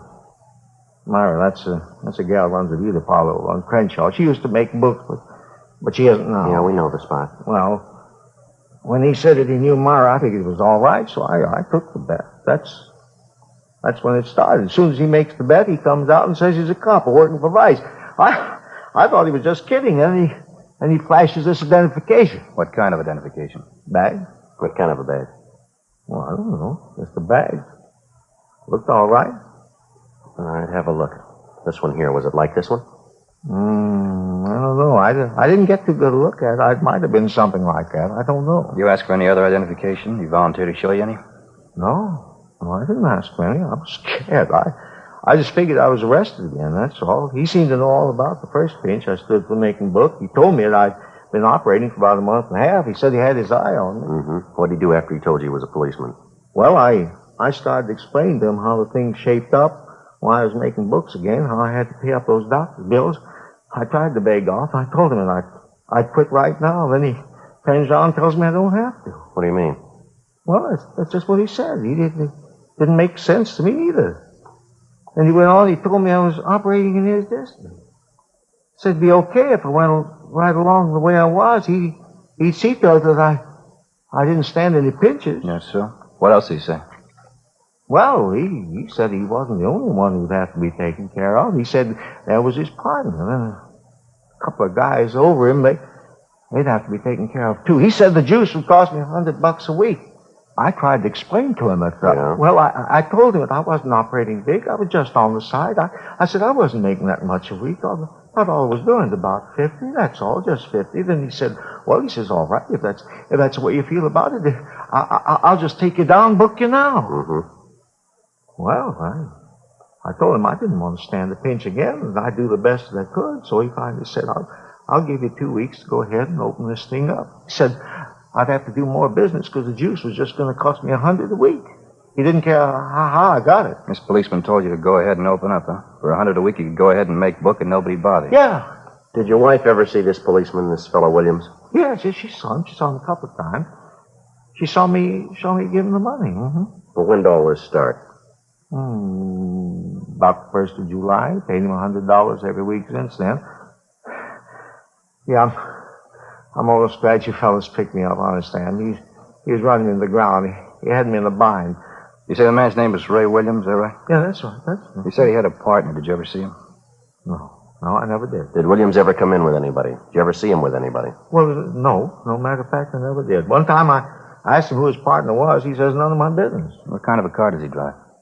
I don't know. Never came to my place in a car. He always walked. He came on foot. Do you know anything else about him? Where does he live? I don't know. He never told me. He never told me anything, you see? Nothing. Once I asked him what station he was working out of, who his boss was. got a little hard with me. He told me not to get nosy, not to ask so many questions. Is there anything else you can tell us about Williams? Maybe where he hangs out, people he knows? Anything you figure will help us? Well, he works out Wilshire. You ought to know him. Ray Williams. Yeah, Ray Williams. The policeman. Not in my book. Frank and I continued questioning the prisoner, Harold Lawrence, and he gave us a complete description of the extortionist, the man he knew as Officer Ray Williams. Frank got on the phone, notified the commander of Internal Affairs Division of the latest development, and he advised us to bring the prisoner to his office immediately. We signed Lawrence out of the main jail for investigation and took him to the City Hall, room 37. With the help of Sergeants Lloyd Reiner and Floyd Phillips, we started checking through the personnel files for the suspect. Neither Frank nor myself recognized the name or the description of Williams as given us by Lawrence. The first step was to show the prisoner photographs of every police officer in the department, regardless of rank or detail. He was unable to make an identification. We then showed him photographs of all police officers, retired or otherwise. He failed to identify any of them as Williams. We showed him photographs of all civilian employees of the department. Again, no identification. He was unable to find anyone who even closely resembled the extortionist. Not satisfied with this, the prisoner was shown photographs of all law enforcement agencies' personnel in the area. The same results. No identification. 4:18 p.m. While Reiner and Phillips continued checking on their end, we returned the prisoner to the main jail, and then Frank and I drove out to see his wife, Mrs. Mildred Lawrence. We located her at Lawrence's place of business, a small pet shop just off Wilshire Boulevard. What is it this time? Haven't we got enough trouble? What do you want now? We just got through talking to your husband, ma'am. A few things we'd like to clear up. I'd like to talk to you a few minutes if we could. You talked to Harry? How is he? He's all right, ma'am. We've been with him all day. We're still looking into the case. Why can't you let him alone? He admitted what he was doing. He wasn't lying. He told you everything. Yes, ma'am. We appreciate that. Why don't you let him alone? Let me alone. Trouble. That's all we've had. Sickness and trouble. No end of it. Well, we realize that, Miss Lawrence. We don't like to bother you, but there's something we have to straighten out here. I haven't anything to tell you. I'm busy. Left alone here to run the store. No help. I'm sick. Shouldn't even be down here. Let us alone. Let me alone. Harry was wrong. He'll pay for it. We're not asking you for anything. We're asking you for something, ma'am. We'd like you to help us. Help you? Why? Policeman all our life. As far as I'm concerned, you're nothing but trouble. Reason for all our trouble. Well, that's what we'd like to talk to you about, ma'am. I haven't anything to say, I told you. I'm a sick woman. Got a lot of work to do. Do you mind stepping aside there? Got this whole bin of dog food to package up. Can't just stand around and talk. Poor little pups have to be fed. Haven't even cleaned their litter yet. We appreciate how you feel, Ms. Lawrence. We won't take up too much of your time. Can't you give us just a few minutes, Now, please? you listen to me. I've tried to be nice to you. I've got no reason to either. I could tell you a lot of things about policemen, things you wouldn't want to listen to. You think you're so smart. Maybe Harry was doing wrong, but he's not the only one. I could tell you plenty if I wanted. Well, that's what we're here for, ma'am. We told you we were with your husband all day. Then why don't you let me alone? Talked to one cop already today. I told him to stay away, and you do the same. I told him just what I thought of him. Low-down thief. Who was this policeman you talked to today? You know who he is. He was the same place with you. You big, honest policeman. You never do anything wrong. That Ray Williams ought to be in jail just like Harry is. Ray Williams. Is that the man who was here today? That's what I said, wasn't it? Now, will you get out of here? Now, look, Ms. Lawrence, just a minute, please. We talked to your husband, and he told us all about this man, Williams. Why don't you do something about it? Go get him and put him in jail, just like you did Harry. That's what we're trying to do, if you'll just help us. Williams isn't a policeman. What do you mean? Yes, ma'am. That's what we've been trying to tell you. We talked to your husband. He told us the whole story. How can you tell? How do you know he's not a policeman? He's not, ma'am. We're sure of that. Harry said he was. Showed Harry his badge. Well, that doesn't make him a policeman, ma'am. We had your husband look at pictures of every officer in this area. He convinced himself that Williams isn't a policeman. Well, if he isn't a policeman, who is he? That's what we want to find out. Will you help us? Mrs. Lawrence? You'll have to excuse me. I didn't mean to be nasty. Just that I've been sick. All this trouble, Harry in jail. Yes, ma'am, we understand that. Now, you say Williams was here today. About what time was that? It was before lunch, about 11:30, 11:45, I think. He came here to get money. That's what he always came for. Did he say he'd be back? No, I told him never to come back. Told him Harry was in jail. All the money we gave him, what good did it do? Said I'd go to the city hall if he ever came back. What'd he say to that? He said Harry had to expect an arrest now and then. I told him Harry wasn't going to get arrested anymore. He was through with all that junk. People like him, too. Uh-huh. And then he swore at me. Called me some real nasty names. Told me I'd better keep my mouth shut or I'd get worse than Harry did. Then he went out and slammed the door. Was he driving a car? Did you notice? No, I never saw him in one. Is there anything you know about Williams at all? I mean, anything that would help us locate him, maybe? No, I don't think so. All I know is he said he was a policeman. His name was Ray Williams. Couldn't Harry tell you anything? Maybe he knows. No, ma'am, he couldn't tell us much. Oh, excuse me, please. Yes, ma'am. Lawrence's pet shop. Yes? What's that? Well, what? Hello? He hung up. Ma'am? It was Ray Williams. Said he just drove by here. He saw us. What do you want?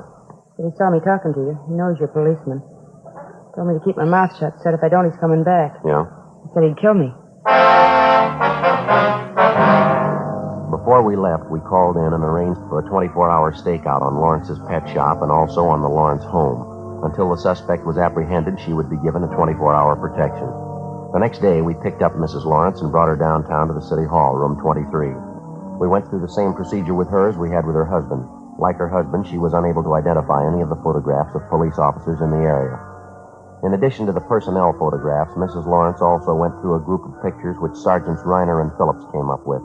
They'd had a run made through the staff's office on all known extortionists using the same M.O. Williams used, posing as a police officer.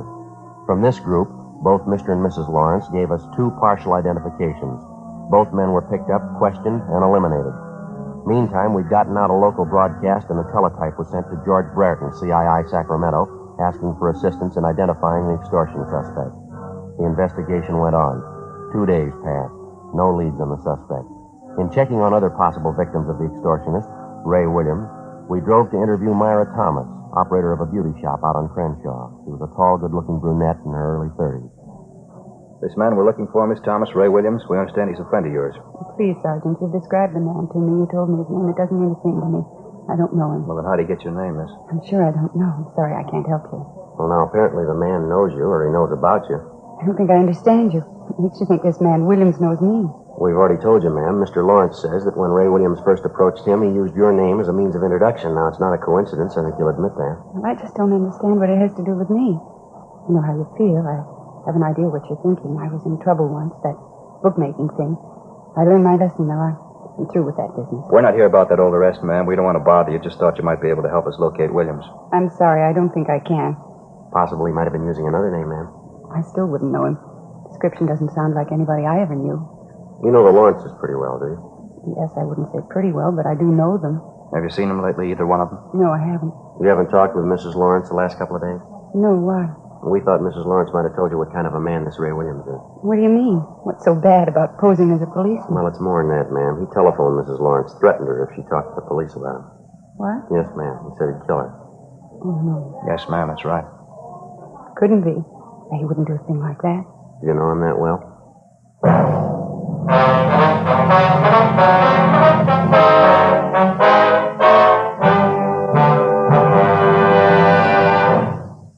You are listening to Dragnet, authentic stories of your police force in action.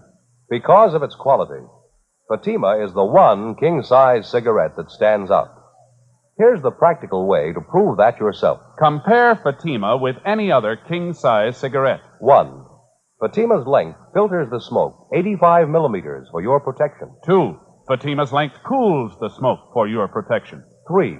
Fatima's length gives you those extra puffs, 21% longer than standard cigarette size. Fatima gives you more for your money. And in king-size Fatima, you get an extra mild and soothing smoke, plus the added protection of Fatima quality. Because of its quality, its extra mildness, and superbly blended tobaccos, more and more smokers coast to coast are switching to Fatima every day. Buy Fatima.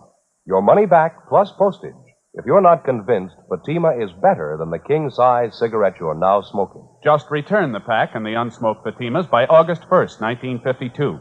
Fatima, Box 37, New York 1. Add to your smoking enjoyment. Smoke king-size Fatima, extra mild and soothing, plus the added protection of Fatima quality. Get Fatima in the bright, sunny yellow pack. Best of all, king-size cigarettes.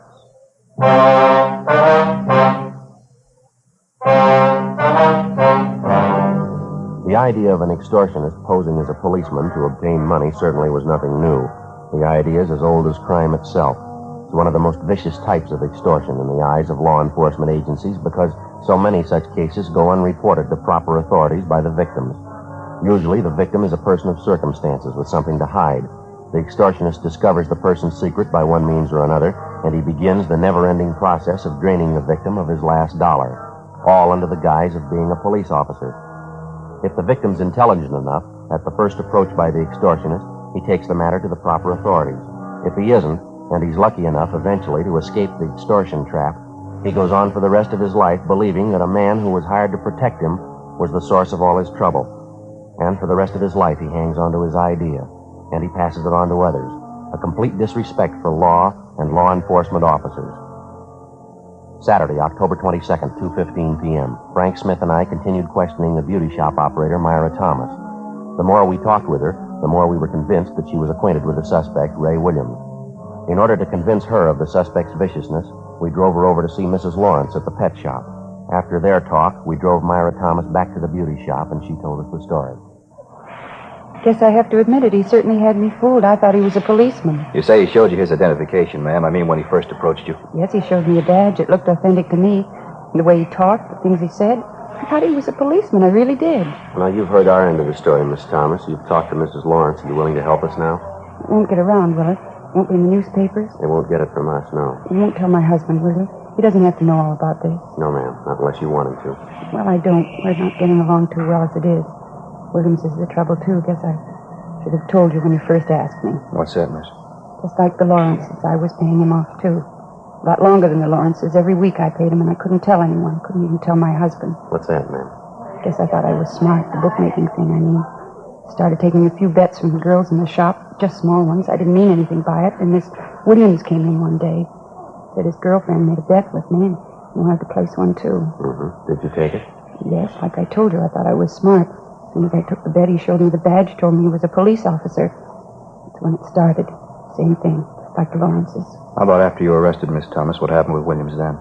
Well, after I got it settled, Williams came back to the shop again. I told him then I was through with the horses. Wouldn't have anything to do with it again. After that, I didn't see him for a while. Sure was glad. You've seen him since? You know where we can locate him now? Oh, no, I don't. I have seen him since, though. You promised me my husband won't know about this. You give me your word. Miss Thomas, if you don't want your husband to know about this, it's your business. He'll never hear it from us. It's got to be that way, believe me. I love my husband. Ray Williams has caused us nothing but trouble. Can't tell you the worry he's caused me. I mean, besides all the money I paid him, too. You mean you're still paying him? Yes, that's right. Every week. You don't know how low that man is. I can't begin to tell you. I thought he was a policeman. Well, why are you still paying him off, ma'am? You mind telling us that? No, I guess I don't mind. I've gone this far. All right. It was while my husband and I were separated. We had a fight. We were separated. I started going out on dates, nothing serious. One night I was out with a fella from out of town. Nice fella. This Ray Williams saw me and the fella sitting in the car. Parking lot right in back of the bar. We were necking. Williams come by and he knew that I saw him. I see. Wasn't anything wrong, really. I love my husband. He wouldn't understand about the fella that night, though. I mean, if Williams ever told him. That's what he's been holding over your head, Henry? Yes, it's more than a year now. I've paid him every week. I'll tell you the truth, Sergeant. I can't go on much longer. I can't. Well, you don't have to worry about it anymore. Just help us locate the man. That's all you have to do now. Well, I don't know where he lives, but I know he's going to contact me. He always does. And that's what we'd like to know. How does he contact you? He phones usually once a week, maybe every other week. Calls me and tells me to meet him someplace and bring the money, $50 every week. And you have a regular time that he calls you? No, almost any time. It's never the same day, never the same place I meet him. I haven't heard from him in over a week now. He should be calling pretty soon, I guess. Mm-hmm. Usually call here, or does he phone you at home? Both places. He seems to know where to reach me. I don't know what I'm going to do this time. I just don't know. Ma'am? I haven't got the money for him. I'm broke. $4 or $5. That's all I have. Well, don't worry about it. But he's going to want his payoff. You know that. What am I going to do? This time it's on us. Before we left Myra Thomas at the beauty shop, we had a definite understanding that as soon as she heard from the extortionist, Ray Williams, she was to call us immediately, any time of the day or night. Then we called the office and made arrangements for stakeouts to be placed both at the beauty shop and at Myra Thomas's home in case Williams decided to contact her in person. The Thomas woman was given a plain envelope containing $50 in marked bills, which she was to hand over to the suspect the next time he demanded his regular payoff. 2 days went by. Tuesday, October 25th. No word on the suspect. Thursday, the 27th. Still no word. Saturday morning, October 29th. I got it. Right. Vice detail, Smith. How's that? Oh, yeah. I see. Hold on, huh? Pencil, Joe? Yeah, here you go. Over that place again? Okay. The time? Yeah, surely. About half an hour. Yes, ma'am. We'll be there. Goodbye. What do you got, Frank? Anything? Yeah, Myra Thomas. Yeah? He wants to see us. I told her we'd be over in about half an hour. What's the deal? Williams called her. He wants his money. 11:15 a.m. Frank and I got in the car and drove out to see Myra Thomas at her apartment. She told us that the suspect, Ray Williams, had telephoned her shortly before 11 o'clock that morning and set up a date to meet her for his regular payoff at 10 o'clock that night. The designated meeting place was a small nightclub out on Santa Monica Boulevard. The Thomas woman was to meet Williams at the bar. We told her to get there a few minutes ahead of time, and if she happened to spot Frank and I in the nightclub, she was to give no sign of recognition.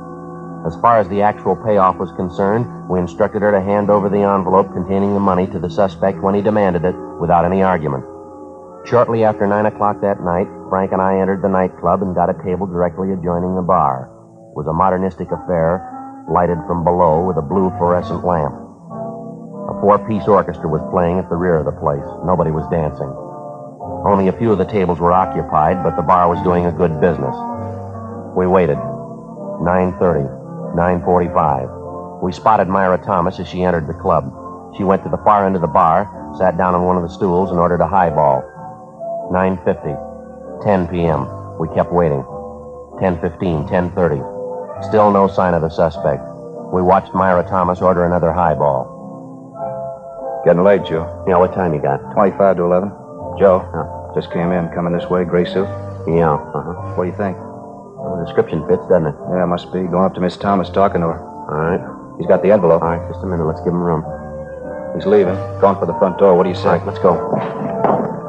Not wasting any time. Come on, let's hurry. Down the street. Come on. All right, mister, hold it. What's the matter? What do you want? Police officers would like to talk to you. Me? What about? What's the matter? You got your identification? Well, sure, right here. What do you want? We'd like to look at it.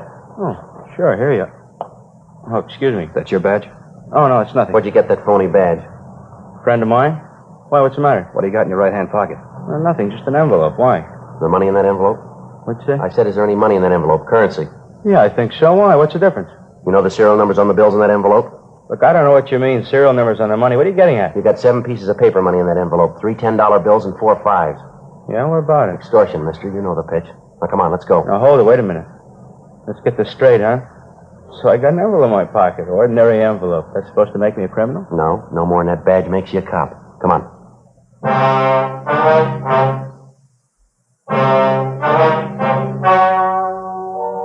The story you have just heard was true.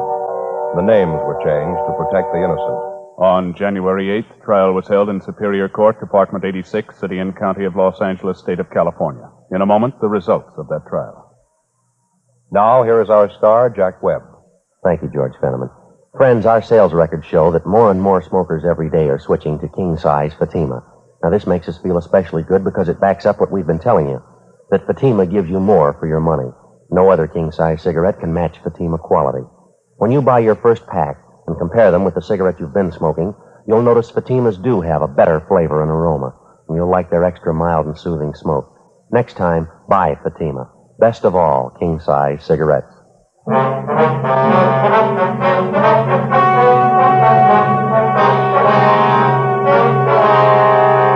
Raymond Edward Williams was tried and convicted of extortion 1 count and impersonating an officer 1 count. He received sentences as prescribed by law and is now serving his term in the state penitentiary. Extortion is punishable by imprisonment for not less than 1 nor more than 10 years. Impersonation of an officer is punishable by a fine of not more than $1,000 or by imprisonment for not more than 1 year or by both such fine and imprisonment. The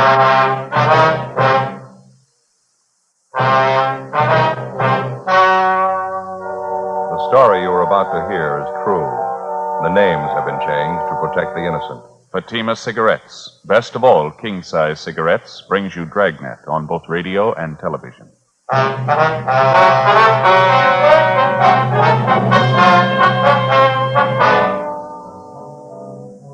You're a detective sergeant. You're assigned a robbery detail. A United States mail truck is held up and robbed. 22 sacks of registered mail are taken. The holdup men escape. There's no lead to their identity. Your job? Get 'em. Compare Fatima with any other king-size cigarette. Yes, compare Fatima with any other king-size cigarette. 1. Fatima's length filters the smoke 85 millimeters for your protection. 2. Fatima's length cools the smoke for your protection. 3. Fatima's length gives you those extra puffs, 21% longer than standard cigarette size. Fatima gives you more for your money.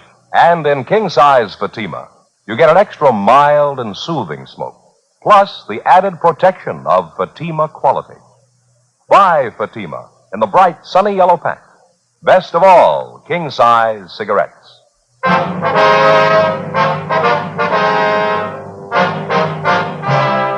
Dragnet, the documented drama of an actual crime.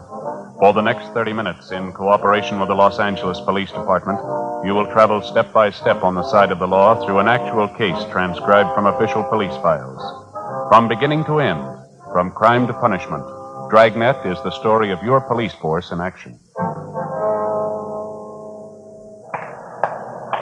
It was Monday, August 4th. It was hot in Los Angeles. We were working the night watch out of robbery detail. My partner's Frank Smith. The boss is Captain Didion. My name's Friday. I was on the way back from communications, and it was 11:05 p.m. when I got to room 27A, the squad room. That's it. There wasn't anything else to do. One of them had a gun pressed right up against the back of my head. I didn't dare make a move. All right, Bud, take it easy. Joe? Nothing yet. The broadcast and the APB are out on him. How you feeling, Houston?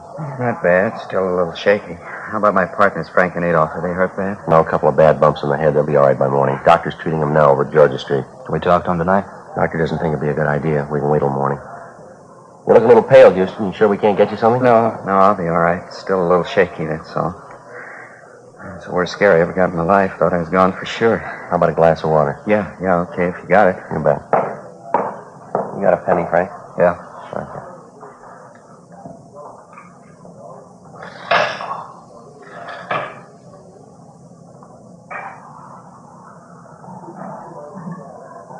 Just talking about the getaway car when you came in, Joe. Yeah. But Houston here is pretty sure he was right the first time. It was a dark blue sedan, late model. Mm-hmm. Any idea at all what make it was, Bud? I wouldn't like to say definitely. I don't want to mix you up. I got half an idea it was a GM car, maybe a Buick or an Olds. I can't say for sure, though. Well, here's your water. Oh. You didn't get a look at the license, huh? You sure of that, are you? No, I didn't see it at all. The whole thing went too fast for me. I appreciate this. I got it. Robbery, Smith. Yes, sir. Oh, yeah, Inspector. Uh-huh. Yeah, I see. Yeah, we'll be here for a while. Yeah, 27A. Right, thank you. Goodbye. You got it. Post Inspector Joe. He's on his way over now. That's fine. Hey, Bud, when you started your run with that mail truck tonight, you have any inkling at all that there was something wrong? I don't think I got you, Sergeant. What do you mean? Well, did you happen to notice anyone suspicious hanging around the post office out by the loading platform, maybe? No, buddy. How about on your way to the Union Station? You notice any cars following your mail truck there? No, if they were, I think I'd have noticed it. I usually keep an eye out when we're making a run. It's a habit I got into, I guess. How long you been driving a mail truck, Bud? About 5 years. I've only been handling the registered mail the last couple of months, though. Did your truck leave the post office on schedule tonight? Yeah, right on the dot. We followed the other trucks out. You see, the trucks that pick up the ordinary mail, they leave first, and then our truck leaves right after them. We only handle registered stuff. I see. The same routine tonight, no different. You were the driver of the truck, that right, Bud? Yeah, that's all I do is drive. Frank's the clerk, Adolph's the guard. That's regulations. On trucks that handle just the straight mail, the driver's the only one aboard. Registered mail trucks got to have 3 men, the driver, the clerk, and the guard. Yeah, we know. You usually drive the same route from the post office to the Union Station, do you? Yeah, we go the same way every night. Straight down Temple Street, turn right and go down Ferguson to Alameda, then over Alameda to Union Station, make the pickup or the delivery, and then we come back the same way to the post office. And that's the route you followed tonight, huh? Yes, sir, that's it. Only we didn't make it back this time. I'd like to make sure we got this straight now, Bud. Do you mind checking us out on exactly what happened from the time you got to the Union Station? No, I don't mind. Well, try to relax if you can. Just take your time. Try to remember everything, will you? Say, would you mind very much if I called my wife first? I know I'm going to be late getting home. I don't want her to worry. You bet. Go right ahead, Bud. What's your number? I'll dial it. Oh, thanks. It's Pleasant, 29321. Okay. You got a family, Bud? Yeah, 3 kids. Mother-in-law, too. She lives with us. Here you are, Bud. Oh, thanks. Lorraine? Oh, hi, Mother. Did I get you out of bed?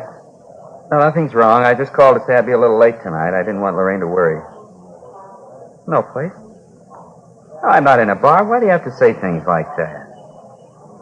that's the way you feel all right. Just tell Lorraine, will you? Hello? Mother-in-law, you never get off your back. Sorry to interrupt, officer. It's all right, Bud. You want to go ahead now? Let's see. You wanted to know what happened after we left Union Station? Yeah, that's right. What time was it when you left the station? Right after we loaded the mail sacks on the truck, 28 sacks, all registered, and took off. What time was that? Scheduled time, 9:56. Left the station, headed for the P.O., drove the same route, along Alameda to Ferguson, then up to Ferguson.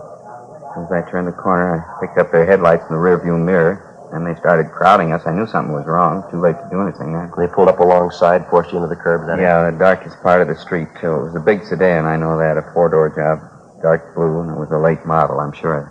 You notice anything special about the car, Bud? I mean, maybe a dented fender, some special accessories on it, anything like that? No, nothing I'd be sure about. I was too busy trying to keep going, get out of their way. I didn't have much of a chance. They forced us up on the sidewalk. I saw a telephone pole coming at me. I had to stop. What happened then? I threw a bright spotlight on us. Blinded me for a minute. And these three men got out of the car and came at us, guns in their hands. It all happened in a couple of seconds. I was never so scared in my life. Did you get a good look at any of the men? No, I didn't. It was pretty dark. The place they stopped us at. I couldn't be sure I'd recognize any of them if I saw them again. Well, what'd the men do when they came up to the truck? Put their guns in our face, made us get out of the truck and climb into their car, the blue sedan. And one of them got in the mail truck behind the wheel. His name was Sid. I heard that. One of the men said, "Follow us in the truck, Sid. You know where to go." That's what he said. You happen to hear any other names? No, that was the only one. And Sid seemed to be the boss. He was giving the orders anyway. They put you and your two partners in the back seat of their car? Yeah, and the two thieves were in the front seat. One drove and the other held a gun on us. He kept the lower part of his face covered with a handkerchief. You could see the mail truck following a little ways behind us. Mm-hmm. They drove you straight down Alameda, is that right? Yes, sir. Like I told you before, I think it was about a mile and a half. And they turned off right into that alley by the warehouse, same place you found us. I figured that was the end. They got us out of the car, Frank and me and Adolph. They had us line up against a brick wall there, hands up in the air, facing the wall, and then they opened up the back of the truck and transferred the mail sacks to their car. Well, any conversation while all this was going on? Not too much, no. You see, one of them, I think that was Sid. He covered us with a gun, a shotgun. The other two moved the mail sacks from the truck to the car, and every once in a while the Sid would tell them, "Come on faster, we're short on time." I think that's what he said. Well, why'd they slug your two partners, this Frank and Adolph? Any reason for that? It's coming to that. You see, when they got all the mail sacks in their car and they were ready to pull out, the other two guys came over to Sid, and one of them said, "What are we waiting for? Let's kill him and get out of here." Yeah? Right away, our clerk, Frank, he began pleading with them not to kill us. I guess Frank was thinking of his wife and his little kid.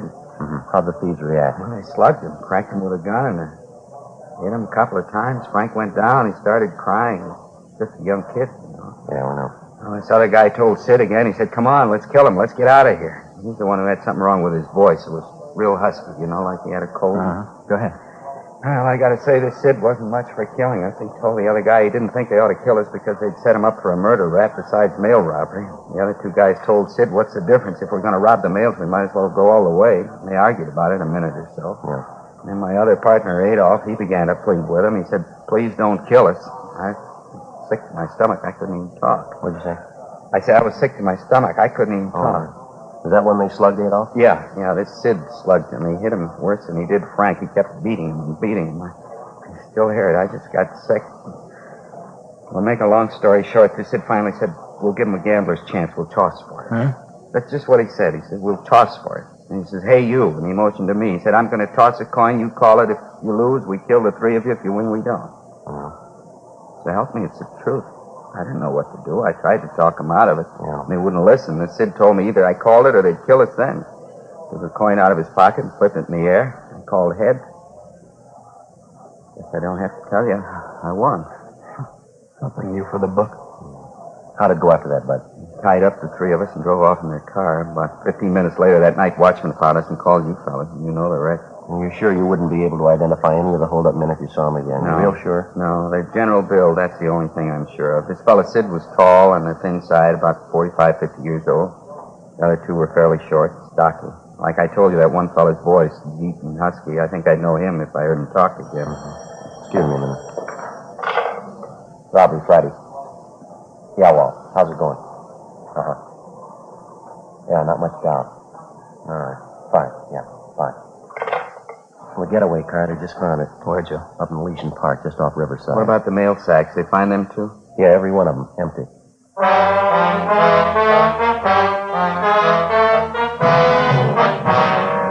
According to the report we received, the getaway car was found parked in a clump of shrubbery on the edge of Elysian Park, about half a mile from Riverside Drive. All of the 28 registered mail sacks were found scattered in and around the car, and with the exception of a few pieces of mail, the sacks were empty. A crew from the crime lab was dispatched immediately to the scene to check the car and the mail sacks for fingerprints and to cover the entire area for physical evidence. The mail truck was also gone over for prints at the point where it had been located.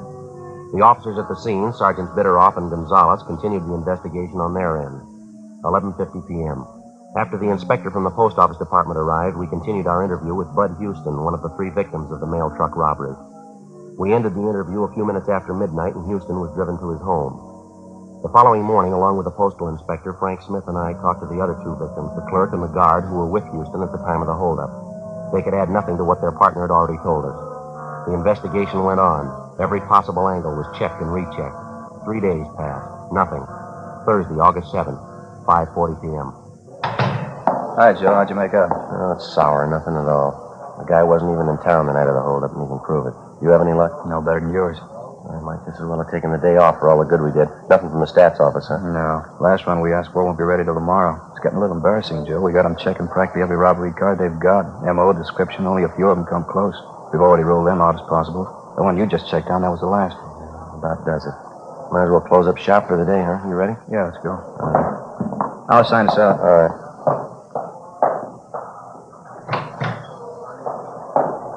Okay, Joe. Now, that mail truck driver, Houston, he and his partners were in checking through our mug books again this afternoon. Oh, yeah, I forgot about that. Did they come up with anything? Well, they spotted one mug shot, parolee from Quentin, only a partial ident. 3 of them couldn't even agree on that. I checked on the man. He's back in Quentin for a month. I can't say the 3 of them aren't cooperative. They've sure been working for us, haven't they? Hey, Joe, you in a hurry? How about watching up? Yeah, all right. Been a long time since we've had one start as slow as this one. We'll run into worse, Frank. I mean right from the start, Joe. We find the getaway car, plenty of prints on it. Can't get a make on any of them. Find out the car was stolen. We check the owner. Location leads nowhere. Prints on the steering wheel of the mail truck, parts of the mail sack, still no make. How tough can it get? Well, they might have something when their kickback comes through from Washington. The holdup men weren't amateurs. We know that. Joe, you checked with Gonzalez and Bitteroff today. I didn't see him. Yeah, they're not doing much better than the rest of us. They got an informant hot on the thing. He's supposed to have some word for him tomorrow and a couple of possibles. Hey, how about the money taken from the mail they got? List of the serial numbers on the bills going out to everybody? Yeah, revised list went out late last night. Copy sent all over the country. Right? Yeah, Mac, we're here. Call for the department. Okay, thanks. Be right there. Okay? Let's go. All right. Hope this call means something, Joe. Wouldn't mind going late tonight. What do you mean? My sister-in-law, Florence, she's having me and the wife over for dinner, some kind of fancy pork dish. What's the matter with that? She never cooks anything until it's done. She likes things raw. Oh, that's so? Imagine what that roast pork's going to be like. We'll all end up with trichinosis. Yeah. Go ahead. Mac? Which one, Mac? 1, 2, Joe. Thank you. Friday talking. Yeah. Oh, yeah, John. Mm-hmm. You sure check. Okay, fine. About 20 minutes. 20 minutes, yeah. Right, thank you. Anything, Joe? Wilshire detectives. They got a petty theft suspect out there now named Cecil Grant. Picked him up this morning. What about him? Well, he had a $20 bill on him stuffed down in the corner of his pocket. Yeah? They checked out the serial number. It's on the list. 6:05 p.m. Frank and I got in the car and drove out to Wilshire Station, where we double-checked the serial numbers on the $20 bill taken from the petty theft suspect, Cecil Grant. It checked out. The officers at Wilshire Division had already made a run on Grant through R&I, but outside of one other arrest for petty theft, he had no further criminal record. His fingerprints had been checked, but they failed to tie in. The suspect was taken from his cell to the interrogation room, where Bill and I questioned him. He talked a lot, but he didn't say much. Well, now, look, there ain't any reason to get mad. We can settle this thing without a big rhubarb. No reason to get mad. 28 sacks of U.S. mail, mister. A couple of men slugged till they couldn't stand up. We figure that's a good reason. All right. I know. Why bring your troubles on me? That wasn't You got a piece of the loot, a $20 bill. You had it in your pocket. You admit it's yours. All right, so what? The holdup's still fresh. It ties you in close, Cecil. You're warm enough for us. What do you mean? What are you getting at? You don't need me to explain it. You got a piece of the loot. You say the bill must have been in your pocket for at least a day. That's right. Then it's a good chance you were in contact with the thieves. Either that or you're one of them. I'm not. You know that. Couldn't have been there. I got an alibi. Now, face it, Grant. You're not going to alibi that $20 bill. Now, how about it? I don't know. I told you I don't know. If it's not your job, you better check us out, Cecil. Robbing the U.S. mail. I think you know what that gets you. I don't know. Money was in my pocket. I just don't know. 25 years, 30, maybe 35. If you're not in, why fool with it? How about it, Cecil? I'm not in. You know that. Then what about the 20? What about it? Well, this is the way it happened. Guy owed me a 20. Owed it to me for 6 months, maybe more. Tuesday he came around, paid off. Gave me that bill you got. This last Tuesday? That's right. Thought it was funny, but he's a nice guy. I didn't want to make trouble. How do you mean? Well, when he paid me the 20 back, he said, well, look, the bill isn't phony, but don't let it out for a couple of days. Bill's okay, but just sit on it, maybe a week or two. That's just what he told me. Who was it? Where did we find him? Well, he's a nice guy, friend. I don't want to make trouble. It's already made. Now, what about it? Johnny Carter, 380 Nashville Avenue, apartment 2.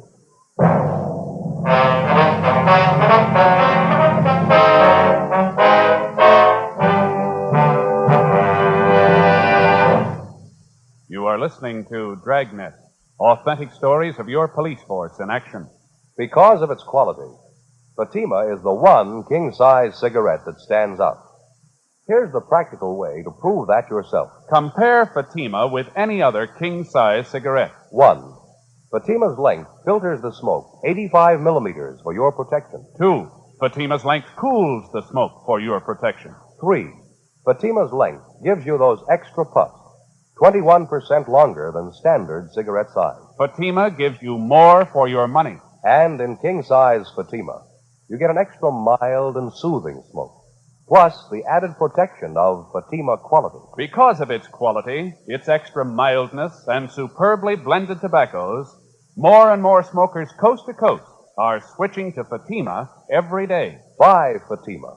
Your money back plus postage if you're not convinced Fatima is better than the king-size cigarette you're now smoking. Just return the pack and the unsmoked Fatimas by August 1st, 1952. Fatima, Box 37, New York 1. Add to your smoking enjoyment. Smoke king-size Fatima, extra mild and soothing, plus the added protection of Fatima quality. Get Fatima in the bright sunny yellow pack. Best of all, king-size cigarettes.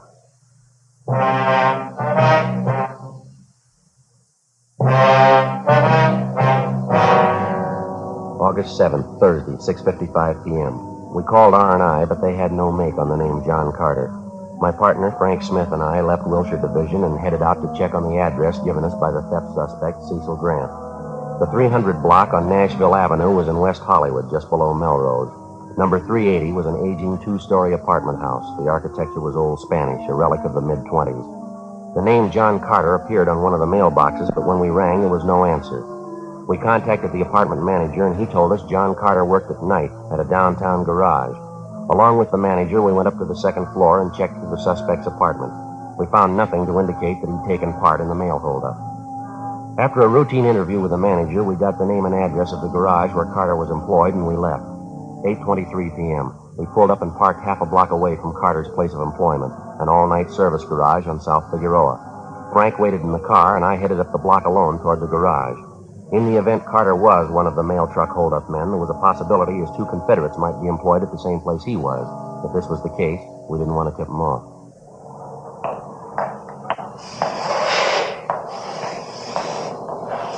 Hi. Yeah, you want something? Yeah, I do. I need a little help if you got the time. I don't know. I'm busy right now. What's the matter? I got my car stalled down the street there. I can't figure out what's wrong. The lousy thing just stopped on me. All right. Check the gas tank? Yeah, nothing as simple as that. I got almost a full tank. Well, I hate to bother you. You think you could come down and take a look at it? It's not far, just a half a block down the street. I'm pretty busy. You can see that. I don't know. Sure appreciate it if you give it a look. I'm not much of a mechanic myself. Probably something real small. My car's almost new. I don't know. Just a minute. All right, that's going to have to do. It's 2.5 service charge. I have to leave the garage. I guess you know that. Okay, that's all right with me. I got to get that car started. You pay in advance. We've had too many hassles on this before. Okay. There you go. Okay. Just down the street, you said? Yeah, down this way. Okay. I don't know what happened to the lousy thing. It just quit on me. Nice night. What'd you do, pound on the gas pedal, flood the carburetor? No, I don't think so. I kept trying the starter when the thing quit on me. There's an automatic choke on the car, though. Maybe that had flooded. I don't know. A half a block now. Which one's your car? Straight ahead there, the gray sedan. Oh, yeah. This one right here. Okay, get the hood open. Well, never mind that, mister. Just get in the car. All right, Frank. Oh, what's this? Police officers, his identification. Get in the car. What's the matter? What is it? Come on, in the car. Hey, what's the pitch? What's it all about? Your name, John Carter, address 380 Nashville Avenue? I don't know what you're talking about. Is that your name and address? All right, it is. What about it? Get him behind you. Help him, Frank. Yeah. All right, that's good. What are you trying to pull? What's this about? U.S. mail robbery, Carter. I want to talk to you downtown. I don't know anything about any mail robbery. What are you talking about? Nothing to worry over. If you're cleared, you'll be back on the job in an hour. Well, why pick me? I work at garage. It's my bread and butter. Why don't you go ahead and arrest the newsboy down corner? Same thing. No, there's a big difference. Yeah, you name it. A $20 bill. 9:05 p.m. After checking with the garage manager to make sure none of his employees were possible accomplices of Carter's, we drove the suspect back to the city hall, took him to the interrogation room, and started to question him. In the space of an hour and a half, he gave us 3 alibis, supposedly accounting for his whereabouts the night of the mail truck robbery. In the same period of time, we checked out each of the 3 alibis by phone calls. Every one of them was alive. The questioning went on. 11:30, midnight, 12:30 a.m. We sent out for coffee. 1 a.m., 1:30. We stayed on it. 2 o'clock, 2:30, 3 a.m. It was like any other interrogation. It's a lot tougher to keep asking the questions than to answer them. We were as tired as the suspect, but he had one big advantage. We had to keep pressing, and we couldn't afford to show our fatigue. All he had to do was to say no and refuse to answer the questions. At a few minutes before 5 a.m., we called a halt to the interrogation, but not before we gained a point. Apparently, by a slip of the tongue, Carter gave us the name of the girl he was keeping company with and also her place of employment. After we booked Carter on suspicion of 211 PC, and after we picked up 2 hours' sleep, we located the girlfriend, a Grace Nelson, at her place of employment, a telegraph office at Alpine and South Flower. All I know is I met John about 3 months ago. His family's from Cedar Rapids, same as mine. There's nothing wrong with John I know of. You know any of his friends, Miss Nelson, any of the people he has dealings with? Not personally, I don't. Heard him talk about some, though. Why, what's the matter? Do you remember any of the names, Miss Nelson? Let's see. He's always talking about Sid. I don't know his last name, though. Don't know where you'd find him. And then there's Sammy. Don't remember his last name either. Met Sammy once, but don't know where he stays. Do you notice anything unusual about Mr. Carter the last week or so, ma'am? I mean, anything peculiar, anything out of the ordinary? Anything peculiar? No, I don't think so. John's been just as nice as ever to me. I like him very much. Matter of fact, he's been nicer than he's ever been. How do you mean, miss? Well, for my birthday, last Wednesday. Yeah. Well, he was so sweet about it. Really sweet. He gave me $400. Gave it to me in cash. Told me to go out and buy what I wanted. Wouldn't you say that's sweet? Have you any of that money left, Miss Nelson? Why, yes, of course I have. See, right here in my purse. See, right there. More than half of it. Carter tell you where he got this money, Miss Nelson? Gambling game. He said he won it at cards. What's wrong? Serial numbers, ma'am. This money was taken in a holdup, U.S. mail. We've got a pretty good reason to suspect Carter. You mean John's a thief? That's how he got the money? I can't believe it. Afraid it's true, ma'am. So hard to believe. I hope you don't think I had anything to do with it. Robbing people, mails. Are you sure it's John Carter you want? Yes, ma'am, we're pretty sure. We understand you were pretty close to him. He said the two of you were going to get married. I don't know. We did have it said at one time, but now I don't know. I had people in this town, my whole family. I couldn't let this get out now. You're willing to admit the $400 you got came from John Carter, the same bills that he gave him to you? I don't know. I love John. I want to hurt him. I really love him. Tell me the truth. What's going to happen? Well, he's going to be charged with robbery, ma'am, holding up a U.S. mail truck, taking 28 sacks of registered mail. John Carter? That's right, him and 2 others. I'd like to ask you one more question, miss. Do you have any idea what Carter was up to? The robbery, I mean? Me? Of course not. No idea at all. I love John. I loved him for what I thought he was. I'd go through anything for him. I love him. Just wouldn't make any sense, though, would it? Ma'am? Going to jail for him. Just common sense. You can't love anybody that much. That afternoon, we had the suspect, John Carter, brought from his cell to the interrogation room where he was confronted with the testimony of both Cecil Grant and Grace Nelson, 2 of the people he'd given some of the stolen money to. Another hour of interrogation and Carter broke. He admitted taking part in the holdup and gave us the name of his partner. He named as the leader and mastermind of the robbery a Sidney Grover at an address in Highland Park. Frank and I checked it out. Yeah. Police officers, you Sidney Grover? Yeah. I'm not feeling so well. Can't you come back later? Not feeling well at all. It's kind of important, Grover. Like to talk to you downtown? Come back later, huh? A little later on. I got so many troubles right now, please. I'd like to talk to you about a holdup, Grover, a mail truck. We got the 2 men who worked it for you. They gave us the whole story. 2 men? What do you mean? Can't you see I got trouble? Please don't bother me. Come back later, huh? Bad trouble. You better get your coat, Grover. Got to talk to you downtown. Look, don't you understand? My son's left me, my only boy. He packed his bag, he walked out, he left me. Afraid that's your problem, mister. He said he didn't want any part of me. He had an argument. He didn't like what I was doing. Big argument. He slapped my face, my own boy, and he walked out. Slapped my face. All right, you want to get your coat? Yeah, okay. Mail job, is that it? Got the other two? Yeah, we got them. All right, no argument. I didn't try to run away. I guess you can see that. My boy said it was a crook. We argued. He slapped me, walked out. How come, Sergeant? I wouldn't know. Let's go, Grover. It's our story, huh? Old man trying a mail robbery. I'm 55. I don't look it, do I? Kid slapped my face. He said I was a crook. I couldn't hit him back, my only boy. Wish he hadn't called me a crook. But it's our story, isn't it? Yeah, it's sour. Let's go. The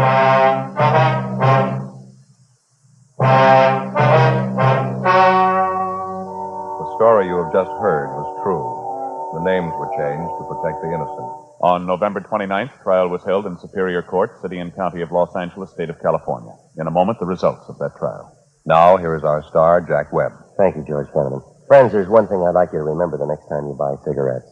Fatimas give you more for your money. That's because no other king-size cigarette can match Fatima quality, and because Fatima is 21% longer than standard cigarette size. That added length means that Fatima's extra mild and soothing smoke is cooled and filtered for your protection. Get a pack tomorrow and compare them with the cigarettes you've been smoking. Fatima, best of all king-size cigarettes.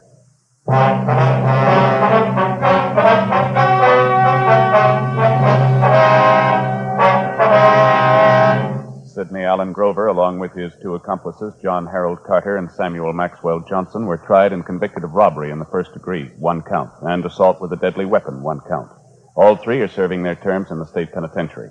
First-degree robbery is punishable by imprisonment from 5 years to life. Assault with a deadly weapon is punishable by imprisonment for not less than 1, nor more than 10 years.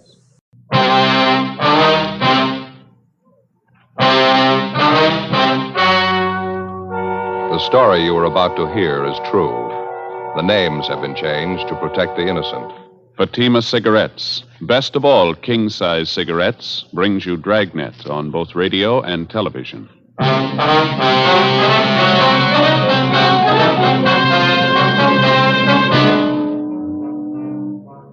You're a detective sergeant. You're assigned a robbery detail. 2 convicts escaped from the state penitentiary. They're heading for your city. They're armed. They've boasted they won't be taken alive. Your job? Get them. In Fatima, the difference is quality. Yes, in Fatima, the difference is quality. Prove it yourself today. Compare Fatima with any other king-size cigarette. 1. Fatima's length filters the smoke 85 millimeters for your protection. 2.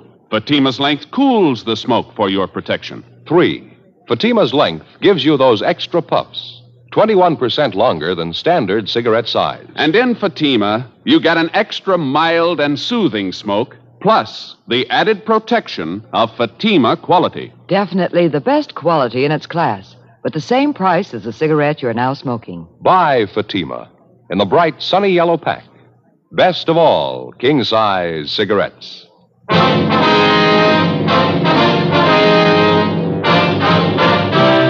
Dragnet, the documented drama of an actual crime. For the next 30 minutes, in cooperation with the Los Angeles Police Department, you will travel step by step on the side of the law through an actual case transcribed from official police files. From beginning to end, from crime to punishment, Dragnet is the story of your police force in action. It was Wednesday, October 6th. It was cloudy in Los Angeles. We were working the day watch out of robbery detail. My partner's Ed Jacobs. The boss is Captain Didion. My name's Friday. We were on the way out from the office, and it was 2:40 p.m. when we got to Kesterson Boulevard. Number 1256. Sounds like she's having a party, huh? Yeah, try it again, huh? Maybe they can't hear it inside. Yes? Police officers, ma'am. You Ruth Thompson? Yes, that's right. What is it? Well, my name's Friday. This is my partner, Sergeant Jacob, Central Robbery. We'd like to talk to you a few minutes if we could. Well, I have a party going on right now. A few of my friends are over. What'd you want, Sergeant? About an Andy Powell, Miss Thompson. I understand you know him. I did know him, yes. I haven't seen him for a long time, 3 or 4 years anyway. Mind if we ask a few questions about him? Won't take long. All right. Come in, please. Thank you. We're sorry to disturb you, ma'am. It's pretty important or we wouldn't hold you up Oh, here. it's all right. Down the hall here. All right. We can talk in the kitchen if you don't mind. It's my girlfriend's birthday today. Thought it'd be nice to have a little party for her. Oh, I see. Chair there, if you like. Oh, here, let me wipe it off. We spilled a drink on it. Probably Danny always spilling drinks. Suppose you know about Andy Powell, Miss Thompson, what happened this morning? What's that? About Andy Powell. You heard what happened this morning? Just what I read in the morning paper. They said he broke out of San Quentin, another man with him. It's true, then? He did break out? Yes, ma'am. That's the information we have. There's an all-points bulletin out on him. Well, I don't want to get involved in it. It's none of my business. Andy doesn't mean anything to me. Well, at the time he was sent up, you were engaged to Powell. Is that right? Yes, but that was before he got into trouble, before he went to San Quentin. I saw him after the trial. I told him how I felt about it. I told him it wasn't any use. You mean you called it off, that it? Wasn't much else to do. It was robbery, 5 years to life. It wasn't the first time either. Andy knew it'd be a long time, so did I. Really, I had to tell him. I had to call it off. We understand you were on Powell's correspondence list while he was up at Quentin. You wrote to him, did you? Yes, the first couple of months. We haven't written lately, though. There wasn't any point to it, no point at all. Well, when was the last time you heard from Powell, Miss Thompson? The last time you wrote to him? Oh, 8 or 10 months. At least that. As I say, there wasn't much sense in going on. Andy knew he was in there for a long time. He couldn't expect me to wait all that time.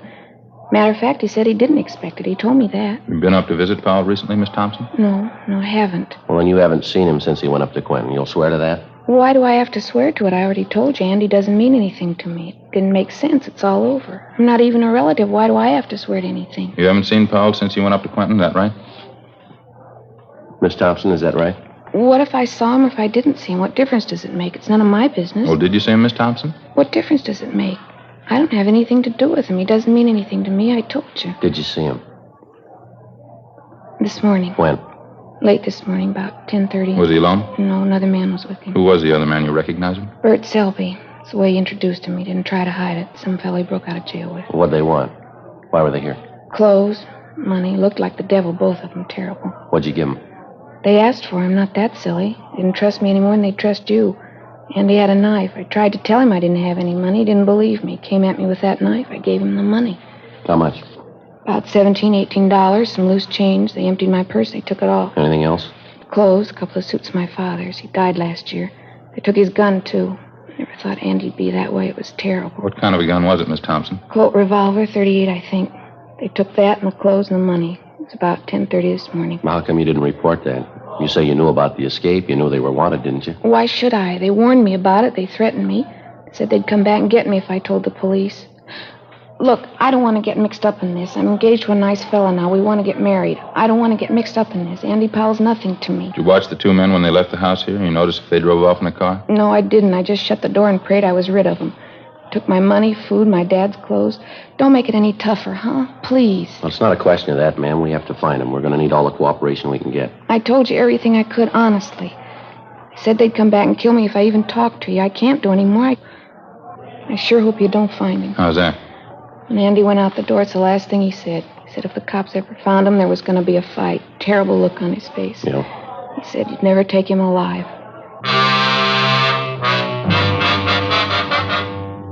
The APB had come in a few minutes before 8 o'clock that morning. It was from the warden's office, San Quentin. The two suspects had been assigned to an early morning work detail at the penitentiary, and they were first reported missing at the 7 a.m. count. Number 1 suspect was Andrew A. Powell, WMA, 29 years, 5'9", 175 pounds. Brown hair, blue eyes, tan complexion. Suspect number 2, Bertram O. Selby, WMA, 31 years, 5'11", 160 pounds, blonde hair, gray eyes, tan complexion. Both of them had long criminal records. Both of them had been serving time for armed robbery. They'd used guns before. We figured if they had to, they'd use them again. Before we left Powell's ex-girlfriend, Ruth Thompson, we called the office and arranged for a 24-hour stakeout on her home in case the escaped prisoners returned. We also made arrangements for a stakeout at the downtown restaurant where she was employed as cashier. We passed along the information which the Thompson girl had given us, and a broadcast and an APB was gotten out on the suspects. 4:05 p.m., Ed and I continued making the rounds of all the known friends and associates of the escaped prisoners. We failed to come up with any more leads. 5:50 p.m., we went back to the city hall. Clouding up again, huh? Over there in the east? Yeah, the paper says rain tonight and tomorrow. We can sure use it. Oh, I can't. What's the matter? I haven't had a chance to get the shoemakers yet. Here, look at that. Hole in my shoe. Been meaning to get them half-soled. I keep forgetting. Yeah. Well, don't tell me that's the only pair of shoes you got. No, I got another pair at home. They're not comfortable, though, not broken in. What's the trouble with this job? What do you mean? Shoes. You get a new pair, start wearing them around, it happens every time. No sooner get the tops broken in, the soles wear out. It's a vicious circle. Yeah. Hi. What's the word? Oh, hi, Jess. Anything in the book for us, you don't? I don't know. I don't think so. I'll check it. How'd you two make out? Any luck? Oh, not too bad, Jess. We know Powell and Selby were in town this morning. Good chance they're still here. Mm-hmm. Any kickback on that last all points we got out? Well, nothing so far. Gaffney and Ricketts are running down a couple of possibles right now. One of them might pan out. Nothing in the book, Joe. We're clear. Just saying, Ed, on this Powell and Selby thing, got a couple of possibles we're checking on. Both calls came in the last hour. One was a holdup, Olympic near Vermont. Pawn shop there. 2 men pulled it off, slugged the owner, took clothes, money, 12-gauge shotgun. Well, how about descriptions on the men? Well, they seem to be fairly close. What I got over the phone, Gaffney and Ricketts are out talking to the victim. They took mugs of Powell and Selby along, waiting for their call back now. You said you had 2 calls. What was the other one? 211 and slugging out on Hollywood Boulevard, just above Western. A couple of thieves knocked over a dry goods store. Some take, clothes and money. Descriptions are pretty close there, too. Hollywood division's covering. Waiting for their call back. Does anyone smoke? Yeah. Thanks. Here. Yeah, thanks. Thompson girl's the only one who had anything, huh? None of the others could help you out? Yeah, that's about the size of it. Apparently, Powell doesn't have too many connections in town. Selby has even less. No more than a dozen names on that list, were there, Joe? Friends, relatives? An even dozen. A couple of bars Powell was known to hang out when he was in town. Checked them out, too. Nothing. Yeah. Well, they sure made a beeline here after they broke Quentin. It's a good 500-mile stretch. If they don't have the connections here to help them, then what's the big attraction? Yeah. They could have some help lined up we don't know about. Somebody to hide them out, keep them in groceries for a while. It's possible they're making a run for one of the border towns, Tijuana, Mexicali. Maybe Powell figured on more help from the Thompson girl. Clothes and money. Enough to get him and Selby over into Mexico, huh? She said all they got was $17. Had to cut corners to make it on that.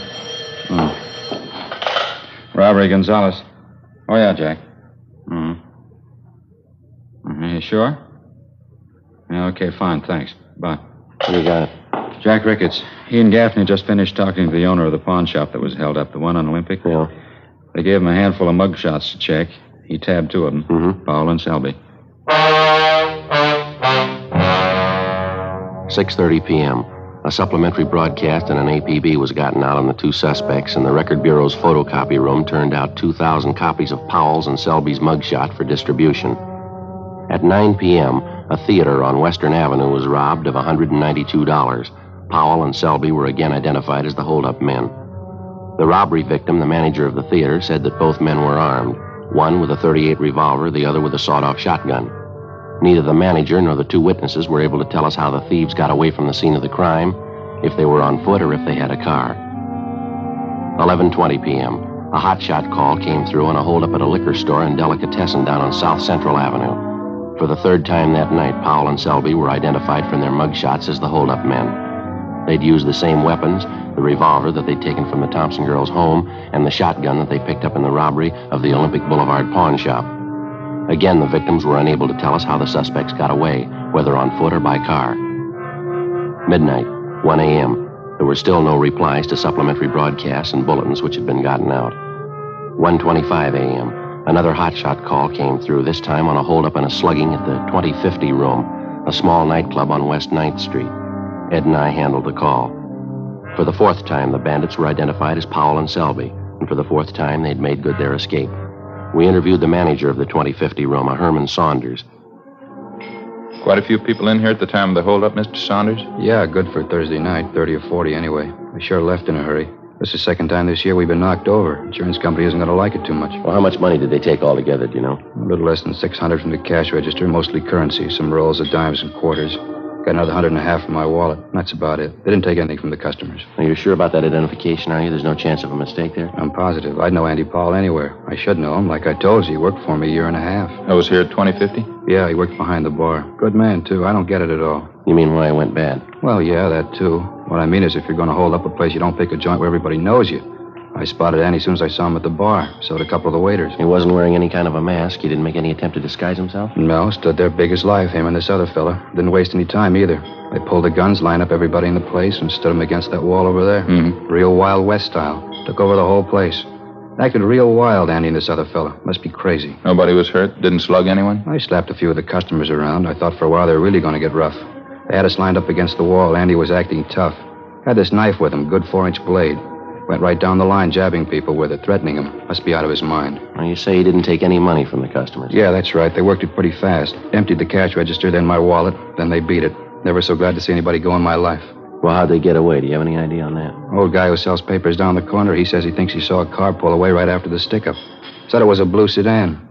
Don't know how much stock you can put in it. The old man's eyes aren't what they used to be. Did you know Paul pretty well when he was working here, Mr. Saunders? I mean, did you know any of his friends, people he used to run with? No, I didn't know him that well. He worked for me, that's all. I still have his old address, the place he was living when he worked for me. I can get it if you want. Yeah, if you would, please. Sure, no trouble. I just don't get it. Don't get it at all. Of all the joints in town he could have held up, he had to pick mine, the one place he'd be recognized. You think he'd have better sense, wouldn't you? You'd think so, yeah. How'd I ever hire a guy as dumb as that, Paul, holding up the place he worked for? Biggest mistake he ever made. No, he made a bigger one yesterday. Yeah, what was that? When he broke prison. 2:05 a.m. Further investigation at the scene of the latest holdup failed to turn up any new leads. While Ed and I checked on Powell's former address, which we'd gotten from the owner of the 2050 room, Gonzalez, Ricketts, and Gaffney continued checking the immediate neighborhood. In addition, a special detail from Metro Division was sent in to cover the entire area. The suspect's former address turned out to be a rooming house up on West Temple Street. The landlady remembered Andy Powell, but she had no forwarding address on him, and she could tell us nothing about his former friends and associates. We checked back with Gonzalez, Ricketts, and Gaffney, and they told us that besides the old newspaper vendor, the counterman at the coffee shop near the 2050 room had also spotted a blue sedan leaving the vicinity of the nightclub shortly after the holdup. He was able to give him the make, the model, and a partial license number. A supplementary all points had been gotten out on it immediately, and the information relayed to DMV and auto theft detail.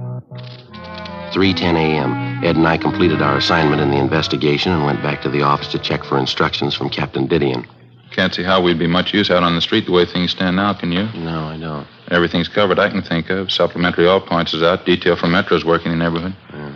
It's funny, isn't it? What's that? Well, this Andy Powell going back to that place he used to work and holding it up. That doesn't make any sense at all, does it? That's for sure. Must have known somebody was going to recognize him. Couldn't have been a coincidence. Well, there's only one way I can figure it. They don't care, either one of them. They got their money now, a car. They both got guns. They're out to go as far as they can. Oh, hi, Jess. Hi. You just get back in? Yeah. Hi, Joe. Right. You as tired as you sound? Worse. Fair piece of news, though. Yeah, what's that? Powell and Selby, they just found their hideout. After 3 hours of canvassing the general downtown area, particularly in the vicinity of the last holdup, a team of men working with a special detail from Metropolitan Division interviewed a desk clerk in a small hotel on South Broadway who recognized the suspect's mugshots. The two of them had registered early the morning before under the names J.E. Dennis and Harold Thompson, both from Fresno, California. The hotel room was searched and 2 San Quentin inmate uniforms were found stuffed under the mattress of the bed. After the room was processed for fingerprints, there was no doubt that the recent occupants were Powell and Selby. The clerk had no idea when they were supposed to return. The hotel was staked out immediately, and the citywide search for the escaped prisoners went on. The following day, Thursday, October 7th, 11:30 a.m., still no sign of the suspects, no further reports or leads as to their whereabouts. The search went on.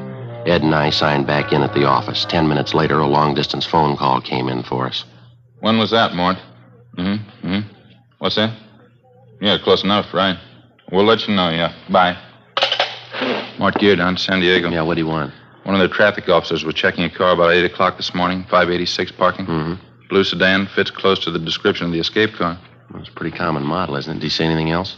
Traffic man checked the inside of the car, glove compartment, found half a dozen rolls of dimes and quarters, same name stamped on all of them. Yeah. 2050 room.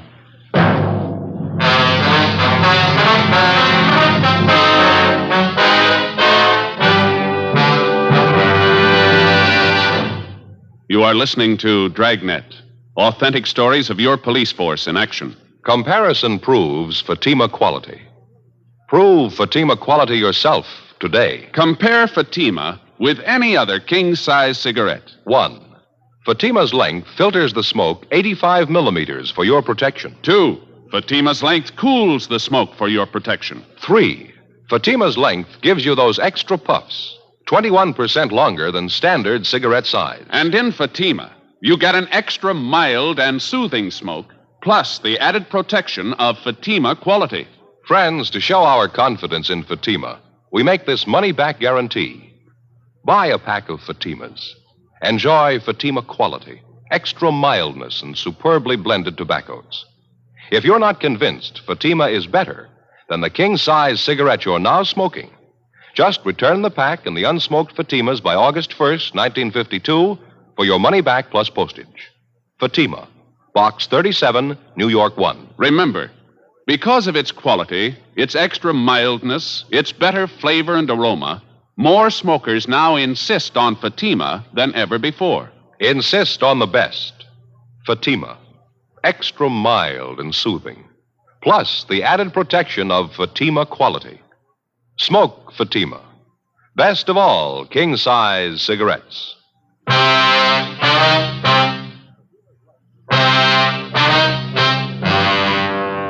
October 7th, Thursday, 1 p.m. After we got the report from Lieutenant Mort Gear that the escape car, along with a few dollars of the stolen money, had been located in San Diego that morning, Ed and I had a meeting with Captain Didion. It was beginning to look like our first hunch was right. Powell and Selby's 24-hour campaign of holdups in the Los Angeles area had netted them a fresh change of clothes and more than enough money to live on for a while. With the locating of the escape car in San Diego, it looked like the suspects were apparently taking the next logical step, a fast move over the international border into Mexico, a distance of less than 20 miles from San Diego. Probably they figured once over the line they had a good chance of losing themselves. 1:40 p.m. On Captain Didion's orders, Jess Gonzalez, Ed, and I got in the car and headed south for San Diego with a supply of mugshots of the escaped prisoners. We got there a few minutes after 4 p.m. We went directly to the San Diego PD, where we contacted Sergeant Tony McGuire, robbery detail. Tough week, huh? Hear they've been driving you crazy up there. Just about, Tony. 4 robberies in 24 hours, giving us a run. How about Mort Gear? He around? Yeah, he just went down the hall, Jess. Ought to be back in a minute. Hey, why don't you fellas sit down? Yeah, Thanks very much. Well, what's the latest, Tony? Anything since you picked up that blue sedan? No, not much. Got the car in the impound, had it dusted for prints. We made them all right, both sets, Powell and Selby. No sign of them around town? No, got it pretty well covered, too. Not a trace. Well, we're in a good spot to make it over into Mexico. Hate to disappoint you. What do you mean? We think they already made it. At 6 o'clock that night, Gonzalez, Ed, and I, together with Lieutenant Gear, Tony McGuire, and Sergeants Gayton and Schultz, drove south from San Diego to the international line. We left mugshots of Powell and Selby with the immigration officers at the entry gate. Then we drove into the town of Tijuana, contacted the local commandant of police, and he promised us full cooperation. He assigned a special detail of his men to work with us in covering the town. At 8 p.m., the block-by-block canvass of the city began. Every back alley, every bar, every restaurant, every hotel, they were all checked. The tourist attractions, the souvenir stands, the nightclubs, the highlight pavilion. We went straight through on it, 8 o'clock that night until 5 o'clock the next morning. All it got us was sore feet and a mediocre lead from a native taxi driver. After being shown the mugshots, he told one of the Mexican officers in the detail that about noon that day, he'd picked up 2 Americans resembling Powell and Selby and driven them to the town of Tecate, another Mexican tourist spot about 25 miles to the east. 10:30 a.m. We drove over and checked with the police at Tecate, and they told us that 2 Americans had arrived in the town that morning. He invited Jess Gonzalez to go along with the 3 of his men to the hotel where the men were supposed to be staying. Ed and I waited in the office.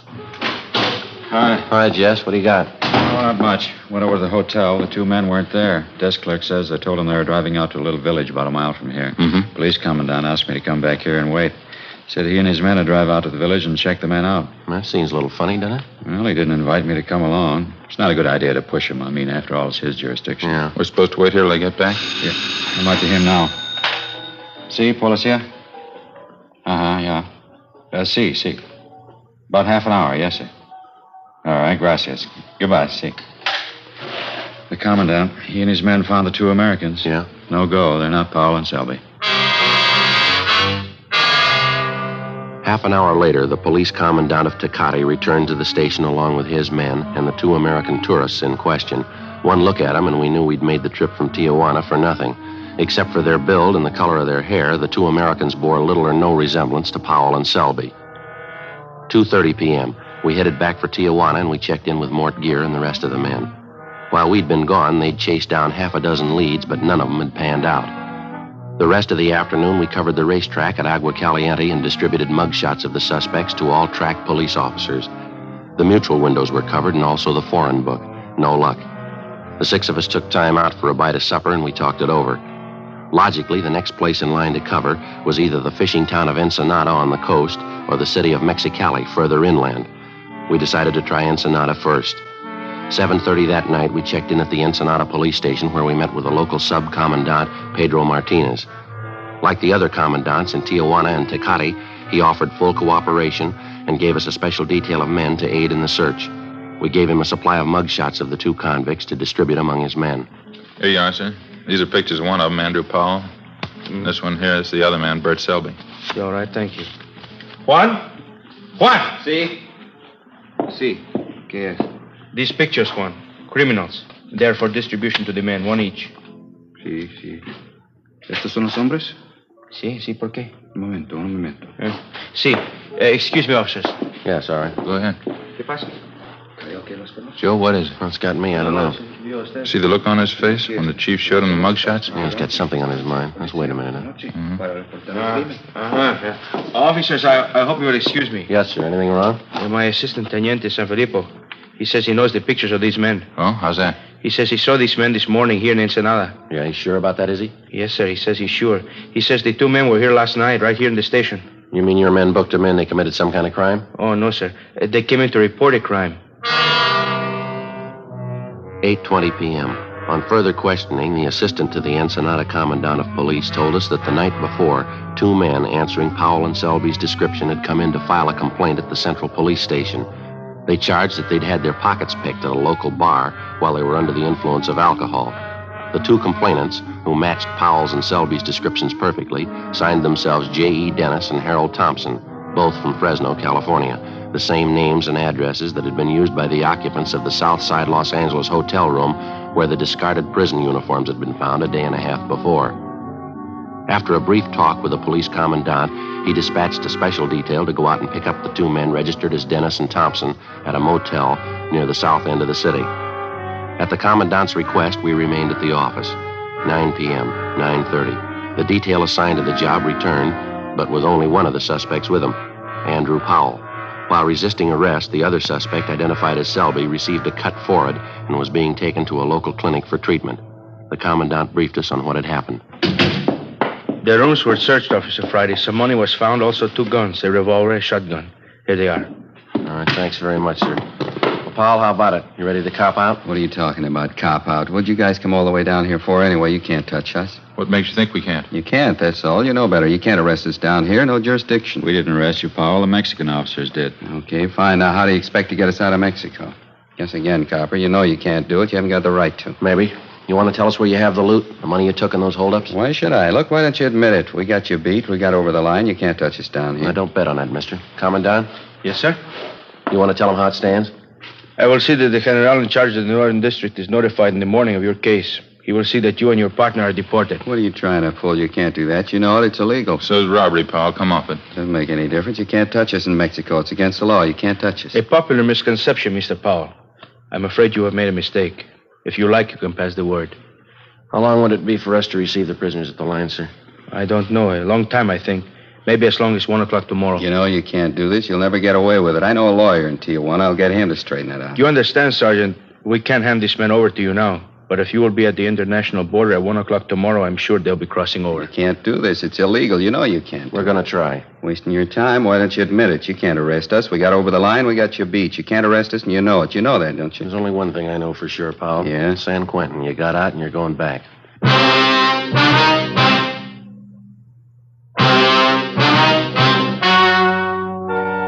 The story you have just heard was true. The names were changed to protect the innocent. On December 9th, trial was held in Superior Court, Department 87, City and County of Los Angeles, State of California. In a moment, the results of that trial. Now, here is our star, Jack Webb. Thank you, George Fenneman. Friends, try a pack of Fatimas tomorrow and compare them yourself. We're so sure that you'll enjoy Fatima's extra mild and soothing smoke that But we'll give you your money back if you don't enjoy Fatima more than the king-size cigarettes you've been smoking. Now, in my opinion, nothing proves our confidence in Fatima more than that. So buy a pack tomorrow.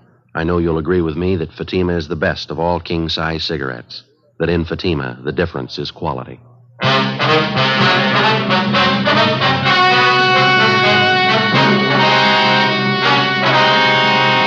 Andrew Powell and Bertram Selby were deported from Mexico as undesirable aliens and turned over to U.S. authorities at the international border. They were immediately arrested by police officers on the American side and returned to Los Angeles for trial. They pled guilty to 4 counts of first-degree robbery and received sentences as prescribed by law. First-degree robbery is punishable by a prison term of from 5 years to life. After being returned to San Quentin, Powell and Selby were filed on, tried, and convicted of escape. Both of them are now serving life terms in Folsom State Penitentiary, Represa, California.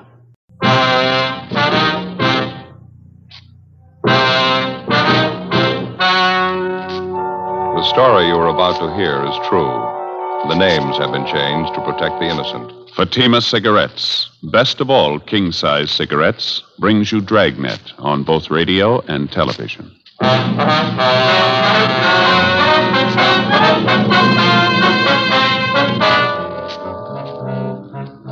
You're a detective sergeant. You're assigned a homicide detail. You receive a complaint about the owner of an apartment building. He signs leases for the apartments, and he threatens to kill the tenants if they move in. Your job? Investigate. Comparison proves Fatima quality. Yes, comparison proves Fatima quality. Compare Fatima with any other king-size cigarette. 1. Fatima's length filters the smoke 85 millimeters for your protection. 2. Fatima's length cools the smoke for your protection. 3. Fatima's length gives you those extra puffs. 21% longer than standard cigarette size. And you get an extra mild and soothing smoke, plus the added protection of Fatima quality. Definitely the best quality in its class, but the same price as the cigarette you are now smoking. In Fatima, the difference is quality. Buy Fatima in the bright, sunny yellow pack. Best of all, king-size cigarettes.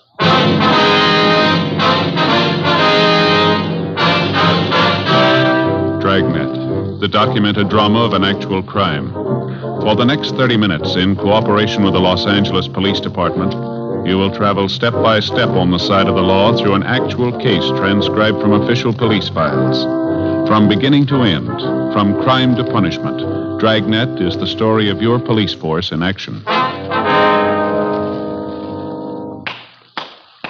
It was Wednesday, May 9th. It was hot in Los Angeles. We were working the night watch out of homicide detail. My partner's Ed Jacobs. The boss is Captain Lorman. My name's Friday. It was 6:47 p.m. when I got back to the Capitol Avenue Auto Court. Cotty's number 11. No reason in the world for it. I tried to reason with him. He wouldn't even listen. It's the craziest thing I ever saw. Yes, ma'am. Now, Joe, did you find the phone all right? Yeah, I checked the office. Lope says they picked up Daniels a few minutes ago. They're bringing him downtown now. Oh, they got him, did they? They're going to put him in jail? Well, it depends, ma'am. It's going to take a little more investigating first. I don't see what else you need. He threatened us with a gun, me and Doris Ashby. If that isn't a crime, I don't know what is. A few more questions we'd like to ask you, ma'am, if you don't mind. A couple of things we'd like to clear up. I told you just how it happened. Doris will tell you the same thing. He's just a crazy old man, if you ask me. Ought to be put away. Did you ever have any trouble with Mr. Daniels before this afternoon, Miss Cameron? Excuse me, the baby. Yes, ma'am. What is it now, honey? Can't you sleep? You try now, won't you? Daddy will be home pretty soon. That's a good boy. You try and sleep now. Miss Cameron? Yes. Oh, you be quiet now. I don't want any trouble from you. You heard me. Be quiet now. You got your hands full, ma'am. Don't I know it? A canary, a 4-month-old baby trying to keep house in an auto court. If I knew it was going to be like this, I never would have left Paso Robles. You've only been in town a week or so, is that right? It's closer to 2 weeks. Seems more like 2 months trying to get along in a place like this. A room and a bath, no place to cook, rinse out diapers. It's terrible. I told my husband he should come down here alone, find us a place to live first. Then we could move. No, he had to have it his way. Mm-hmm. You say your husband made the first contact with Daniels. He gave him a deposit on this apartment, is that right? Yeah, that's right. The same day he started work at the aircraft plant in the valley. We've been living in Paso Robles since we got married. A month ago, Pete, that's my husband, he got a lead on this aircraft job down here. Him and Ralph came down and signed up for it. Ralph, who's that, ma'am? Ralph Ashby. He's Doris's husband. Doris Ashby. She's my best girlfriend. We were neighbors up in Paso Robles. Oh, I see. They're not doing much better than we are right now. They're staying in another court up the street. Same thing, room and a bath. Doris is expecting, too, poor kid. Did you hear me? You be quiet now. You want to wake up the baby? About the arrangements your husband made with Daniels to lease this apartment, Miss Cameron. When was all this? A week ago Monday, the day after I moved down here. My husband and Ralph Ashby saw the rental ad in the paper, and they went over and talked to Daniels. He said, all right. He had an apartment for the Ashbys and one for us. Nice places, too. I see. Ralph and my husband signed the leases, gave him the first and last month's rent in advance. It was all decided. Well, how is it you couldn't move in right away, Miss Cameron? He said he was having the apartment house redecorated. Daniels did, I mean. He told Ralph and my husband the apartments would probably be ready for us on the 8th. That was yesterday. He said the 9th for sure, and that's today. And you tried to move in this afternoon, and Daniels refused to let you in. Is that it? I had the movers get all our things out of storage and move them out to the apartment. So did my girlfriend, Doris. The movers were just starting to get our furniture out of the van and move it into the apartment when Mr. Daniels showed up. He acted like a crazy man. Well, did he give you any reasons why you couldn't move in? He tried to give us a lot of reasons. None of them made any sense. You can ask Doris. She'll tell you. She was there with me. Well, what did Daniels say, now, just for instance? He said a lot of things. First, he told us there was no water in the apartments. It hadn't been turned on yet. He said the gas wasn't turned on either. Well, I knew that was a lie. I was in the apartment late in the morning. Everything was fine. The gas was working, so was the water. I see. When I caught him in that lie, he got madder than ever, made some more excuses. Then he started yelling and swearing at me right there on the sidewalk. Said the apartment just wasn't ready yet. I told him to go climb a tree. We signed the lease. We paid the rent. We were moving in anyway. Told the movers to go ahead, take in the furniture. Well, what did Daniel say then? Nothing. He just got real purple in the face, and he put his hand in his coat pocket, and he took out a gun, pointed it at me and Doris, and I had the baby in my arms. Imagine that. He actually told you he'd shoot you if you tried to move in the apartment, is that right? In so many words, yes, he did. He threatened the moving men, too. They tried to talk to him. He wouldn't listen. We all tried to talk to him. He didn't make any sense at all. I wasn't going to take any chances with the baby in my arms. Doris and I got in the car and drove away. So did the movers. They left with us. Can't say I blame them either. Yes, ma'am. That Daniels must be out of his mind. It's the only thing I can figure. A real nut. Well, did either you or your husband have any arguments with him at all before this afternoon? No, everything was fine. This afternoon was the second time I ever spoke to the man. And he had no objections to your having children or pets in the apartment? None at all. That's one of the first things my husband told Daniels when he went to look at the apartment. We had a baby and a canary. Daniels said it was all right with him. He didn't object at all. I understand there's 6 apartments in the building, Miss Cameron, that right? Yes, that's right. They're all vacant as far as I know. Daniels just bought the building a month ago. That's what he told my husband, anyway. He had the place redecorated, and the work was all done. The apartments are just sitting there. That's why I can't understand it. Why won't he let us move in? Yes, ma'am. We paid our money, signed the lease. If he gave us any kind of a good reason why we shouldn't move in, I could understand it. But to keep us out for no reason at all, to stand out there on the sidewalk and threaten to shoot us if we move in, me with a baby in my arms, I don't know. He must be crazy. You say you were in the apartment this morning, Miss Cameron. Did you notice anything unusual about the place, anything out of the ordinary? No, nothing. And you say Daniels couldn't give any reason at all why you shouldn't move in? Just one. It convinced me. Yeah. That gun. Before we left Mrs. Cameron, we took her crime report and had her sign it, and then we drove back downtown to the squad room where Gene Bechtel and Lloyd Bond were waiting with the suspect, Edward Daniels. They'd already checked him through R&I. He had no previous criminal record. They gave us a .22 caliber H&R revolver along with 6 shells which had been found on the suspect at the time of his arrest. The gun had been loaded. Pawn shop records showed that the weapon had been purchased by the suspect and had been registered in his name. We had stenographer Eleanor Eastlack type up the crime report, and Ed and I took Daniels down the hall to the interrogation room. He was a small, thin man, blue eyes, gray hair. Don't know what all the fuss is about. I own the building. I can keep people out if I want to. Well, we saw the lease you signed with the Camerons. The other couple, too, they paid their rent. Why the sudden change of heart? I don't think that's any of your business. Matter between me and the tenant. It's our business when you threaten him with a gun, Daniels. Assault with a deadly weapon, that's a felony. Didn't hurt the woman. Just wanted to scare her, that's all. Just a couple of farmers anyway. Never should have given him the lease in the first place. Lousy kid with him and that bird chirping all the time. How'd you happen to have that gun with you this afternoon? Didn't happen to have it. Carry it all the time. It's my business, isn't it? Registered down here. Mean you got a permit to carry this gun? Don't need a permit. It's registered, isn't it? Who gave you the idea because the gun's registered you can carry it around your pocket? Friend of mine. Nothing wrong with it, is there? Having a gun registered is nothing more than keeping a permanent record of it. You can keep the gun in your home or in your office, but it doesn't give you the right to carry it around with you. Oh? Why didn't they tell me that when I had it registered? You were told, Mr. Daniels. You know that. Well, I don't remember it. Doesn't make much difference if you remember or not. Nobody has a permit to threaten people with a gun. Told you I wasn't going to hurt her. She just kept arguing with me. I'm a sick man, you know. Thought she was going to hit me. You mean while she was holding that baby in her arms? Now, come off it, Daniels. What's this thing all about? Told you before. I think that's my business. You signed a year's lease with the Camerons. You accepted the first and last month's rent. You took their money. You advised them they could move in this afternoon. When they try to move in, you meet them at the front door and threaten them with a gun. Now, what's it all about? None of this makes any sense. Changed my mind. I'm not ready to rent them out yet. Well, then why'd you sign that lease with the Camerons? How about it, Mr. Daniels? If there's something in that building you're trying to cover up, you might as well tell us. A couple of men out there now checking it. You can go ahead and check. I don't care. They won't find anything. Got nothing to hide. How long you lived here, Daniels? 18, 20 years. Why? Where'd you live before you came here? Ohio. Cleveland, Ohio. You ever been arrested? Yeah, a couple of traffic tickets. Cop said I went through a stop signal. I wasn't guilty, though. What's the point, anyway? What are you trying to get at? Trying to force me to let those people in that apartment? I'm not trying to force you into anything, Daniels. Business about the lease is a civil matter. That's between you and the Camerons. And what are you holding me here for? We told you. You threatened that woman with a gun. She signed an ADW report. What do you mean, ADW? Assault with a deadly weapon. Now, that's a pretty serious charge, Daniels. Didn't hurt the woman. Didn't even touch her. Pointed the gun at her, didn't you? Yeah. The gun was loaded, wasn't it? Yeah. It's capable of being fired? Yeah, but I wasn't going to shoot her, I told you. Just wanted to scare her off, get her out of there. It's the truth. I wasn't going to shoot her. What do I have to do to convince you? You don't have to convince us.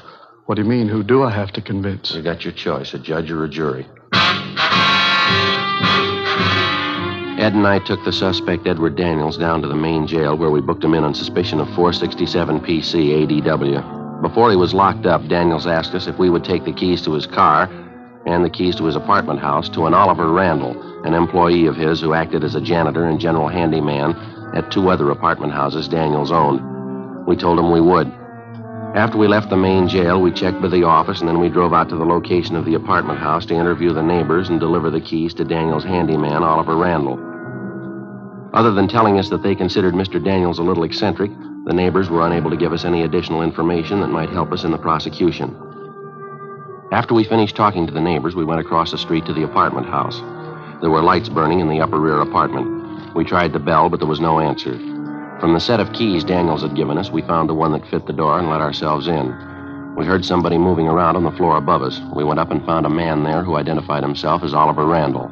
He appeared nervous and upset. There were papers and rags scattered over the floor of the room. Oh, yeah, I was just cleaning up here. Mr. Daniels told me to be sure and clean this up, papers and junk. I see. Well, here's some keys for you, Randall. Daniels asked to get them to you. Oh, yeah, apartment house keys. Mr. Daniels was supposed to meet me here. He said 8 o'clock. I think that's what he said. I wonder where he is. You know where he is? Yeah, he's in jail. Oh, what's he doing in jail? Did he do something wrong? He's had a complaint filed against him, assault with a deadly weapon. What happened? He got mad at somebody? Mr. Daniels got an awful bad temper. When he gets mad at somebody, he doesn't forget it. I know. I worked for him. How long have you worked for him, Randall? I don't know. A long time. Maybe 5 years. I forget. You say Daniels has a bad temper. Have you ever known him to be violent, Randall? How's that? Well, have you ever known him to be violent? I mean, have you ever known him to hurt anyone? Well, I don't know. I don't remember. A lot of times he says he's going to do things. I work for him, you know. A lot of times he gets mad at me. He says I don't work fast enough or I don't do the right things. He always carries his gun, you know. Once he said he was going to shoot me, I was pretty scared. You live with Mr. Daniels, do you? No, I have a room downstairs in another apartment house he owns, a place over on South Hoover. It's a nice room. It's got a window in it. You're on a regular salary, that the way you work? Yeah, $15 a week. I get the room free, too. It's not bad. You ever been arrested, Randall? Me? No, I've never been arrested. You ever been in the state hospital, any kind of an institution? No, I was up at Camarillo for a couple of years. I didn't like it too much. I came down here to live with my sister. She's dead now. She died about 4 years ago. She's the one that got me this job, you know. That's so? Oh, yeah. This isn't a bad job at all. Jobs are pretty hard to get now. That's what Mr. Daniels says. Real tough to get a good job now. That's why I do what I'm told. I better get on fixing up this place. How'd all these rags and papers get here, Randall? The painters leave them behind? I don't know. I guess so. I guess somebody left them here. We understood the apartments were already cleaned up. They were ready to move into. What's that? I say we understood the apartments were all fixed up, that they were ready for the tenants to move right into. Oh, I don't know. I wouldn't know about that. Mr. Daniels takes care of renting the places. I just help him. I do what he tells me. Joe? Yeah? You notice that smell? Seems to be stronger out in the hall. Yeah, I think I do. How long's it been since the painters were working here, Randall? Do you know that? Painters? I don't know. A couple days, I guess. What's the matter? That's a pretty strong smell. Might be paint thinner or something like that. Don't you notice it? Oh, yeah, I've been wondering about that. I noticed it when I came in. It might be from upstairs, the attic. painters were working up there, too, I think. Don't you think you ought to check it, see what it is? Mr. Daniels didn't tell me to. I guess I better, though. Smells pretty strong. I guess I better see what it is. Well, how do you get to the attic from here? Down the end of the hall, there's a stairway there. It goes right up into the attic. I'll show you. All right, fine. Yeah, smells like gasoline or something. All the apartments are vacant, that right? No one living in the building at all? Yeah, that's right. We go up the stairs here. Mr. Daniels had the whole place worked over. Nobody here at all right now. I guess he'll be moving in pretty soon. Going to be a lot of work.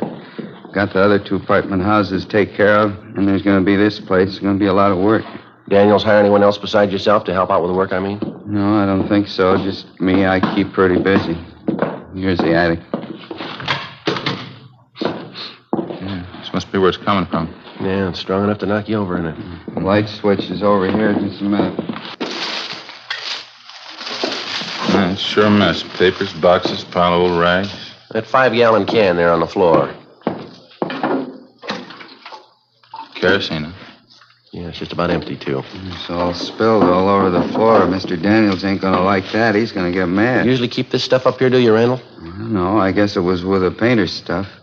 Those cans and things on the table there, I guess it got knocked off and spilled. Spilled all over the place, didn't it? Well, how come the painting crew didn't take their stuff with them when they left? All this equipment here. They're all finished with the job, aren't they? I guess so. You'd have to ask Mr. Daniels about that. They're all finished on the inside. I know that. They have the outside to do, though. Maybe that's why they left their stuff. Well, it's not a very safe way to leave it. Rags, papers, look here, kerosene spilled all over. You better get this place cleaned up first, don't you think, Randall? Well, I don't know. I sure wish Mr. Daniels was here. You won't let him know, will you? What do you mean, let him know what? Don't tell him I'll let you see the attic, huh? 9:35 p.m. Ed and I left the handyman, Oliver Randall, at his apartment house, went outside and got in the car. Neither one of us could find any explanation for it, but we both had a hunch there was something wrong with the setup. We drove to a neighborhood service station, called the office, and told them that we were going to stake the apartment house. We drove back and found a place to park where we could keep the building under surveillance without being seen. We waited. 10 p.m., 10:30, 11 o'clock. At a few minutes past 11, we saw Randall come out of the front door of the apartment, get in a blue sedan, and drive off. We followed him to an apartment building on West Pico and saw him enter a rear door. We waited. At 12:15 a.m., Ed got to a phone, called Captain Bernard at the business office, and notified him of our location. At 12:45 a.m., 2 men arrived to relieve us, and we briefed them on the facts. We drove back to the office, made out a 15.7 to Captain Lorman, and signed out. At 4 o'clock the next afternoon, we reported back in for work. We checked the book and found a message that the suspect, Edward Daniels, had been released from jail that morning on a writ, bail $2,500. The writ was returnable Thursday, May 10th. There was also a message in the book for us to contact Daniels' attorney, Richard Tiernan. Ed put in the call. Yes, sir. I see. What's that? Yeah, I know. All right, Mr. Tiernan. Yeah, thank you. Goodbye. You were right, Joe. What do you mean? Daniels' lawyer wanted to know how serious the charges are. He says Daniels is pretty upset. Seems he had some trouble lately. His insurance company. What's the matter? You have an accident? The insurance company doesn't seem to think it was an accident. Happened 2 months ago at an apartment house over on South Union. Yeah. Burned down.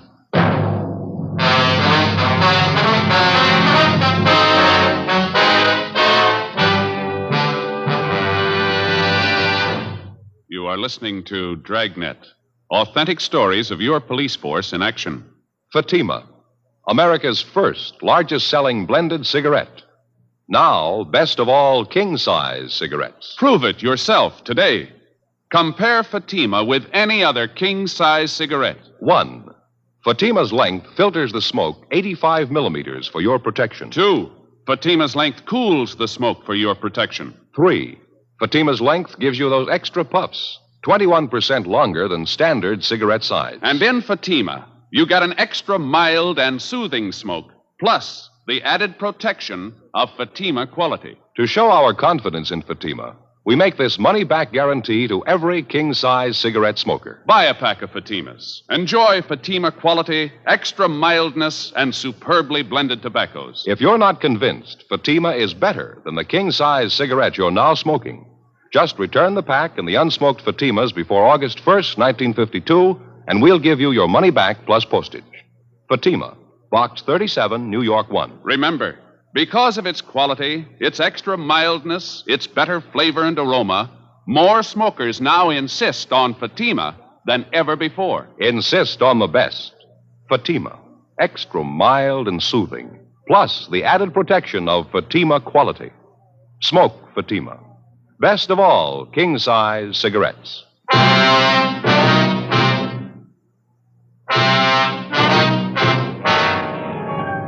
Thursday, May 10th, 4:30 p.m. We contacted the fire department's arson squad to find out if the fire at Daniel's apartment house on South Union Avenue 2 months before was under investigation. After checking back, they told us investigators from the arson squad had found a large amount of kerosene to be present in some of the burned timbers found in the debris after the fire was put out. They said that Mr. Daniels had admitted after the fire that the apartment building had been recently redecorated and that kerosene, paint, and other inflammables had been stored in the attic of the building. Ed and I contacted the insurance adjuster handling the case, a Snyder Peebles, and he told us there wasn't any doubt in his mind that the fire at Daniel's apartment house 2 months before was of incendiary origin. But he said so far the investigators were unable to prove it. The one thing that seemed to puzzle him was if Daniels planned on burning down the building, why did he go to the trouble and expense of redecorating first? Well, as soon as it was dark, Ed and I drove out, relieved the men on stakeout at the apartment house on West Pico, where the handyman, Oliver Randall, had his room. They reported no unusual activity during the day. 7:32 p.m., Randall came out of the apartment house, got in a car, and drove off. We followed him. If we got this Randall made right, it shouldn't be too long before we find out. Daniels is using him to work something out. Pretty sure we can count on that. Yeah, maybe. I'll watch it, Ed. He's turning down Union. Yeah. He's pulling up ahead. Don't crowd him. There's a good spot here. Shouldn't be able to see us. All right, pull up in here. All right. That's fine. He's getting out of the car. He's going over the house. Down the driveway. Going around back. He's out of sight now. All right, let's go. Still no lights in the place. Oh, yeah, there they go, in the basement. All right, easy. Let's take it easy. All right. Yeah, I think I can see the back door from here. All right, come on, easy now. What is it? All right, easy with this door, Ed. Don't let it bang. Uh-huh.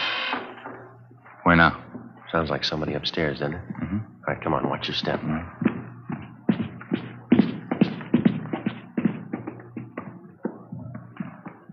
Come on, next floor up. Yeah.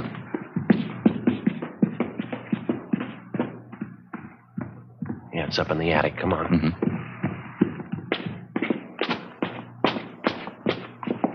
All right, come on. Through this door. Back in the corner, Ed. I see him. All right, hold it, you. What's the matter? There's a fire, Ed, over in the corner. I'll get it. Hold on to him. Right. Well, don't put it out.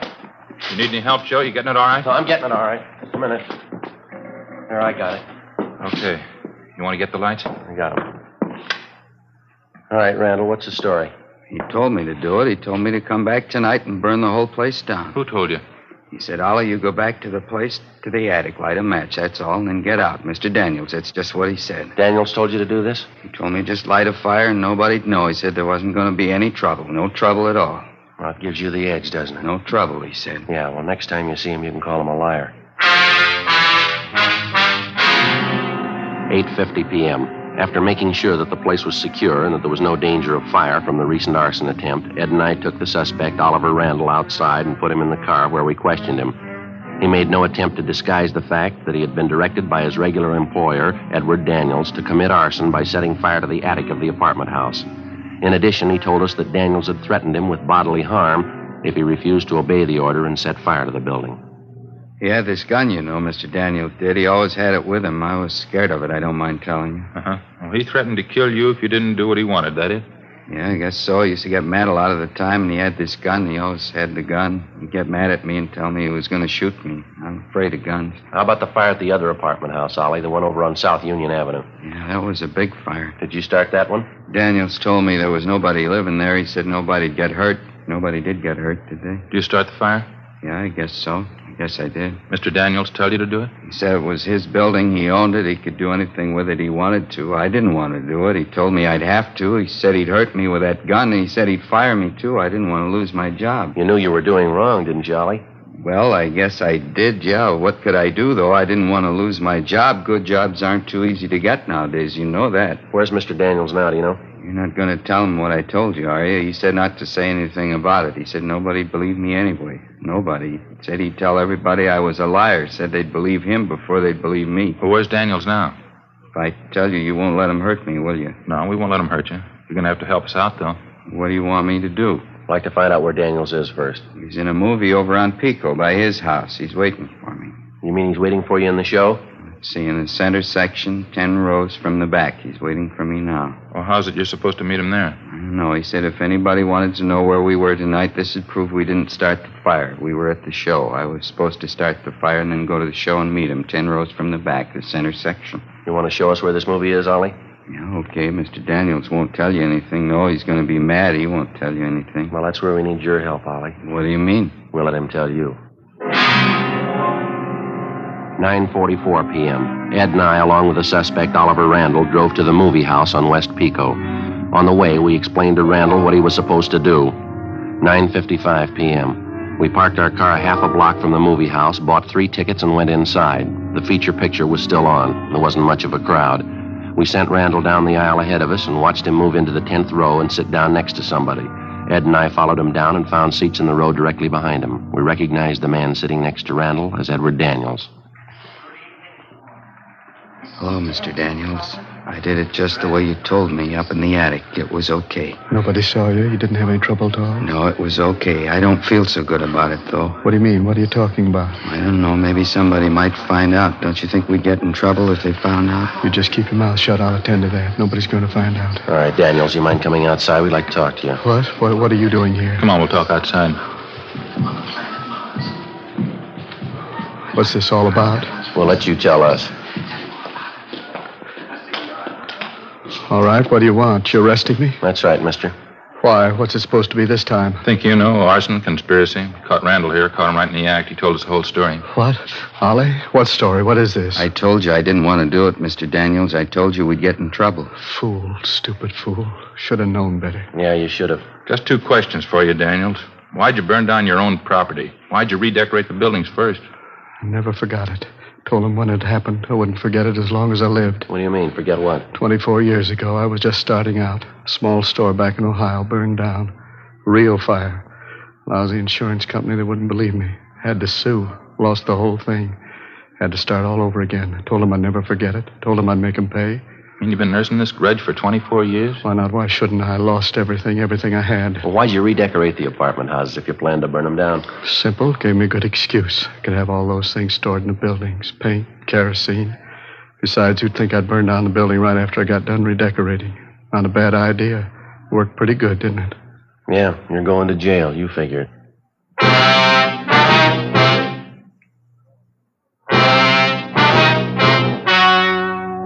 The story you have just heard was true. The names were changed to protect the innocent. On August 18th, trial was held in Superior Court, Department 86, City and County of Los Angeles, State of California. In a moment, the results of that trial. And now, here is our star, Jack Webb. Thank you, George Fenneman.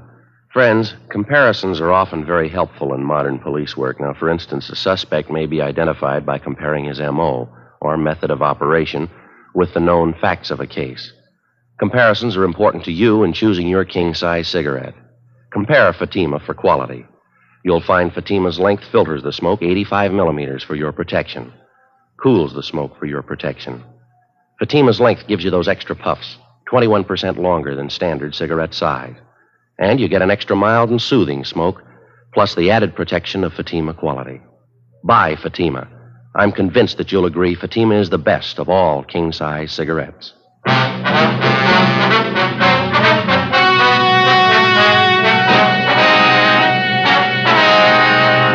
Edward John Daniels was tried and convicted of 2 counts of conspiracy and 1 count of arson and received the sentence as prescribed by law. Conspiracy is punishable by imprisonment in the state penitentiary for not more than 2 years. Arson is punishable by a prison term of not less than 1 or more than 5 years. Daniels' accomplice, Oliver Randall, was examined by 3 psychiatrists appointed by the court and was found to be mentally incompetent. He was placed in a state hospital for the mentally deficient. The charge of assault with a deadly weapon against Edward Daniels was dismissed.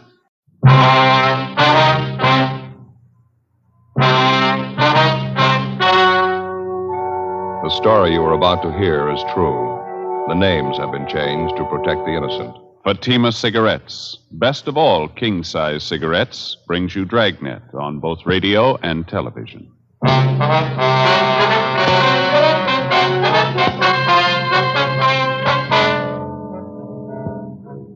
You're a detective sergeant. You're assigned to Personnel Division. A resident of your city files a report of assault and battery. His shoulder is dislocated. He's been badly beaten. He claims his assailant was a young police officer. Your job? Investigate. Comparison proves Fatima quality. Yes, comparison proves Fatima quality. Compare Fatima with any other king-size cigarette. 1.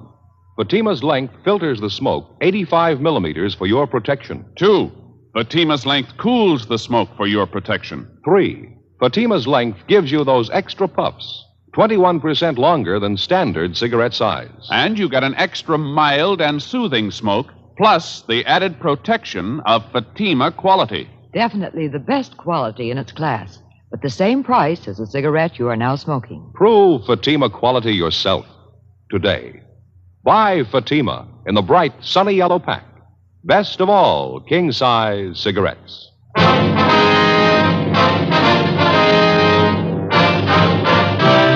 Dragnet, the documented drama of an actual crime. For the next 30 minutes, in cooperation with the Los Angeles Police Department, you will travel step by step on the side of the law through an actual case transcribed from official police files. From beginning to end, from crime to punishment, Dragnet is the story of your police force in action.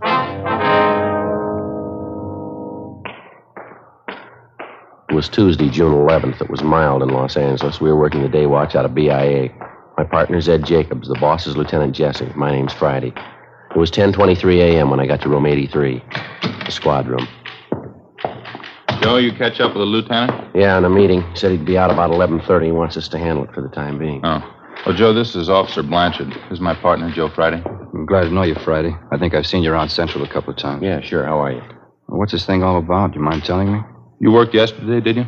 Yeah, that's right. My regular beat, South Central area. Anything out of the ordinary happen while you were on duty? No, not much. Made a couple of pinches, that's about all. Pretty quiet otherwise. Did you make one of those arrests at 7928 Cortlandt Avenue? Yeah, that's right. A woman, 2 men, users. All 3 of them were booked in violation State Narcotics Act. Any of the 3 familiar to you at all, Blanchard? I mean, had you ever seen them before the time you arrested them? No, none of them. I knew the place, though. I've been keeping an eye on it lately. One of those old-fashioned homes converted into a rooming house. Uh-huh. I've been noticing some of the people going in and out of the place. They didn't look too good to me. That's why I say I've been keeping an eye on the house. Now, what's the story on this, anyway? You get a kickback on an arrest I made? Well, we'd like to have your version of it first, Blanchard. Exactly what happened. How'd you come to make the pinch? Well, I was walking my regular beat. I think it was about 3:30 yesterday afternoon. I was going along Cortlandt, the 7900 block. A woman came out of the front door and hailed me. She complained about a 507 party in the house a couple doors down the street. And that was at number 7928, the boarding house? Yeah. I checked it out. The party was going on up on the 3rd floor. I went up, found the girl and the 2 men in the room facing on the street. The girl was fixing a pop for herself. When I came in, 2 caps of heroin on the table in front of her. Mm-hmm. What'd you do then? I made a grab for the 2 caps. One of the guys beat me to it. He got him, ran to the next room, and tried to flush him down the drain. He didn't quite make it, though. I got one of the caps before he could get rid of it. What'd you do then, Blanchard? Well, I sat the 3 of them down, called into the office. I checked the room over while we were waiting, found 2 more caps of heroin, usual equipment to go with it. When the radio car showed up, the 3 of them were taken downtown to narcotics squad and booked. That's all I can tell you about it. Well, during the time you were waiting there in the room, Blanchard, did you have any trouble with the suspects at all? Well, I got a lot of talk from one of the men, a fellow by the name of Evans. He's supposed to run the boarding house. Claims he didn't have anything to do with it. He didn't know the girl was a hype. You know, the usual stuff. That was the extent of it? Just talk? Sure, that's all. Why? Well, that's not the story, according to Evans. He had his lawyer bail him out last night. He was in to file charges against you. Huh? What do you mean? Assault and battery. He claims that you worked him over for no reason at all. He says you beat him up and dislocated his shoulder. Oh, he's crazy. He's lying. I didn't work him over. Well, he says he's got witnesses to prove it, Blanchard. The 2 people who were with him, the woman, the other man. He says they'll swear that's what you did. Yeah, but it's not true. They're trying to cook up a frame. I didn't touch any of them. Well, this Evans looked like he's been mussed up. Cuts and bruises all over his face. His shoulders fairly recent, too. Yeah, I know that, but I didn't do it. He was in the same shape when I found him up in that room yesterday. Matter of fact, I asked him about it. He wouldn't tell me. It's the truth, Sergeant, so help me. All 3 of them are lying. I didn't beat him up. Well, it's your word against theirs, Blanchard. The facts seem to favor Evans. I don't get this at all.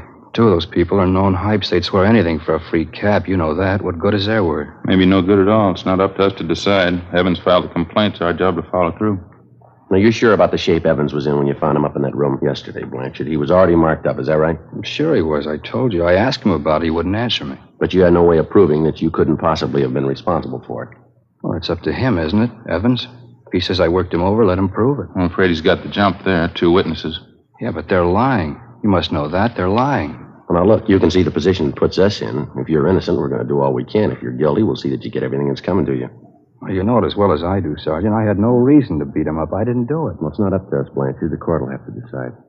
Doesn't make sense. None of it does. There's no other way to handle it. We got 4,500 men in the department. We don't claim they're all saints. Once in a while, one of them turns bad, and all of us get a black eye. You're in a jam, Blanchard. Like anyone else, you'll get a fair trial. Yeah. Well, what happens now? Do I draw suspension? Yeah, that's right. If you're cleared of the charges in court, there'll be a hearing before the Board of Rights. Am I through right now? We'll have to book you in at the main jail. Case will be presented at the DA's office tomorrow. Doesn't make sense. I had no reason to beat up Evans. No reason at all. You sure of that, are you? What do you mean? Of course I'm sure. Well, Evans claims you did have a reason, a good one. What? Well, he says you handed him a proposition. He wouldn't go for it, so you worked him over. What do you mean? What kind of a proposition? The bad kind. Huh? He says you wanted a payoff.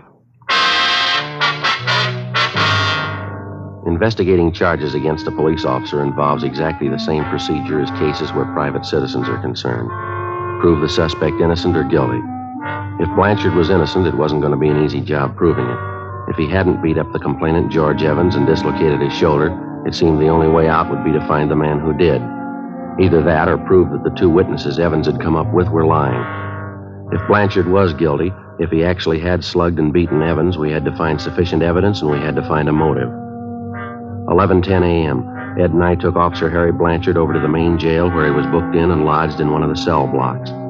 Then we went upstairs to the women's jail where we interviewed one of the witnesses to the alleged beating, an Eleanor Rowland. She'd had previous arrests for vagrancy, grand theft auto, and petty theft, as well as an established reputation as a user of narcotics. She was 23 years old. Yeah, it was terrible. That cop really roughed him up, poor old Evans. Cop didn't have to treat him like that. How long have you known George Evans, Miss Rowland? You old friends? No, I wouldn't say that. I met him a couple weeks ago when I came down from north. San Francisco? Portland. I was visiting up there. I'm a Portland girl originally. Well, how about this other man you were with at the time Officer Blanchard picked you up, this Ray Sherman? He an old friend? Buster? Yeah, I've known him a few years. Do you know Evans very well? Yeah, I guess you could say that. Ray's had a room at the boarding house a couple of years. I guess he's good friends with Evans. Say, can I ask you something? Yes, ma'am. You ever work narcotics up in Portland? No, ma'am, never have. Face is familiar. Could have sworn I mentioned Portland. Do you want to run over that story again for us, Miss Rowland, about what happened yesterday? Not much to say, just the same as I told you. You usually stay at Evans' rooming house when you're in town, do you? No, it's only the second time I was there. How about George Evans? Was he there at the time? No, not first. Me and Buster had a pop, and then we sat around and talked. Evans came in a little later. 3 of us talked. Told me and Buster not to bring any more junk in the house. He didn't want to get into trouble. Didn't speak of the devil. A cop walked in. What happened then? Buster grabbed 2 caps off the table, tried to get rid of them. He only got rid of one, though. The cop got the other one. Well, how'd the argument start? You remember that? Between Evans and the officer, I mean. Well, I was a little high at the time. I don't remember it word for word. Evans said he didn't have anything to do with it, but the cop kept pressing him. He told Evans he'd forget about it if Evans would pay him off. Evans told him no, he wouldn't give him a cent, and then the cop started beating him up. You were in the same room with him all this time? Yeah, Buster and me. We saw it all, poor old Evans. He really got worked over. Cop didn't have to treat him like that. Say, are you sure you're not from Portland? Yes, ma'am, I'm sure. Now, about how many times would you say the officer hit Evans? Oh, I couldn't tell you that exactly. Dozens of times, I guess. Kept hitting him with his fists, pushed him all around the room. I was a little high at the time. I don't remember everything exactly. Sure could use a booster about now. Are you sure about everything you've told us, Miss Rowland? That's the truth? Yeah, that's right. Some of the details I didn't remember so well. He straightened it out for me, though. He told me just what happened. Who's that? George Evans. 11:50 a.m. Ed and I continued questioning Eleanor Rowland. The more we talked to her, the more we were convinced that at the time of the alleged beating, she was under a heavy dose of narcotics, and that for the most part, she picked up her version of the story from the alleged victim, George Evans. We went down to the second floor of the main jail to one of the interview rooms where we talked to the second witness, Ray Sherman, alias Tom Raymond, alias Buster Raymond. He also had a long record as a user of narcotics. He gave the same general version of the incident as the Rowland girl did, but despite the girl's story, he claimed he was not under the influence of narcotics at the time Officer Blanchard entered the room and made the arrest. Besides that, there were other discrepancies. 1:05 p.m., we had some lunch at the Federal Cafe, and then we drove out to interview the complainant in the case, George Evans. After checking at his rooming house, we finally located him at a neighborhood bowling alley. He was sitting at a bar adjoining the actual playing area, drinking a bottle of beer. Parts of his face and neck were bandaged, and his left shoulder was in a cast. He appeared friendly and cooperative. I kept telling the cop I didn't have any money, told him I wouldn't give him a payoff even if I did. So he started working you over, that right, Evans? Yes, that's right. I don't have anything against cops normally, but this guy, that's something else. How do you ever get on the force anyway? Had you ever had any contact with Officer Blanchard before yesterday, Evans? Yes, I did, twice before. He came to the house, accused me of running a hideout for thieves, junkies. Tried to get me to pay him off then, too. I wouldn't do it. That's, when was that, Evans? About 6-8 months ago. Yeah, at least that. Well, how was it you didn't report Blanchard then? Well, I wouldn't cause any trouble, get mixed up in a law case. I figured I could take care of him myself. But after that going over yesterday, that was enough for me. I don't understand how the guy ever made the force to begin with. What's the matter? The shoulder of mine, he really tore it apart. How'd you spend your time yesterday, Evan? Do you mind telling us? No, I don't mind. I slept till about 12:30, 1 o'clock. Had a little bit of a hangover. Then I got up and made some breakfast and read the paper. That's about size. You mean you were in your room all day up to the time you went down the hall to Ray Sherman's room? That's right. Ray was there with this girlfriend of his, Eleanor. I didn't know she was a hype. That's the truth. Ray should have known better having her there. I don't like the kind of stuff going on around my place. Now, we've checked you through the record bureau, Evans. There's been 3 or 4 similar cases at your places the last few years, hasn't there? A couple, yeah. It's a real problem. I don't know how you keep them out. Whole neighborhood around here, you know. Pretty hard to stop it, I guess. We understand you were in the room there while the girl helped herself to a fix, is that right? No, I wasn't in the room when she took the fix. I got there a couple minutes after. I didn't even know what was going on. You can ask Ray Sherman, the girl, too. They'll tell you I wasn't there. Well, that's something else we wanted to ask you about. Sherman and the girl don't seem too sure of their stories. Can you straighten us out there? What do you mean? Well, Sherman tells us one thing, the girl tells us something else. Can't seem to get together. Yeah, but I told him. You told him what, Evan? Well, nothing. I told him to tell the truth, that's all. That stupid Ray. He doesn't know half the time what he's doing. Well, that doesn't make him much of a witness then, does it? Well, what do you mean? He was there when that cop slugged me, beat me up. He could see that much. Well, that's just it. We're not sure he did. Huh? The girl says Blanchard worked you over in the living room there. Sherman says Blanchard took you out in the kitchen and beat you up. Now, which is it? I think I'm beginning to get the pitch. How's that? You're out to cover up for that cop. Is that it? Take care of your own? We're assigned to investigate this thing, Evans, just like any other criminal case. Blanchard's not getting any more of a break than any other suspect would. Yeah, sure. We still haven't answered our question. Where did it happen, living room or kitchen? The interview's all over, Sergeant. I got the pitch. You can take this back to your office. I'm going to get that cop convicted. If it's the last thing I do, you can count on that. What's the matter, Evans? All we did was ask you a simple question. Don't try to kid me, Sergeant. I got the angle. You're trying for a cover-up. Okay, go ahead and try. Now, look, why don't you snap out of it, mister? Nobody's trying to cover up unless it's you. Sherman and the girl are your witnesses. Some of the points of their stories don't check out. We want to clear them up. Does that sound unreasonable? I told you, Sergeant, it's no use. I got your angle. Answer me one more thing, Evans. You're on your own. I'm telling you nothing. Who was the doctor that treated you after you were beaten up? Down at Georgia Street, the emergency. You ought to know that. No, I mean for your shoulder. We checked over your car down at Georgia Street. No mention there of a dislocated shoulder. No, of course not. I didn't even know I had one until I was bailed out. I had my own doctor fix it. You mind giving us his name? Why should I? I was willing to go along, cooperate, then you started playing it cagey, trying to cover up for that cop. Now you work it out on your own. All right, mister. Any way you want it. You bet that's the way I want it. You had this whole thing framed from the beginning. Now you're off the track, Evans. You're not kidding me. You're trying to prove that cop's innocent, trying to make me out a liar. What am I supposed to do, help you prove I'm a liar? No, you've helped enough already. Ed and I double-checked through Officer Blanchard's departmental record. It showed that Blanchard had been working his present beat for a little more than 4 months. Evans had told us that Blanchard allegedly had solicited payoffs from him at least 6 to 8 months before. The following day, Ed and I made further inquiries in the neighborhood of Evans' rooming house and also among his friends and associates. For one thing, we found out that Evans had not spent the entire morning and early afternoon in the house. He'd been seen leaving his place by several neighbors at about 10 a.m. Through one of his contacts, we got the address of an ex-wife, since remarried, a Marie Evans Zarconi. We located her in a small apartment in the East Wilshire district, a small brunette woman about 35. Now, you tell us she used to be married to Evans. Yeah, that's right. Well, what kind of business was Evans in when you were married to him, ma'am? Well, he had that rooming house over on Cortland Yes, Avenue. ma'am, we know about that. Was there anything else?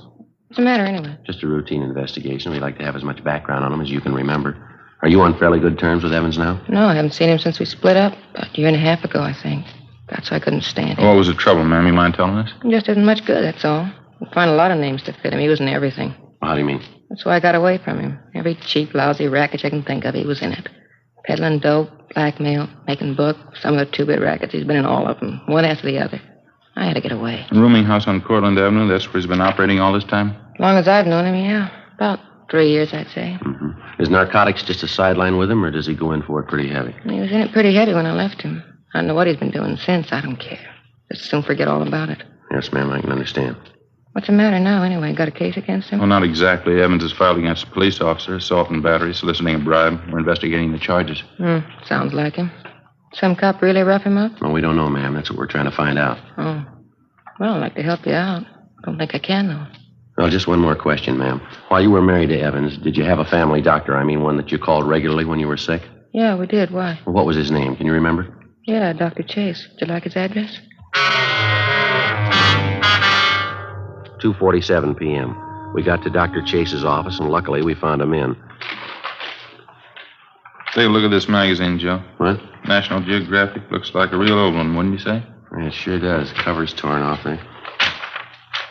Yeah. What do you know about that? It's older than I thought. Look at this here. Well, what do you got? These pictures, eh? Look. 4 pages of them. Pretty grand affair, huh? Yeah. Teddy Roosevelt breaks ground for Panama Canal. How about that? Yeah. Sorry to keep you waiting, gentlemen. That's perfectly all right, Doctor. Let's see now. You want to know about... Mr. Evans, Doctor. George Evans? Oh, yes, Evans. What was it exactly, Sergeant? What did you have in mind? Well, the first thing we'd like to know is if you've treated Evans recently, the last week or so. Yes, as a matter of fact, I have. He was in here, well, let me see now. Let's see, yes, I thought so. He was in here 3 days ago. I had some bad cuts and bruises. Mm-hmm. They'd already been treated, though. There wasn't much I could do. Well, was there anything else wrong with him, Doctor? No, not actually. I examined his shoulder. He insisted it hurt him. He wanted me to put it in a cast. Mm-hmm. You put the cast on, did you? Well, there really wasn't any need for it, but I put it on anyway. A little bit of psychiatry. Thought it'd make him feel better. Well, how do you mean, Doctor? Wasn't any need for it? Just one of those peculiar things. I've been treating Evans for some time, you know. Yes, sir. That's what we understand. It's fairly unusual. Hardly a rare case, though. Suppose you might call it a trick shoulder. Looks as though it might be dislocated, but it actually isn't. I think it's voluntary. You mean he could do this thing himself? Oh, yes. He can make it appear dislocated anytime he wants.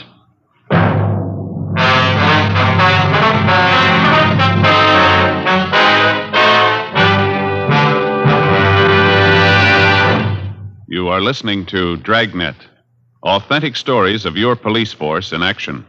Fatima, America's first largest-selling blended cigarette. Now, best of all, king-size cigarettes. Prove it yourself today. Compare Fatima with any other king-size cigarette. 1. Fatima's length filters the smoke 85 millimeters for your protection. 2. Fatima's length cools the smoke for your protection. 3. Fatima's length gives you those extra puffs, 21% longer than standard cigarette size. And you get an extra mild and soothing smoke, plus the added protection of Fatima quality. Friends, in Fatima, the difference is quality. Fatima contains the finest domestic and Turkish tobaccos superbly blended. And Fatima is extra mild, with a much different, much better flavor and aroma.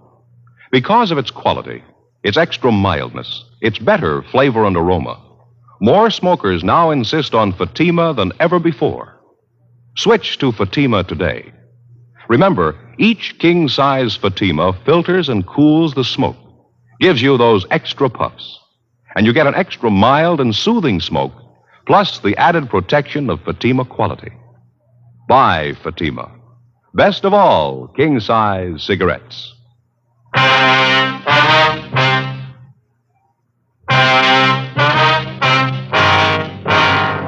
Saturday, June 15th, 10 a.m. The investigation continued. Meantime, the newspapers were still making front-page material out of the story. One of the morning banner lines read, "Cop slugs cripples citizen to get payoff," and another one, "Police brutality rouses entire city." Our investigation went on. Early Saturday afternoon, Ed and I succeeded in locating a former friend of Evans who told us that he'd seen him downtown the morning of the day on which the alleged beating had taken place. The same time Evans had told us he was in bed nursing a hangover. The former friend, a Fred Werner, said Evans was in the company of 2 known gamblers, Carl Sweetser and Stanley Parrish. He told us that he'd spotted the 3 of them together at about 11:45 a.m. We questioned Sweetser and Parrish, but they refused to tell us anything. They admitted that they were acquainted with Evans, but they knew nothing about the beating he'd received. We continued making the rounds. 5:30 p.m. We dropped to the main jail and questioned Evans' 2 witnesses again, Ray Sherman and Eleanor Rowland. We got the same stories as before. 6:18 p.m. We got back to the city hall. Long stretch, huh? Sure be glad to get home. Yeah, not a bad day, though. We had fair luck, didn't we? I suppose so. It could always be better. Sure like to get the straight story one way or the other. You want to check the book, Ed, see if we got anything? Yeah, okay. No, not much, Joe. Call from a Tom Donnelly, you know him? Donnelly? No, that doesn't sound too familiar to me. I got it. Personnel Jacobs. How's that? No, afraid he's gone for the night. Yeah, huh? No, I'm sorry. I wouldn't know. All right, thank you. There's another message here for us, Joe, in the book. Yeah? From Blanchard's wife again. I'm getting to feel pretty silly about it, telling her the same thing night after night. Why don't you call her tonight? Well, you've been doing all right. Why give up now? Personnel, Friday. Yeah. What was that? Mm-hmm. Your name? Yeah, okay. Uh-huh. 10 o'clock tonight? All right, that's fine. That's so. Sure. Yeah, we'll meet you. Okay. 10 o'clock. Yeah, fine. Bye. Sounds pretty good. Who was it? Guy by the name of Martin Kimbrough says he knows George Evans. He wants to talk to us tonight. What's the pitch? I don't know. Might be straight, might not. What'd he say? About Evans being worked over. He claims he knows all about it. Yeah? He says Blanchard couldn't possibly have done it. 7:05 p.m. We went over to Frank Tang's place, had some dinner, and then we drove out to interview the man who'd identified himself on the phone as Martin Kimbrough. We located him at the designated meeting place, a small bar just off Beverly Boulevard and Normandy Avenue. Kimbrough was a small man, slight build, middle-aged. He seemed less sure of himself than he did on the phone. He said that he knew George Evans fairly well and that up until 6 months before he'd been on good terms with him. He didn't go into details, but he gave us the general idea that Evans had cheated him on some business deal the two of them had been engaged in. We asked Kimbrough about the beating Evans had taken. He said it was common knowledge among the people he traveled with that gamblers Carl Sweetser and Stanley Parrish were responsible for beating up Evans. He'd welched on a gambling debt, and the two of them had been after him for months to pay off. He also said he knew a close friend of the two gamblers who told him that in private, Carl Sweetser openly boasted of beating up Evans. According to Kimbrough, the beating had taken place about 1 p.m. the Monday before, the same day Officer Blanchard allegedly had given him the beating. We located Sweetser in the coffee shop of a small hotel on South Rampart Street. I'm afraid I don't know what you're talking about, Sergeant. I don't know any George Evans. I've never heard of him. We understand you do, Sweetser. Heard you used to play cards with him. Got it from a couple of people. That's all. I guess they made a mistake. I don't remember the name at all. Maybe he's going under a different one, huh? Well, how about his description? You ought to remember that. Well, maybe I meet quite a few people. It's kind of hard to place all of them, you know. What's the guy look like? Oh, he's tall, dark complexion, dark hair, scar under his chin. He dresses pretty well, usually wears a suit. No, doesn't mean a thing to me. Runs a rooming house over on Cortlandt Avenue. He's been in quite a few rackets on and off. Sorry, I'm afraid I wouldn't know him. Now, look, we haven't got any beef with you, Sweetser. That's not the point. Evans is trying to get away with a fast one. We're out to stop him. We could use your help. How about it? I don't see how I can help you. What's the beef, anyway? We think you know. It's been all over the newspapers the last couple of days. Oh, yeah. A young cop? What's Evans got against him, anyway? He's trying to save face. We figure that's what we hear, anyway. Well, what do you mean? Well, I think you know how Evans likes to play the big shot. It wouldn't do his stock much good around town if the real story got out. I don't follow. What story are you talking about? About his welching on a gambling tab, getting roughed up. If he says a cop did it, makes him look a lot better, doesn't it? He comes out of it pretty clean that way, doesn't he? Yeah, pass us all, huh? Yeah, sure. Why don't you guys have some coffee? I hate to eat alone. Okay, as soon as the waitress comes around. Yeah. Oh, what else you hear about this Evans? Pretty bad boy, that, right? Bad enough. He's got a fast mouth, telling quite a few stories around the neighborhood. That's so. Yeah, I might remember him. Tall, dark guy who runs a rooming house. Yeah, that's right. You should remember him. He's mentioned you in a couple of the stories he's passing around. Yeah, where'd you get that? Talking to a fellow last night. He says Evans claims that card game he was in with you was rigged. That's why he didn't pay you off. He claims you and Stan Parrish framed the whole thing. Is that right? That's a laugh. Huh? Phony bums are all alike. Lose a couple of dollars and squeal like a pig. What's this Evans doing now? He's up for a narcotics rap. He's out on bail. Cheap punk.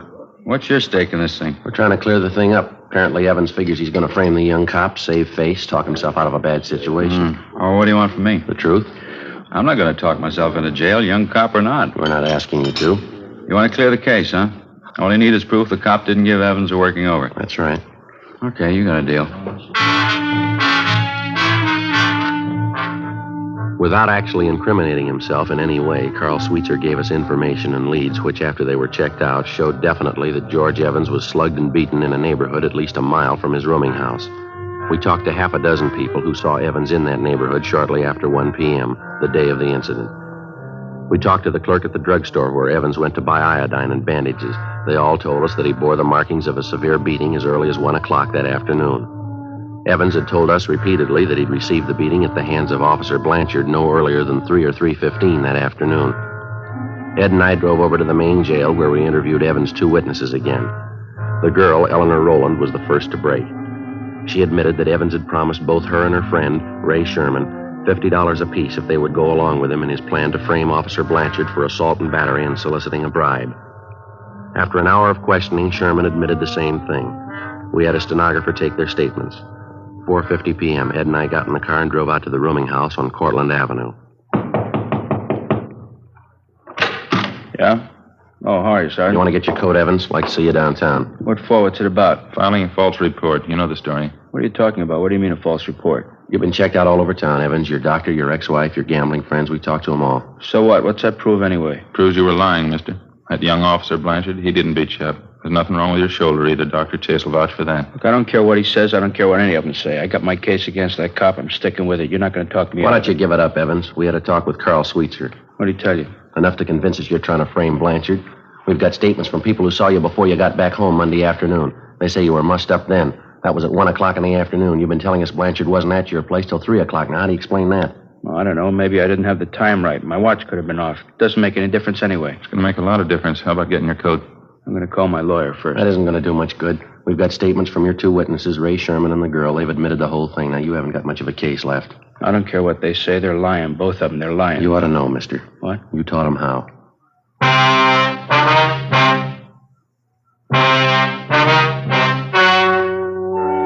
The story you have just heard was true. The names were changed to protect the innocent. On September 2nd, trial was held in Superior Court, Department 89, City and County of Los Angeles, State of California. In a moment, the results of that trial. And now, here is our star, Jack Webb. Thank you, George Fenneman. Friends, I sincerely want you to smoke Fatima and prove Fatima quality. You know, we have a lot of confidence in our king-size cigarette. Enough confidence to make you this money-back guarantee. Buy a pack of Fatimas. Compare them with any other king-size cigarette. If you're not convinced Fatima is better, just return the pack and the unsmoked Fatimas by August 1st, 1952, and we'll give you your money back plus postage. Fatima, Box 37, New York 1. Buy Fatima. Best of all, king-size cigarette.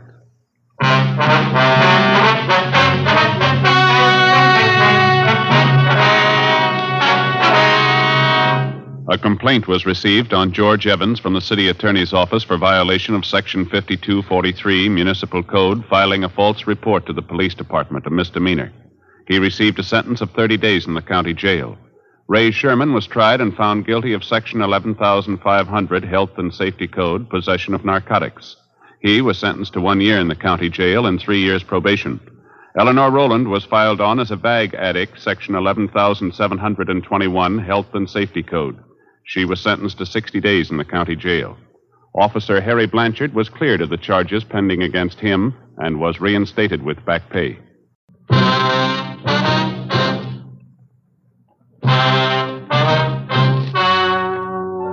The story you are about to hear is true. The names have been changed to protect the innocent. Fatima Cigarettes, best of all king-size cigarettes, brings you Dragnet on both radio and television.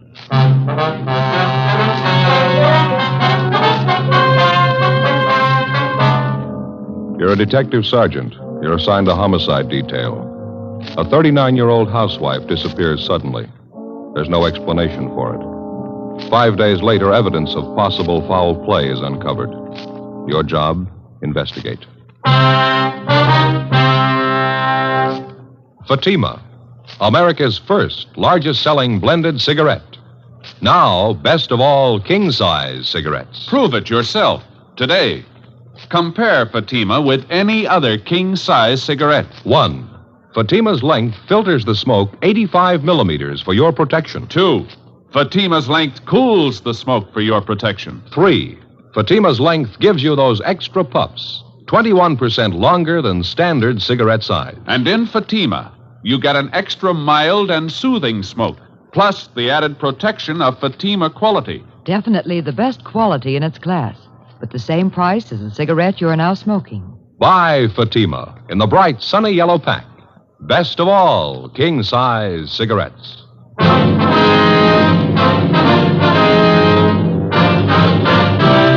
Dragnet, the documented drama of an actual crime. For the next 30 minutes, in cooperation with the Los Angeles Police Department, you will travel step by step on the side of the law through an actual case transcribed from official police files. From beginning to end, from crime to punishment, Dragnet is the story of your police force in action. It was Wednesday, September 15th. It was hot in Los Angeles. We were working the day watch out of homicide. My partner's Ed Jacobs. The boss is Thad Brown, chief of detectives. My name's Friday. I was on the way back from lunch, and it was 12:56 p.m. when I got to room 42. Homicide. Hi, Joe. Waiting for you. Hi, Ed. Al, here you got something for us, huh? Mm-hmm. Here's the report right here. Gardener by the name of Abbott called in day before yesterday. Chester Abbott said his wife disappeared from their home out in the valley Thursday night. He says he thinks she left him. Well, happens every day. Not this way, it doesn't. Walsh and I went out to talk to the man yesterday. His story doesn't make too much sense. How you mean now? None of his wife's clothes are missing, none of her luggage. She even left her pocketbook behind, full of money.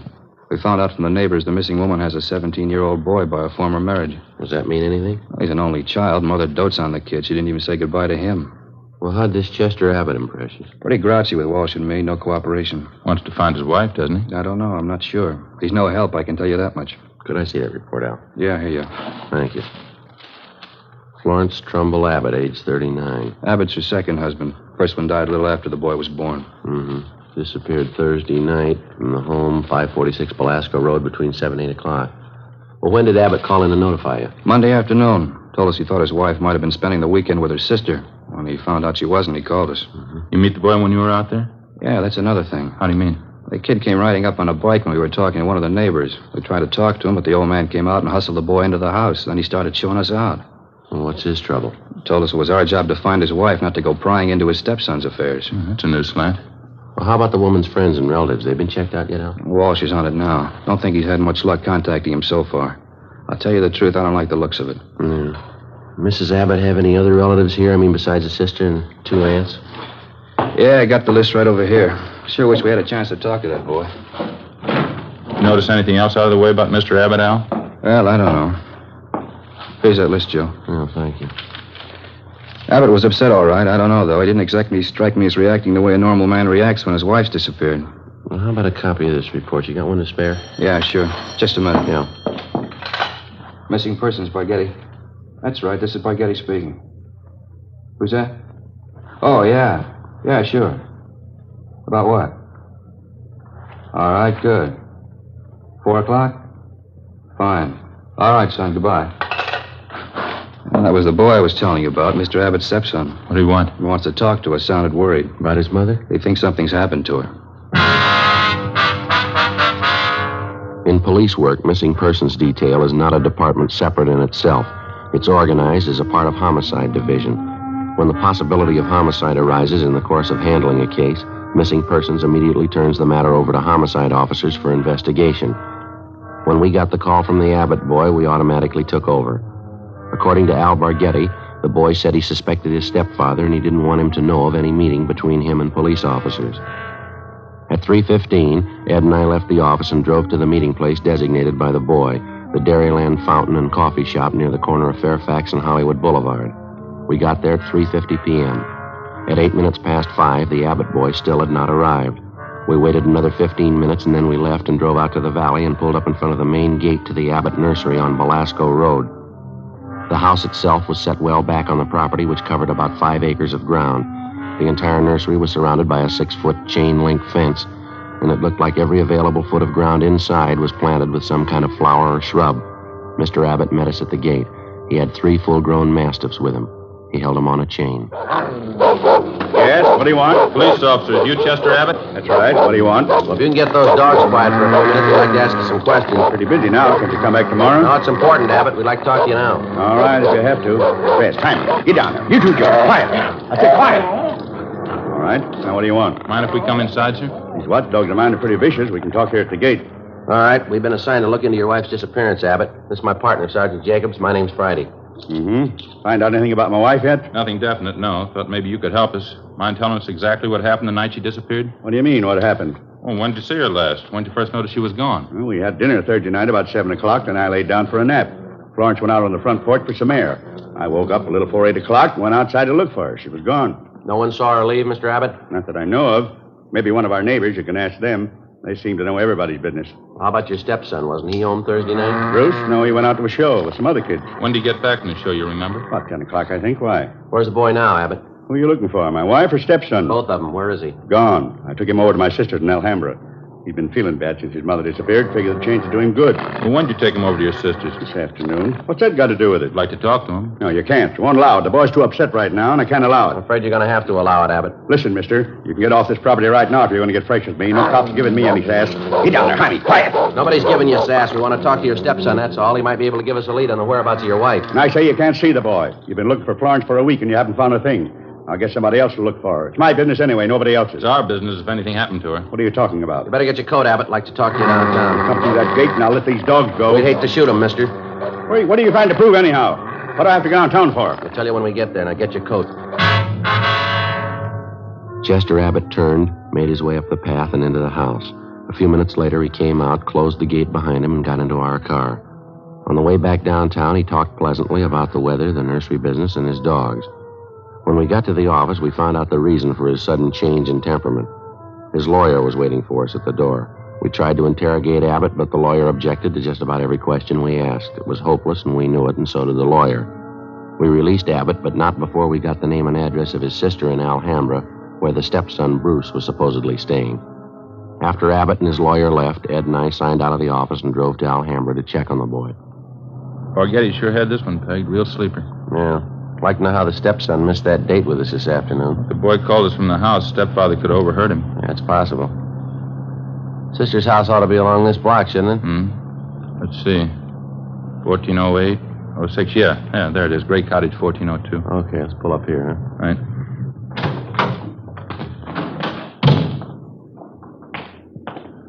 Nice looking place, well kept, huh? Nice neighborhood. Wonder how the lot prices run out here. I don't know. I'll get the bell.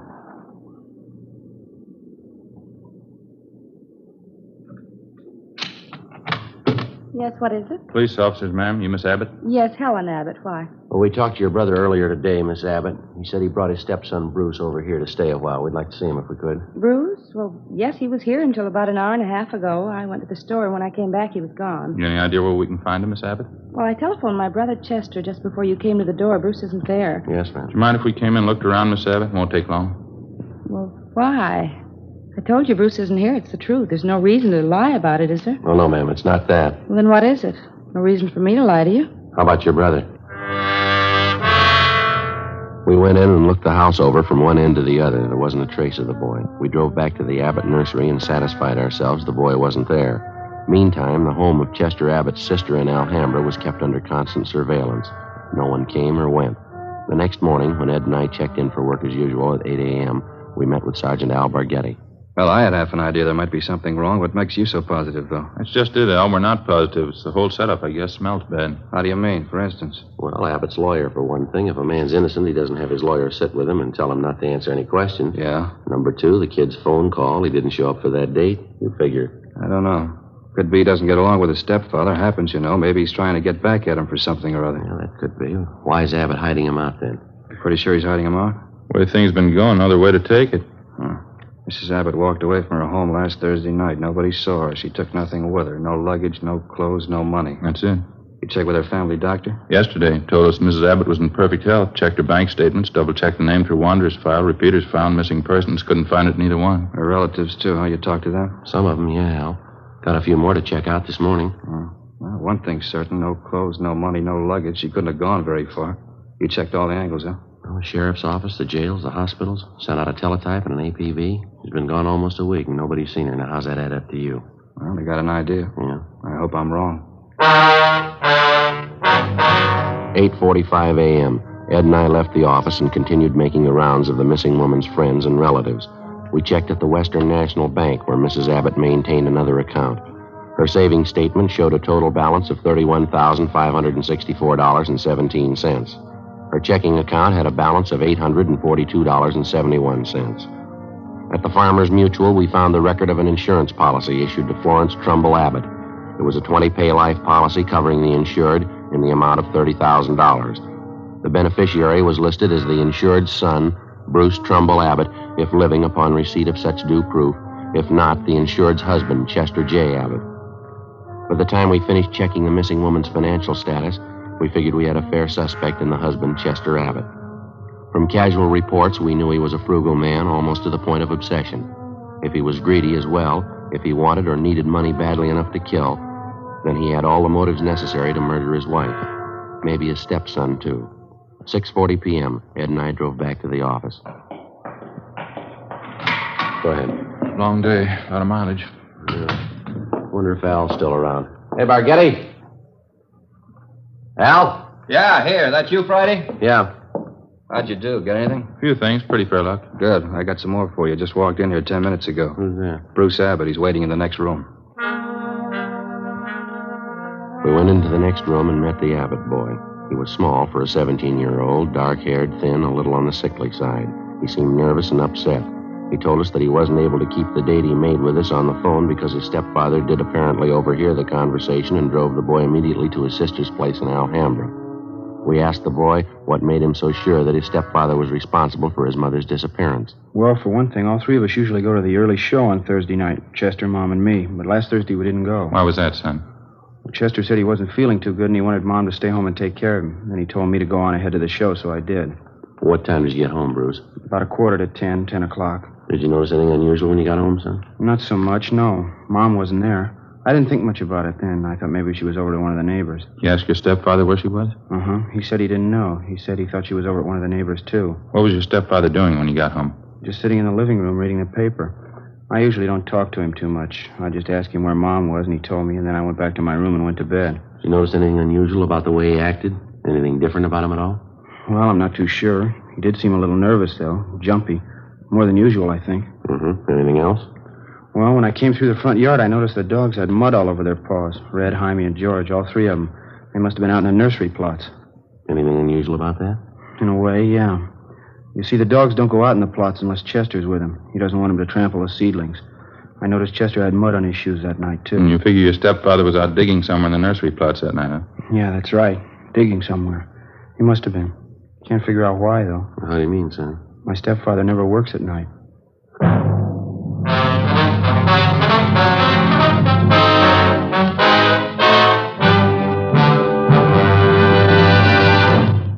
You are listening to Dragnet, authentic stories of your police force in action.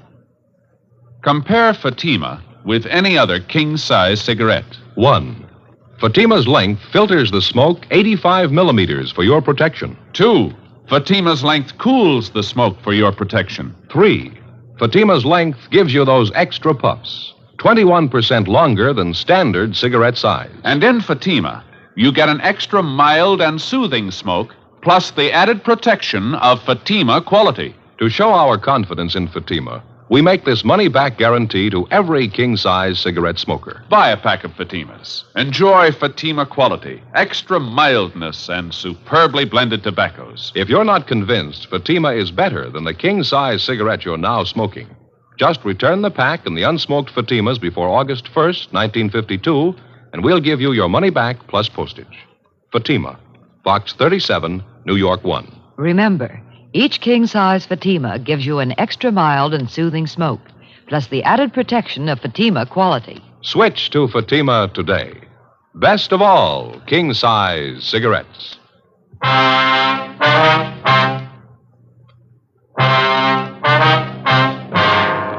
Thursday, September 16th, 7:05 p.m. We continued talking to the missing woman's 17-year-old son, Bruce Abbott. As the interview went on, it became more and more obvious that the boy and his stepfather, Chester Abbott, didn't get along at all. Apparently, the boy was jealous of him, and he was jealous of the boy. Besides his prejudice, Bruce also contradicted himself during the course of the questioning. 7:15 p.m., the interview went on. I understand that all right, son, but you say you can't think of any reason why your father'd be out working in the nursery plots that time of night? No, sir, I can't. I don't know how he'd get any work done. None of the plots are even lighted, only the greenhouses. Well, is it possible he could have gotten that mud on his shoes working in one of the greenhouses? No, sir, I don't see how. All the paths in the greenhouses are graveled. It's my job to see they're kept graveled. I know they weren't muddy because I fixed them the day before. Mm-hmm. Well, what do you think it means, Bruce? I don't know. I don't want to think about it. I just know he's done something. He's done something to her. Did your father, that is your stepfather, give you any reason for keeping you away from the police officers that came to your house? I mean, the first two officers who showed up? No, he said people were getting nosy, that's all. He said it might be better for me over at my Aunt Helen's place. Mm-hmm. And you think your Aunt Helen might know where your mother is? I don't think so. We hardly ever see Aunt Helen. We don't know her well at all. Well, do you know if your mother and stepfather argued very much, son? I mean, big arguments. Sometimes, yeah. Mostly about me. How do you mean? Chester's pretty tight, you know. Doesn't like to spend money at all. He and Mom used to argue about whether I ought to get paid for the work I did around the nursery. Chester didn't want to pay me. That's so? Yeah, when I started working, he promised he'd pay me. I was saving up to buy a 31 Model A. After a couple of weeks, when he didn't pay me, I asked him about it. He told me I ought to be glad to work for him for nothing. And your mother argued with him about that? Sure, she got good and mad, too. She should have gotten mad. It was her money that bought the nursery anyway. Well, how'd you happen to get away from your aunt's place, Bruce? It wasn't too hard. Helen had some shopping to do, and she left me alone. She locked the door to my room. Even the screen over the window was nailed down, but I kicked it out and got away. I stayed at a friend's house last night. You thought much about where you're going to stay tonight, son? Well, I don't know. Sergeant Burgetti, I was talking to him. He asked me if I wanted to go out and have dinner and then stay at his house tonight. I don't know. Sounds like a good idea to me. I don't know. Sure nice of him to ask me. I think it'd be a lot better for you, son. Why don't you check in the next office, see if Burgetti's ready to leave, huh? Yeah. Okay, Sergeant. Thanks. Sure. You betcha. Joe, what do you think? It's hard to say. He might be lying. Before we signed out of the office that night, we met with Captain Lorman and outlined a plan to bring in the husband of the missing woman for questioning alone. We figured it'd serve two purposes: clarify the boy's position in the case and determine one way or another if the stepfather was withholding information about the disappearance of Mrs. Abbott. The big problem was to bring in Chester Abbott for interrogation without the knowledge of his lawyer. As we'd found out more than once, it was impossible to get anything out of Abbott with his lawyer present. We set up a plan to call at the Abbott home early in the morning, get the suspect out of bed, and bring him in before his lawyer could be notified. At 3:30 the following morning, Ed and I met at the office and started for the Abbott place. We brought along a couple of pounds of fresh horse meat to keep the dogs quiet if they raised a fuss. At 10 minutes past 4 a.m., we parked our car a few hundred feet down the road from the Abbott nursery and made our way toward the gate. I reached in and tried the latch. The dogs started up. How about it, Joe? Open? No, it's padlocked. We're going to have to climb the fence. Toss some of that meat over to him, will you? Yeah, okay. There. All right, that does it. All right, let's climb the fence. Keep an eye on the hounds. Looks like they could take a leg off. Yeah. Take it easy, Ed. All right. Watch that. Yeah. Here comes that other dog. Get some more of that meat ready. Yeah. There you are, boy. Go get it. Go on. All right, that's fine. Come on, let's hurry. Have a look, Joe. Huh? Windows along the side of the house. Lights just went on. Yeah, come on. All right. Who is it? Who's there? Who is it? I'll set the dogs on you. Police officers, Abbott. Friday and Jacobs. What kind of business is this? What are you doing out here this time of night? You're under arrest, Mr. Abbott. What are you talking about? I think you heard me. You're under arrest. What kind of crazy thing is this? You're going to pay for this. I'll have your job. All right, you want to get your coat? You cops are asking for a pack of trouble. You know that. Get your coat. I'd like to know what you think you're doing. Where's my stepson, anyway? What have you done with him? I got a better one for you, mister. Huh? What have you done with your wife? 4:25 a.m. Ed and I drove the suspect, Chester Abbott, back downtown to the office. He was quiet and sullen. We headed down the hall for the squad room. Light still burning in the office. Yeah, probably Burgetti standing by. All right, Abbott, in there. You're going to pay for this. You can take my word on that. Ed, you want to take him in the office here and stay with him? I'll check with Al. Okay. All right, Abbott, inside.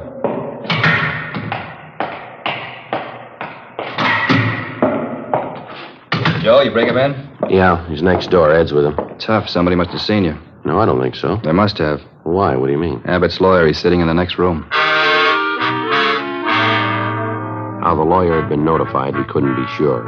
Again, we tried to question Abbott, and again, on the advice of his attorney, he refused to answer practically every question we put to him. We released him. That day, Captain Lorman assigned 2 men to stake out on the nursery and report on all of Chester Abbott's movements. A little after 7 p.m., just after nightfall, we tried again to bring the suspect in for questioning without his lawyer's knowledge. It didn't work. The men assigned to stake out on the Abbott place reported definitely that someone was tipping off the attorney whenever unknown visitors showed up at the nursery and drove off together with Mr. Abbott. There was nothing we could do about it. The following morning, Al Burgetti came up with a lead. Had a long talk with the boy last night. Think he came up with a pretty fair lead. How's that? The old man's responsible. We know there's only one way we'll get a conviction. Yeah? Find the body and enough evidence to tie him in. Yeah, well, where do we start looking? In a new rose bed. It's next to one of the greenhouses in Abbott's nursery. Boy tell you this? Yeah, seems to make sense. We know old man Abbott's crazy about saving $1. We found that out from the neighbors and the relatives. Mm-hmm. On the nursery trade, especially in the limited area Abbott has to work in, you cultivate every foot of ground you have. You plant every foot of soil with something. Well, yeah, what's the point? Well, Abbott's not the type to waste anything. He wouldn't let ground lie fallow when he could plant something that might bring in a few dollars next spring. Mm-hmm. Bruce tells me his stepfather has every inch of the property planted with something. Everything except a 6x8 plot of ground in that rose garden. Well, what did the boy say? The plot been vacant for a long? Well, he says his stepfather got it ready for planting a week and a half ago. It's still vacant. Be worth checking out. How do we do it? We can order up a crew from the crime lab. They can take probings through the plot, all around it. They ought to be able to tell us how deep the ground's been worked over lately. Okay, what do you figure, tonight? Yeah, I think so, yeah. Maybe 11, 12 o'clock. What about old man Abbott? You think he's going to sit still for it? If the hunch pays off, he's going to sit still a long time. It was 10 minutes past 11 that night when we got to the Abbott nursery. Lee Jones and the crime lab crew, Al Barghetti, Ed, and 2 other men from homicide. The men on stakeout told us Chester Abbott, along with his attorney, had left the house a half hour before in his car, a dark blue coupe. They hadn't returned. Ed brought along another supply of fresh horse meat for the dog, so we didn't have any trouble there. We located the vacant plot of ground in the rose bed next to one of the greenhouses, as Bruce Abbott had described it to Barghetti. The crime lab crew started probing. The ground obviously had been worked over recently, and to some depth. They started digging. Anderson, get that light over here, will you? Thanks. Joe, see anything? No. Let's keep digging. It's right over here, huh? Yeah. You know, this is it. He wasn't taking any chances. Down a good 4 or 5 feet now, wouldn't you say? Yeah, at least that. Anderson, more light, huh? All right, let's go at it. All right, wait a minute. Yeah. A woman's shoe here. Come on.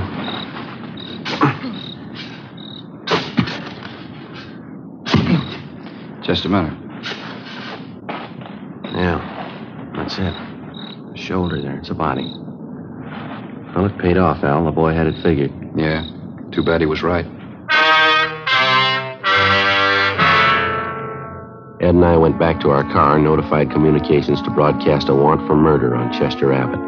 His description, together with the description of his car and license number, was rebroadcast every 15 minutes. The attorney was contacted, and he stated that Mr. Abbott had dropped him off at his home more than an hour before. He knew nothing of his whereabouts. Ed and I went back to check the Abbott home and found the front door unlocked. We went inside and looked around. In one bedroom, we found clothes scattered over the bed and on the floor. There was only one old suit left in one closet. On the table next to the bed, we found an airline's timetable. We got to the phone and notified communications to alert all special details at railroad stations, bus terminals, and airports, and then to get out an APB. After that, we checked with the airlines. One of them told us a man answering Abbott's description had booked passage to Mexico City that night under the name of Charles Frazier. The plane was scheduled to leave at 1:52 a.m. at the Burbank Airport. We called the detail at the airport and alerted them. Then we drove over to the field to follow through on it. It was 1:32 a.m. when Ed and I took up our positions just inside Gate 3, where passengers were boarding Flight 72 for Mexico City. There was no sign of the suspect either on the plane or in the waiting room. Think he'll show? I don't know. Want your bag over here? Where's Barghetti? Over there by the cocktail lounge. See him? Oh, yeah. What time you got now? 1:38. Plane's due to take off in another 4 minutes, isn't it? Mm-hmm. Any sign of him, Al? No, nothing. Just made the rounds. Checked with Stevens and Cummings. If he got in, he came in somebody's suitcase. Couldn't have possibly gotten through without one of us seeing it. Well, he hasn't got much more time. Maybe it's a dead end, huh? You don't see how he could have gotten wise, do you? Over there. No, by the ticket counter there. You see him? Yeah, that's him. Come on. Right. All right, just a minute, Abbott. I haven't got time now. I'll miss my plane. If you have anything more to say to me, you can wait till I get back. Right now, Abbott. And take it up with my lawyer. I'm in a hurry. We found your wife's body. How's that? In the rose bed next to the greenhouse. I don't know what you mean. You must be mistaken. No mistake. Hands behind your back. What's this all about? I haven't done anything. All right, let's go. No, just a minute. You got it wrong. I don't know anything about it. We think you do. Now, come on. Wasn't my fault. I didn't know what I was doing. I plead insanity. She drove me to it. We were arguing about the boy, and she slapped me. I didn't mean to do it. All right, let's go, Abbott. Can you wait just a minute more? What for? A plane. One for Mexico City. Funny, isn't it? What's that? I was so close. Just missed it. Not by more than 1 minute. No, you're wrong about that, Abbott. Just 1 minute, that's all. Well, you missed it before you ever bought your ticket. How do you figure? When you first decided to kill your wife. Come on.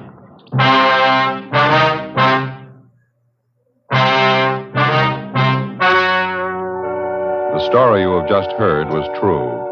The names were changed to protect the innocent. On December 19th, trial was held in Superior Court, Department 89, City and County of Los Angeles, State of California. In a moment, the results of that trial. Now, here is our star, Jack Webb. Thank you, George Fenneman. Friends, I'm holding 2 sets of fingerprint cards. Now, on one, prints found at the scene of a crime. On the second, a suspect's taken from the files. Now, the only way in the world you can tell they're made by the same suspect is by comparison. If you'll compare Fatima with any other king-size cigarette, you'll find Fatima's length filters the smoke, 85 millimeters, for your protection. Fatima's length cools the smoke for your protection. Fatima's length gives you those extra puffs, 21% longer than standard cigarette size. And you get an extra mild and soothing smoke, plus the added protection of Fatima quality. Prove it today. Buy Fatima.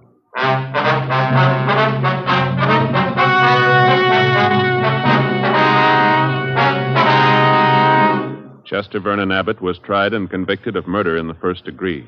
The jury failed to recommend clemency. Abbott was executed in the lethal gas chamber at the State Penitentiary, San Quentin, California.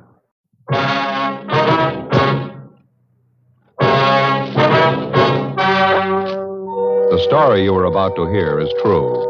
The names have been changed to protect the innocent. Fatima Cigarettes, best of all king-size cigarettes, brings you Dragnet on both radio and television.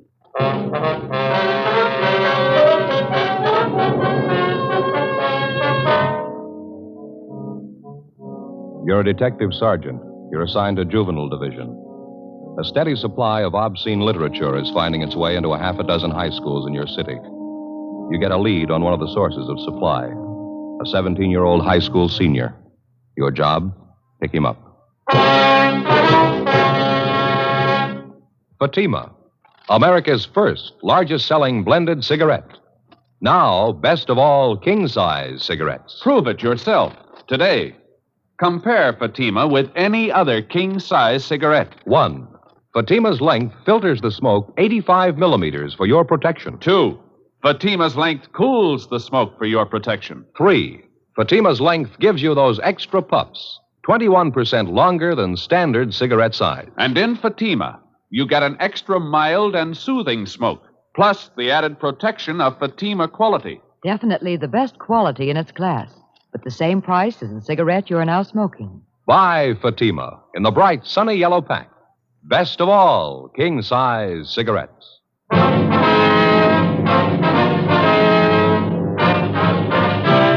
Dragnet, the documented drama of an actual crime. For the next 30 minutes, in cooperation with the Los Angeles Police Department, you will travel step by step on the side of the law through an actual case transcribed from official police files.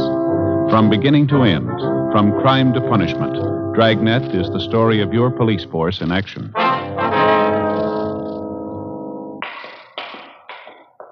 It was Wednesday, November 8th. It was windy in Los Angeles. We were working the day watch out of Juvenile Division. My partner's Ed Jacobs. The boss is Captain Stein.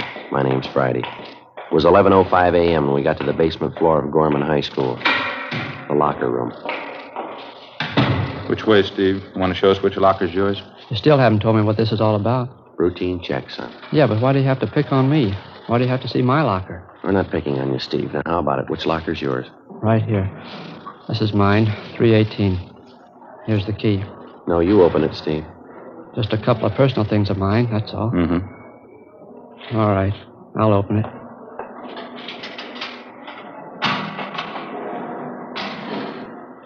Well, there you are. See for yourself. Want to take your things out of the locker, son? You can see what's in there, can't you? My gym stuff. A couple of textbooks. How about digging back in the corner, left-hand side there? Where? You know where I mean. Come on, Steve, dig them out. Back here, you mean? These joke books? That's right. Let's have a look, huh? Why? Just a couple of joke books. A kid gave them to me. Bring them out, Steve. Okay. Just a couple of them. Kid gave them to me. There. Looks like more than a couple. That's what you call a joke book, Steve? That's what the kids call them, yeah. Some of them are a little dirty. Not so bad, though. They're filthy, Steve, and you know it. Now, where'd you get them? I told you. Kid gave them to me. Who? What's his name? Oh, some kid around school. I don't remember right now. Gave you these books for nothing? Sure. I had a couple he wanted. We traded off. A lot of the kids have them. They trade them around. That stack you got there, they look pretty new. Couldn't have been passed around much. Maybe not. I don't know. Matter of fact, they look brand new, don't they? Don't even look like they've been opened yet. How come you're rousting me on this thing? What about the other kids? They got them, too. They're buying them, Steve. They're not selling them. I'm not selling them. Anybody says that's a liar. No good, son. We talked to the fellows here at the high school. Some kids over at the junior high school, too. They all say you're the one who's selling them. They're liars. Both the fellows in high school and the kids down the street in junior high. They say you've been selling this stuff for months. Now, how about it? They're lying, that's all. They don't know what they're talking about. You've been selling these 35 cents a piece, 3 for $1. Last couple of weeks, you've been peddling pictures, too, $1 a piece. You got any of them in your locker, Steve? A couple. I got them off another kid. What other kid? What's his name? What's his name? Some kid. I don't remember. It's not much of an answer, son. What do you want from me anyway? I told you I'm not selling the books. I don't care what those other goofs say. It's my word against theirs. Now, maybe you ought to get this straight, son. We're not out to get you. You're way down the line. We want the people at the top, the men who print this junk, the wholesalers, the big distributors. So why ask me? I don't know anything about it. Nothing. You don't want to cooperate, is that it? What am I supposed to cooperate about? I'm not mixed up in anything. We think you are, son. We know you are. Who are you selling this for? Where do you get your supply? All you see is what's in my locker. I ain't selling. I don't have any supply. You gotta go far to prove I have. Not very far, Steve. What? From about here to your home. 11:38 a.m. After picking up his supply of obscene books and photographs to be booked later as evidence, Ed and I drove the subject, Stephen Banner, to his home approximately a mile from the high school. His apprehension and our theory that he probably kept the bulk of his supply of books and pictures at or near his home was no accident. For weeks, we'd known that a steady stream of pornography was being fed into a half a dozen high schools and junior high schools throughout the city. Books, photographs, pictures, and pamphlets of the worst kind. Because of embarrassment on the part of the curious teenage kids who bought this stuff, it wasn't easy to pick up a solid lead. After weeks of observation and questioning, we finally narrowed down the principal source of supply to a single teenage boy, Stephen Banner. Even then, we knew he must be only one of 100 small-time distributors working for the persons directly responsible for manufacturing this sort of thing. Our only hope was that he'd be willing and able to supply us with the names of the persons responsible. When we got to Stephen Banner's home, where he lived with his sister and brother-in-law, we searched it thoroughly, but we found nothing. Both his sister and brother-in-law were at work. We went back and started checking through the garage at the rear of the house. Joe, back here in the corner? Yeah. Have a look. Steve, you want to tell us about this? Yeah. These books here? These pictures, case full of them? Yeah. Well, how about it, son? Your sister and brother-in-law know about this? No, they don't know anything. I didn't think you'd find them. Are you ready to tell us about it? My sister going to have to find out? I don't know, Steve. It's going to be pretty hard to keep it from her. Yeah, I guess so. Who's the contact, son? Where'd they come from? Charlie Freiberg. Only the books, though. Pictures came from another guy. It's a long story. Well, we got the time, son. Who is this Freiberg? Met him downtown one Sunday. Penny Arcade on Broadway. Me and this other kid were in there, Bud Spencer. Freiberg came up, started to talk to us. All right, go on. He finally took a couple of these books out of his pocket, gave them to us. He wanted to know what we thought of them. Told us he had plenty of them if we knew any other kids who wanted them. You knew you and your friend Bud were in high school? Yeah, that's right. What else, Steve? Well, that's about it. He asked me and Bud if we wanted to sell for him around school. This friend of yours, Bud Spencer, he's selling them too? Yeah. He goes to a different school, though. Both of us did pretty good with the books, sold real fast. The pictures are even better. That's so. You say you didn't get the pictures from Freiberg. There was somebody else? A man by the name of Jack. I don't know his last name. Freiberg put us onto him, gave us an introduction, set up the deal. We got the pictures for 75 cents. Most of the time they get us $1, $1.50 a piece. Bud and I did pretty good. You know any other fellows working for this Freiberg, Steve? Any other kids in school, I mean? No, just Bud and me. That's all I know. It wouldn't be so bad if it was just the books. That lousy Charlie. He had to go and promote the party routine, get everybody mixed up in that. How do you mean? What's that all about? Charlie. He stays at this place out on Sepulveda. It's a motel. That's where we always contacted him. Yeah.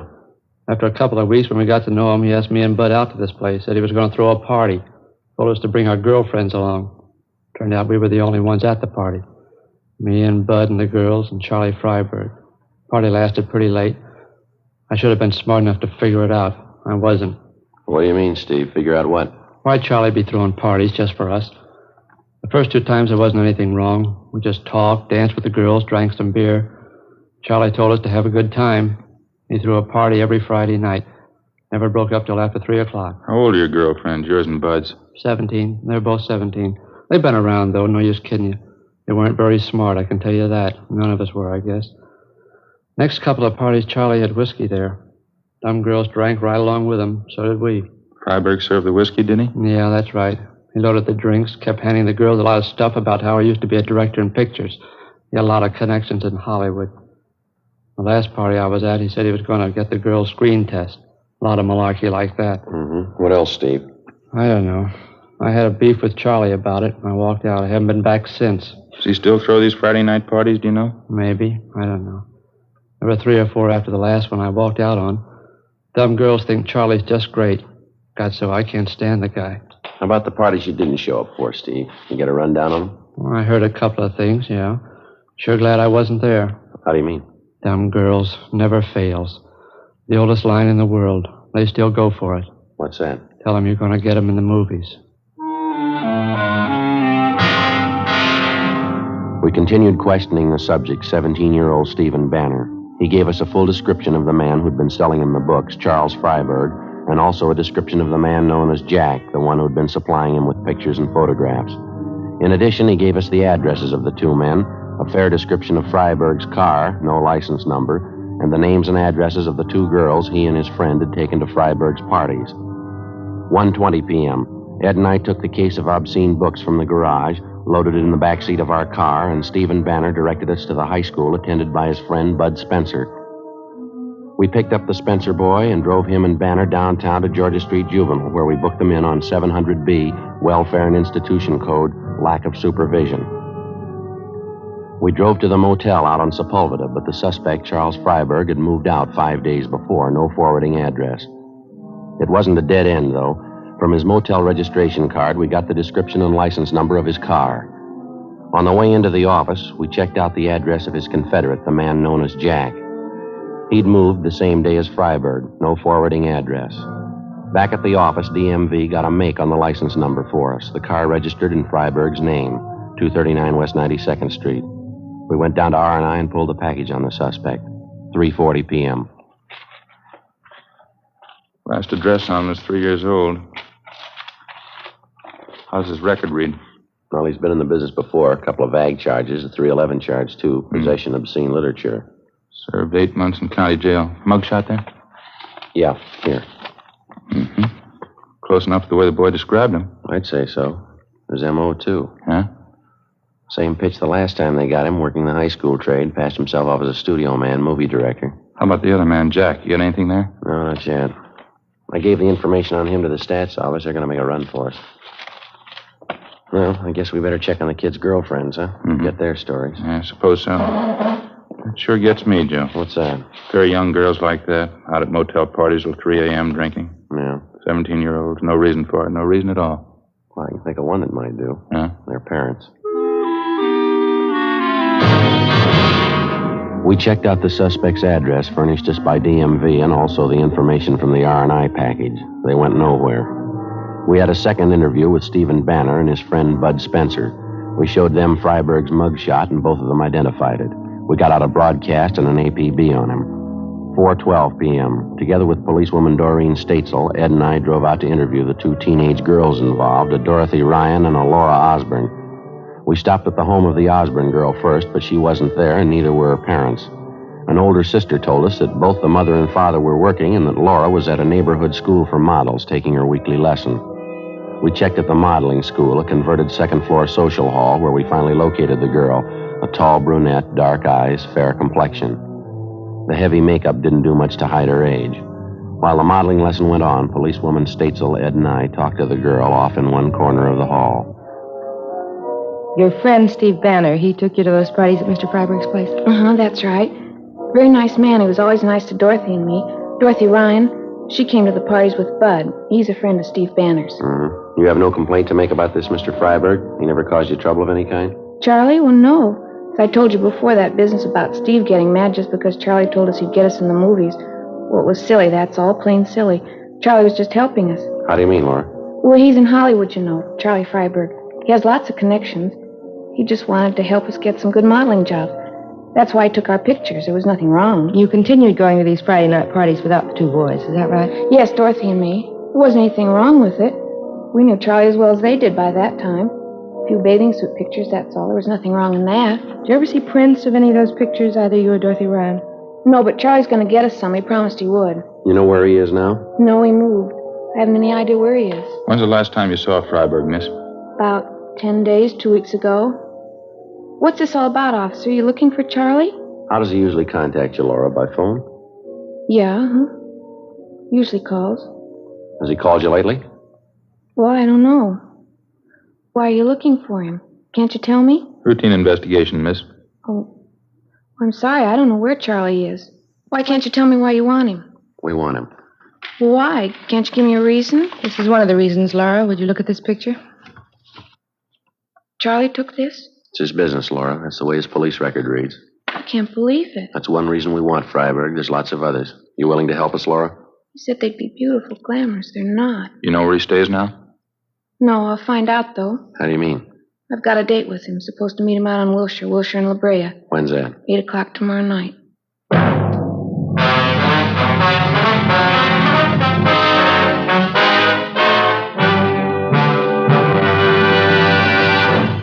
You are listening to Dragnet, authentic stories of your police force in action. Compare Fatima with any other king-size cigarette. 1. Fatima's length filters the smoke 85 millimeters for your protection. 2. Fatima's length cools the smoke for your protection. 3. Fatima's length gives you those extra puffs, 21% longer than standard cigarette size. And in Fatima, you get an extra mild and soothing smoke, plus the added protection of Fatima quality. To show our confidence in Fatima, we make this money-back guarantee to every king-size cigarette smoker. Buy a pack of Fatimas. Enjoy Fatima quality, extra mildness, and superbly blended tobaccos. If you're not convinced Fatima is better than the king-size cigarette you're now smoking, just return the pack and the unsmoked Fatimas before August 1st, 1952, and we'll give you your money back plus postage. Fatima, Box 37, New York 1. Remember, each king-size Fatima gives you an extra mild and soothing smoke, plus the added protection of Fatima quality. Switch to Fatima today. Best of all, king-size cigarettes.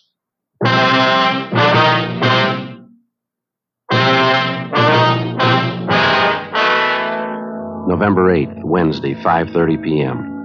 After our interview with 17-year-old Laura Osborne, policewoman Doreen Statesel, Ed and I drove to the home of Laura's girlfriend, Dorothy Ryan, who was also present at the motel parties given by the suspect, Charles Freiberg. Her story of what had happened was essentially the same as the one we got from the Osborne girl.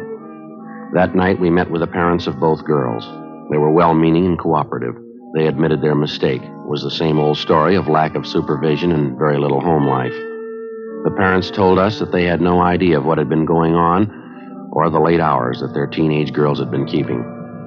Besides promising closer supervision of the girls, they told us they would notify us immediately if the suspect Freiberg made any attempt to contact their daughters. 6:25 p.m. We got back to the office, put in a call to Stephen Banner's home, and notified his sister and brother-in-law that the boy was being held for further interrogation.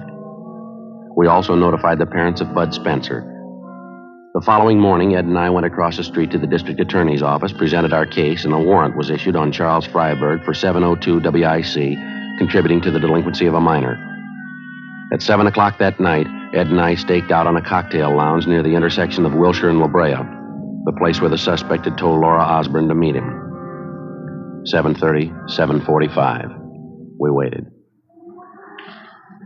Think maybe we're in business, Joe. What?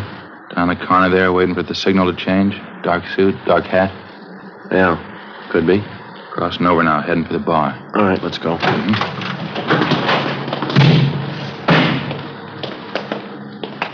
No mistake.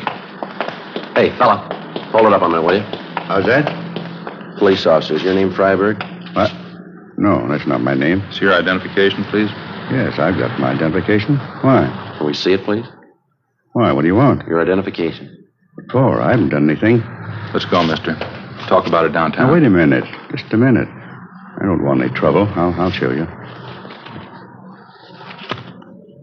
There. Driver's license. The rest of my stuff. Charles Freiberg. It's an old address, isn't it? Yeah. Haven't had time to change it. Just got back in town. What's the matter, anyway? Where are you staying, Freiberg? No place. I just got back in town. I told you that. Not staying any place yet. No connections at all. Where's your car? I don't have one. Haven't had one for a year. I sold it. Look, how about filling me in? What do you want with me? You want to step over here, Freiberg, out of the way? All right. Just like to know what's going on, that's all. I'd like to see what you're carrying in your pockets. Take everything out, please, one pocket at a time. What is this, a shakedown? You can start with your coat pockets. All right. There. Okay? All right, now the other one.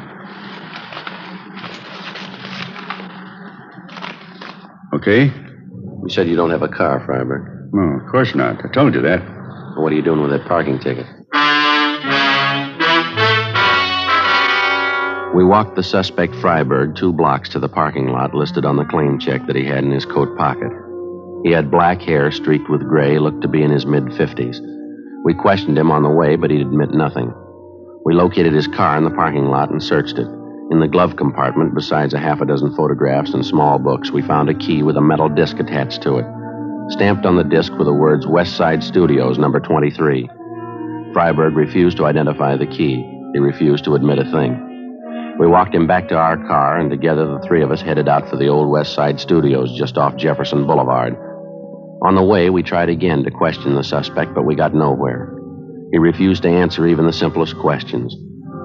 One look at the West Side Studios, and you knew right away the place had seen better days.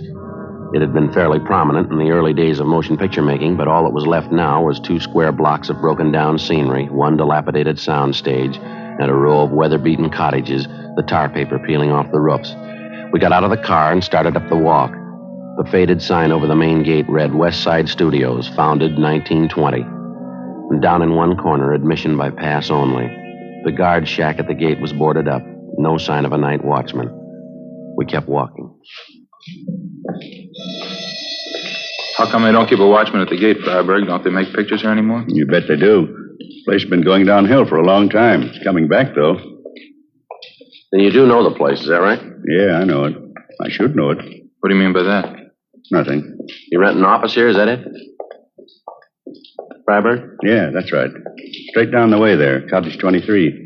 What's your job? You in some kind of movie work? Yeah, I have been for 30 years. More than 30 years. That's so? You an actor? Freiberg. Haven't you ever heard the name? I'm a producer. Oh, I see. Why don't you tell us that to start with? Oh, I don't know. Different reasons. I don't like to throw my weight around. I have a lot of connections in Hollywood, you know. That's so? In the trade 30 years. I was one of the first. You can make a lot of friends in 30 years. Yeah, I guess so. How about those books we found in your car, those pictures? How do you explain them? This studio will be back on its feet in a year. I'll bet $1,000 on it. This whole block here, sound stages. I got the plans for them in my desk. That's so. You have an interest in this lot? Not exactly. Not right now, anyway. I did have an interest, though. I will again. I was one of the original owners, you know. Still haven't got an explanation. How about the books and pictures we found in your car? Oh, that? Nothing to explain, is there? Just a few gimmicks I picked up. You know a boy by the name of Stephen Banner? Banner? No, I don't think so. Why? How about Bud Spencer? You know him? No. I knew a George Spencer once. Actor. That was back in the old days, though. How about Laura Osborne, Dorothy Ryan? You know them? No, it's pretty hard to say. You know, Sergeant, over the years in this business, especially, you meet an awful lot of people. Well, these are fairly recent. You ought to remember them. They're just kids, 17-year-olds. No, afraid I don't recall the names. Soundstage Bell. We got a company over there doing some shooting tonight. Television films. They make them too fast. Trade's not like it used to be. Quality, that's what we went after. Gone now. It's all gone. West Side will do it again, though. You can bet on that. We're coming back. Look, how about leveling, Freiberg? You know why we picked you up. You know why we're out here. Just did. I don't know why. Oh, say, look across the road. That's set over there. The old greenhouse there, colonial mansion. Weather's faded the colors a little. Typical old southern estate now, you know. We shot some beautiful footage there. Picture's a classic in its own right. Maybe you remember it. Moonlight and Magnolias. They changed the title later.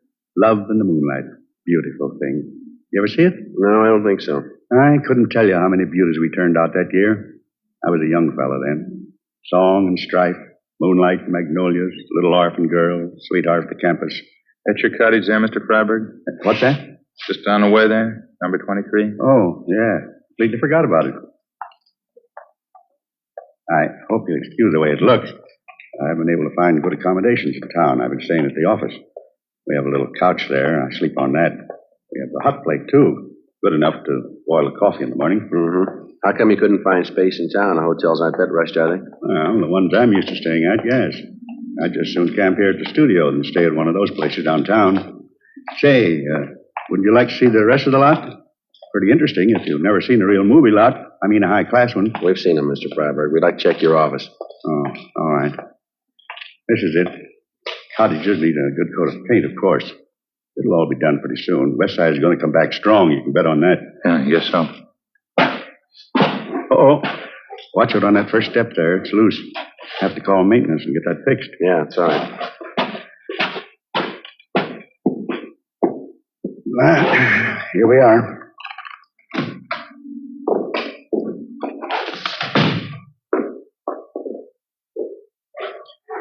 Well, as you can see, the office isn't very much. What is it you wanted, gentlemen? You want to check that cabinet there, Ed? I'll take a look through these cases over here. Okay.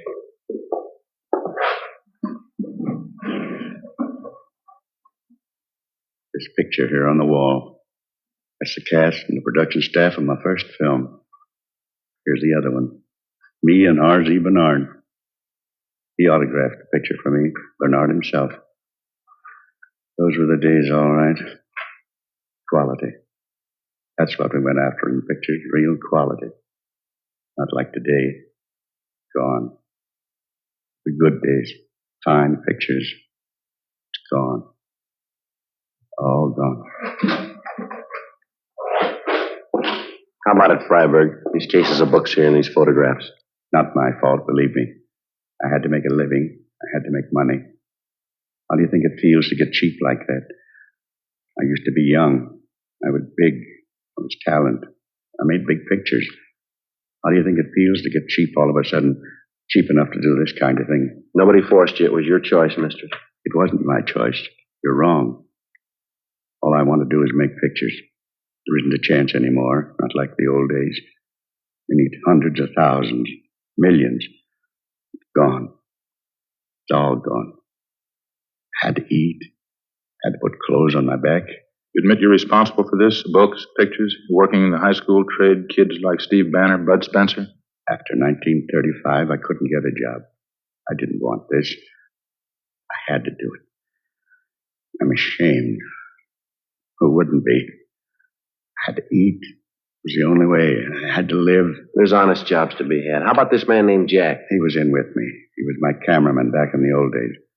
You can't blame him either. He had to live, too. You willing to come downtown with us? Give us a statement? Yes, all right. All right, anything. How about the party with the two girls, Laura Osborne, Dorothy Ryan? I took some pictures, that's all. I didn't harm them. Not in any way. You had it wrong, Freiberg. You know that. Yeah, I know. Just to have the kids there made you remember the days in your life. Best days in anybody's life. What so? When you used to have money. When you used to be young.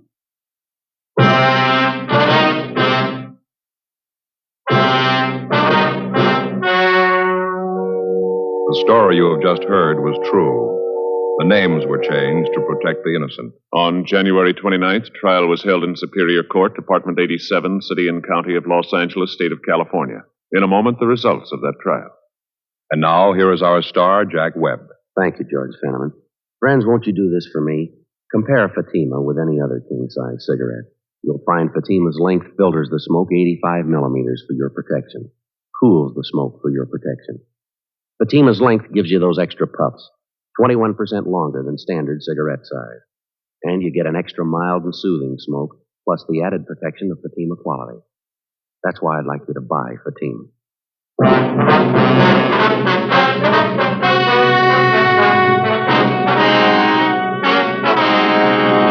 The suspects Charles Zeman Freiberg and his accomplice Jack L. Lavery were tried and convicted on 4 counts of contributing to the delinquency of minors. Both of them served full terms in the county jail. Contributing to the delinquency of minors is punishable by a fine of not more than $1,000 or by imprisonment in the county jail for 1 year, or by both fine and imprisonment.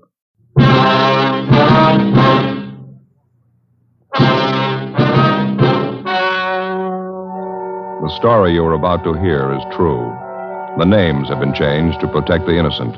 Fatima Cigarettes, best of all king-size cigarettes, brings you Dragnet on both radio and television.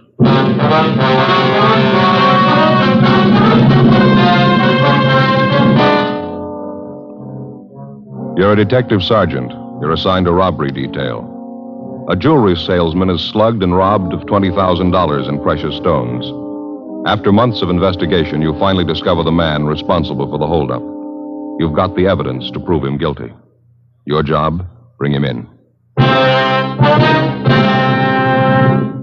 Fatima, America's first largest-selling blended cigarette. Now, best of all king-size cigarettes. Prove it yourself today. Compare Fatima with any other king-size cigarette. 1. Fatima's length filters the smoke 85 millimeters for your protection. 2. Fatima's length cools the smoke for your protection. 3. Fatima's length gives you those extra puffs, 21% longer than standard cigarette size. And in Fatima, you get an extra mild and soothing smoke, plus the added protection of Fatima quality. Definitely the best quality in its class, but the same price as the cigarette you are now smoking. Buy Fatima in the bright, sunny yellow pack. Best of all king-size cigarettes.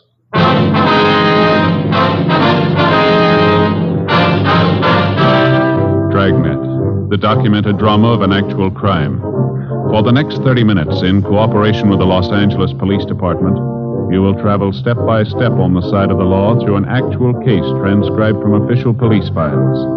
From beginning to end, from crime to punishment, Dragnet is the story of your police force in action.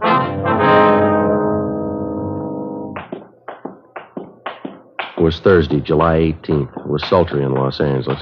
We were working the day watch out of robbery detail. My partner's Ed Jacobs. The boss is Captain Didion. My name's Friday. It was 1:35 p.m. when we got back to the city hall, the interrogation room.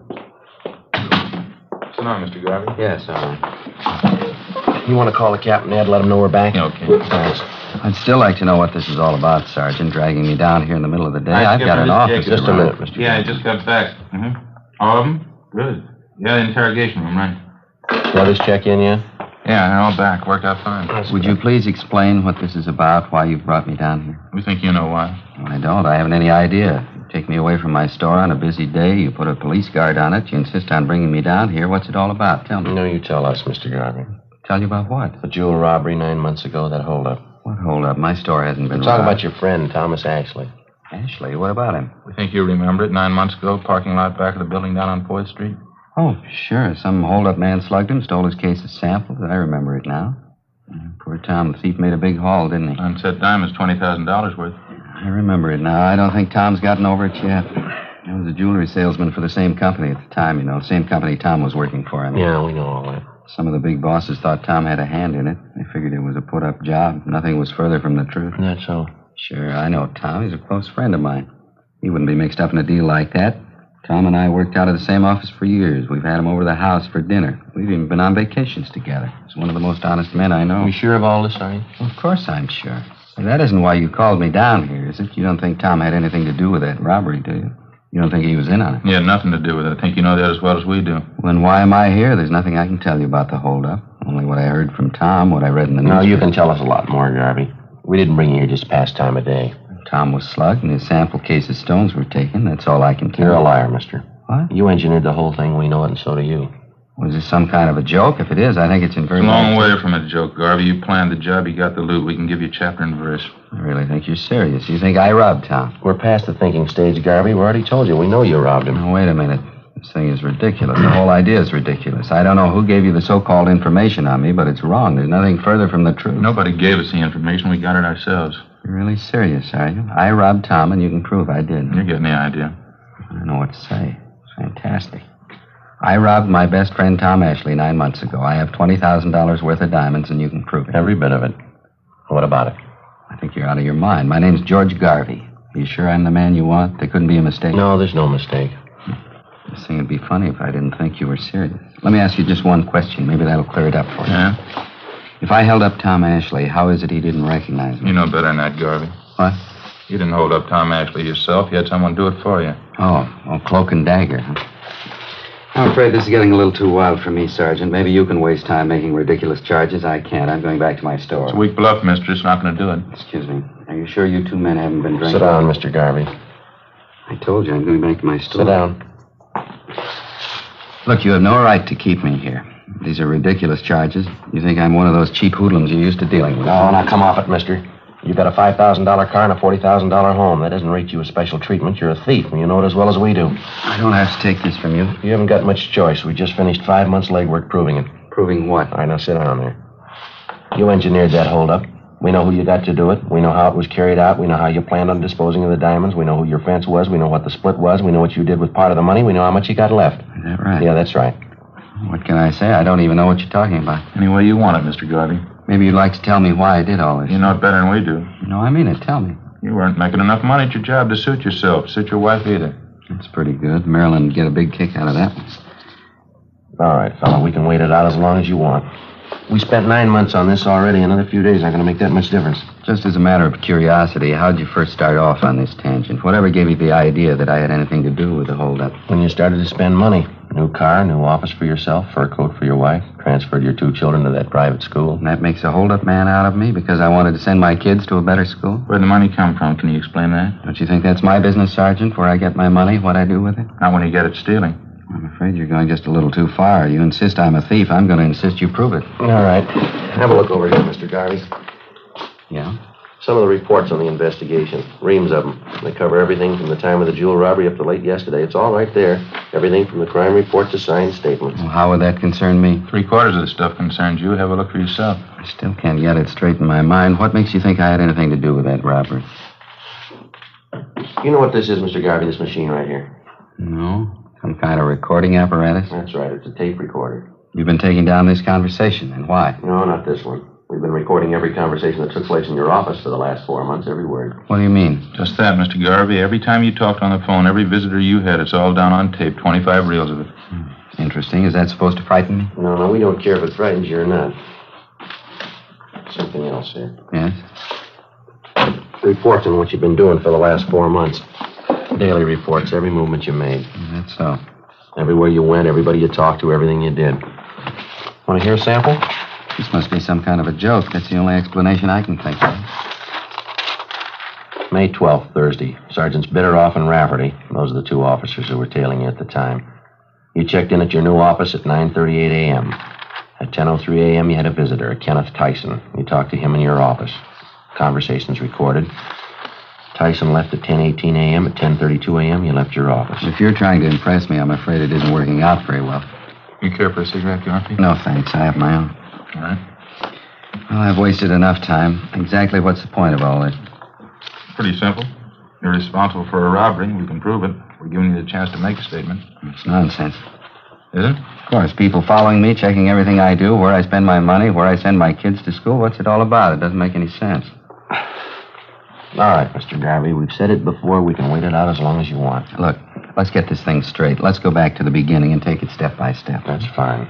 The holdup was last fall, wasn't it? Sometime in October? October 7th, Monday, 5:20 in the afternoon. All right. Now, just what am I supposed to have done? None of your vague references about a new coat for my wife or where I send my kids to school. Let's have some facts. Joe? All right, Mr. Garvey. You went to work as a jewelry salesman for the company 10 years ago. Your friend Tom Ashley, the victim, started the same year. The 2 of you have been pretty close friends. That's right. I told you that. I will skip the rest of your background for now. 2 weeks before the robbery on September 24th, you had a meeting with a Kenneth Tyson. You met in a cafeteria on South Broadway. Tyson's 19 years old. Lives with an older sister. He works in a gas station on Olympic Boulevard. He's done some work on your car for you. That's how you happen to know him. Yes, I think I remember the boy. I don't know him well, though. I don't recall the meeting either. No, you know the boy very well. At the time of the meeting, you promised him $1,000 if he'd hold up your friend Tom Ashley. Ridiculous. Tyson agreed to it, and you briefed him on the plan. The following day, you gave him a gun. .32 caliber Smith & Wesson, serial number 36274. Nonsense. Where did you get that information? Tyson. Well, he's lying. Believe me, if he told you that, he's lying. Is he the one who robbed Tom? October 7th, at your direction, he was in the parking lot behind the Hunter Crosswell building. Tom Ashley came out to get in his car. He had his case of sample diamonds with him. Tyson held him up, slugged him, took the stones, and got away. Of course, it's obvious. Tyson's trying to say I put him up to it. He's trying to get out of it that way. Afraid not, Mr. Garvey. Boy couldn't have carried off the holdup by himself. Well, of course he could. It's obvious he's trying to cover up. There were 6 people in the company you worked for who knew that on Mondays Ashley always took the case of sample diamonds along when he made his calls. Only on Monday you were one of the people who knew that. I suppose you've considered the other 5 people. They were all checked out at the time. They were all cleared, you along with them. But I'm not clear anymore, is that it? This young hoodlum Tyson, you're willing to take his word over mine? After the robbery, he took the case of diamonds to you. That was the next day. You paid him $500 and promised him the other $500 when he got rid of the stones. Oh, I suppose I've gotten rid of them, or do I still have them? 2 months after the holdup, he contacted a fence up in San Francisco. You drove up there and sold him some of the stones, and he broke them up and sold them. We know who he sold them to. We know what he got for him. Well, this Fence, he's supposed to be another good friend of mine. You're still doing business with him. His name's Fred Lawrence. It's a new one on me. I don't know any Fred Lawrence. Can't even recall the name. Well, maybe this will help you, Mr. Garvey. Listen to him on the tape recorder. It's reel 4, isn't it, Ed? Yeah, I think so. They're all labeled there right on the back of the box.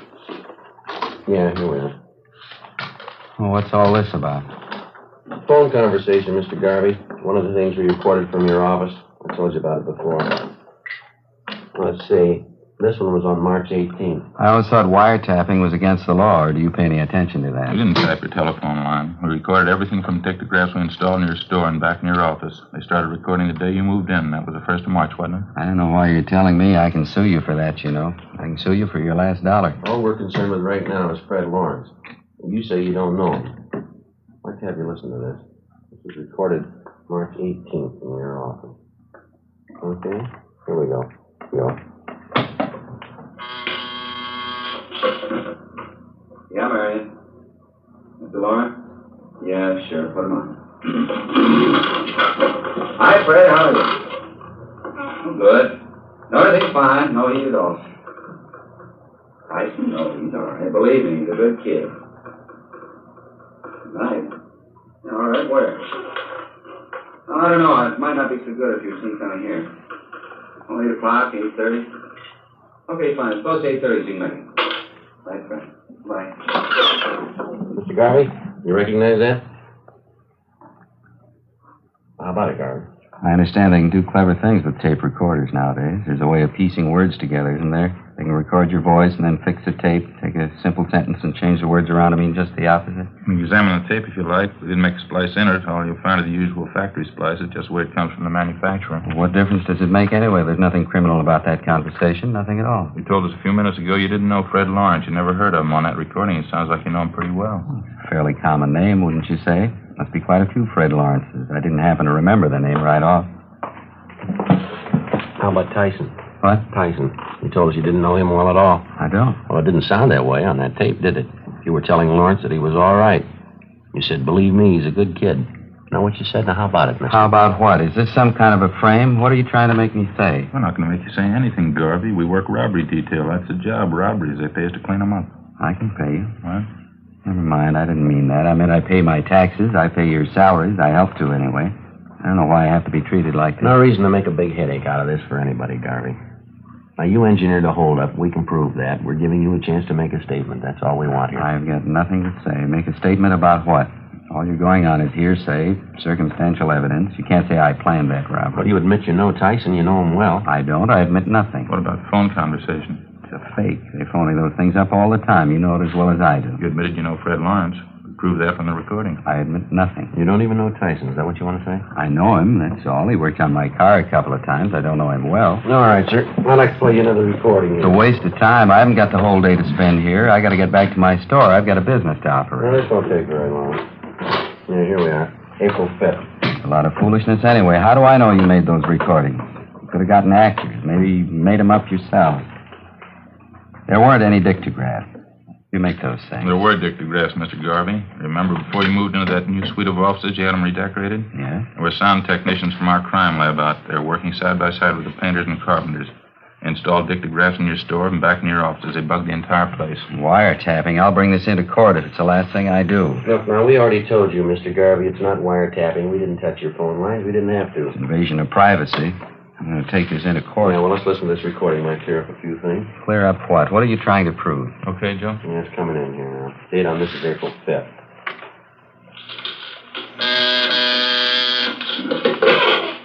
Yeah, Mary. Who? Tyson? Well, does he know I'm in? Yeah, okay, send him back.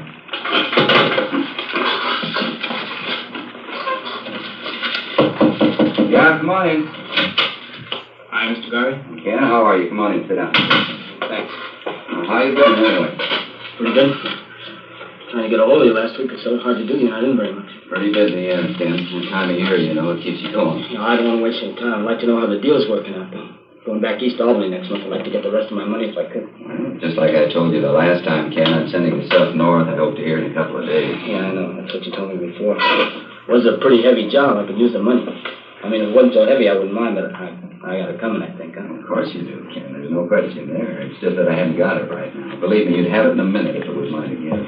Yeah, but that was the agreement, wasn't it? 500 before the job, 500 after, and have them last October. That's a pretty good stretch. Now, look, Ken, I told you the truth. I just haven't got it. Now, why don't you drop back in a week or so? How about it, Mr. Garvey? What do you say to that? It's ridiculous, that's all. It's an obvious fake. You can look at the tape if you like, inspect it. You can check every one of those 25 reels. We'll play every one of them for you if you want. Fakes, and they're bad ones at that. Now, look, I'll give you both a chance. Either you book me in on a charge or else release me. You try booking me in, and I'll sue you for false arrest. I'll break you. I'll sue you blind. I can promise you that. Uh-huh. Release me, and I'll get back to work. I'll forget all about it. Now, you name it. Which one? Book me in or release me? Oh, that's fair enough. You're going to give us a choice, huh? You bet it's fair. You could get in a lot of hot water. Now, it's up to you. Which one? You ran a bad bluff, mister. What? We're booking you in.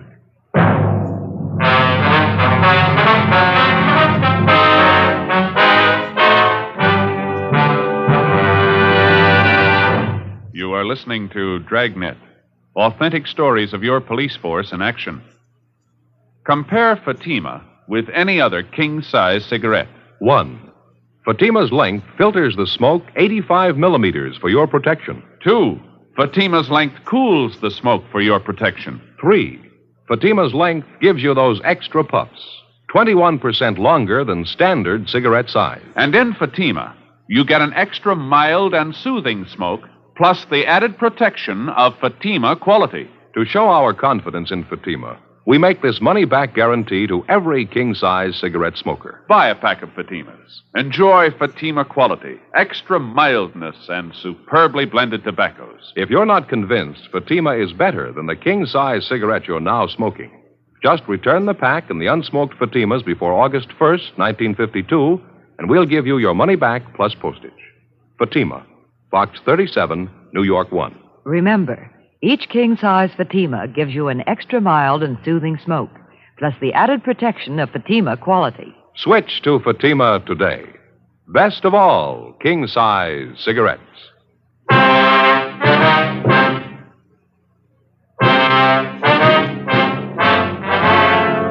Thursday, 3:55 p.m. Ed Jacobs and I continued questioning the robbery suspect, Ernest Garvey. Despite the evidence at hand, he still refused to admit any knowledge of the $20,000 jewel theft 9 months before.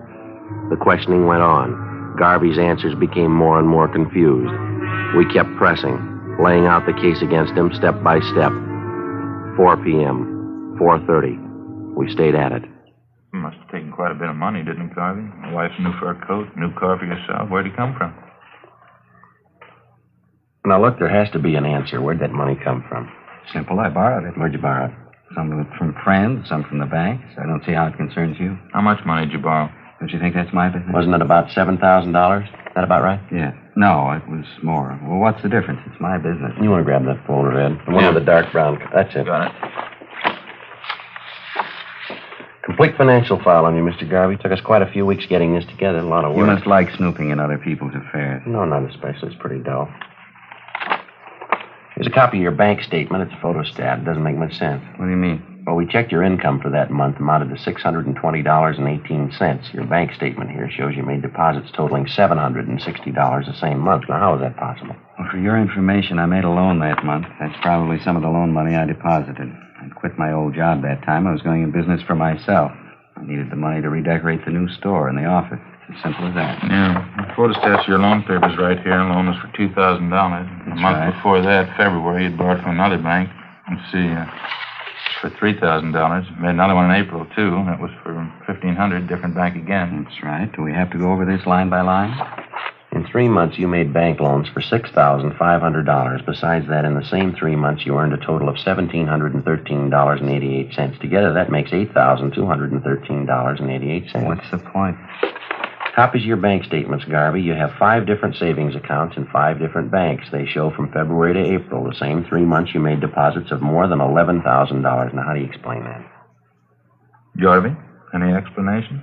It's almost 5 o'clock. Can I use the phone? I have to call my wife and let her know. All right. We'll have to listen in on the extension. Conversation's going to be mine. Go ahead. I don't care. Okay. Dial 9 to get an outside line. Oh.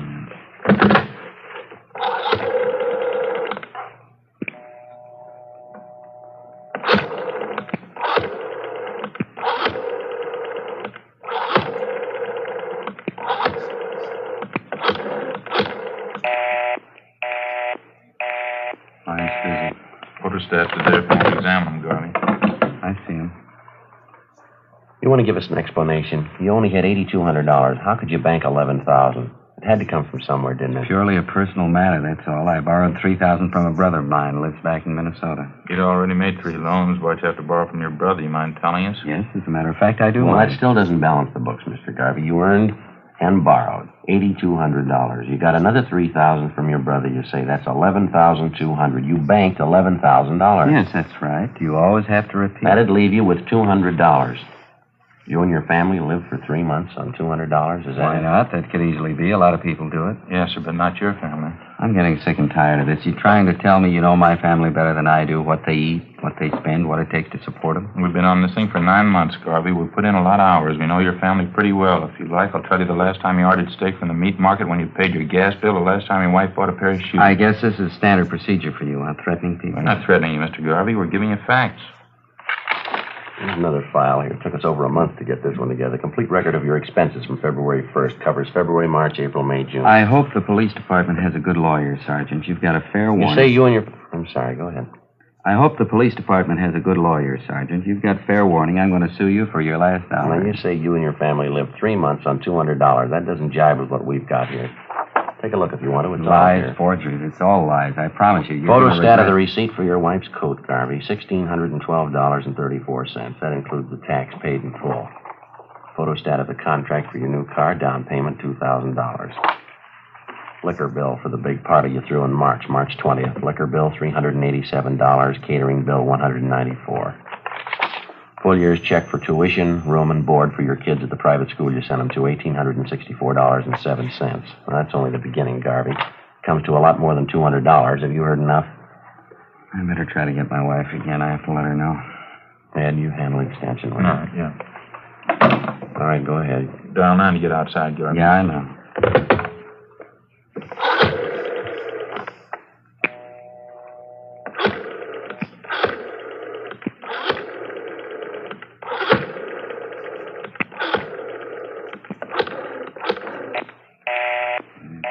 Talking. She might know I'm trying to get her. Stupid. Well, wait a couple of minutes. She'll get through. Gabbing on the phone all day long. Gab on the phone and play cards. That's all she ever does. Got some more figures here for you, Garvey. Be a good idea if you hear them. Bills for 2 more parties you threw last month. Food bills. Why do you have to keep pushing that stuff at me? So you've been sneaking around, finding out about my personal affairs. That's supposed to be good police work, is it? This is the You kind of carried thing off a robbery, Garvey. We're giving you a chance to make a statement. I told Why you. should I? What for? Give you a statement, have you twist it around, incriminate me? I haven't had anything to do with this kid Tyson. I better try that call. And we'll dial 9 first. I know. You told me.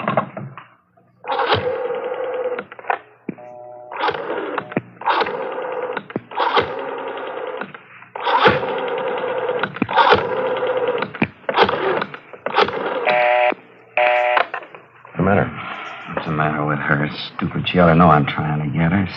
What's the matter, Garvey? Don't forget dial 9.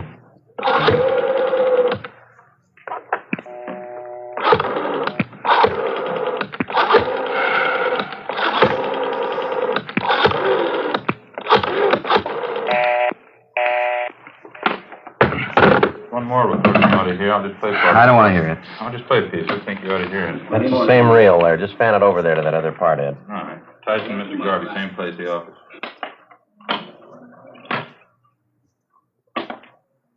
But you told me on the phone, you said you'd have the dope for me today. You said today, sure. Now, wait a minute, Tyson. I didn't say that at all. I said maybe I'd have it for you. I didn't say definitely. Look, I can't give you what I haven't got. I want the 500, Garvey. I need it. I stuck my neck out on a robbery job. I get 5 to life. All right, Ed. You'd be Couldn't be any plainer. Now, what do you say? Wait a minute, just a minute. Down 9.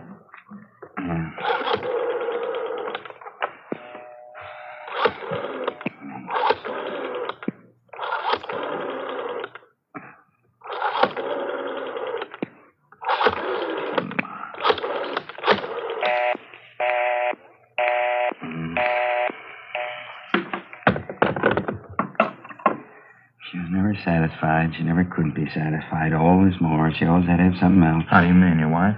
Playing cards, gabbing on the phone, that's all. She just kept writing me day in, day out. I wasn't making enough money. She didn't have any clothes. Kids ought to go to a better school. We ought to have a new house. On and on. I ought to go in business for myself, make money, lots of money. Same thing, all the time. Talk, talk, talk. There's only so much you can take. You figured the robbery'd solve the problem, is that it? Guess so. I'd have tried anything just to shut her up, get her off my back for a while. I guess you got Tyson out, the other man, too, Fred Lawrence. Yeah, they were picked up this afternoon. Lawrence at the airport, Tyson in the show downtown, all three, all at the same time. What about your wife, Garvey? She knew you planned this robbery. Oh, I didn't tell her. I think she knows, though. Pretty sure she does. Maybe she'll be satisfied now. Lousy money, she had to have it. Didn't even leave me enough to pay off that kid Tyson. Private school for the children, wall-to-wall carpets in the house, new dishwasher, new coat, new car, everything. She just had to have them. You want to take me, book me in? I don't care. All right. We'll stop off down the hall, take your statement. Sure, I don't care. All right. Let's go. Oh, say, just a minute, huh? Yeah. It'll only take a minute.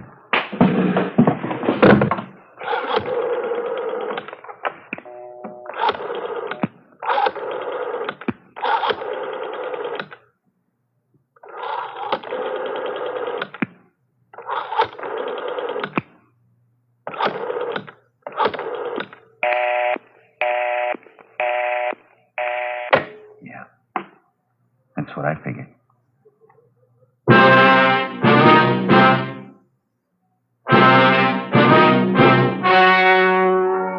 The story you have just heard was true.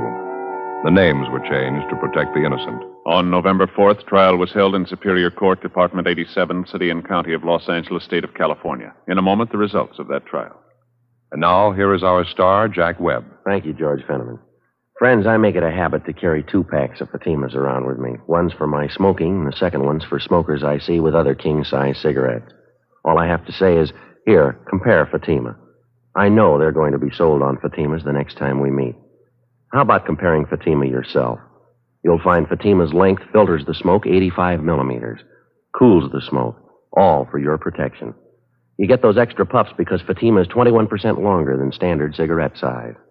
And Fatima gives you an extra mild and soothing smoke, plus the added protection of Fatima quality. Prove it today. Buy Fatima.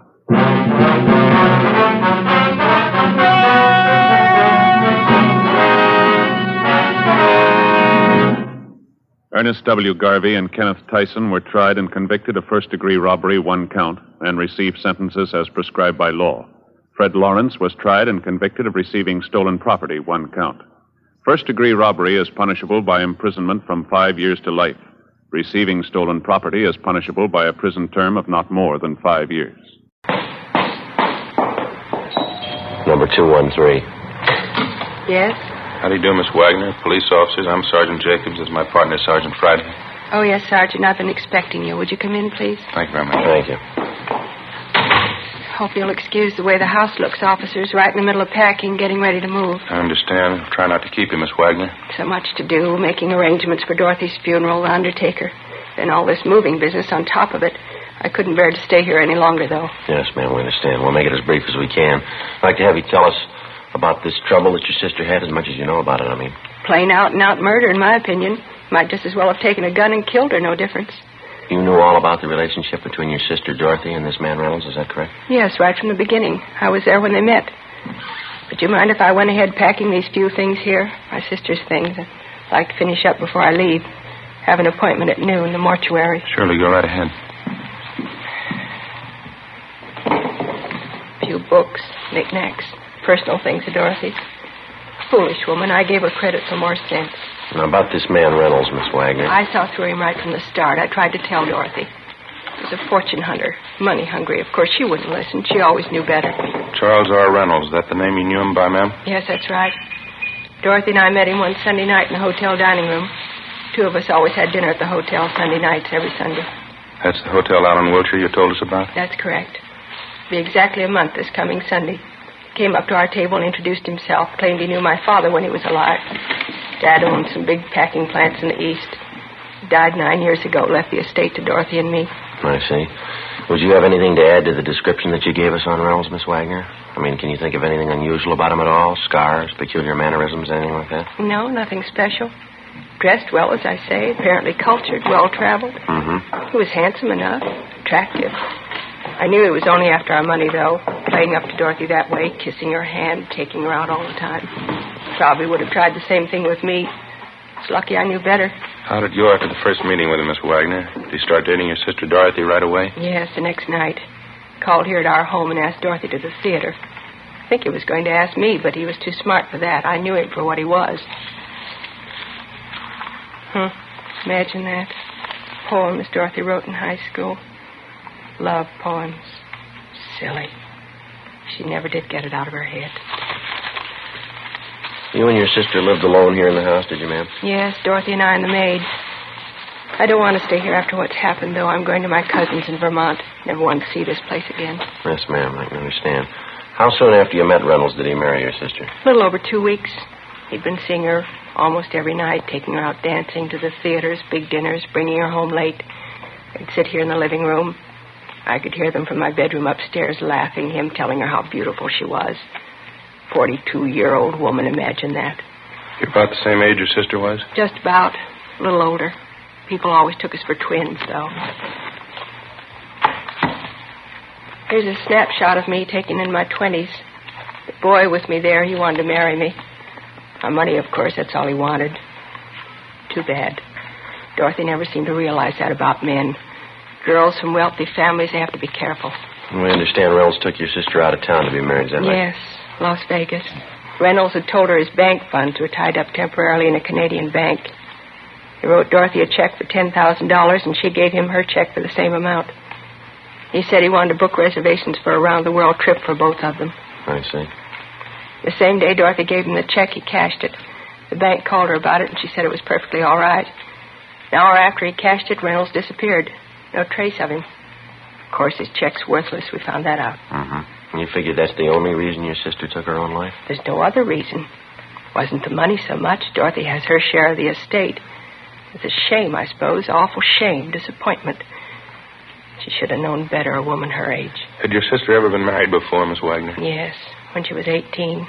Ran off to Chicago and married a young fellow. She claimed she loved him, too. Naturally, he was after our money. My father and I went and brought her home. We had the marriage annulled. It was that way all her life. 6 men. They brought Dorothy nothing but misery. And this was the last, this Charles Reynolds. How about his background, ma'am, his business connections? Did he ever mention any of that to you or your sister? Claimed he had interests all over. South America, Australia. Seemed to have plenty of money. Guess his kind always has. Do you think you'll find him? We're going to try, Miss Wagner. Dorothy went upstairs to her bedroom and stayed there. She looked so strange. She took out some pressed flowers from a book. Some boy had given them to her once years ago. Don't know who. She just sat on the edge of her bed and stared at them, old pressed flowers. Next morning, the maid came upstairs, and Dorothy was lying on the floor. Empty bottle of pills next to her. Awful disgrace. Never happened before in our family. If you don't mind, Miss Wagner, we'd like to get as many particulars about this man Reynolds as you can remember. There. That's the last. I don't know what else to tell you, officer. All I know is I was young when Dorothy was young. I could have had a man if I wanted. But I didn't run off when I was 18 to marry a boy. I knew my duty. If it wasn't proper, it wasn't a love. I didn't run off as a middle-aged woman to marry a fortune hunter either. What made her do it? I wouldn't know, ma'am. She was your sister. What kind of a man was he? What kind of a mind? Making love, kissing her, just to take her money. Imagine, selling somebody with a kiss. Well, it's not the first time, ma'am. Is that so? Look it up. You'll find it in the Bible.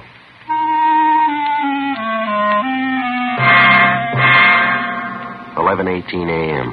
We continued to interview the victim's sister for another 40 minutes, and then we left the Wagner home, drove back to the office, and continued our investigation of the suspect, Charles R. Reynolds.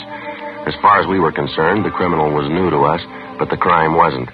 The marriage racket's as old as any con game on earth, and as con games go, it's one of the lowest. It trades on one of the most natural and normal instincts a man or a woman has, a desire for companionship, a home, and a family. And for the sake of an easy dollar, it betrays the victim and the instinct ruthlessly, regardless of the consequences. In the case of 42-year-old heiress Dorothy Wagner, the disappointment was too much to cope with. For her, the marriage game ended in the front parlor of a mortuary on South Hoover Street.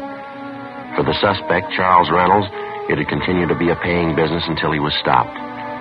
After homicide detail completed their investigation of the case and it was definitely determined that Dorothy Wagner took her own life, the matter was turned over to us. 11:50 a.m. We got off a request to Las Vegas asking them for all the information on the marriage, and then I contacted the stats office and asked them to make a run on the suspect for us based on his detailed description and also on his method of operation. I went back down the hall and met Ed Jacobs at the R&I counter. How you doing? Not too much luck, Joe. Forgery didn't come up with anything either. Nothing on him in their files. Yeah, it's not much of a start, is it? Apparently, this is the first time he's worked the town. Orangely couldn't find anything on the name, not in the main file anyway. Mm-hmm. What do you got there? I asked John to check the correspondence file. He came up with this. Uh-huh. Out of Chicago, huh? Yeah, it came in over 3 months ago. Inquiry from their bunco detail. Suspect name right here. Frank L. Richland. Same angle, marriage racket. Hmm. Yeah, the MO's pretty close. Any description? Well, here. What do you think? 6 foot 170 pounds, gray wavy hair, blue eyes, fair complexion. It's fairly close, could be. Mm-hmm. There's the alias list Richland uses, along with your arm. Here's one caught our eye. Reynolds. Alias George A. Reynolds, Thomas R. Reynolds, alias C.H. Reynolds, alias Charles R. Reynolds. Wants on him for forgery, bunco, grand theft. A lot of experience. How about a mugshot on this one?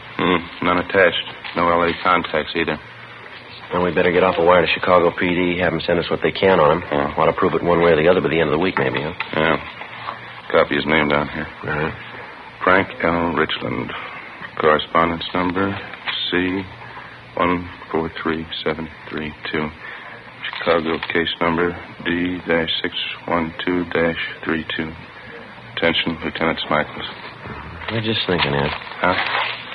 The last time anyone saw Reynolds, when was it? 10, 12 days ago? 10 days ago, yeah. September 23rd, same day he cashed the check and took a run out. Well, if he's working the city for the first time, he must figure he's had some fair luck. 10,000 on the first try, that's pretty encouraging. Yeah? If he gets the idea the town's a gold mine, he's not going to pull out stakes here. Figures. Probably trying to reach a couple other women with the same angle. Could be he's working on it now. Well, that's the problem. What do you mean? The women. Say he's been romancing 3 or 4 of them around town. He's got them all primed. Huh? How you going to warn a woman about a thief before her purse is gone? After getting off a wire to Chicago regarding the suspect, which was in addition to the broadcast and the APB we'd gotten out on him, Ed Jacobs and I continued checking out the various contacts that he'd made in the city. We checked stores where he shopped, banks where he allegedly did business, restaurants and hotels which he reportedly patronized. It took 3 days of dull, steady legwork. You can say it much faster than you can do it. All of the bank references, without exception, were falsified. Where he made purchases, it was strictly cash dealing. The same for the restaurants he'd frequented. Besides meager descriptions of the man, the restaurant employees weren't able to help us much. At one of the 2 hotels, where we learned he was a guest for a full month, we finally netted half a lead. One of the bellboys told us that the man known as Charles Reynolds seemed to be pretty friendly with the head waiter in the hotel dining room, a Henry Kingsbury. We located Kingsbury in the dining room in mid-afternoon, directing arrangements for a large private party to be held that night. Across the dance floor, the orchestra was on the bandstand rehearsing, the musicians in their shirt sleeves. Kingsbury was reserved and not too cooperative. Yes, I was acquainted with Mr. Reynolds, no more than the other guests, though. That's not the way we get it, Mr. Kingsbury. I hear you were pretty friendly with him. Only as far as my job goes. That's my business, making people feel at home, making them comfortable. We understand Reynolds was a pretty heavy tipper, is that right? He always took good care of me and the boys. The waiters was very generous. Did he expect anything special in return for the tips that he gave you? I don't think I understand. Oh, I think you do. How about it? Well, he was always very good to us, all of us. I could hardly refuse. Refuse what? When he first moved into the hotel, he became friendly with me, introduced himself, gave me a good tip in advance to take care of him. First few nights here, he spent at the cocktail bar, meeting people, buying a few drinks, getting acquainted. Third or fourth night, that's when he asked me. Yeah? He said when some prominent women came into the dining room, wealthy women, would I point them out to him? Single women, of course. I couldn't see any harm in it. He put a $20 bill in my hand. I said, yes, I would. After all, we have to look out for ourselves. Did he expect anything else for those tips? I don't know. I don't think it'd be right if I told you. You know, while we're here, Mr. Kingsbury, we leveled with you. We expect you to do the same with us. Well, there was the two Wagner sisters. They came here every Sunday night for dinner, regular routine for them. Yeah? Mr. Reynolds was at the bar. He asked who they were, and I told him. He seemed impressed. He asked me to help with an introduction to them, and I did. Next afternoon, he came to me again. He said he was taking one of the Wagner sisters to dinner that night. It was important to him. He gave me another big tip. Said he wanted us to roll out the red carpet for him that night. What'd that consist of? Well, special consideration, the best treatment in the house, I was to act as if I'd known him for years. Well, it was a good tip. I did what he asked. As I say, we have to look out for ourselves. This happened more than once, did it? 2 or 3 times, yeah. Miss Wagner, Dorothy Wagner, she seemed impressed. At the time, I didn't think anything was wrong with it. You actually didn't know Reynolds, is that right? You'd never seen him before? Well, I suppose, yes. I only found out later, though, reading the papers. I mean, what really happened. I didn't know what he was at the time. You couldn't see what Reynolds was up to? You didn't know what he was doing? No, naturally not. He was a good tipper. That's all I know. It was the money. We have to look out for ourselves. Yeah. I felt sorry about Miss Wagner. I went to the funeral. They couldn't say I'm to blame, could they? What happened, I mean? It's not on my conscience. You wouldn't say so, would you? She's dead, mister. You figure it. Thursday, October 13th. The investigation continued. Still no sign of the suspect. We got an answer from Las Vegas and also from the Chicago PD's bunco detail on our inquiries. They enclosed mugshots and fingerprint classification of the suspect, Frank Richland, alias Charles R. Reynolds. The pictures were shown to witnesses and acquaintances who'd known the suspect, and they definitely established Frank Richland and Charles Reynolds as one and the same person. We got out a supplementary APB containing the latest information on the suspect. Saturday, October 15th, we got our second complaint on the marriage bunco artist. This time from the proprietress of a small chain of lunch counters in the San Pedro area, a Miss Hagar Lindstrom. Ed and I drove down to the harbor area where we interviewed her at one of her lunch counters. She identified Richland's mugshot. Her story of the marriage swindle matched closely with that of the previous victim, Dorothy Wagner. Yeah, he was a fine gentleman, Mr. Jan Richland. I don't know what happened. I don't know what to say. He told you he was from England, Miss Lindstrom, is that right? Yeah, he talked like Englishman. He could speak good English, like from London or someplace. Says he builds boats, big ones. I beg your pardon, ma'am? Big boats. Oh, yes. He told me that's his business. He said he had lots of money. We would sail around the world on a honeymoon. Maybe he will come back still. I hope so. I wouldn't count on that, Miss Lindstrom. Would you tell us this, please? How'd you happen to meet this man, Richland? At the hotel up the street. The big hotel. I can show it to you. The one on Jackson Street. Yes, ma'am. They seemed to know he was a rich man. Nice clothes he wore. He spent money a lot. When we got married, we spent lots of money. Where were you married, ma'am? We went down to Mexico. One weekend we went down there and we got married. It was romantic. Very nice. Even Lars liked it. Who's that, ma'am? Lars. That's him down the counter there. Lars, my brother. Oh, well, your brother went along with you when you got married, is that right? Lars and I go every place together. I don't do anything without Lars. Mr. Richland was nice about it. He doesn't seem to mind Lars. Just a minute, they call him. Lars? Huh? Lars? Lars and I run the business together. The soda fountains we have. It's a long time. We have work at it. Hard work. Yes, ma'am, guess so. We make good living. Not easy, though. That's why it was so bad. Mr. Richland, $3,000 he took. Ja, Hagar. These are the police, Lars. They want to know about Mr. Richland. How do you do? How are you, sir? Yeah, he was no good. When they find him, they hit him. Now, the $3,000 he got from you, ma'am, how did that work? I mean, did you give him the money, lend it to him? Just what was it? When we came back from Mexico from being married, Mr. Richland and me and Lars, he said he was waiting for money from his bank in New York. Mr. Richland said that. He wrote me a check for $3,000. I gave him our check for $3,000. Even Lars thought it was all right. Didn't you, Lars? Yeah, he was crazy. His check was no good. He beat him up, he punched him good. That's quite a bit of money, Mr. Lindstrom. What kind of a story did he give you? He would buy the tickets for a honeymoon trip. That's what he said. A long trip together. Romantic. Mr. Richland and me and Lars. He didn't mind Lars coming along either. Did he, Lars? No, he didn't mind. Now, this Richland disappeared right after he cashed your check, is that Yes, right? sir. He got the money and he was gone. 6 days ago. We never hurt him. I don't know why he did this to us. I thought he loved me. I thought he was my husband. Mm-hmm. We haven't seen or heard anything of him since he disappeared? Not me nor Lars. But maybe we know. That's why we call you officers. Yes, ma'am? We have this friend downtown, M. Svensson. He met Mr. Richland once when he was here. Mm-hmm. Svensson called Lars on the telephone. He said he saw Mr. Richland downtown, going into the hotel. Are you sure it was Richland? Yeah, he said he thought so. How long ago did he see him? Last night. We got on the phone right away and talked to the friend of the Lindstroms, James Swenson. He gave us the name and location of the downtown hotel where he thought he'd seen the suspect, Richland, the night before. Ed called the hotel and checked with the desk clerk. Yeah, that's right. Fairly tall, wavy gray hair, fair complexion. Might be registered as John Richland. That's right. Okay, we'll check with you later. Bye. Any luck? Guy registered as Harold Richland. Descriptions match. He's still there? Checked out this morning.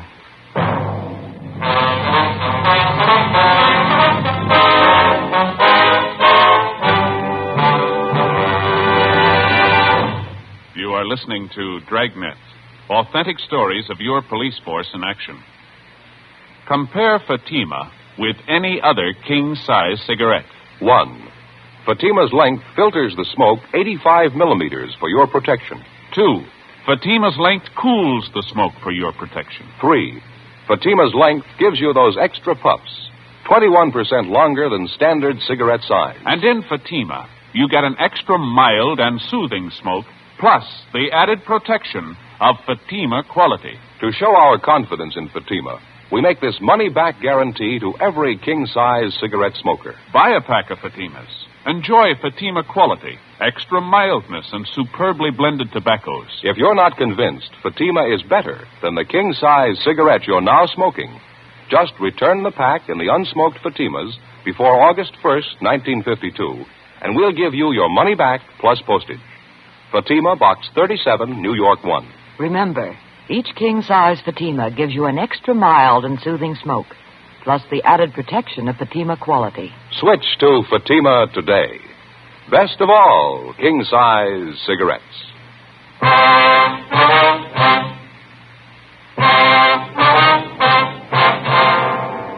Saturday, October 15th, 2:30 p.m. Ed Jacobs and I drove back downtown to the hotel where the bunco suspect, Richland, supposedly had been staying. The desk clerk definitely identified his mugshot and told us that the man registered as Harold Richland had checked out a few minutes before 9 a.m. that morning. No forwarding address.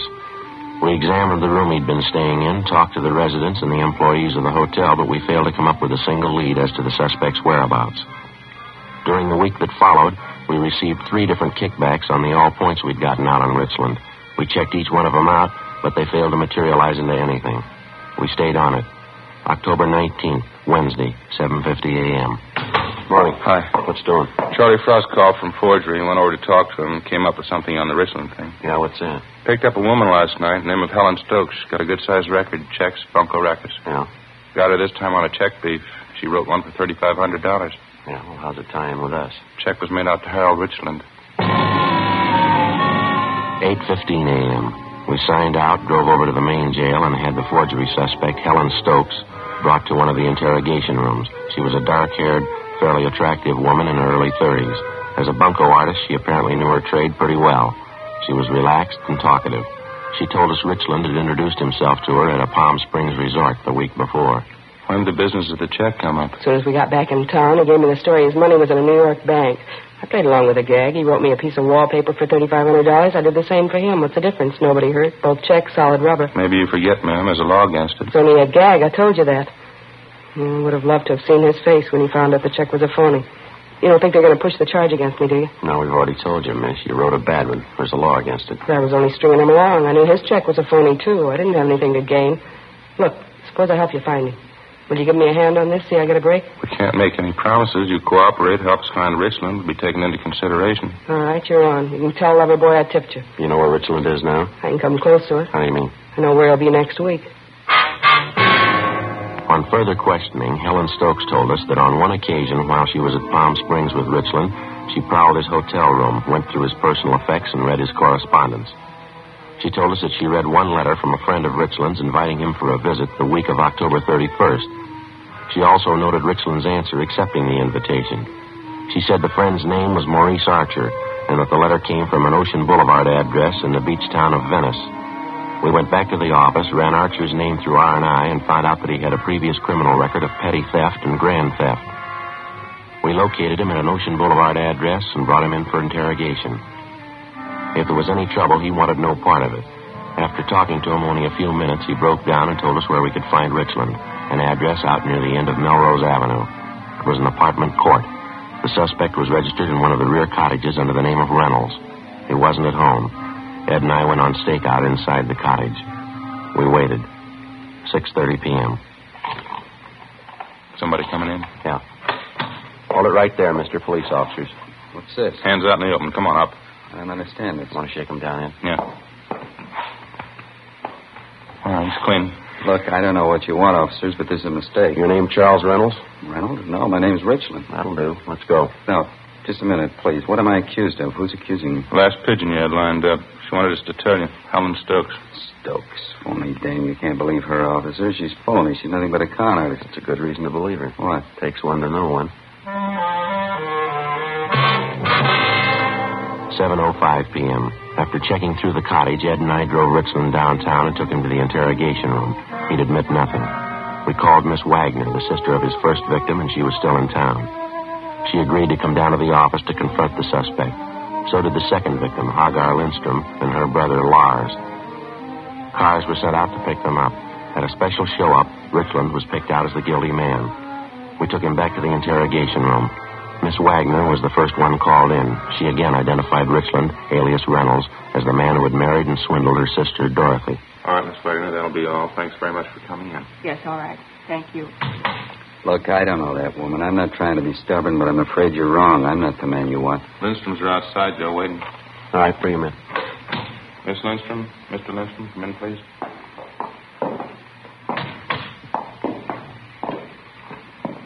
Miss Lindstrom? Mr. Lindstrom? Yeah, it's him. Yeah. I don't know you. I've never seen you before. You married me, John.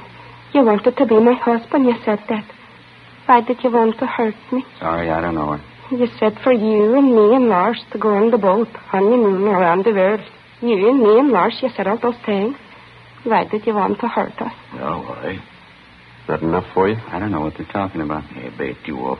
Take it easy, Mr. Lindstrom. Lars. Lies. He said we all go around the world honeymoon. All right. Get him out of here, huh? Okay, Mr. Lindstrom. Thanks. It's no good, Lars. Come. Yeah, thief. Out this way, please. Yeah, find him. Hit him. Thank you very much. Yeah. All right. All right, Richland, you ready to give us a statement? All right, I'll tell you. You can't blame me for that one. You wouldn't have gone through with that deal yourself. Nobody would have. What's wrong? A nice-looking girl. Sure, I don't mean that. What do you mean? A big clown, her brother Lars. Yeah? How'd you like to take that along on a honeymoon?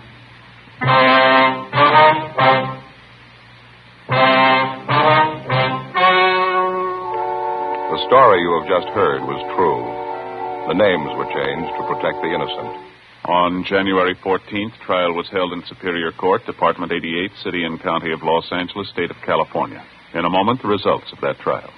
Now, here is our star, Jack Webb. Thank you, George Fenneman. Friends, the reason Fatima can make the money-back guarantee you heard earlier can be summed up in 2 words. Fatima quality. Just prove Fatima quality yourself. Just compare Fatima with any other king-size cigarette. Fatima's length filters the smoke 85 millimeters, cools the smoke. all for your protection. You get those extra puffs because Fatima is 21% longer than standard cigarette size. And Fatima gives you an extra mild and soothing smoke, plus the added protection of Fatima quality. Prove it today. Buy Fatima.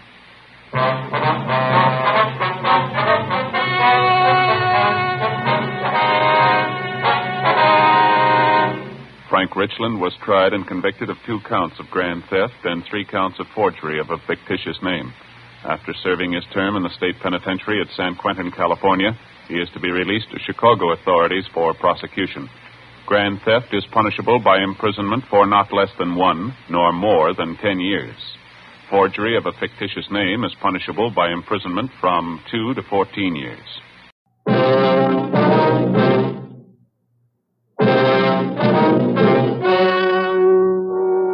The story you are about to hear is true. The names have been changed to protect the innocent. Fatima Cigarettes, best of all king-size cigarettes, brings you Dragnet on both radio and television.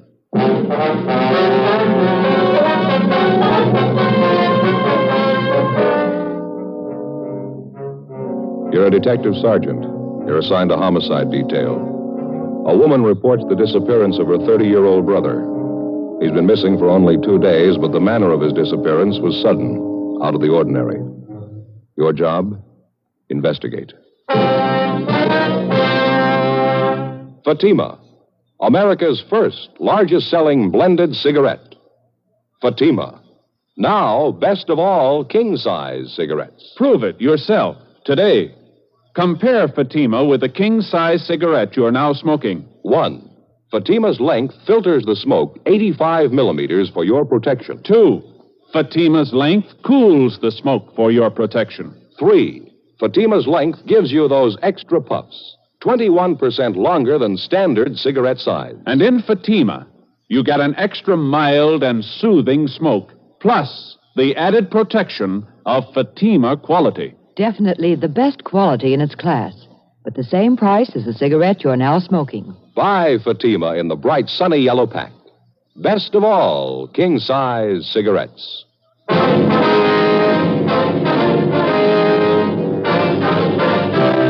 Dragnet, the documented drama of an actual crime. For the next 30 minutes, in cooperation with the Los Angeles Police Department, you will travel step by step on the side of the law through an actual case transcribed from official police files.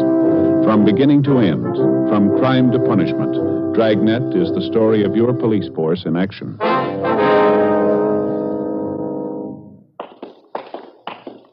It was Wednesday, November 14th. It was overcast in Los Angeles. We were working the day watch out of homicide detail. My partner's Ed Jacobs. The boss is Captain Lorman. My name's Friday. We were on the way out from the office, and it was 8:56 a.m. when we got to the S&H Paper Company on 4th Street, the rear entrance. Where do we find her, Joe? Upstairs? No, main floor.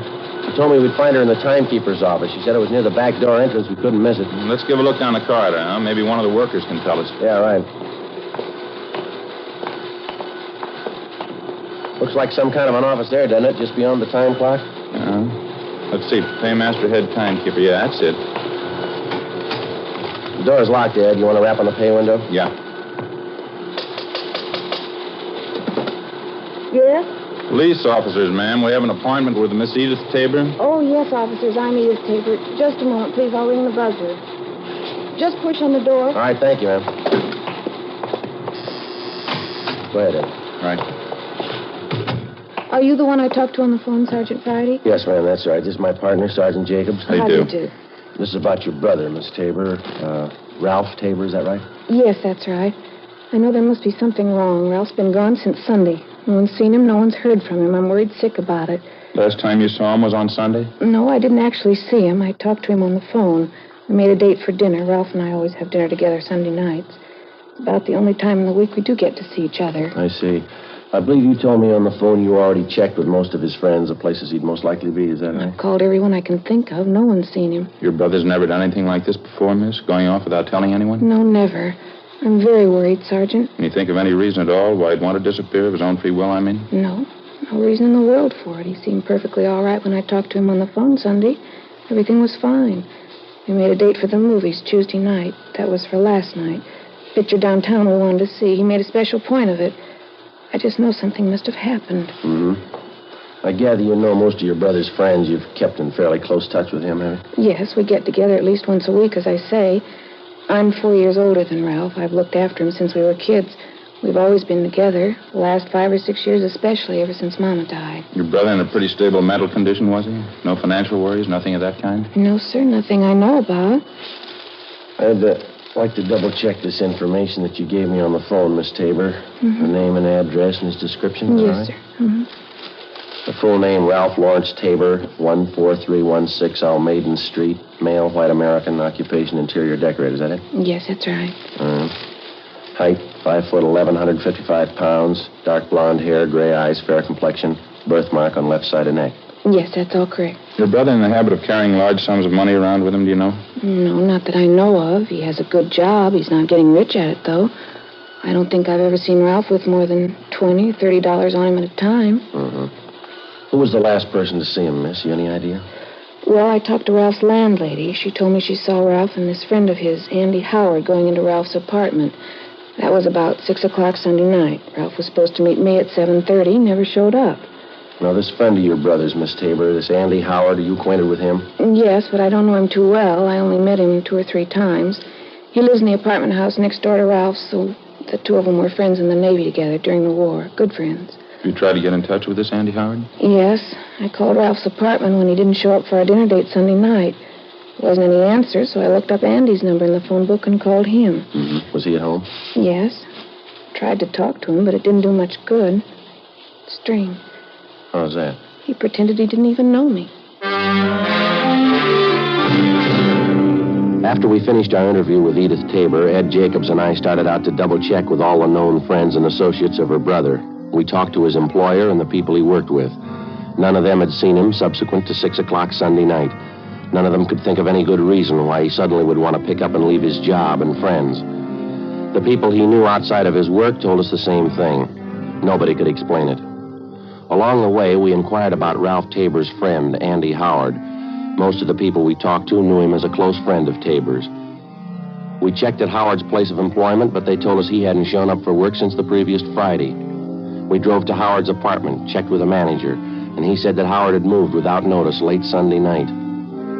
We crossed over to the apartment house next door, where Tabor lived, and talked to the landlady, a Mrs. Higbee. She corroborated the story we'd gotten from Tabor's sister that Andy Howard was last seen entering Tabor's apartment at about 6 o'clock Sunday night. Tabor was with him. Mrs. Higbee was sure of that. She showed us up to the 3rd floor to Ralph Tabor's apartment. The 2 rooms and the adjoining kitchenette were immaculate. There wasn't a thing out of place. Neat as a pin, Joe, not a thing out of order. Yeah, it's the same in the bedroom. Say, Mrs. Higbee, Yes, Sergeant. do you provide maid service with the apartments here? No, we don't. We've been thinking about it, though. Haven't quite made up our minds. Such a task, getting good, competent help these days. And the tenants are responsible for the entire upkeep, huh? Yes. Everything but painting, wallpapering, things like that. Doesn't Mr. Tabor keep things spotless? Just spotless? Yes, ma'am. There's just one thing I wanted to ask you about. It's over here by the window. Yes. Now, this wire here, apparently an aerial connection for a television set. Looks like... Yes. Mr. Tabor does have a television. Why? Well, I don't notice a set anywhere in the apartment. Would you happen to recall if he sent it out for repairs, anything like that? No, not that I know of. Besides, this doesn't seem like Mr. Tabor at all. How do you mean, Miss Higbee? Well, he's always so neat, fastidious. The end of that wire there looks like it was torn off the connection, doesn't it? Along the windowsill, too. Isn't that terrible? Fasteners for the wire ripped right out of the woodwork. That certainly doesn't seem like Mr. Tabor. Mm-hmm. Anyone else besides him have access to this apartment, ma'am? No one that I know of. No one besides myself, I mean. I have duplicate keys to all the apartments. Oh, I just happened to think. Yes, ma'am? If a repairman did move the set out, it's possible my houseboy might know about it. Sam, that's my houseboy. How would he know about it? Well, it's a rule of the house. All furniture, heavy things like that, they have to be taken down in the freight elevator. It opens right onto the alley in back of the building. It's very handy. Yes, ma'am. Sam's the only one who operates that elevator. That's why I say it's possible he might know about it. Would you like to have me ask him? I wonder if you would, please. Surely it won't take but a minute, and I'll be right back. Thank you, Miss Higgins. Joe, you want to have a look over here? Yeah. What do you got? This wall bed here. I tried to pull it down. It's stuck. Mm-hmm. Stand right here. Oh, over here. See if you notice anything. Yeah, I do. You want to give me a hand? See if we can't get the bed down? Yeah. Push it on your side there. Okay. That's it. Okay. It's coming down now. Good Lord. Yeah. Tabor, you think? Oh, description seems to fit. Beaten to death, looks like, doesn't it? Something sticking out under the bed covers there. Yeah, it's a claw hammer. Stains all over it. Vicious. Guess a killer wanted to make sure. It's one of the worst I've seen. Feel sorry for the sister. She was pretty close to him. It's going to be tough on her. No tougher than it was for him. 2:38 p.m. We phoned the office, told them what we'd found, and then we put in a call for Lieutenant Lee Jones and the crime lab crew. While we were waiting, we questioned the landlady again, Mrs. Higbee. She said her houseman, Sam, told her he knew nothing about a television set being moved out of Ralph Tabor's apartment. However, it was possible somebody could have taken the set down in the main elevator late at night without being seen. Mrs. Higbee also told us that Tabor had a car. We checked the apartment garage, but it was gone. All Mrs. Higbee could tell us was that it was a late model car and that Tabor often loaned it to his friend, Andy Howard. Sergeants Al Shambra and Joe LaMonica from Homicide arrived, and together the four of us interviewed the employees and the tenants in the apartment building. They gave us little or nothing at all. A few minutes before 3 p.m., the crime lab crew showed up and started their preliminary investigation. We put in a call for the coroner. From the obvious lack of fingerprints in usual places around the apartment, it was apparent that the murderer had taken great precautions to cover his tracks. 3:35 p.m., the deputy coroner arrived, and after the preliminary investigation was finished, the body was removed to the county morgue. Ed and I went back to the office, checked our DMV, and got out on all points on Tabor's car and also on the friend he was last seen with, Andy Howard. R&I turned up a single entry for Howard's criminal record, a drunk driving charge. 5:20 p.m., we met with Edith Tabor and broke the news of her brother's death. When she recovered from the shock, we interviewed her briefly. It was Andy Howard. I know it was him. It had to be. Why do you say that, Miss Tabor? There's something about this man Howard you haven't told us? He's no good, Sergeant. He's no good at all. That's what I've been afraid of. I've been afraid of it right along. Well, just how do you mean, ma'am? He's no good. He's a tramp, a bum. Won't get a job. He's been living off my brother. He isn't normal. There's something wrong with him. Well, how is it your brother put up with him? Well, I told you, he and Ralph were friends in the Navy. He did a big favor for Ralph once. He's been living off it ever since. Taking his clothes, borrowing his car, money, never paying it back. Why do you think he killed your brother, miss? I just know it, that's all. He did it. Did he ever fight with your brother? Would you happen to know? Did he ever threaten him? They had a big fight one night, about 2 weeks ago, I think. Andy kept sponging until Ralph got good and sick of it. Told Andy to go out and get a job. That's when the fight started. You saw it, did you? Ralph told me about it. Fist fight in the alley back of the apartment. Ralph knocked Andy down. Andy said he'd never forget it. He'd pay Ralph back. A couple of days after that, my brother said the two of them made up. Everything was all right. Ralph should have known better. He should have known better. Mm-hmm. Just a few more questions, Miss Tabor. Can you tell us anything about Andy Howard's background, where he's from, who his friends are, places he usually goes? No. I didn't know much about him. He's from the South, I think, Alabama. Ralph's friends can tell you more about him than I can. All right. Had you heard anything lately about Howard planning to move out of his apartment? No, nothing. When I heard that he did move and Ralph was missing, I knew something was wrong. That's why I called you. If I'd only known before. Poor Ralph, if I only knew. Well, try to take it easy, ma'am. We'll arrange for a car to drive you home, all right? It's so hard to understand. It's hard. For anyone to kill Ralph like that, horrible. He was so good. He was my brother. Yes, ma'am. What do you say to a man who kills your brother? How do you understand him? What do you tell him? Well, why even try? What? Let the jury tell him. Before we had the victim's sister, Edith Tabor, driven to her home, we asked her about the television set in her brother's apartment, but she was unable to explain its absence. Burglary detail had already been notified about the case, and the pawn shop detail alerted. An APB had been gotten out containing a complete description of the TV set along with the serial numbers. A few minutes after we got back from dinner that night, we had an answer on it. A pawn shop operator on West 7th Street called in with the information that he'd taken in a television set with identical description and serial numbers as that of Tabor's. Ed and I drove out to the pawn shop and checked the operator's buy book. The set had been pawned the day after the murder. The serial numbers and description matched in every detail. The description and signature of the man who pawned it matched perfectly with that of Ralph Tabor's friend, Andy Howard. The set was impounded, and just on a chance, we had Dean Bergman dusted for latent fingerprints. Dean? Oh, hi, Ed. Friday. How you making out? Any luck? Not bad. Have a look here. Yeah. Picked up 4 sets of prints off it, all told. These here are the dead man's. Yeah? These here, they belong to the pawn shop operator. Mm-hmm. These belong to his son, helps him in the shop. Yeah. Guess this is the one you're looking for. 2 clean index prints. Did you classify them? Checked them against prints from Andrew Howard's package. Yeah. They match.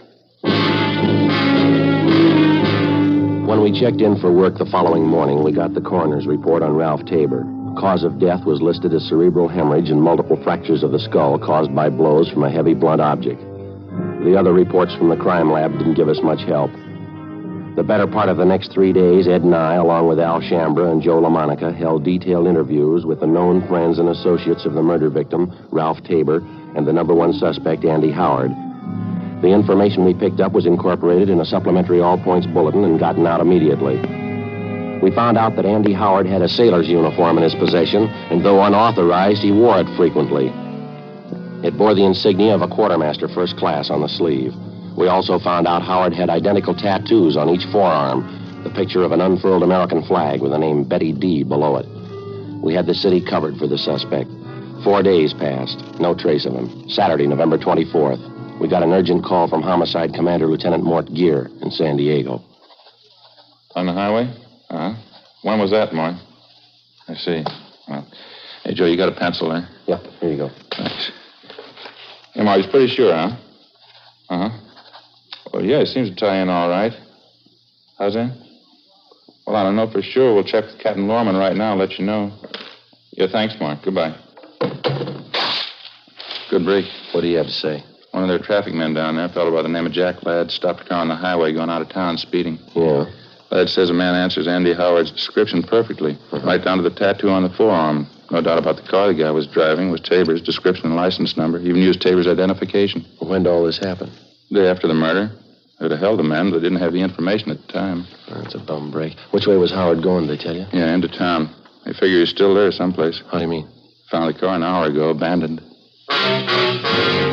10 minutes after the phone call from San Diego, Captain Lorman checked back in at the office, and Ed and I met with him. We told him about the information San Diego had phoned in, and he gave Ed and I an immediate okay for the trip south. We went down to the garage, picked up a car, and 6 hours later, we checked in with Sergeant Russ Ormsby, San Diego Homicide. What's this, another fishing trip, or are we doing business this time? Afraid it's all business, Russ. The Andy Howard thing. Mort Gear around? No, I won't be back till later. I can brief you on it, though. McGuire and I have been working it on this end. Well, how about Tabor's car? You still got it staked out? Yeah, no nibbles yet. What do you figure? If nothing happens, pull it in tomorrow, process it for prints? Yeah. We've had something warmer than that since Mort Gear called you. It looks pretty good. Yeah, what do you got? Only came up with it a couple of hours ago. Field interrogation card, made out last night, west end of town. Mm-hmm. Beat officer by the name of Driscoll questioned a man and a girl parked in a car out that way last night. There's a description on the man. Thanks, Russ. Yeah, fits Howard all the way, Ed, here. Mm-hmm. Couldn't get much closer, huh? We checked out the car they were in. Belongs to the girl. Yeah. Look here, Ed. He's still using Tabor's identification. Yeah. All right, where's it go from here, Russ? You got this Andy Howard spotted? No. Beat man Driscoll, he didn't know the guy from Adam. Yeah, well, where's that leave us? The girl Howard was with. Driscoll knew her. We contacted the beat officer, Driscoll. The girl who'd been spotted sitting in a parked car the night before with murder suspect Andy Howard was identified as Helen McClung, a waitress in a downtown cocktail bar. A stakeout was placed in her apartment, and she was brought in for interrogation. Well, he's not a good friend of mine. I don't know where he lives. Don't know what he does. I hardly even know him, Sergeant. You were out for a drive with him the night before last, that right? Sure, I don't deny that. We went out for a ride. That's all there is to it. You sure you don't know where this man lives, Helen? Not exactly, no. He's staying at a hotel downtown, I think. We went for a ride, and I dropped him off at the bus line. That's all there was to it. Do you expect to see him again? You have any dates with him in the next couple of days? No. Tell you the truth, I thought I had a date. Didn't work out. Nothing ever works out. Phoned this morning, called it off. Tell you why? I gave some lame excuse. I found out the real reason, though. What's that? You mind telling us? No, I don't mind. Got a date with my girlfriend instead. Clara Peterson. Burn me up a little, but I don't mind. Well, where's your girlfriend live, Helen? You mean Claire? Out on Rose Avenue, 1500 block. I'm not sure, though. Is he going to pick her up there? I guess so. Why? When's the date for, do you know? Yeah, tomorrow night.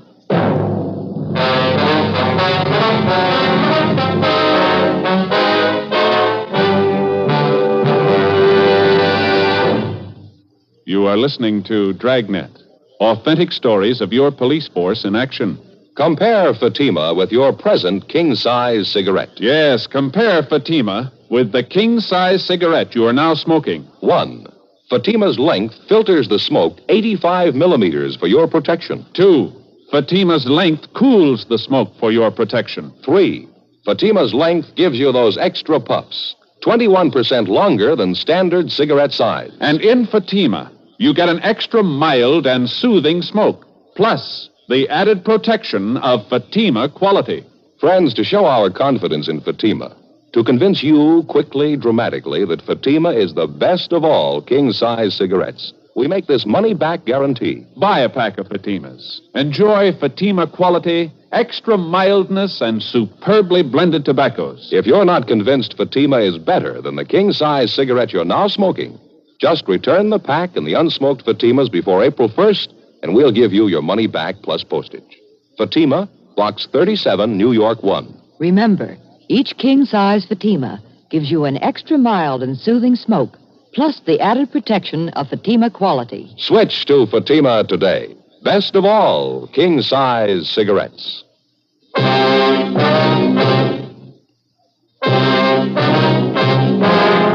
Monday, November 26th, 10 a.m.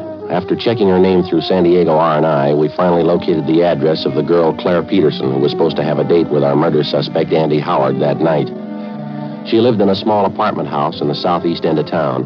The manager told us that she'd already left for work. We ran it down. The Peterson girl was employed as a cutter in a shirt factory down in the industrial district. We questioned her at her work. A tall, attractive girl, blonde, blue eyes, a small scar on her chin. She kept working while we talked to her. Yeah, I have a date with Ralph Tabor tonight. Something the matter? Afraid so, Miss Peterson. In the first place, his name isn't Ralph Tabor. No, I'm sorry. You must be wrong, officer. I was out with him just last Monday. I know that's his name, son. Everything he has, his car, his wallet, all his business papers.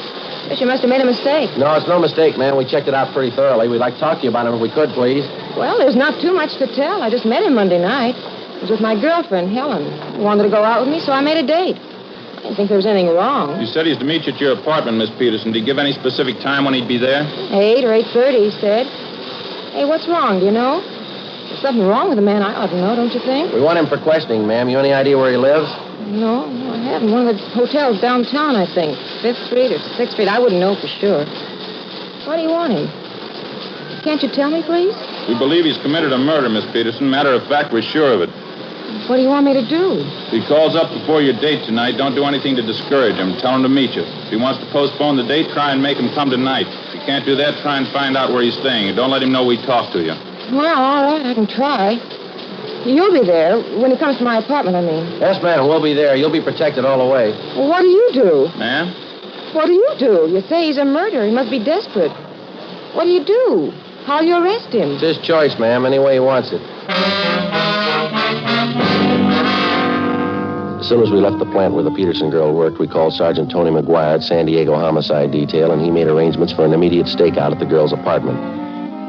At 7 p.m., Ed and I, along with Russ Ormsby and Tony McGuire, drove out to supplement the men on stakeout at the girl's apartment.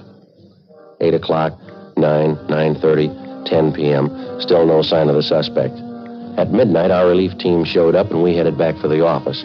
When we got there was a bulletin from the Highway Patrol reporting that earlier that night, a man partially identified as Andy Howard had been seen heading north from San Diego on U.S. Highway 101 toward Los Angeles.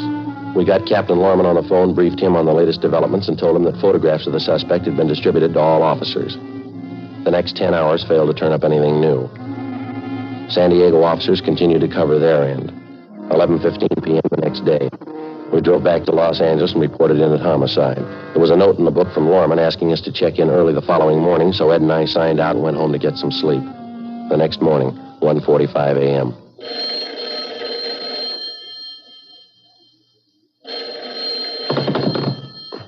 Hello, Friday talking. Sorry to wake you up, Friday. This is Hawkins down the business office. Oh, yeah, Hawkins. What do you got? Beat officer out in Wilshire called in 2 or 3 minutes ago. He figures he has your murder suspect for you, Andy Howard. Bringing him in now. Well, what about identification? He checked that over? No identification. He's wearing a sailor's uniform. What about insignia, his rating? Quartermaster first class. After I hung up, I phoned Ed, got him out of bed, and the two of us drove down to the office where we picked up the suspect and took him to the interrogation room. During the interrogation, we found a wallet concealed on his person. It contained a driver's license, credit card, and half a dozen other means of identification. All of them were made out to Ralph Tabor. After an hour of questioning, he'd still admit nothing. He sat hunched over in his chair, tearing an old envelope into small pieces and dropping them on the floor in front of him. This'll make the 10th time I told you. I don't know what happened to Ralph. I didn't take his car or his television set. I didn't leave the city. I wasn't in San Diego last week. Now, if you don't believe me, you prove I'm lying. We didn't pull you in on a guess, Andy. We'll prove it. You mind telling me how? We got 3 people on their way in here right now. Ralph Tabor's sister, his landlady, a man by the name of Sims, pawn shop dealer. Mean anything to you? It's my word against theirs. 3-1, mister. They got the odds in their favor. Look, why don't we straighten this out once and for all? You think I killed my friend Ralph. Why? Explain it to me. Why should I kill him? Look, I wouldn't know, Andy. Maybe you'd like to tell us. His sister says he was pretty good to you. She was good to me. I guess she didn't tell you what I did for him overseas when we were in the Navy together. No, she didn't tell us. She wouldn't. Stupid women. I haven't found one of them worth anything. Frustrated. She needs a husband. That's her trouble. She claims her brother was paying the bills for you, Andy. He gave you clothes, money, his car. She says you were living off of him. Lousy woman. That's all the thanks I get. For all I did for Ralph. I borrowed a few dollars, yeah. That's all. Kept throwing it up to me, him and his sister, after all I did for him. What are you trying to say, Andy? Could have been different, Ralph and me. What do you want me to say? Did you kill him? Did you kill him, Andy? You can't explain it that way. It's not as simple as that. Didn't? No, it's all mixed up together. It's complicated. It's not simple at all. I mean, with your best friend especially. It's more of a mistake. I mean, morally, I didn't mean to kill him. I just did. It's a mistake. Terrible mistake. You want to give us a statement, Howard? The stenographer will take it down. Oh, yeah, all right, in a minute. Just want to make sure you understand. I mean about Ralph. And all I did for him. Yeah. No gratitude at all. You blame me? I mean, after all I did for him, you blame me? Well, you should have remembered, Andy, about gratitude. Yeah?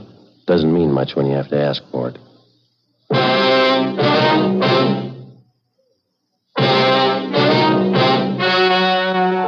The story you have just heard was true. The names were changed to protect the innocent. On February 4th, trial was held in Superior Court, Department 89, City and County of Los Angeles, State of California. In a moment, the results of that trial. And now, here is our star, Jack Webb. Thank you, George Fenneman. Friends, you've been listening to Dragnet for the past 28 minutes. Now, it'll take you less than 28 seconds to prove that Fatima is the best of all king-size cigarettes. Just compare Fatima with the king-size cigarette you're now smoking. Fatima filters the smoke through a long distance of 85 millimeters. Fatima's length cools the smoke for your protection. Fatima's length gives you those extra puffs, 21% longer than standard cigarette size.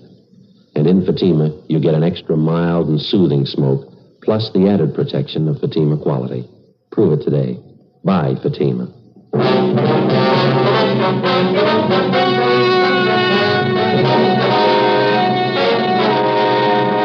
Andrew Thomas Howard was tried and convicted of murder in the second degree. He is now serving his term in the state penitentiary, San Quentin, California. Second-degree murder is punishable by imprisonment from 5 years to life. The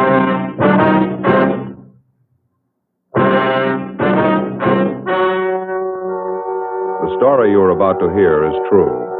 The names have been changed to protect the innocent. Fatima Cigarettes, best of all king-size cigarettes, brings you Dragnet on both radio and...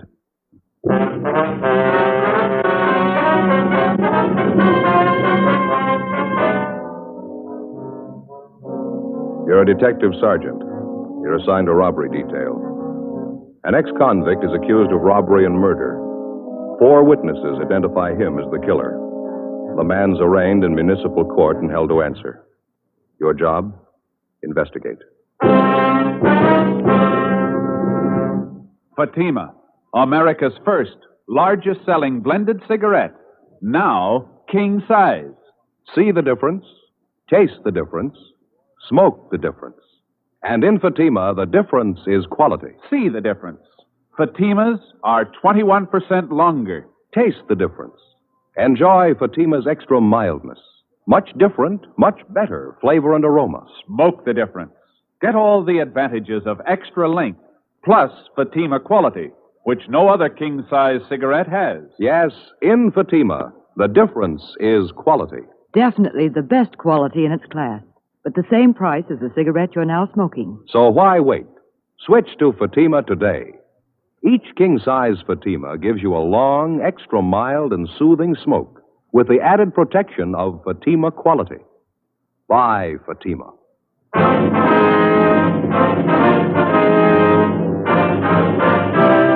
Dragnet, the documented drama of an actual crime. For the next 30 minutes, in cooperation with the Los Angeles Police Department, you will travel step by step on the side of the law through an actual case transcribed from official police files.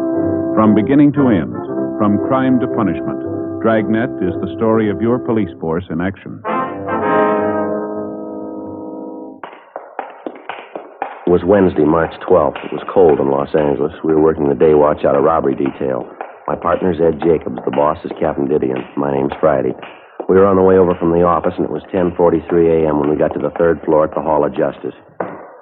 Municipal Court, Department 82. You see him, Joe? I think so, yeah. That's him up front behind the DA's table. Oh, yeah. Come on. Mm-hmm. Hi, Leo. Oh, hi, Friday. Jacobs. Pull up a chair. Yeah, thank you. Who's on the stand first, do you know? Victim's wife. Oh. People versus St. Clair. People ready. In this case, Your Honor, we'd like to proceed with number 23548. You may proceed. Is the defendant ready? Defendant's ready, Your Honor. Call Agnes Holloway. Agnes Holloway to the stand.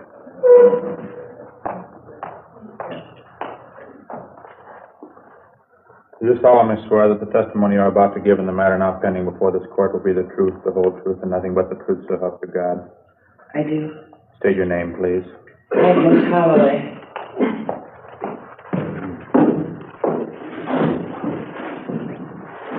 Calling your attention to the 4th day of March of this year, Mrs. Holloway.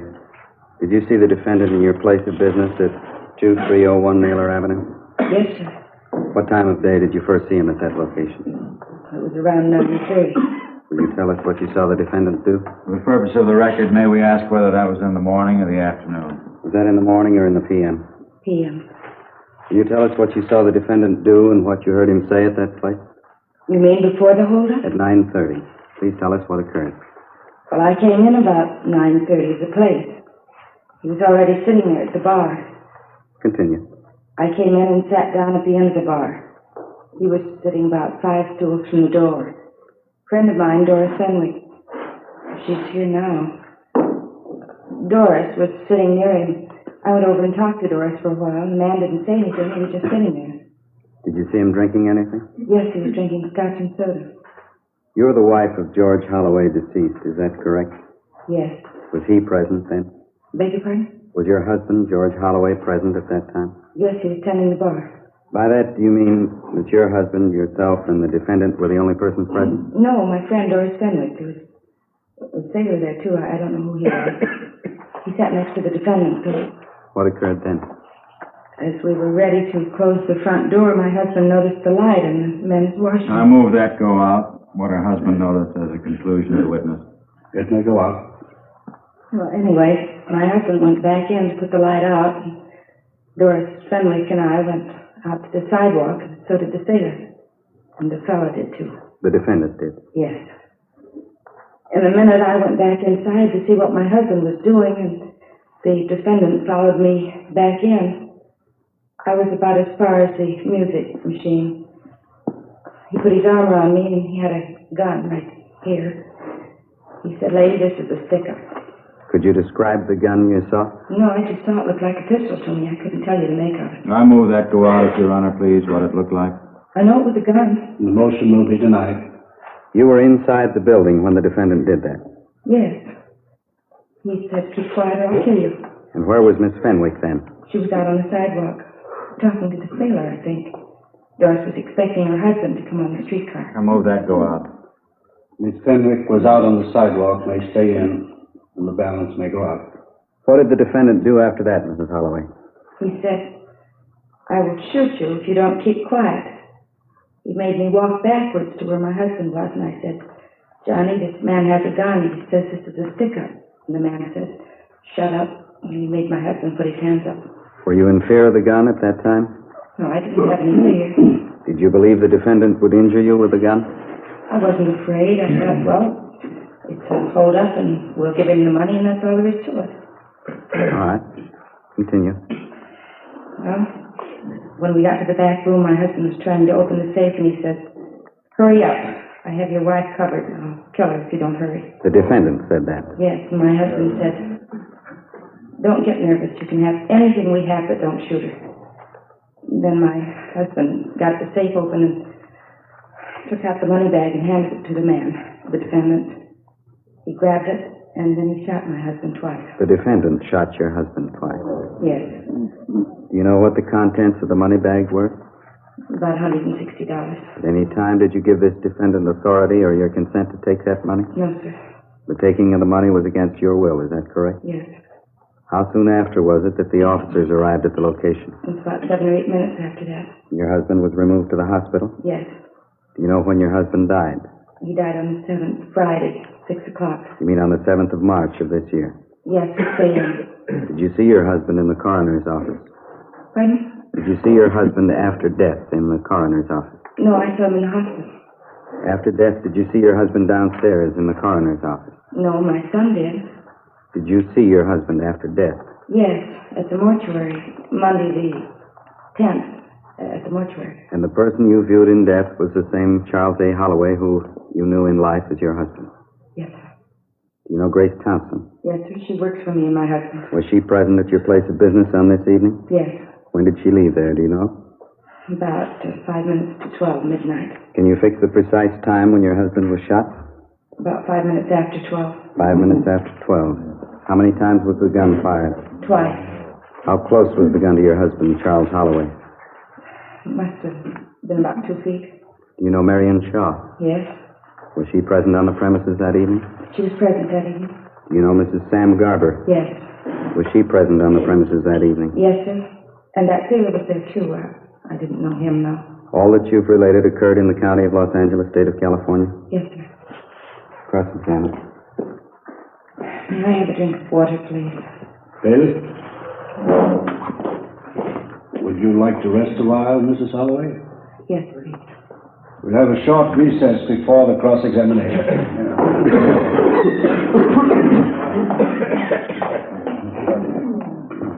Joe? Ed? Yeah, Leo. Probably won't get to us for a while. You want to go out for a smoke? Yeah, it's fine with me. Okay.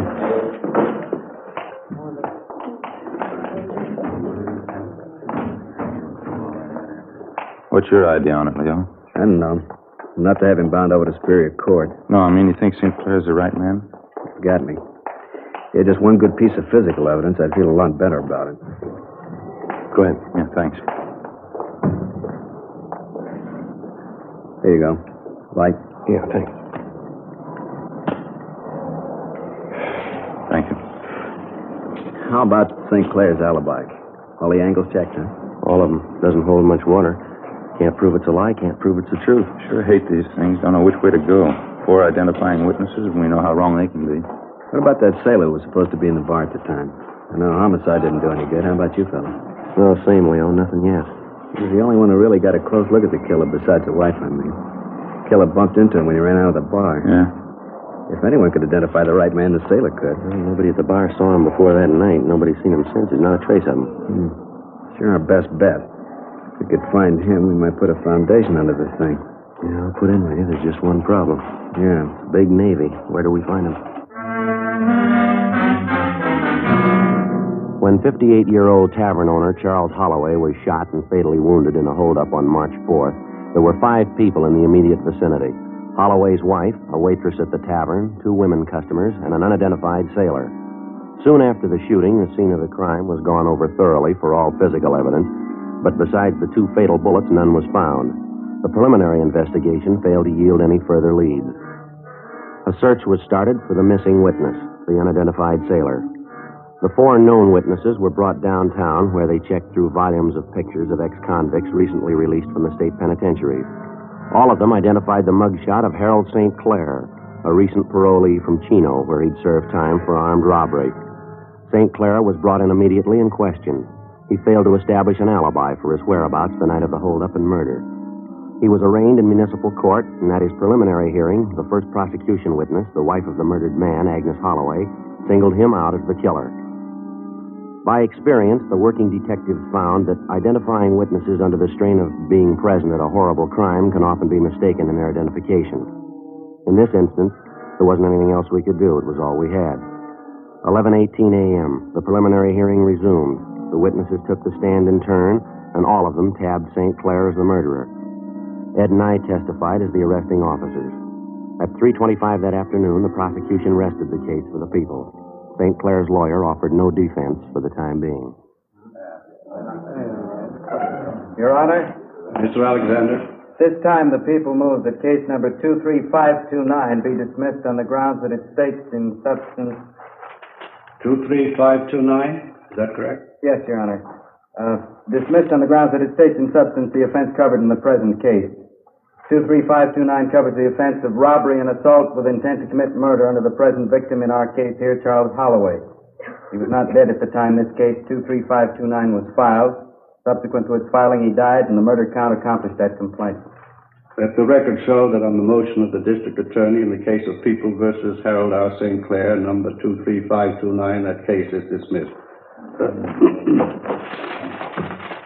Declaring to me that the offenses in the within deposition mentioned, to wit, count 1, murder, a felony, and count 2, robbery, a felony, have been committed, and that there is sufficient cause to believe the within named defendant, Harold R. St. Clair, guilty thereof, I order that he be held to answer to the same, and that he be committed to the custody of the sheriff of Los Angeles County without bail.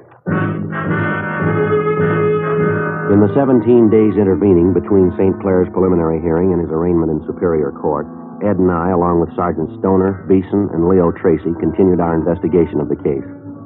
Physical evidence to either prove or disprove the case against St. Clair was not to be had. We concentrated on trying to find the all-important missing witness to the killing, the unidentified sailor.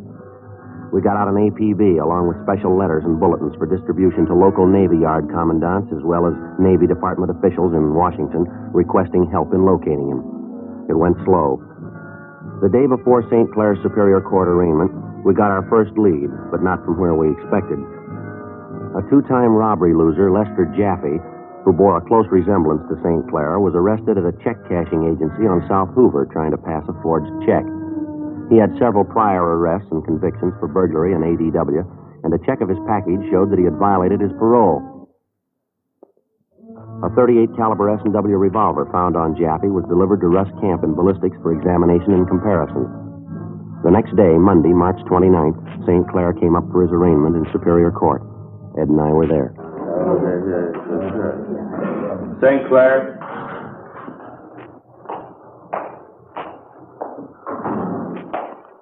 Defendant is present and ready, Your Honor. Arraign the prisoner. Harold R. St. Clair, is that your true name? That's right. Harold R. St. Clair, by information number 23549, you're charged in count 1 with a crime of murder, in that on or about March 4th of this year, you did willfully, unlawfully, and feloniously, and with malice aforethought, murder one Charles A. Holloway, a human being. To this charge, how do you now plead, guilty or not guilty? Not guilty. In count 2 of the same information, you're charged with a crime of robbery, in that on or about March 4th of this year, you did rob one Charles A. Holloway. To that charge, how do you now plead, guilty or not guilty? Not guilty. Joe the bailiff. Oh, yeah. He's motioning to you. Phone call, I guess. Must be for you. Yeah, thanks, Ed. Gentlemen, have you agreed on what date is convenient for trial? No agreement as yet, Your Honor. Harris? A phone call for you, Sergeant. Right here. Okay, thank you. Friday talking. Yeah. Mm-hmm. Is that right? Yeah, okay, Russ. As soon as we finish here. Yeah, right. Bye. Joe, Alex here wants to know about a trial date. Any ideas? Well, we better get all the time you can, Alex. We're going to need it. Anything you say? What's the matter? We got trouble? We just had a call from Russ Camp and Ballistics. Yeah. I figure we got a whole new case to build. What do you mean? Well, the man we've got, St. Clair. Yeah? Maybe he's taking the rap for somebody else.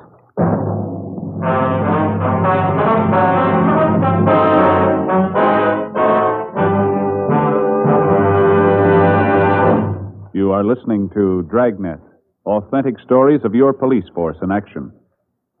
Fatima, America's first largest-selling blended cigarette, now king size.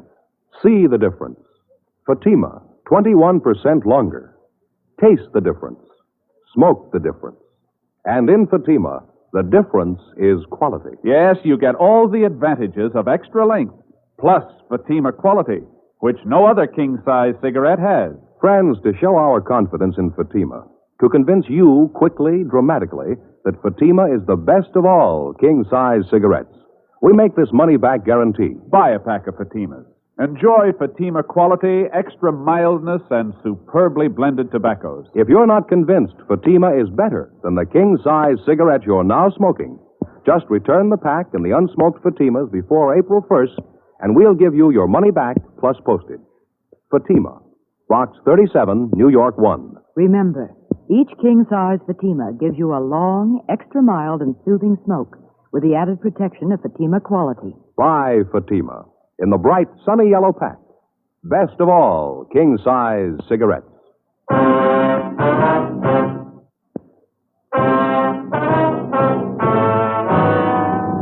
March 29th, Monday, 4:15 p.m. After the arraignment of Harold St. Clair in Superior Court, Ed and I checked with Russ Camp in Ballistics. He said he'd run tests on the .38 S&W revolver taken from robbery forgery suspect Lester Jaffe the day before.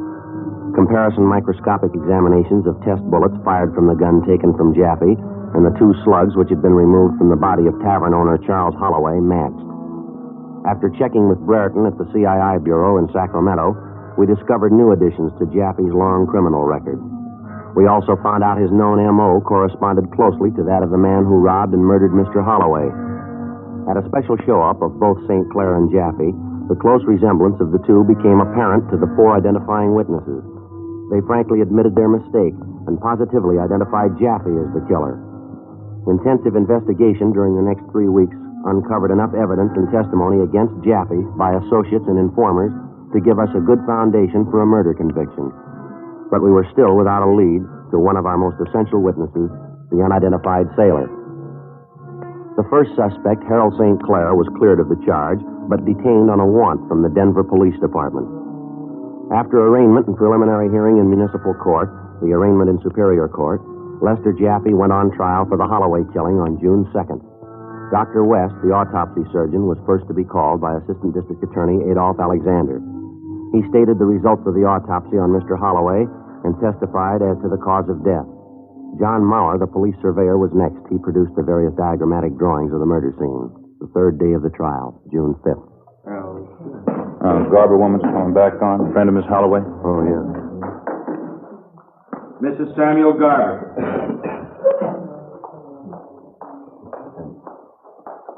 Be seated.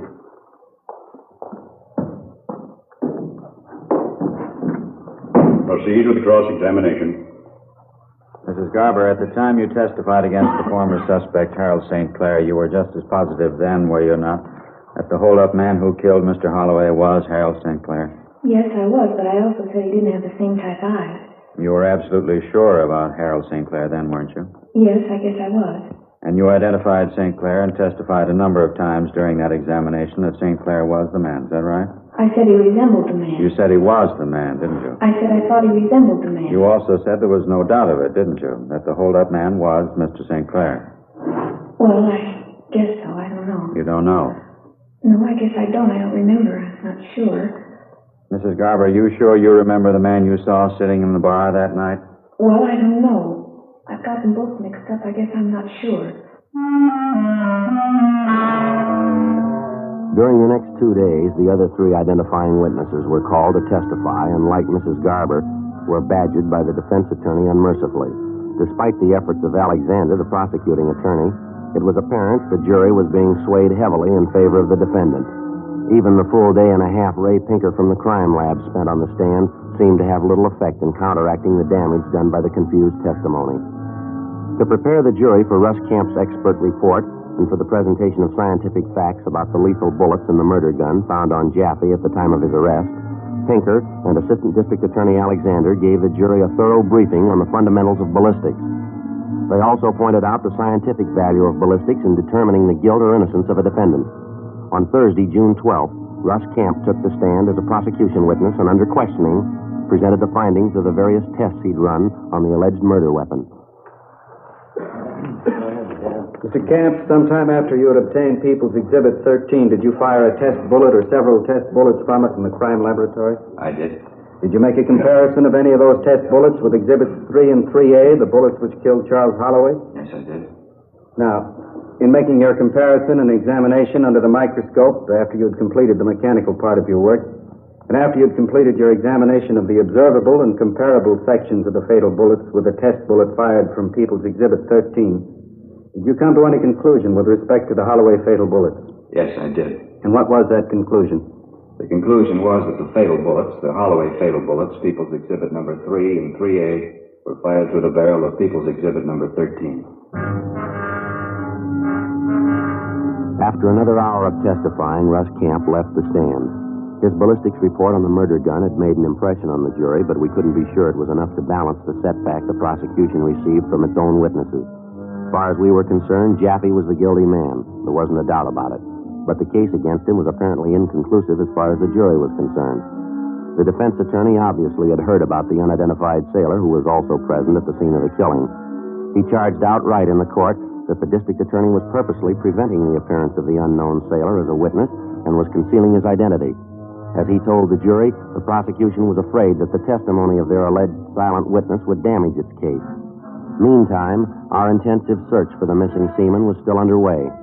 Despite half a dozen favorable prosecution witnesses, the case for the people appeared to be on the losing end going into the closing days of the trial. Tuesday, June 17th, one of the final defense witnesses was a Mrs. Albert Dolan, who presented a fair alibi for Jaffe. She claimed Jaffe was at night school at the time of the Holloway killing. Would you say of your own knowledge that on the night of March the 4th, Mr. Jaffe was at the school until midnight? Yes, he was. When you left the school, did you go home alone or with somebody? My husband and I drove home with Mr. Jaffe. Anything else that you can remember? Let me think. Sure reads a convincing story, huh? Yeah, I wonder what the connection is. I don't know. We sure got plenty of them. What do you figure, Joe? The jury, you think we got a chance? I don't know. Don't bet on it. Ed, Joe. Oh, hi, Lil. Hi. Going bad? Could be a lot better. It's getting that way. Just got a call from Wilmington over at the squad room. Oh, what about? Sailor we've been looking for. We found him. Before we left the courtroom, Ed and I briefed the Assistant District Attorney Alexander on the latest development. He put in a special order to the county jail for Harold St. Clair. Ed and I went across the street and met with a long-missing murder witness in the homicide squad room. The sailor identified himself as Seaman First Class Roy Maslin. He told us that about 3.5 weeks before, he'd happened to see a copy of the bulletin we'd gotten out on him. He checked with his commanding officer and was returned to the mainland from his post on Midway Island. 3:22 p.m., we returned to the courtroom along with Seaman First Class Roy Maslin and conferred with Assistant District Attorney Alexander. The first murder suspect, Harold St. Clair, had already been brought downstairs to the courtroom from the county jail. He was placed at the opposite end of the counsel table from the defendant, Lester Jaffe. May we approach the bench, Your Honor? Come forward. Your Honor, we've just now located a witness in this case. He's in the armed services and must report back for duty tonight. May we have permission to call this witness out of turn? Permission granted. Oh. All right, sir. Raise your right hand. Do you solemnly swear that the testimony you are about to give in the matter now pending before this court will be the truth, the whole truth, and nothing but the truth, so help you God? I do. State your name, please. Seaman First Class Roy Maslin, United States Navy. Be seated.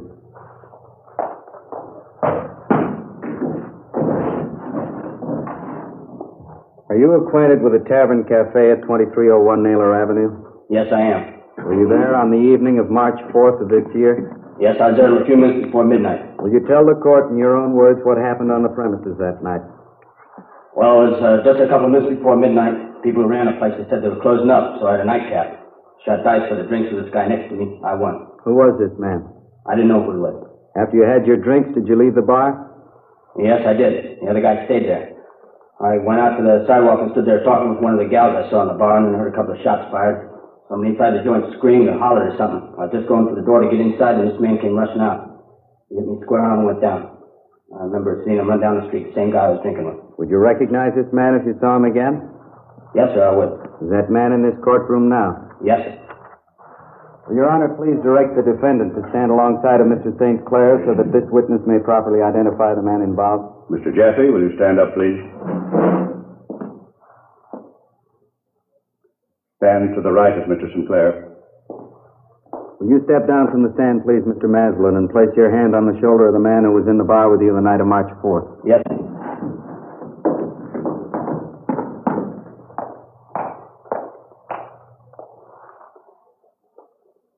This is the man, Jaffe. Oh, come on, grab him, Ed.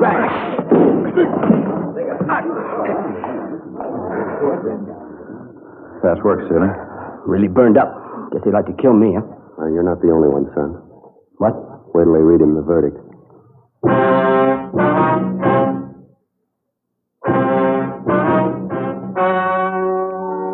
The story you have just heard was true. The names were changed to protect the innocent. On June 21st, the jury retired to deliberate the case. In a moment, the results of that deliberation. And now, here is our star, Jack Webb. Thank you, George Fenneman. Friends, I'd like you to buy a pack of Fatimas on my say-so. I'm convinced that once you see the difference, taste the difference, smoke the difference, you'll switch to Fatima for good. Because in Fatima, the difference is quality. Each king-size Fatima gives you a long, extra mild and soothing smoke with the added protection of Fatima quality. Buy Fatima. Best of all, king-size cigarettes.